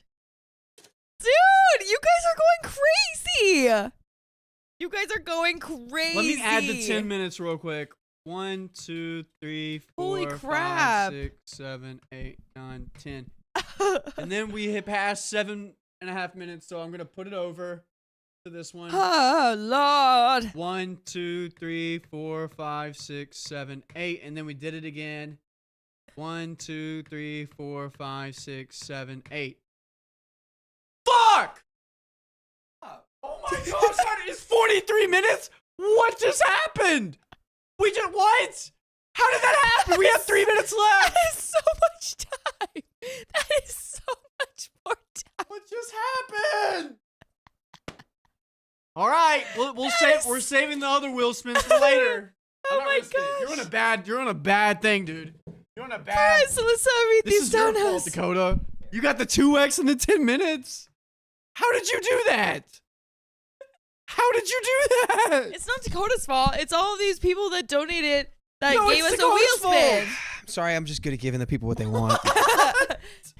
It's real. I'm just real. gifted. Yeah. I'm gifted. I'm just gifted.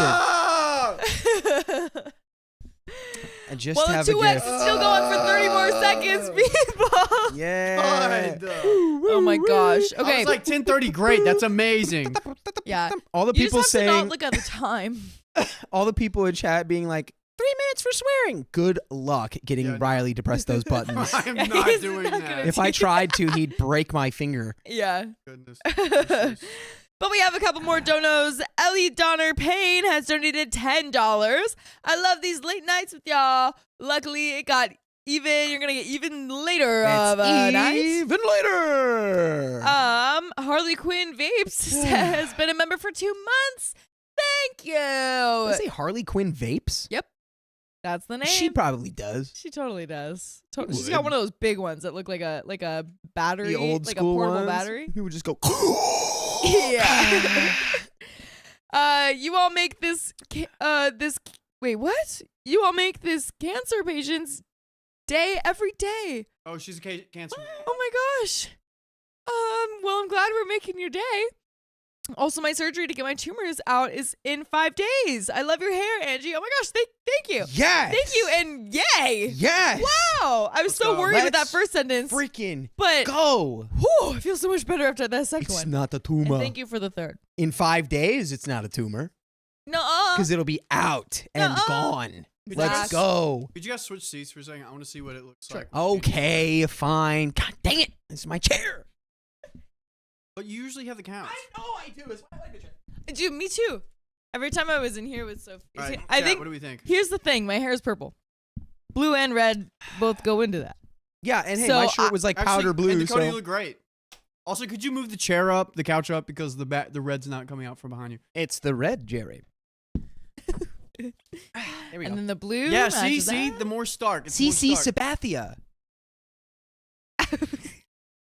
Sorry, I had a word association. I had to say it. We have more donos. We do. I have one in my hand. Come on. Myrrh, thanks for the $25. I won't be able to donate more in the foreseeable future due to family issues, but I'll still be here. Hey, thanks for I'll And give you know you what, s- Myrrh? Thank give you you some more. regardless. Thank you for everything and for just your presence. Did we get Just these your two? presence is enough. And Ellie Donner Payne has donated another $5. I thought this would be the end, but I get more time with y'all. Rest later, nerds. LOL, love you.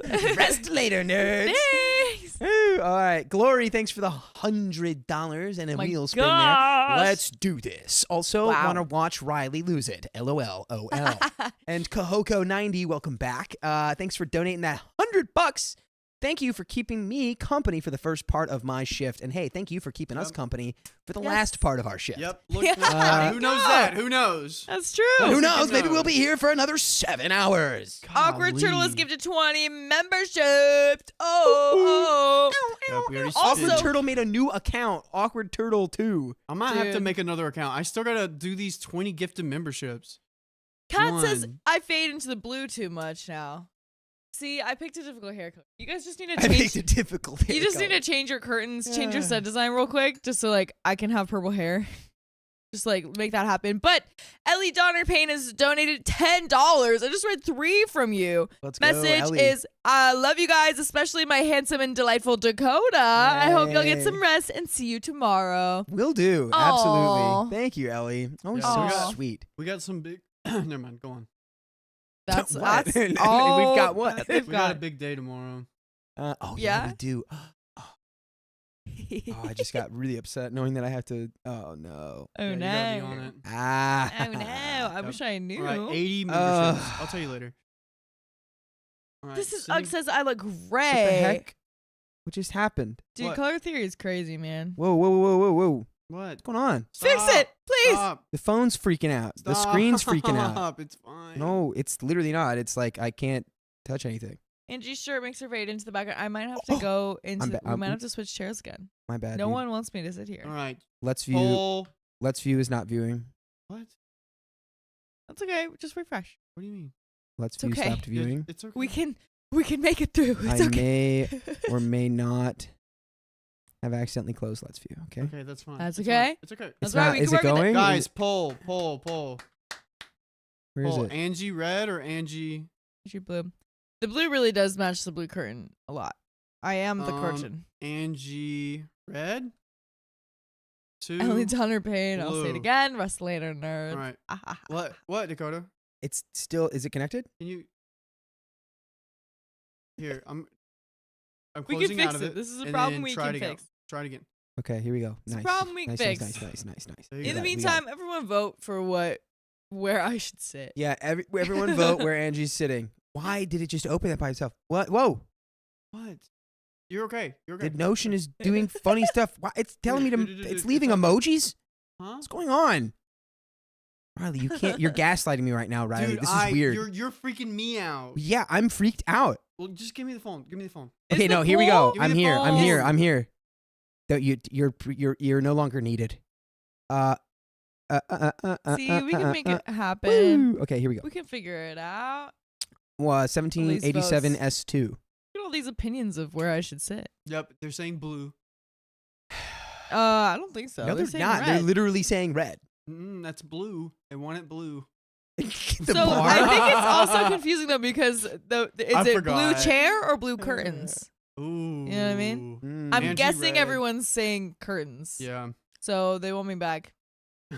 So actually, they want you in the red chair, so they want you to stay. Yeah. I don't think we can. I don't think we. Well- There's no way to know anymore. We have a hung jury. We need to. Andre. That's right.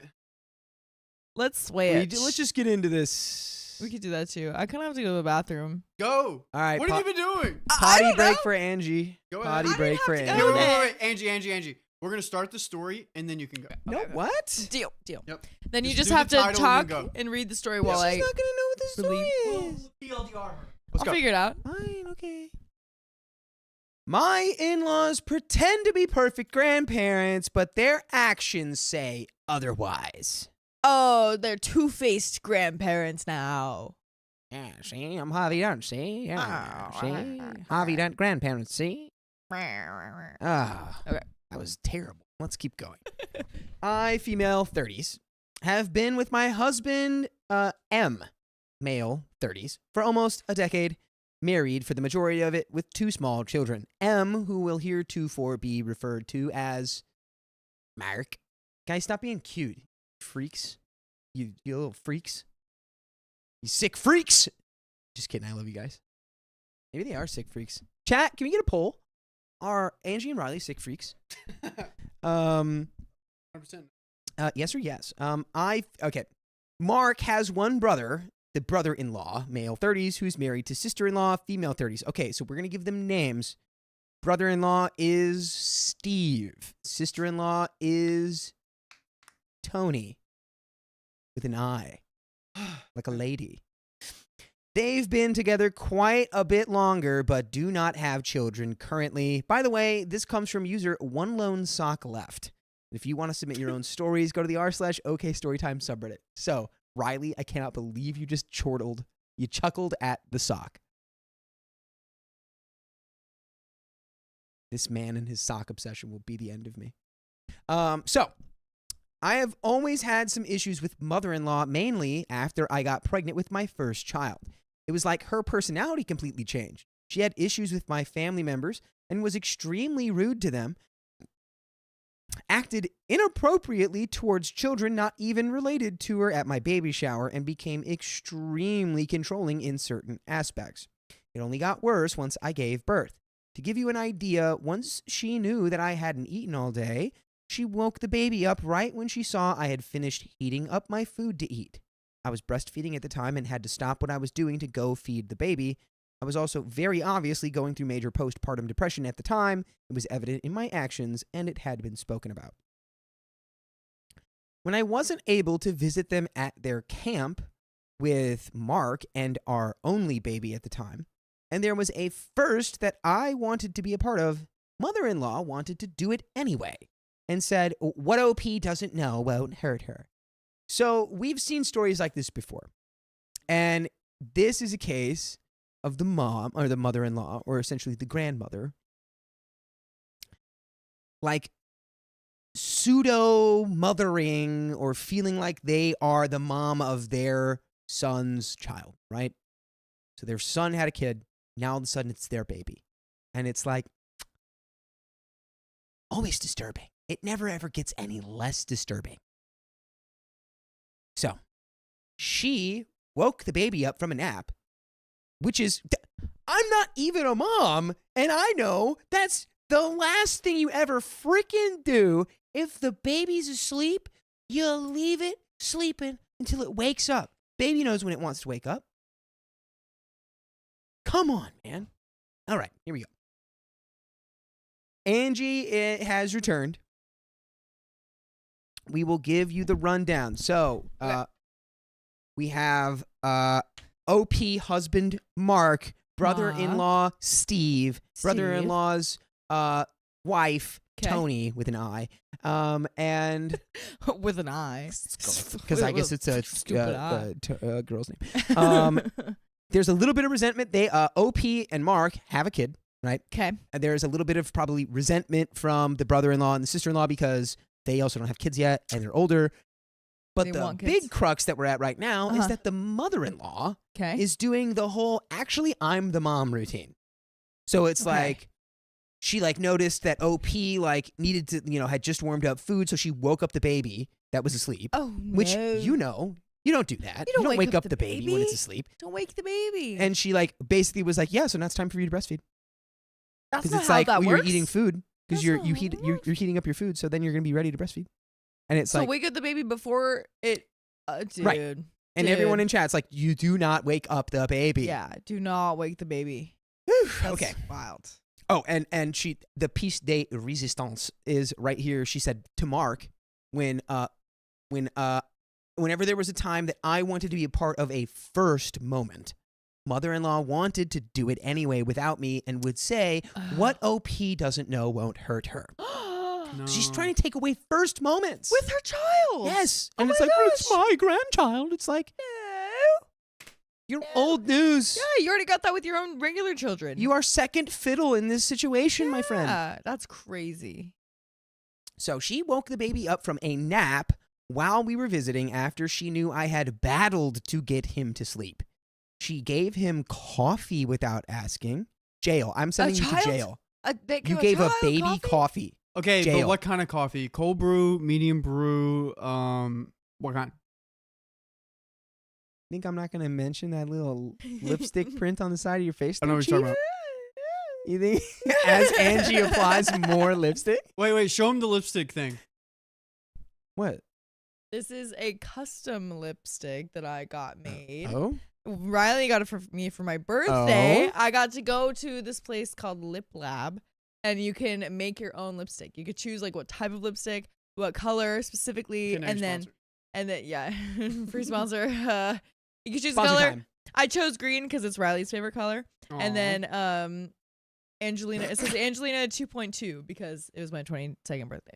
So Yeah. that's the name of it, and it got engraved on there. I don't know about you, but Angie's 22. You know, I blasted that at midnight on my birthday. Yeah, She did. I'm pretty She sure did. I did when I turned 22 you know as well. I did. You have to. To be clear, everybody, I saw some comments in chat. Uh-huh. Riley does not condone coffee given to babies. Maybe. I can't You save don't him know that? anymore. Now you don't know that. You know how much like sun drop I gave my little brothers? That's basically a Sun drop? coffee. What It's is not the that? same thing. It's like Sunny D. Sun drop. Does it have caffeine in it? I don't know. Maybe it's good. I don't know. Maybe tastes good. It's good It's, for 'em. it's just really good. So, okay, that's so- how it's like coffee. Mom gives him coffee without asking. Many Yikes. more things along those lines. Yikes. I always dealt with these things silently because I didn't want to cause waves. Girl, what? Little did I know we were all feeling some type of way. Yeah, no, you don't go, I don't want to cause any waves when your baby's being woken up after you put it to sleep and your mother-in-law is giving the baby coffee. Yeah. A lot of problems here. A lot of problems. Dude, baby's gotta like wake up early though. Baby's got to be a good little worker bee. It's going to be up, ready for his food to be ready. That baby's got to wake up and do his taxes. Yep. It's gotta Okay. be a boss baby. So when mother-in-law and father-in-law was told that I was pregnant with our second child, father-in-law was excited, but mother-in-law barely smiled and didn't seem very excited. When she found out we were having a girl this time, she wasn't excited at all. I thought I was just overreacting or looking too much into it, so I never said anything to anyone. However, they never want to take my daughter with them when they take my son. They ask to take my son for a week at a time, but never seem to want to take my daughter. What? This has been pointed Ooh. out to them by an aunt, and they just brush it off. Is she not a woman herself? Was she not once a daughter baby? Why are they hate women? They hate the girl. is They want the Crazy. baby boy to be strong and healthy. But she's a woman. Is this like a thing? Again, it's like it's always so weird and freaky psychologically when the mothers are like, "It's my baby. I will raise it. Yeah. The baby is belong to me." But like, yeah. is it because it's like a little version of your son that you get to like raise again? Right. That you're like so obsessed with your son that you now want to possess his son so you can raise him again. That's Yep. interesting. I don't know, but whatever goes on there psychologically is freaky and complicated. Yeah, I wonder. I wonder like if there's any sort of like cultural stuff with it too, because like I knew someone one time where it was like the parents like the dad like took care of like the sons and the mom took care of the daughter. There was 3 sons and 1 daughter, so it's kind of outnumbered. But like when they got in trouble or something like that, they would be the ones to like punish them or to like get with that. So like maybe it's something like that. Who Like knows, she's got dude? this as I don't know, and It then could like be anything. people have Although- to deal with the daughter. I don't know. Really quick, I Bleed Red Bull 32 says, I've experienced this. Put more in the comments, please, about Yeah, your experience. I want to hear please. about it. So let's get back to the story. Last year, they decided to sell their house and live permanently at their camper, which is a permanent setup in Pennsylvania during the spring and summer, and down at another campground in Florida for the rest of the year. Around the time they were selling their house, my brother-in-law found out he was battling stage 4 cancer. Oh wow. That is rough. They still made him help move all the stuff in their house multiple times. When sister-in-law tried to say they needed to get home, mother-in-law said, "Oh, you can go. Brother-in-law can stay and help." He was going through chemo at the time.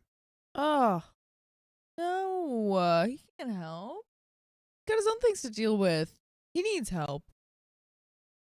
Wow. You know, I agree. I do agree with you, but it's like when you go through like a cancer treatment like that, it's like everyone reacts to it differently. So it's like, who knows? Like from the outside that's looking true. in, it could be like, you're like, yeah, or they made brother-in-law do this, but like brother-in-law might also be looking for like a semblance of normality or like True. sort of trying to, what's the word? Delulu.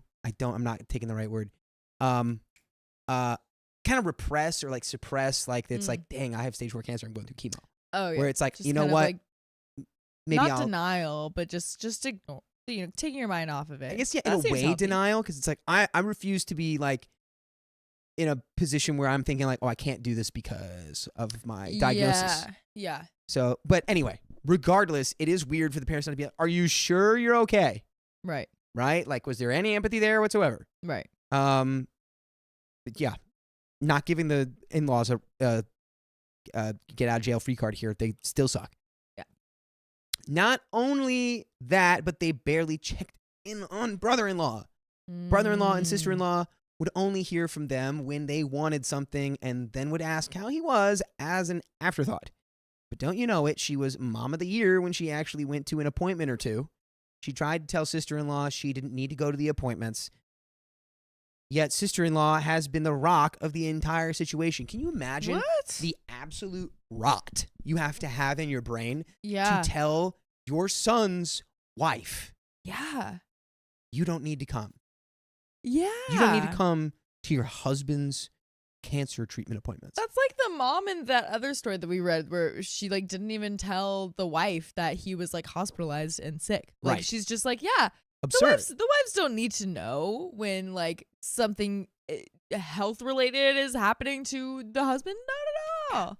And it's completely different. You know, maybe you can frame this in a way where it's like, I know that this has been a lot for you. Mm-hmm. I know that Sure. it takes a lot out of you. Maybe I can take a couple of appointments. You take the next couple, yada, yada. That's Yeah. the empathy. That's the real human way to go about that. Yeah. Not just like, oh, you're not needed.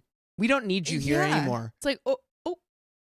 But Ay, ay, ay. actually, I am so I love you, Mom. Thank you for, yeah.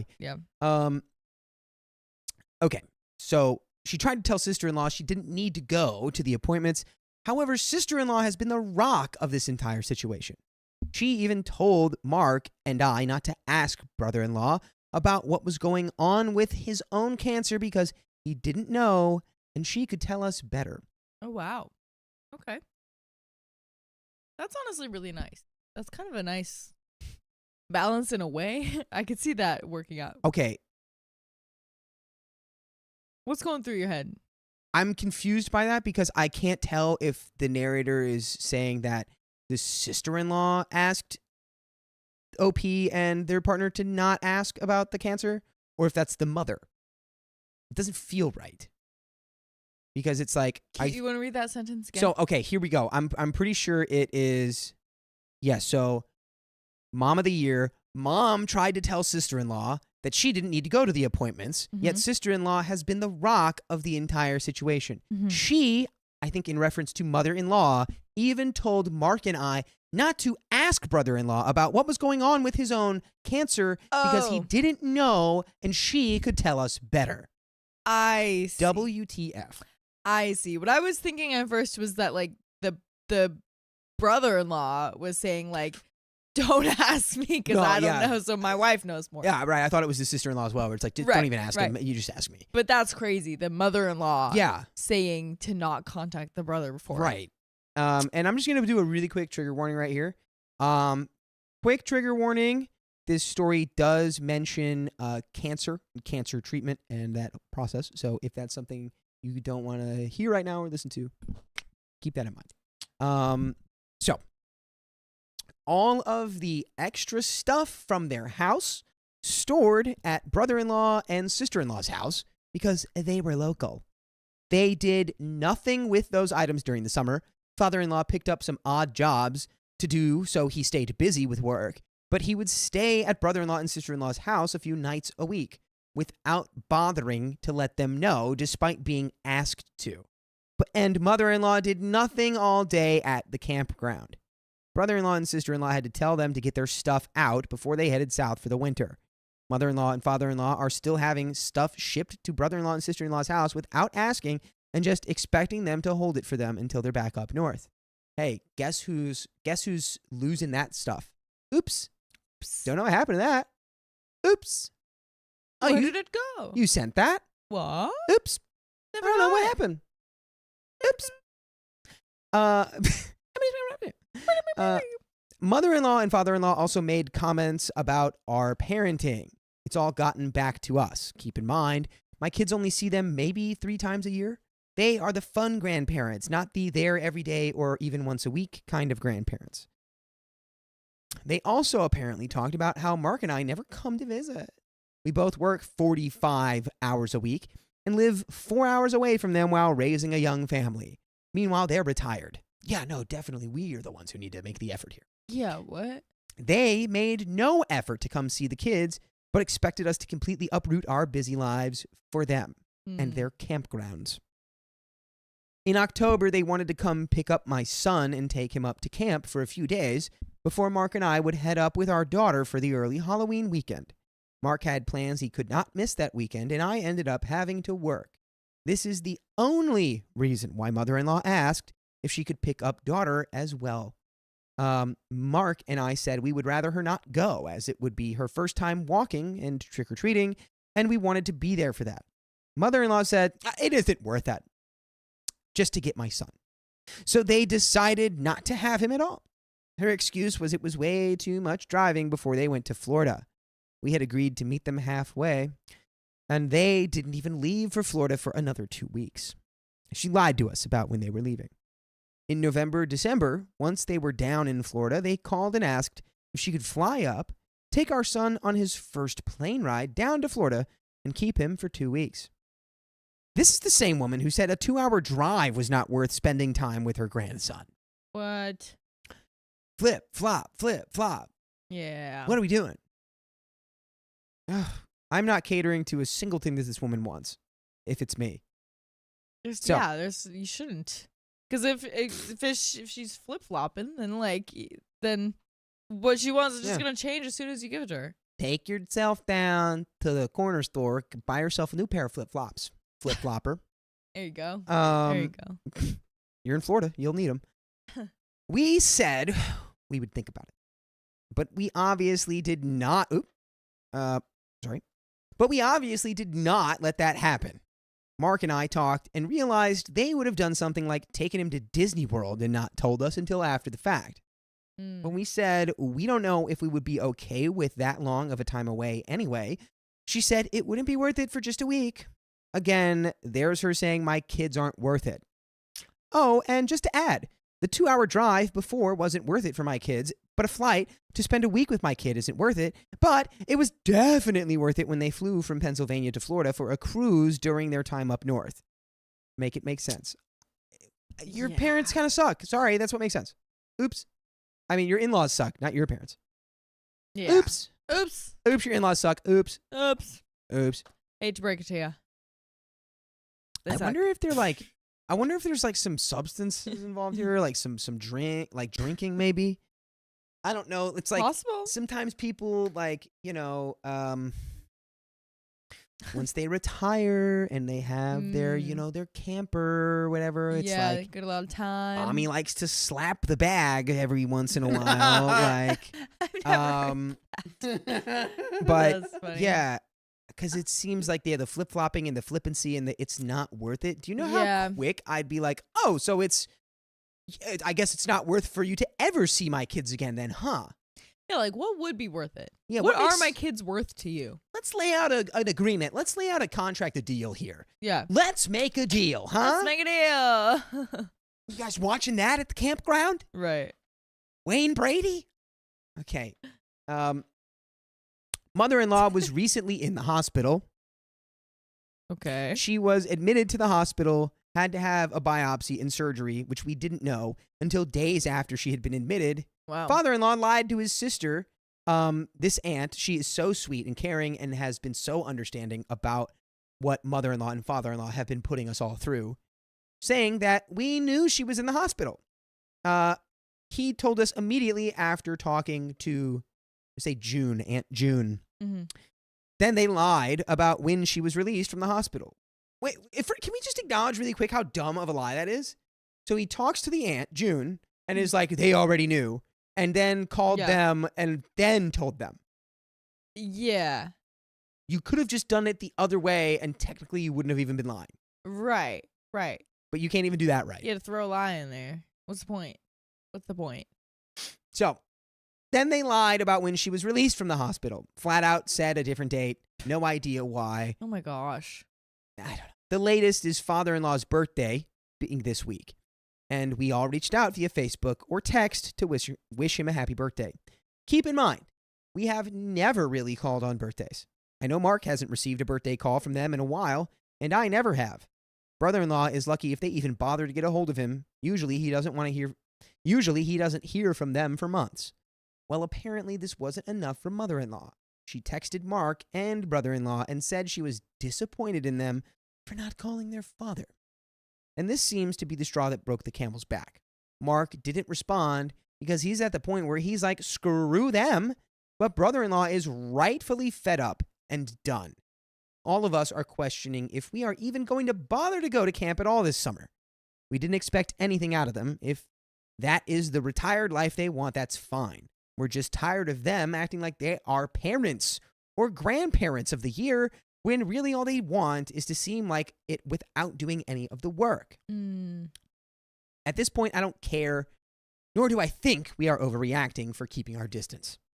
Edit, I forgot to mention, to this day, they will still bring up how Mark caused the house fire that destroyed their house over 10 years ago. Whoa. Because he had his truck plugged in. Wow. wow. Sounds more like something's wrong with the house's wiring, but she has brought it up numerous times over the year. Because she knows. We do have an update. Yikes. That's a crazy thing If to it throw in wasn't there. for you and your darn electric truck, our house wouldn't have burned down. It's like, well, Mom, remember when the contractor told you the whole house was wired with aluminum wiring and you said, That's a scam and you're trying to steal our money. Yeah. I One thing literally- leads to another. I would bet my internal organs that was a conversation that was had with her. And she went, there's nothing wrong with aluminum wiring. They've done it for hundreds of years. And it's totally fine. Yeah, and then you plug the truck in and the whole house turns into Just a explodes. light show. Just explodes, man.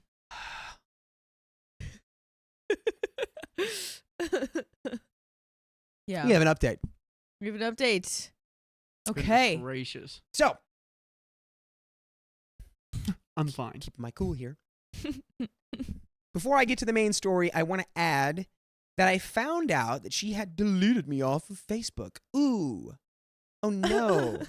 Oh. I'll show her. Not the trash taking itself out. Oh. Forsooth. No, don't. Stop. Oh, stop. No. I only figured this out because I went to block her and father-in-law from seeing my future posts, and I couldn't find her. She texted me on Saturday asking if I was home and if they could video chat with the kids.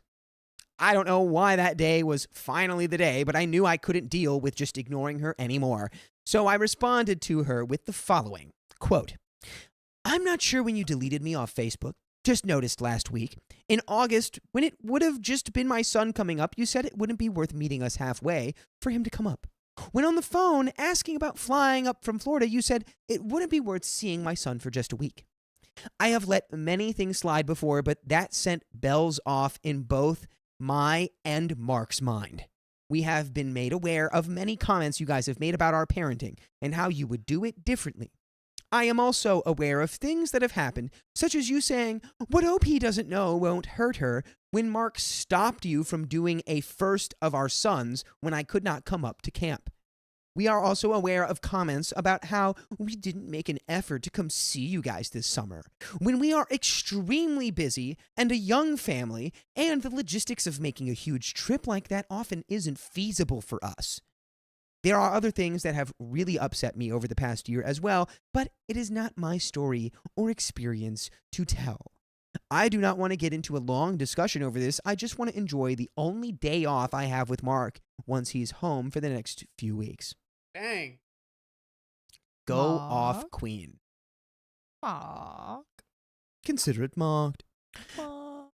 And in Sorry. response to that, crickets. You're right. Riley said lock in, and I need you're so right about Get that. locked. You're so right about that. Pop, lock, and When you're drop it. locking in. That's me. She made, That's she just the made lock. Transformers noises? Yeah. That's the lock in my Optimus. brain just going whoop. Sam Witwicky, Yeah. I need you to lock in on this story. So, we got crickets. No response whatsoever. Then a few hours later, my father-in-law sent me a picture of a turtle and asked me to show my son. I What? want to see it. That's so random. Riley, we have the same kind of dumb brain because I also was like, why is that wholesome? Yeah. You just send a No, picture it of a turtle. totally and just, is. But it's Here's a- also, I think that's the thing though, is like, would you mind showing the It's child? like you didn't this get the photograph?" memo. yeah, it's kind of like a read the room kind of thing. Like, why are you sending this and not like, talking about what we should actually talk about? Dang. Right. Father-in-law, you got me with that. Yeah. Yeah, no, it's You fooled it's you, it's man. being like, why though? Yeah. Why are we sending a total picture and not acknowledging all the stuff I just said? Yeah. Yeah. Oh my God, yeah. And you know what? Father-in-law sent me a picture of a turtle, asked me to show my son. Once again, True. he excluded my daughter. Oh my I totally gosh. forgot about that. I wasn't me even thinking that. too. Why do they hate your daughter? Just show the sun. Just show the sun. If the daughter tries to look at it, slap her away. Yeah, I Shove guess. her off. I was just Oh my sad. God. No turtle for you. Yeah, imagine he's like, can you also send a recording of you showing your son, Yeah, just to make exclusively sure. your son? This Just is to a make sure. turtle for your son, not your disgusting daughter that we hate. Turtles are for boys. Girls get bunnies. Why Have you do ever I- heard of Ninja why do I Turtles? They were feel all like boys. You are not off base here, though. They're just like, turtles are for men to Turtles enjoy. are guy things. Turtles are a guy thing to Turtles enjoy. are a They're guy. an everyone thing. Right. Turtles You know can how be many for turtles everyone. I've saved Yep. from the road? Wrong. Wait, have you really? Yeah. Yeah, I do the same thing every time I've seen one. Aw. You gotta go back. You go, I You're like, have stop. a And then you put them on the way that they're going. You don't put Yeah. them. Yeah. You don't bring them back. Yeah. Come Yeah, on. because then they'll just try to cross again. Yeah. Huh? Exactly. Okay. So I told him that I would and left it at that. Saturday night, the mother-in-law sent me a friend request, but I just let it sit there. On Sunday, Mark sent a message basically backing everything that I set up. Jeez Louise. God. But called them out for only being grandparents when it's convenient, and that they have 2 grandchildren and not 1. He also said something about not trusting them with the kids alone, and they got a little chirp, chirp, chirp, chirp. Crickets. Brother-in-law sent his own message related to his own issues with mother-in-law, and her response sent me through the roof. She said, brother-in-law, I understand what you're saying, but it works both ways. You never call us, and you never called to check on me after surgery. Oh my gosh. The phone works both ways. That whole line? What are you gonna do with those? Whoa. Bro, See where'd you what I'm doing? find those? You see what I'm doing right here? Dude. Snip, snip. I'm cutting ties. Cut them off. Cut them off. Your son, the brother-in-law, had stage 4 cancer. Yeah. Or it may still have it. Yeah. I'm not sure if he's in remission right now. Yeah. And you're saying the phone works both ways. Girl. For what? Like probably just like just a normal biopsy? Yeah. Because like, what do you guys have going on? Like, I think the mom got sick at one point, so maybe they have to deal with that. But Well, it's right. like it was like a. these guys are probably working and have kids and have like cancer and stuff. Like you gotta do your part as the retiree. You are literally and retired. call. Yeah. You are retired. Come on, man. Retired. Riley. Losing it, guys. I'm losing it. I think we all are. Why are you speeding me up, Riley? Because We're at the end of the show. We're getting to the end of the story. what we gotta do. Okay. It's okay. We'll be okay. We'll be all right. Riley's going. Do not play with me right now, Riley. Riley's good. I'm reading very frustrating stories Riley, tonight. look at me. Look at me, Riley. Look at me in the eyes. Look at your girl. Lock in, dude. Lock Shut in. up. Lock in, dude. Lock in. Lock the freak You in. said that to me not 5 minutes ago, even. Not but 5 minutes ago. So take your own freaking advice, my guy. Okay. Here we go. Okay. I saw red. Red. Oh. She is referring to her most recent surgery from the hospital visit they only told us about after June asked if we knew, and they said yes when we didn't. They'd been there for days. Then they lied about the day they left. How is that comparable to battling cancer? Yeah, but literally. She's like, you didn't even call when I was in the hospital. You didn't freaking tell us you were in the hospital.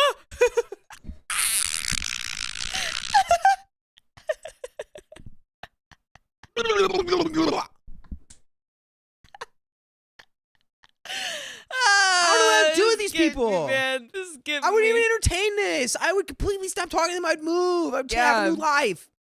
I'd never associate with these people ever again in my life. Right? Because, I mean, literally, like, because obviously in most of the stories we're always like communication, but they're trying. They're not getting anything back. So it's like, okay, well, if you don't want to respond, I'm not going to send you anything anymore because there's no point in Let talking these to a people wall. just drink all their boxed wine in Florida. I don't care about them. And Yeah. you shouldn't either And because just- they're despicable. Take pictures of their turtles, but they get to show no one this time. Yeah, you should send them a video of, I showed the turtle to my daughter. I hate you. Yeah, my son actually hated the video of the turtles. My daughter loved it though. Yeah. So what's that about? Okay, here we go. Okay, here we go. So, she also spoke to brother-in-law on the phone yesterday and basically played victim with everything. She said it cost them $600 to $700 every weekend they come to visit us.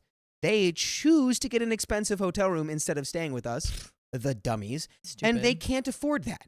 But then says that they have invited us all down to Florida and would pay for airfare. Girl. And they go on multiple cruises every year. Girl. Yep. Again, As long as you just bring your son. Yeah. We can pay for you guys, the mom, dad, and then the son, but we don't. Oh, sorry, we ran out of money for the daughter. Oh, sorry. Don't have any. we all know what's behind this hand. All right, and it's for them. It's a little smooth.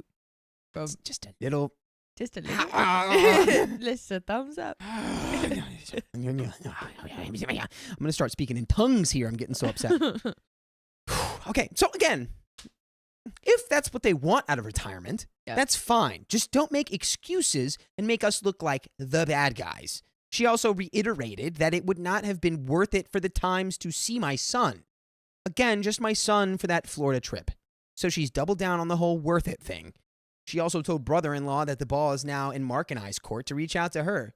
Well, you're going to be hearing absolutely nothing from me. because it's not worth it. It's not worth my time. Yeah. You won't n- hear anything from me either. Don't worry. Mhm, yeah. Don't worry. I'm on your team, Dakota. Don't worry. I agree with you. Neither of us have heard any response to our messages explaining why we were fed up.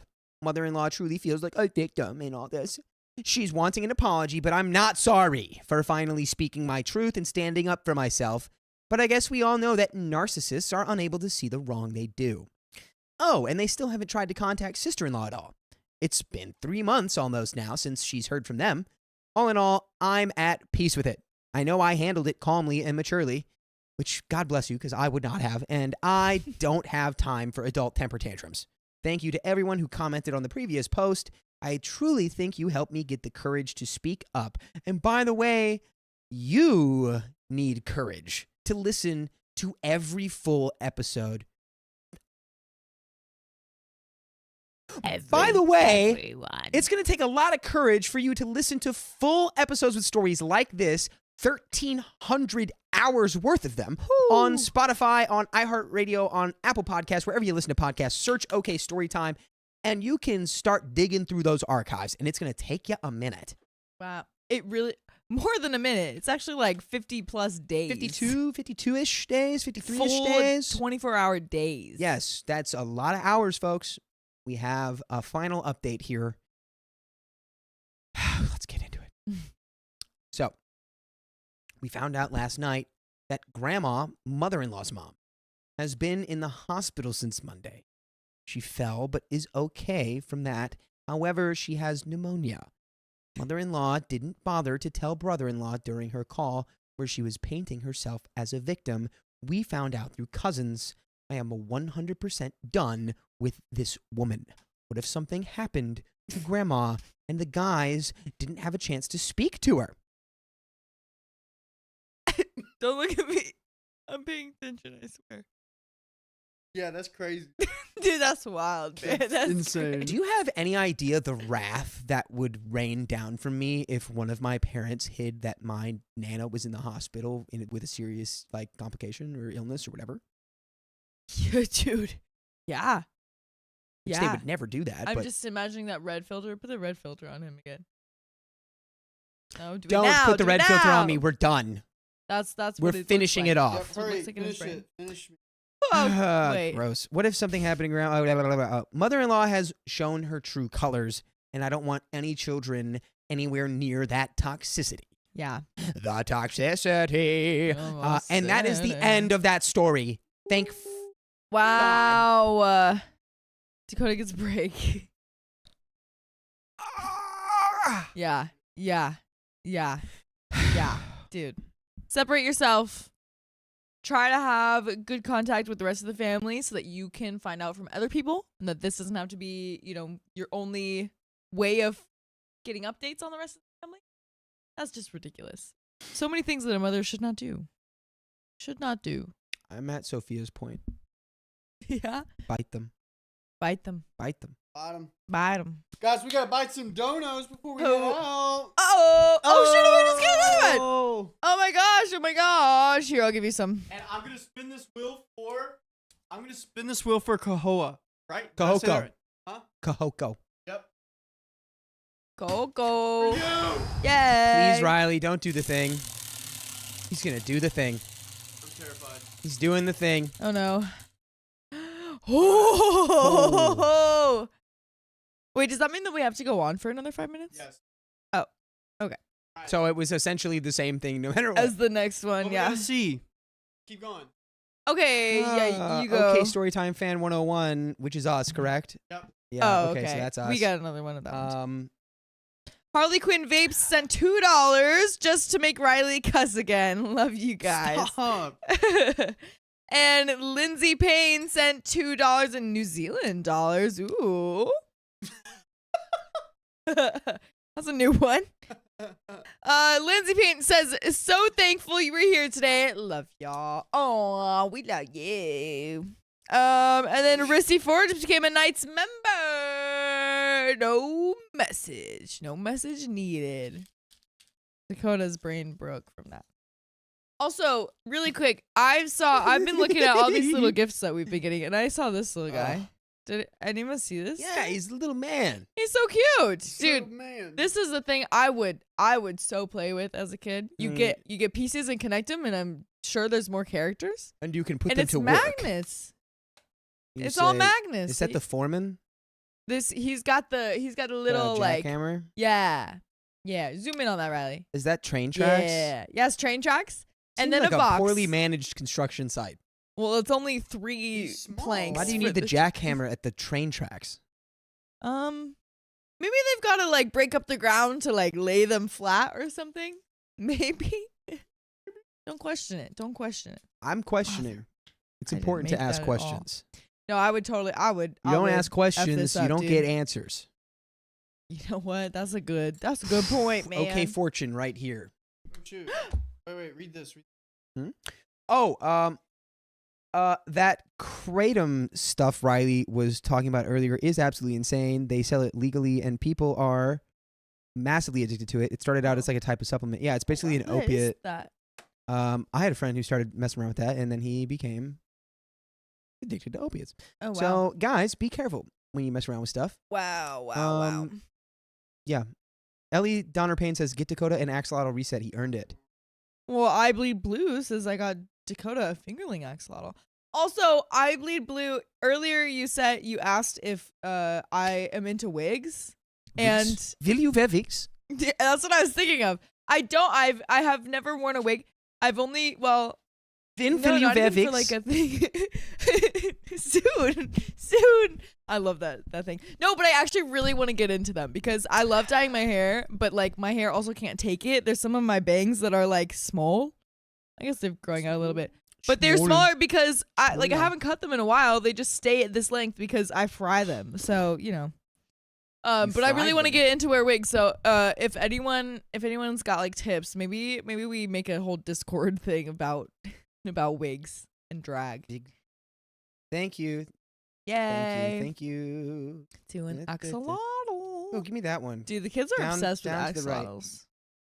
No, up one. I remember this being a thing when I was like in middle school. Like Make it the big word. 2014, 2015. My brother was like, "You haven't heard about these axolotls? They're freaking cool, man." And then I wrote a report about them. That was so cute. Oh my gosh, I have to tell us. Okay, so I found this thing about Minecraft. Like there's like this Minecraft like nighttime thing that's like it's just relaxing music, pretty scene and everything like that. So they have like the cave biome with like the drip leaves and whatever. Indeed. And then they have like a little lake in there with some axolotls swimming around, but then they have like a little boat with an axolotl in it. And I was watching it. It was so cute, right? But I was watching it and it starts to like flash red, the axolotl. Because you know what? The axolotls can go out of water, but they need some water. So I'm watching this relaxing Minecraft video and I'm watching this axolotl die in this boat right now. And then it does that for a while and then it poofs. And then the video like restarts eventually and another axolotl is in there and it repeats. And it Why were dies you again. watching Minecraft axolotl snuff films? Andy? It's just for Why were you? it's for the why? ASMR, it's for relaxing That was noise. ASMR? I don't hear. Relaxing axolotl hear Minecraft it. death They noises? just had Minecraft And they're just music going, playing. They didn't have those noises. They didn't have those. What? Yeah. He said, what's up? Oh, Caitlin Crespo. Hey, thanks for the $23. 1, 2, 3. Dono for Dakota being the most professional today. Yes, you can't see it, but I'm wearing a tie. I can't tell you where. Their time. And that, we don't have any more Wow. wheels? Line up. Go. We don't? Okay, that is the end of our stream. Thank you so much for joining and donating and everything. We love you guys so much. So, if you love us, make sure to subscribe. We love you And and see you tomorrow.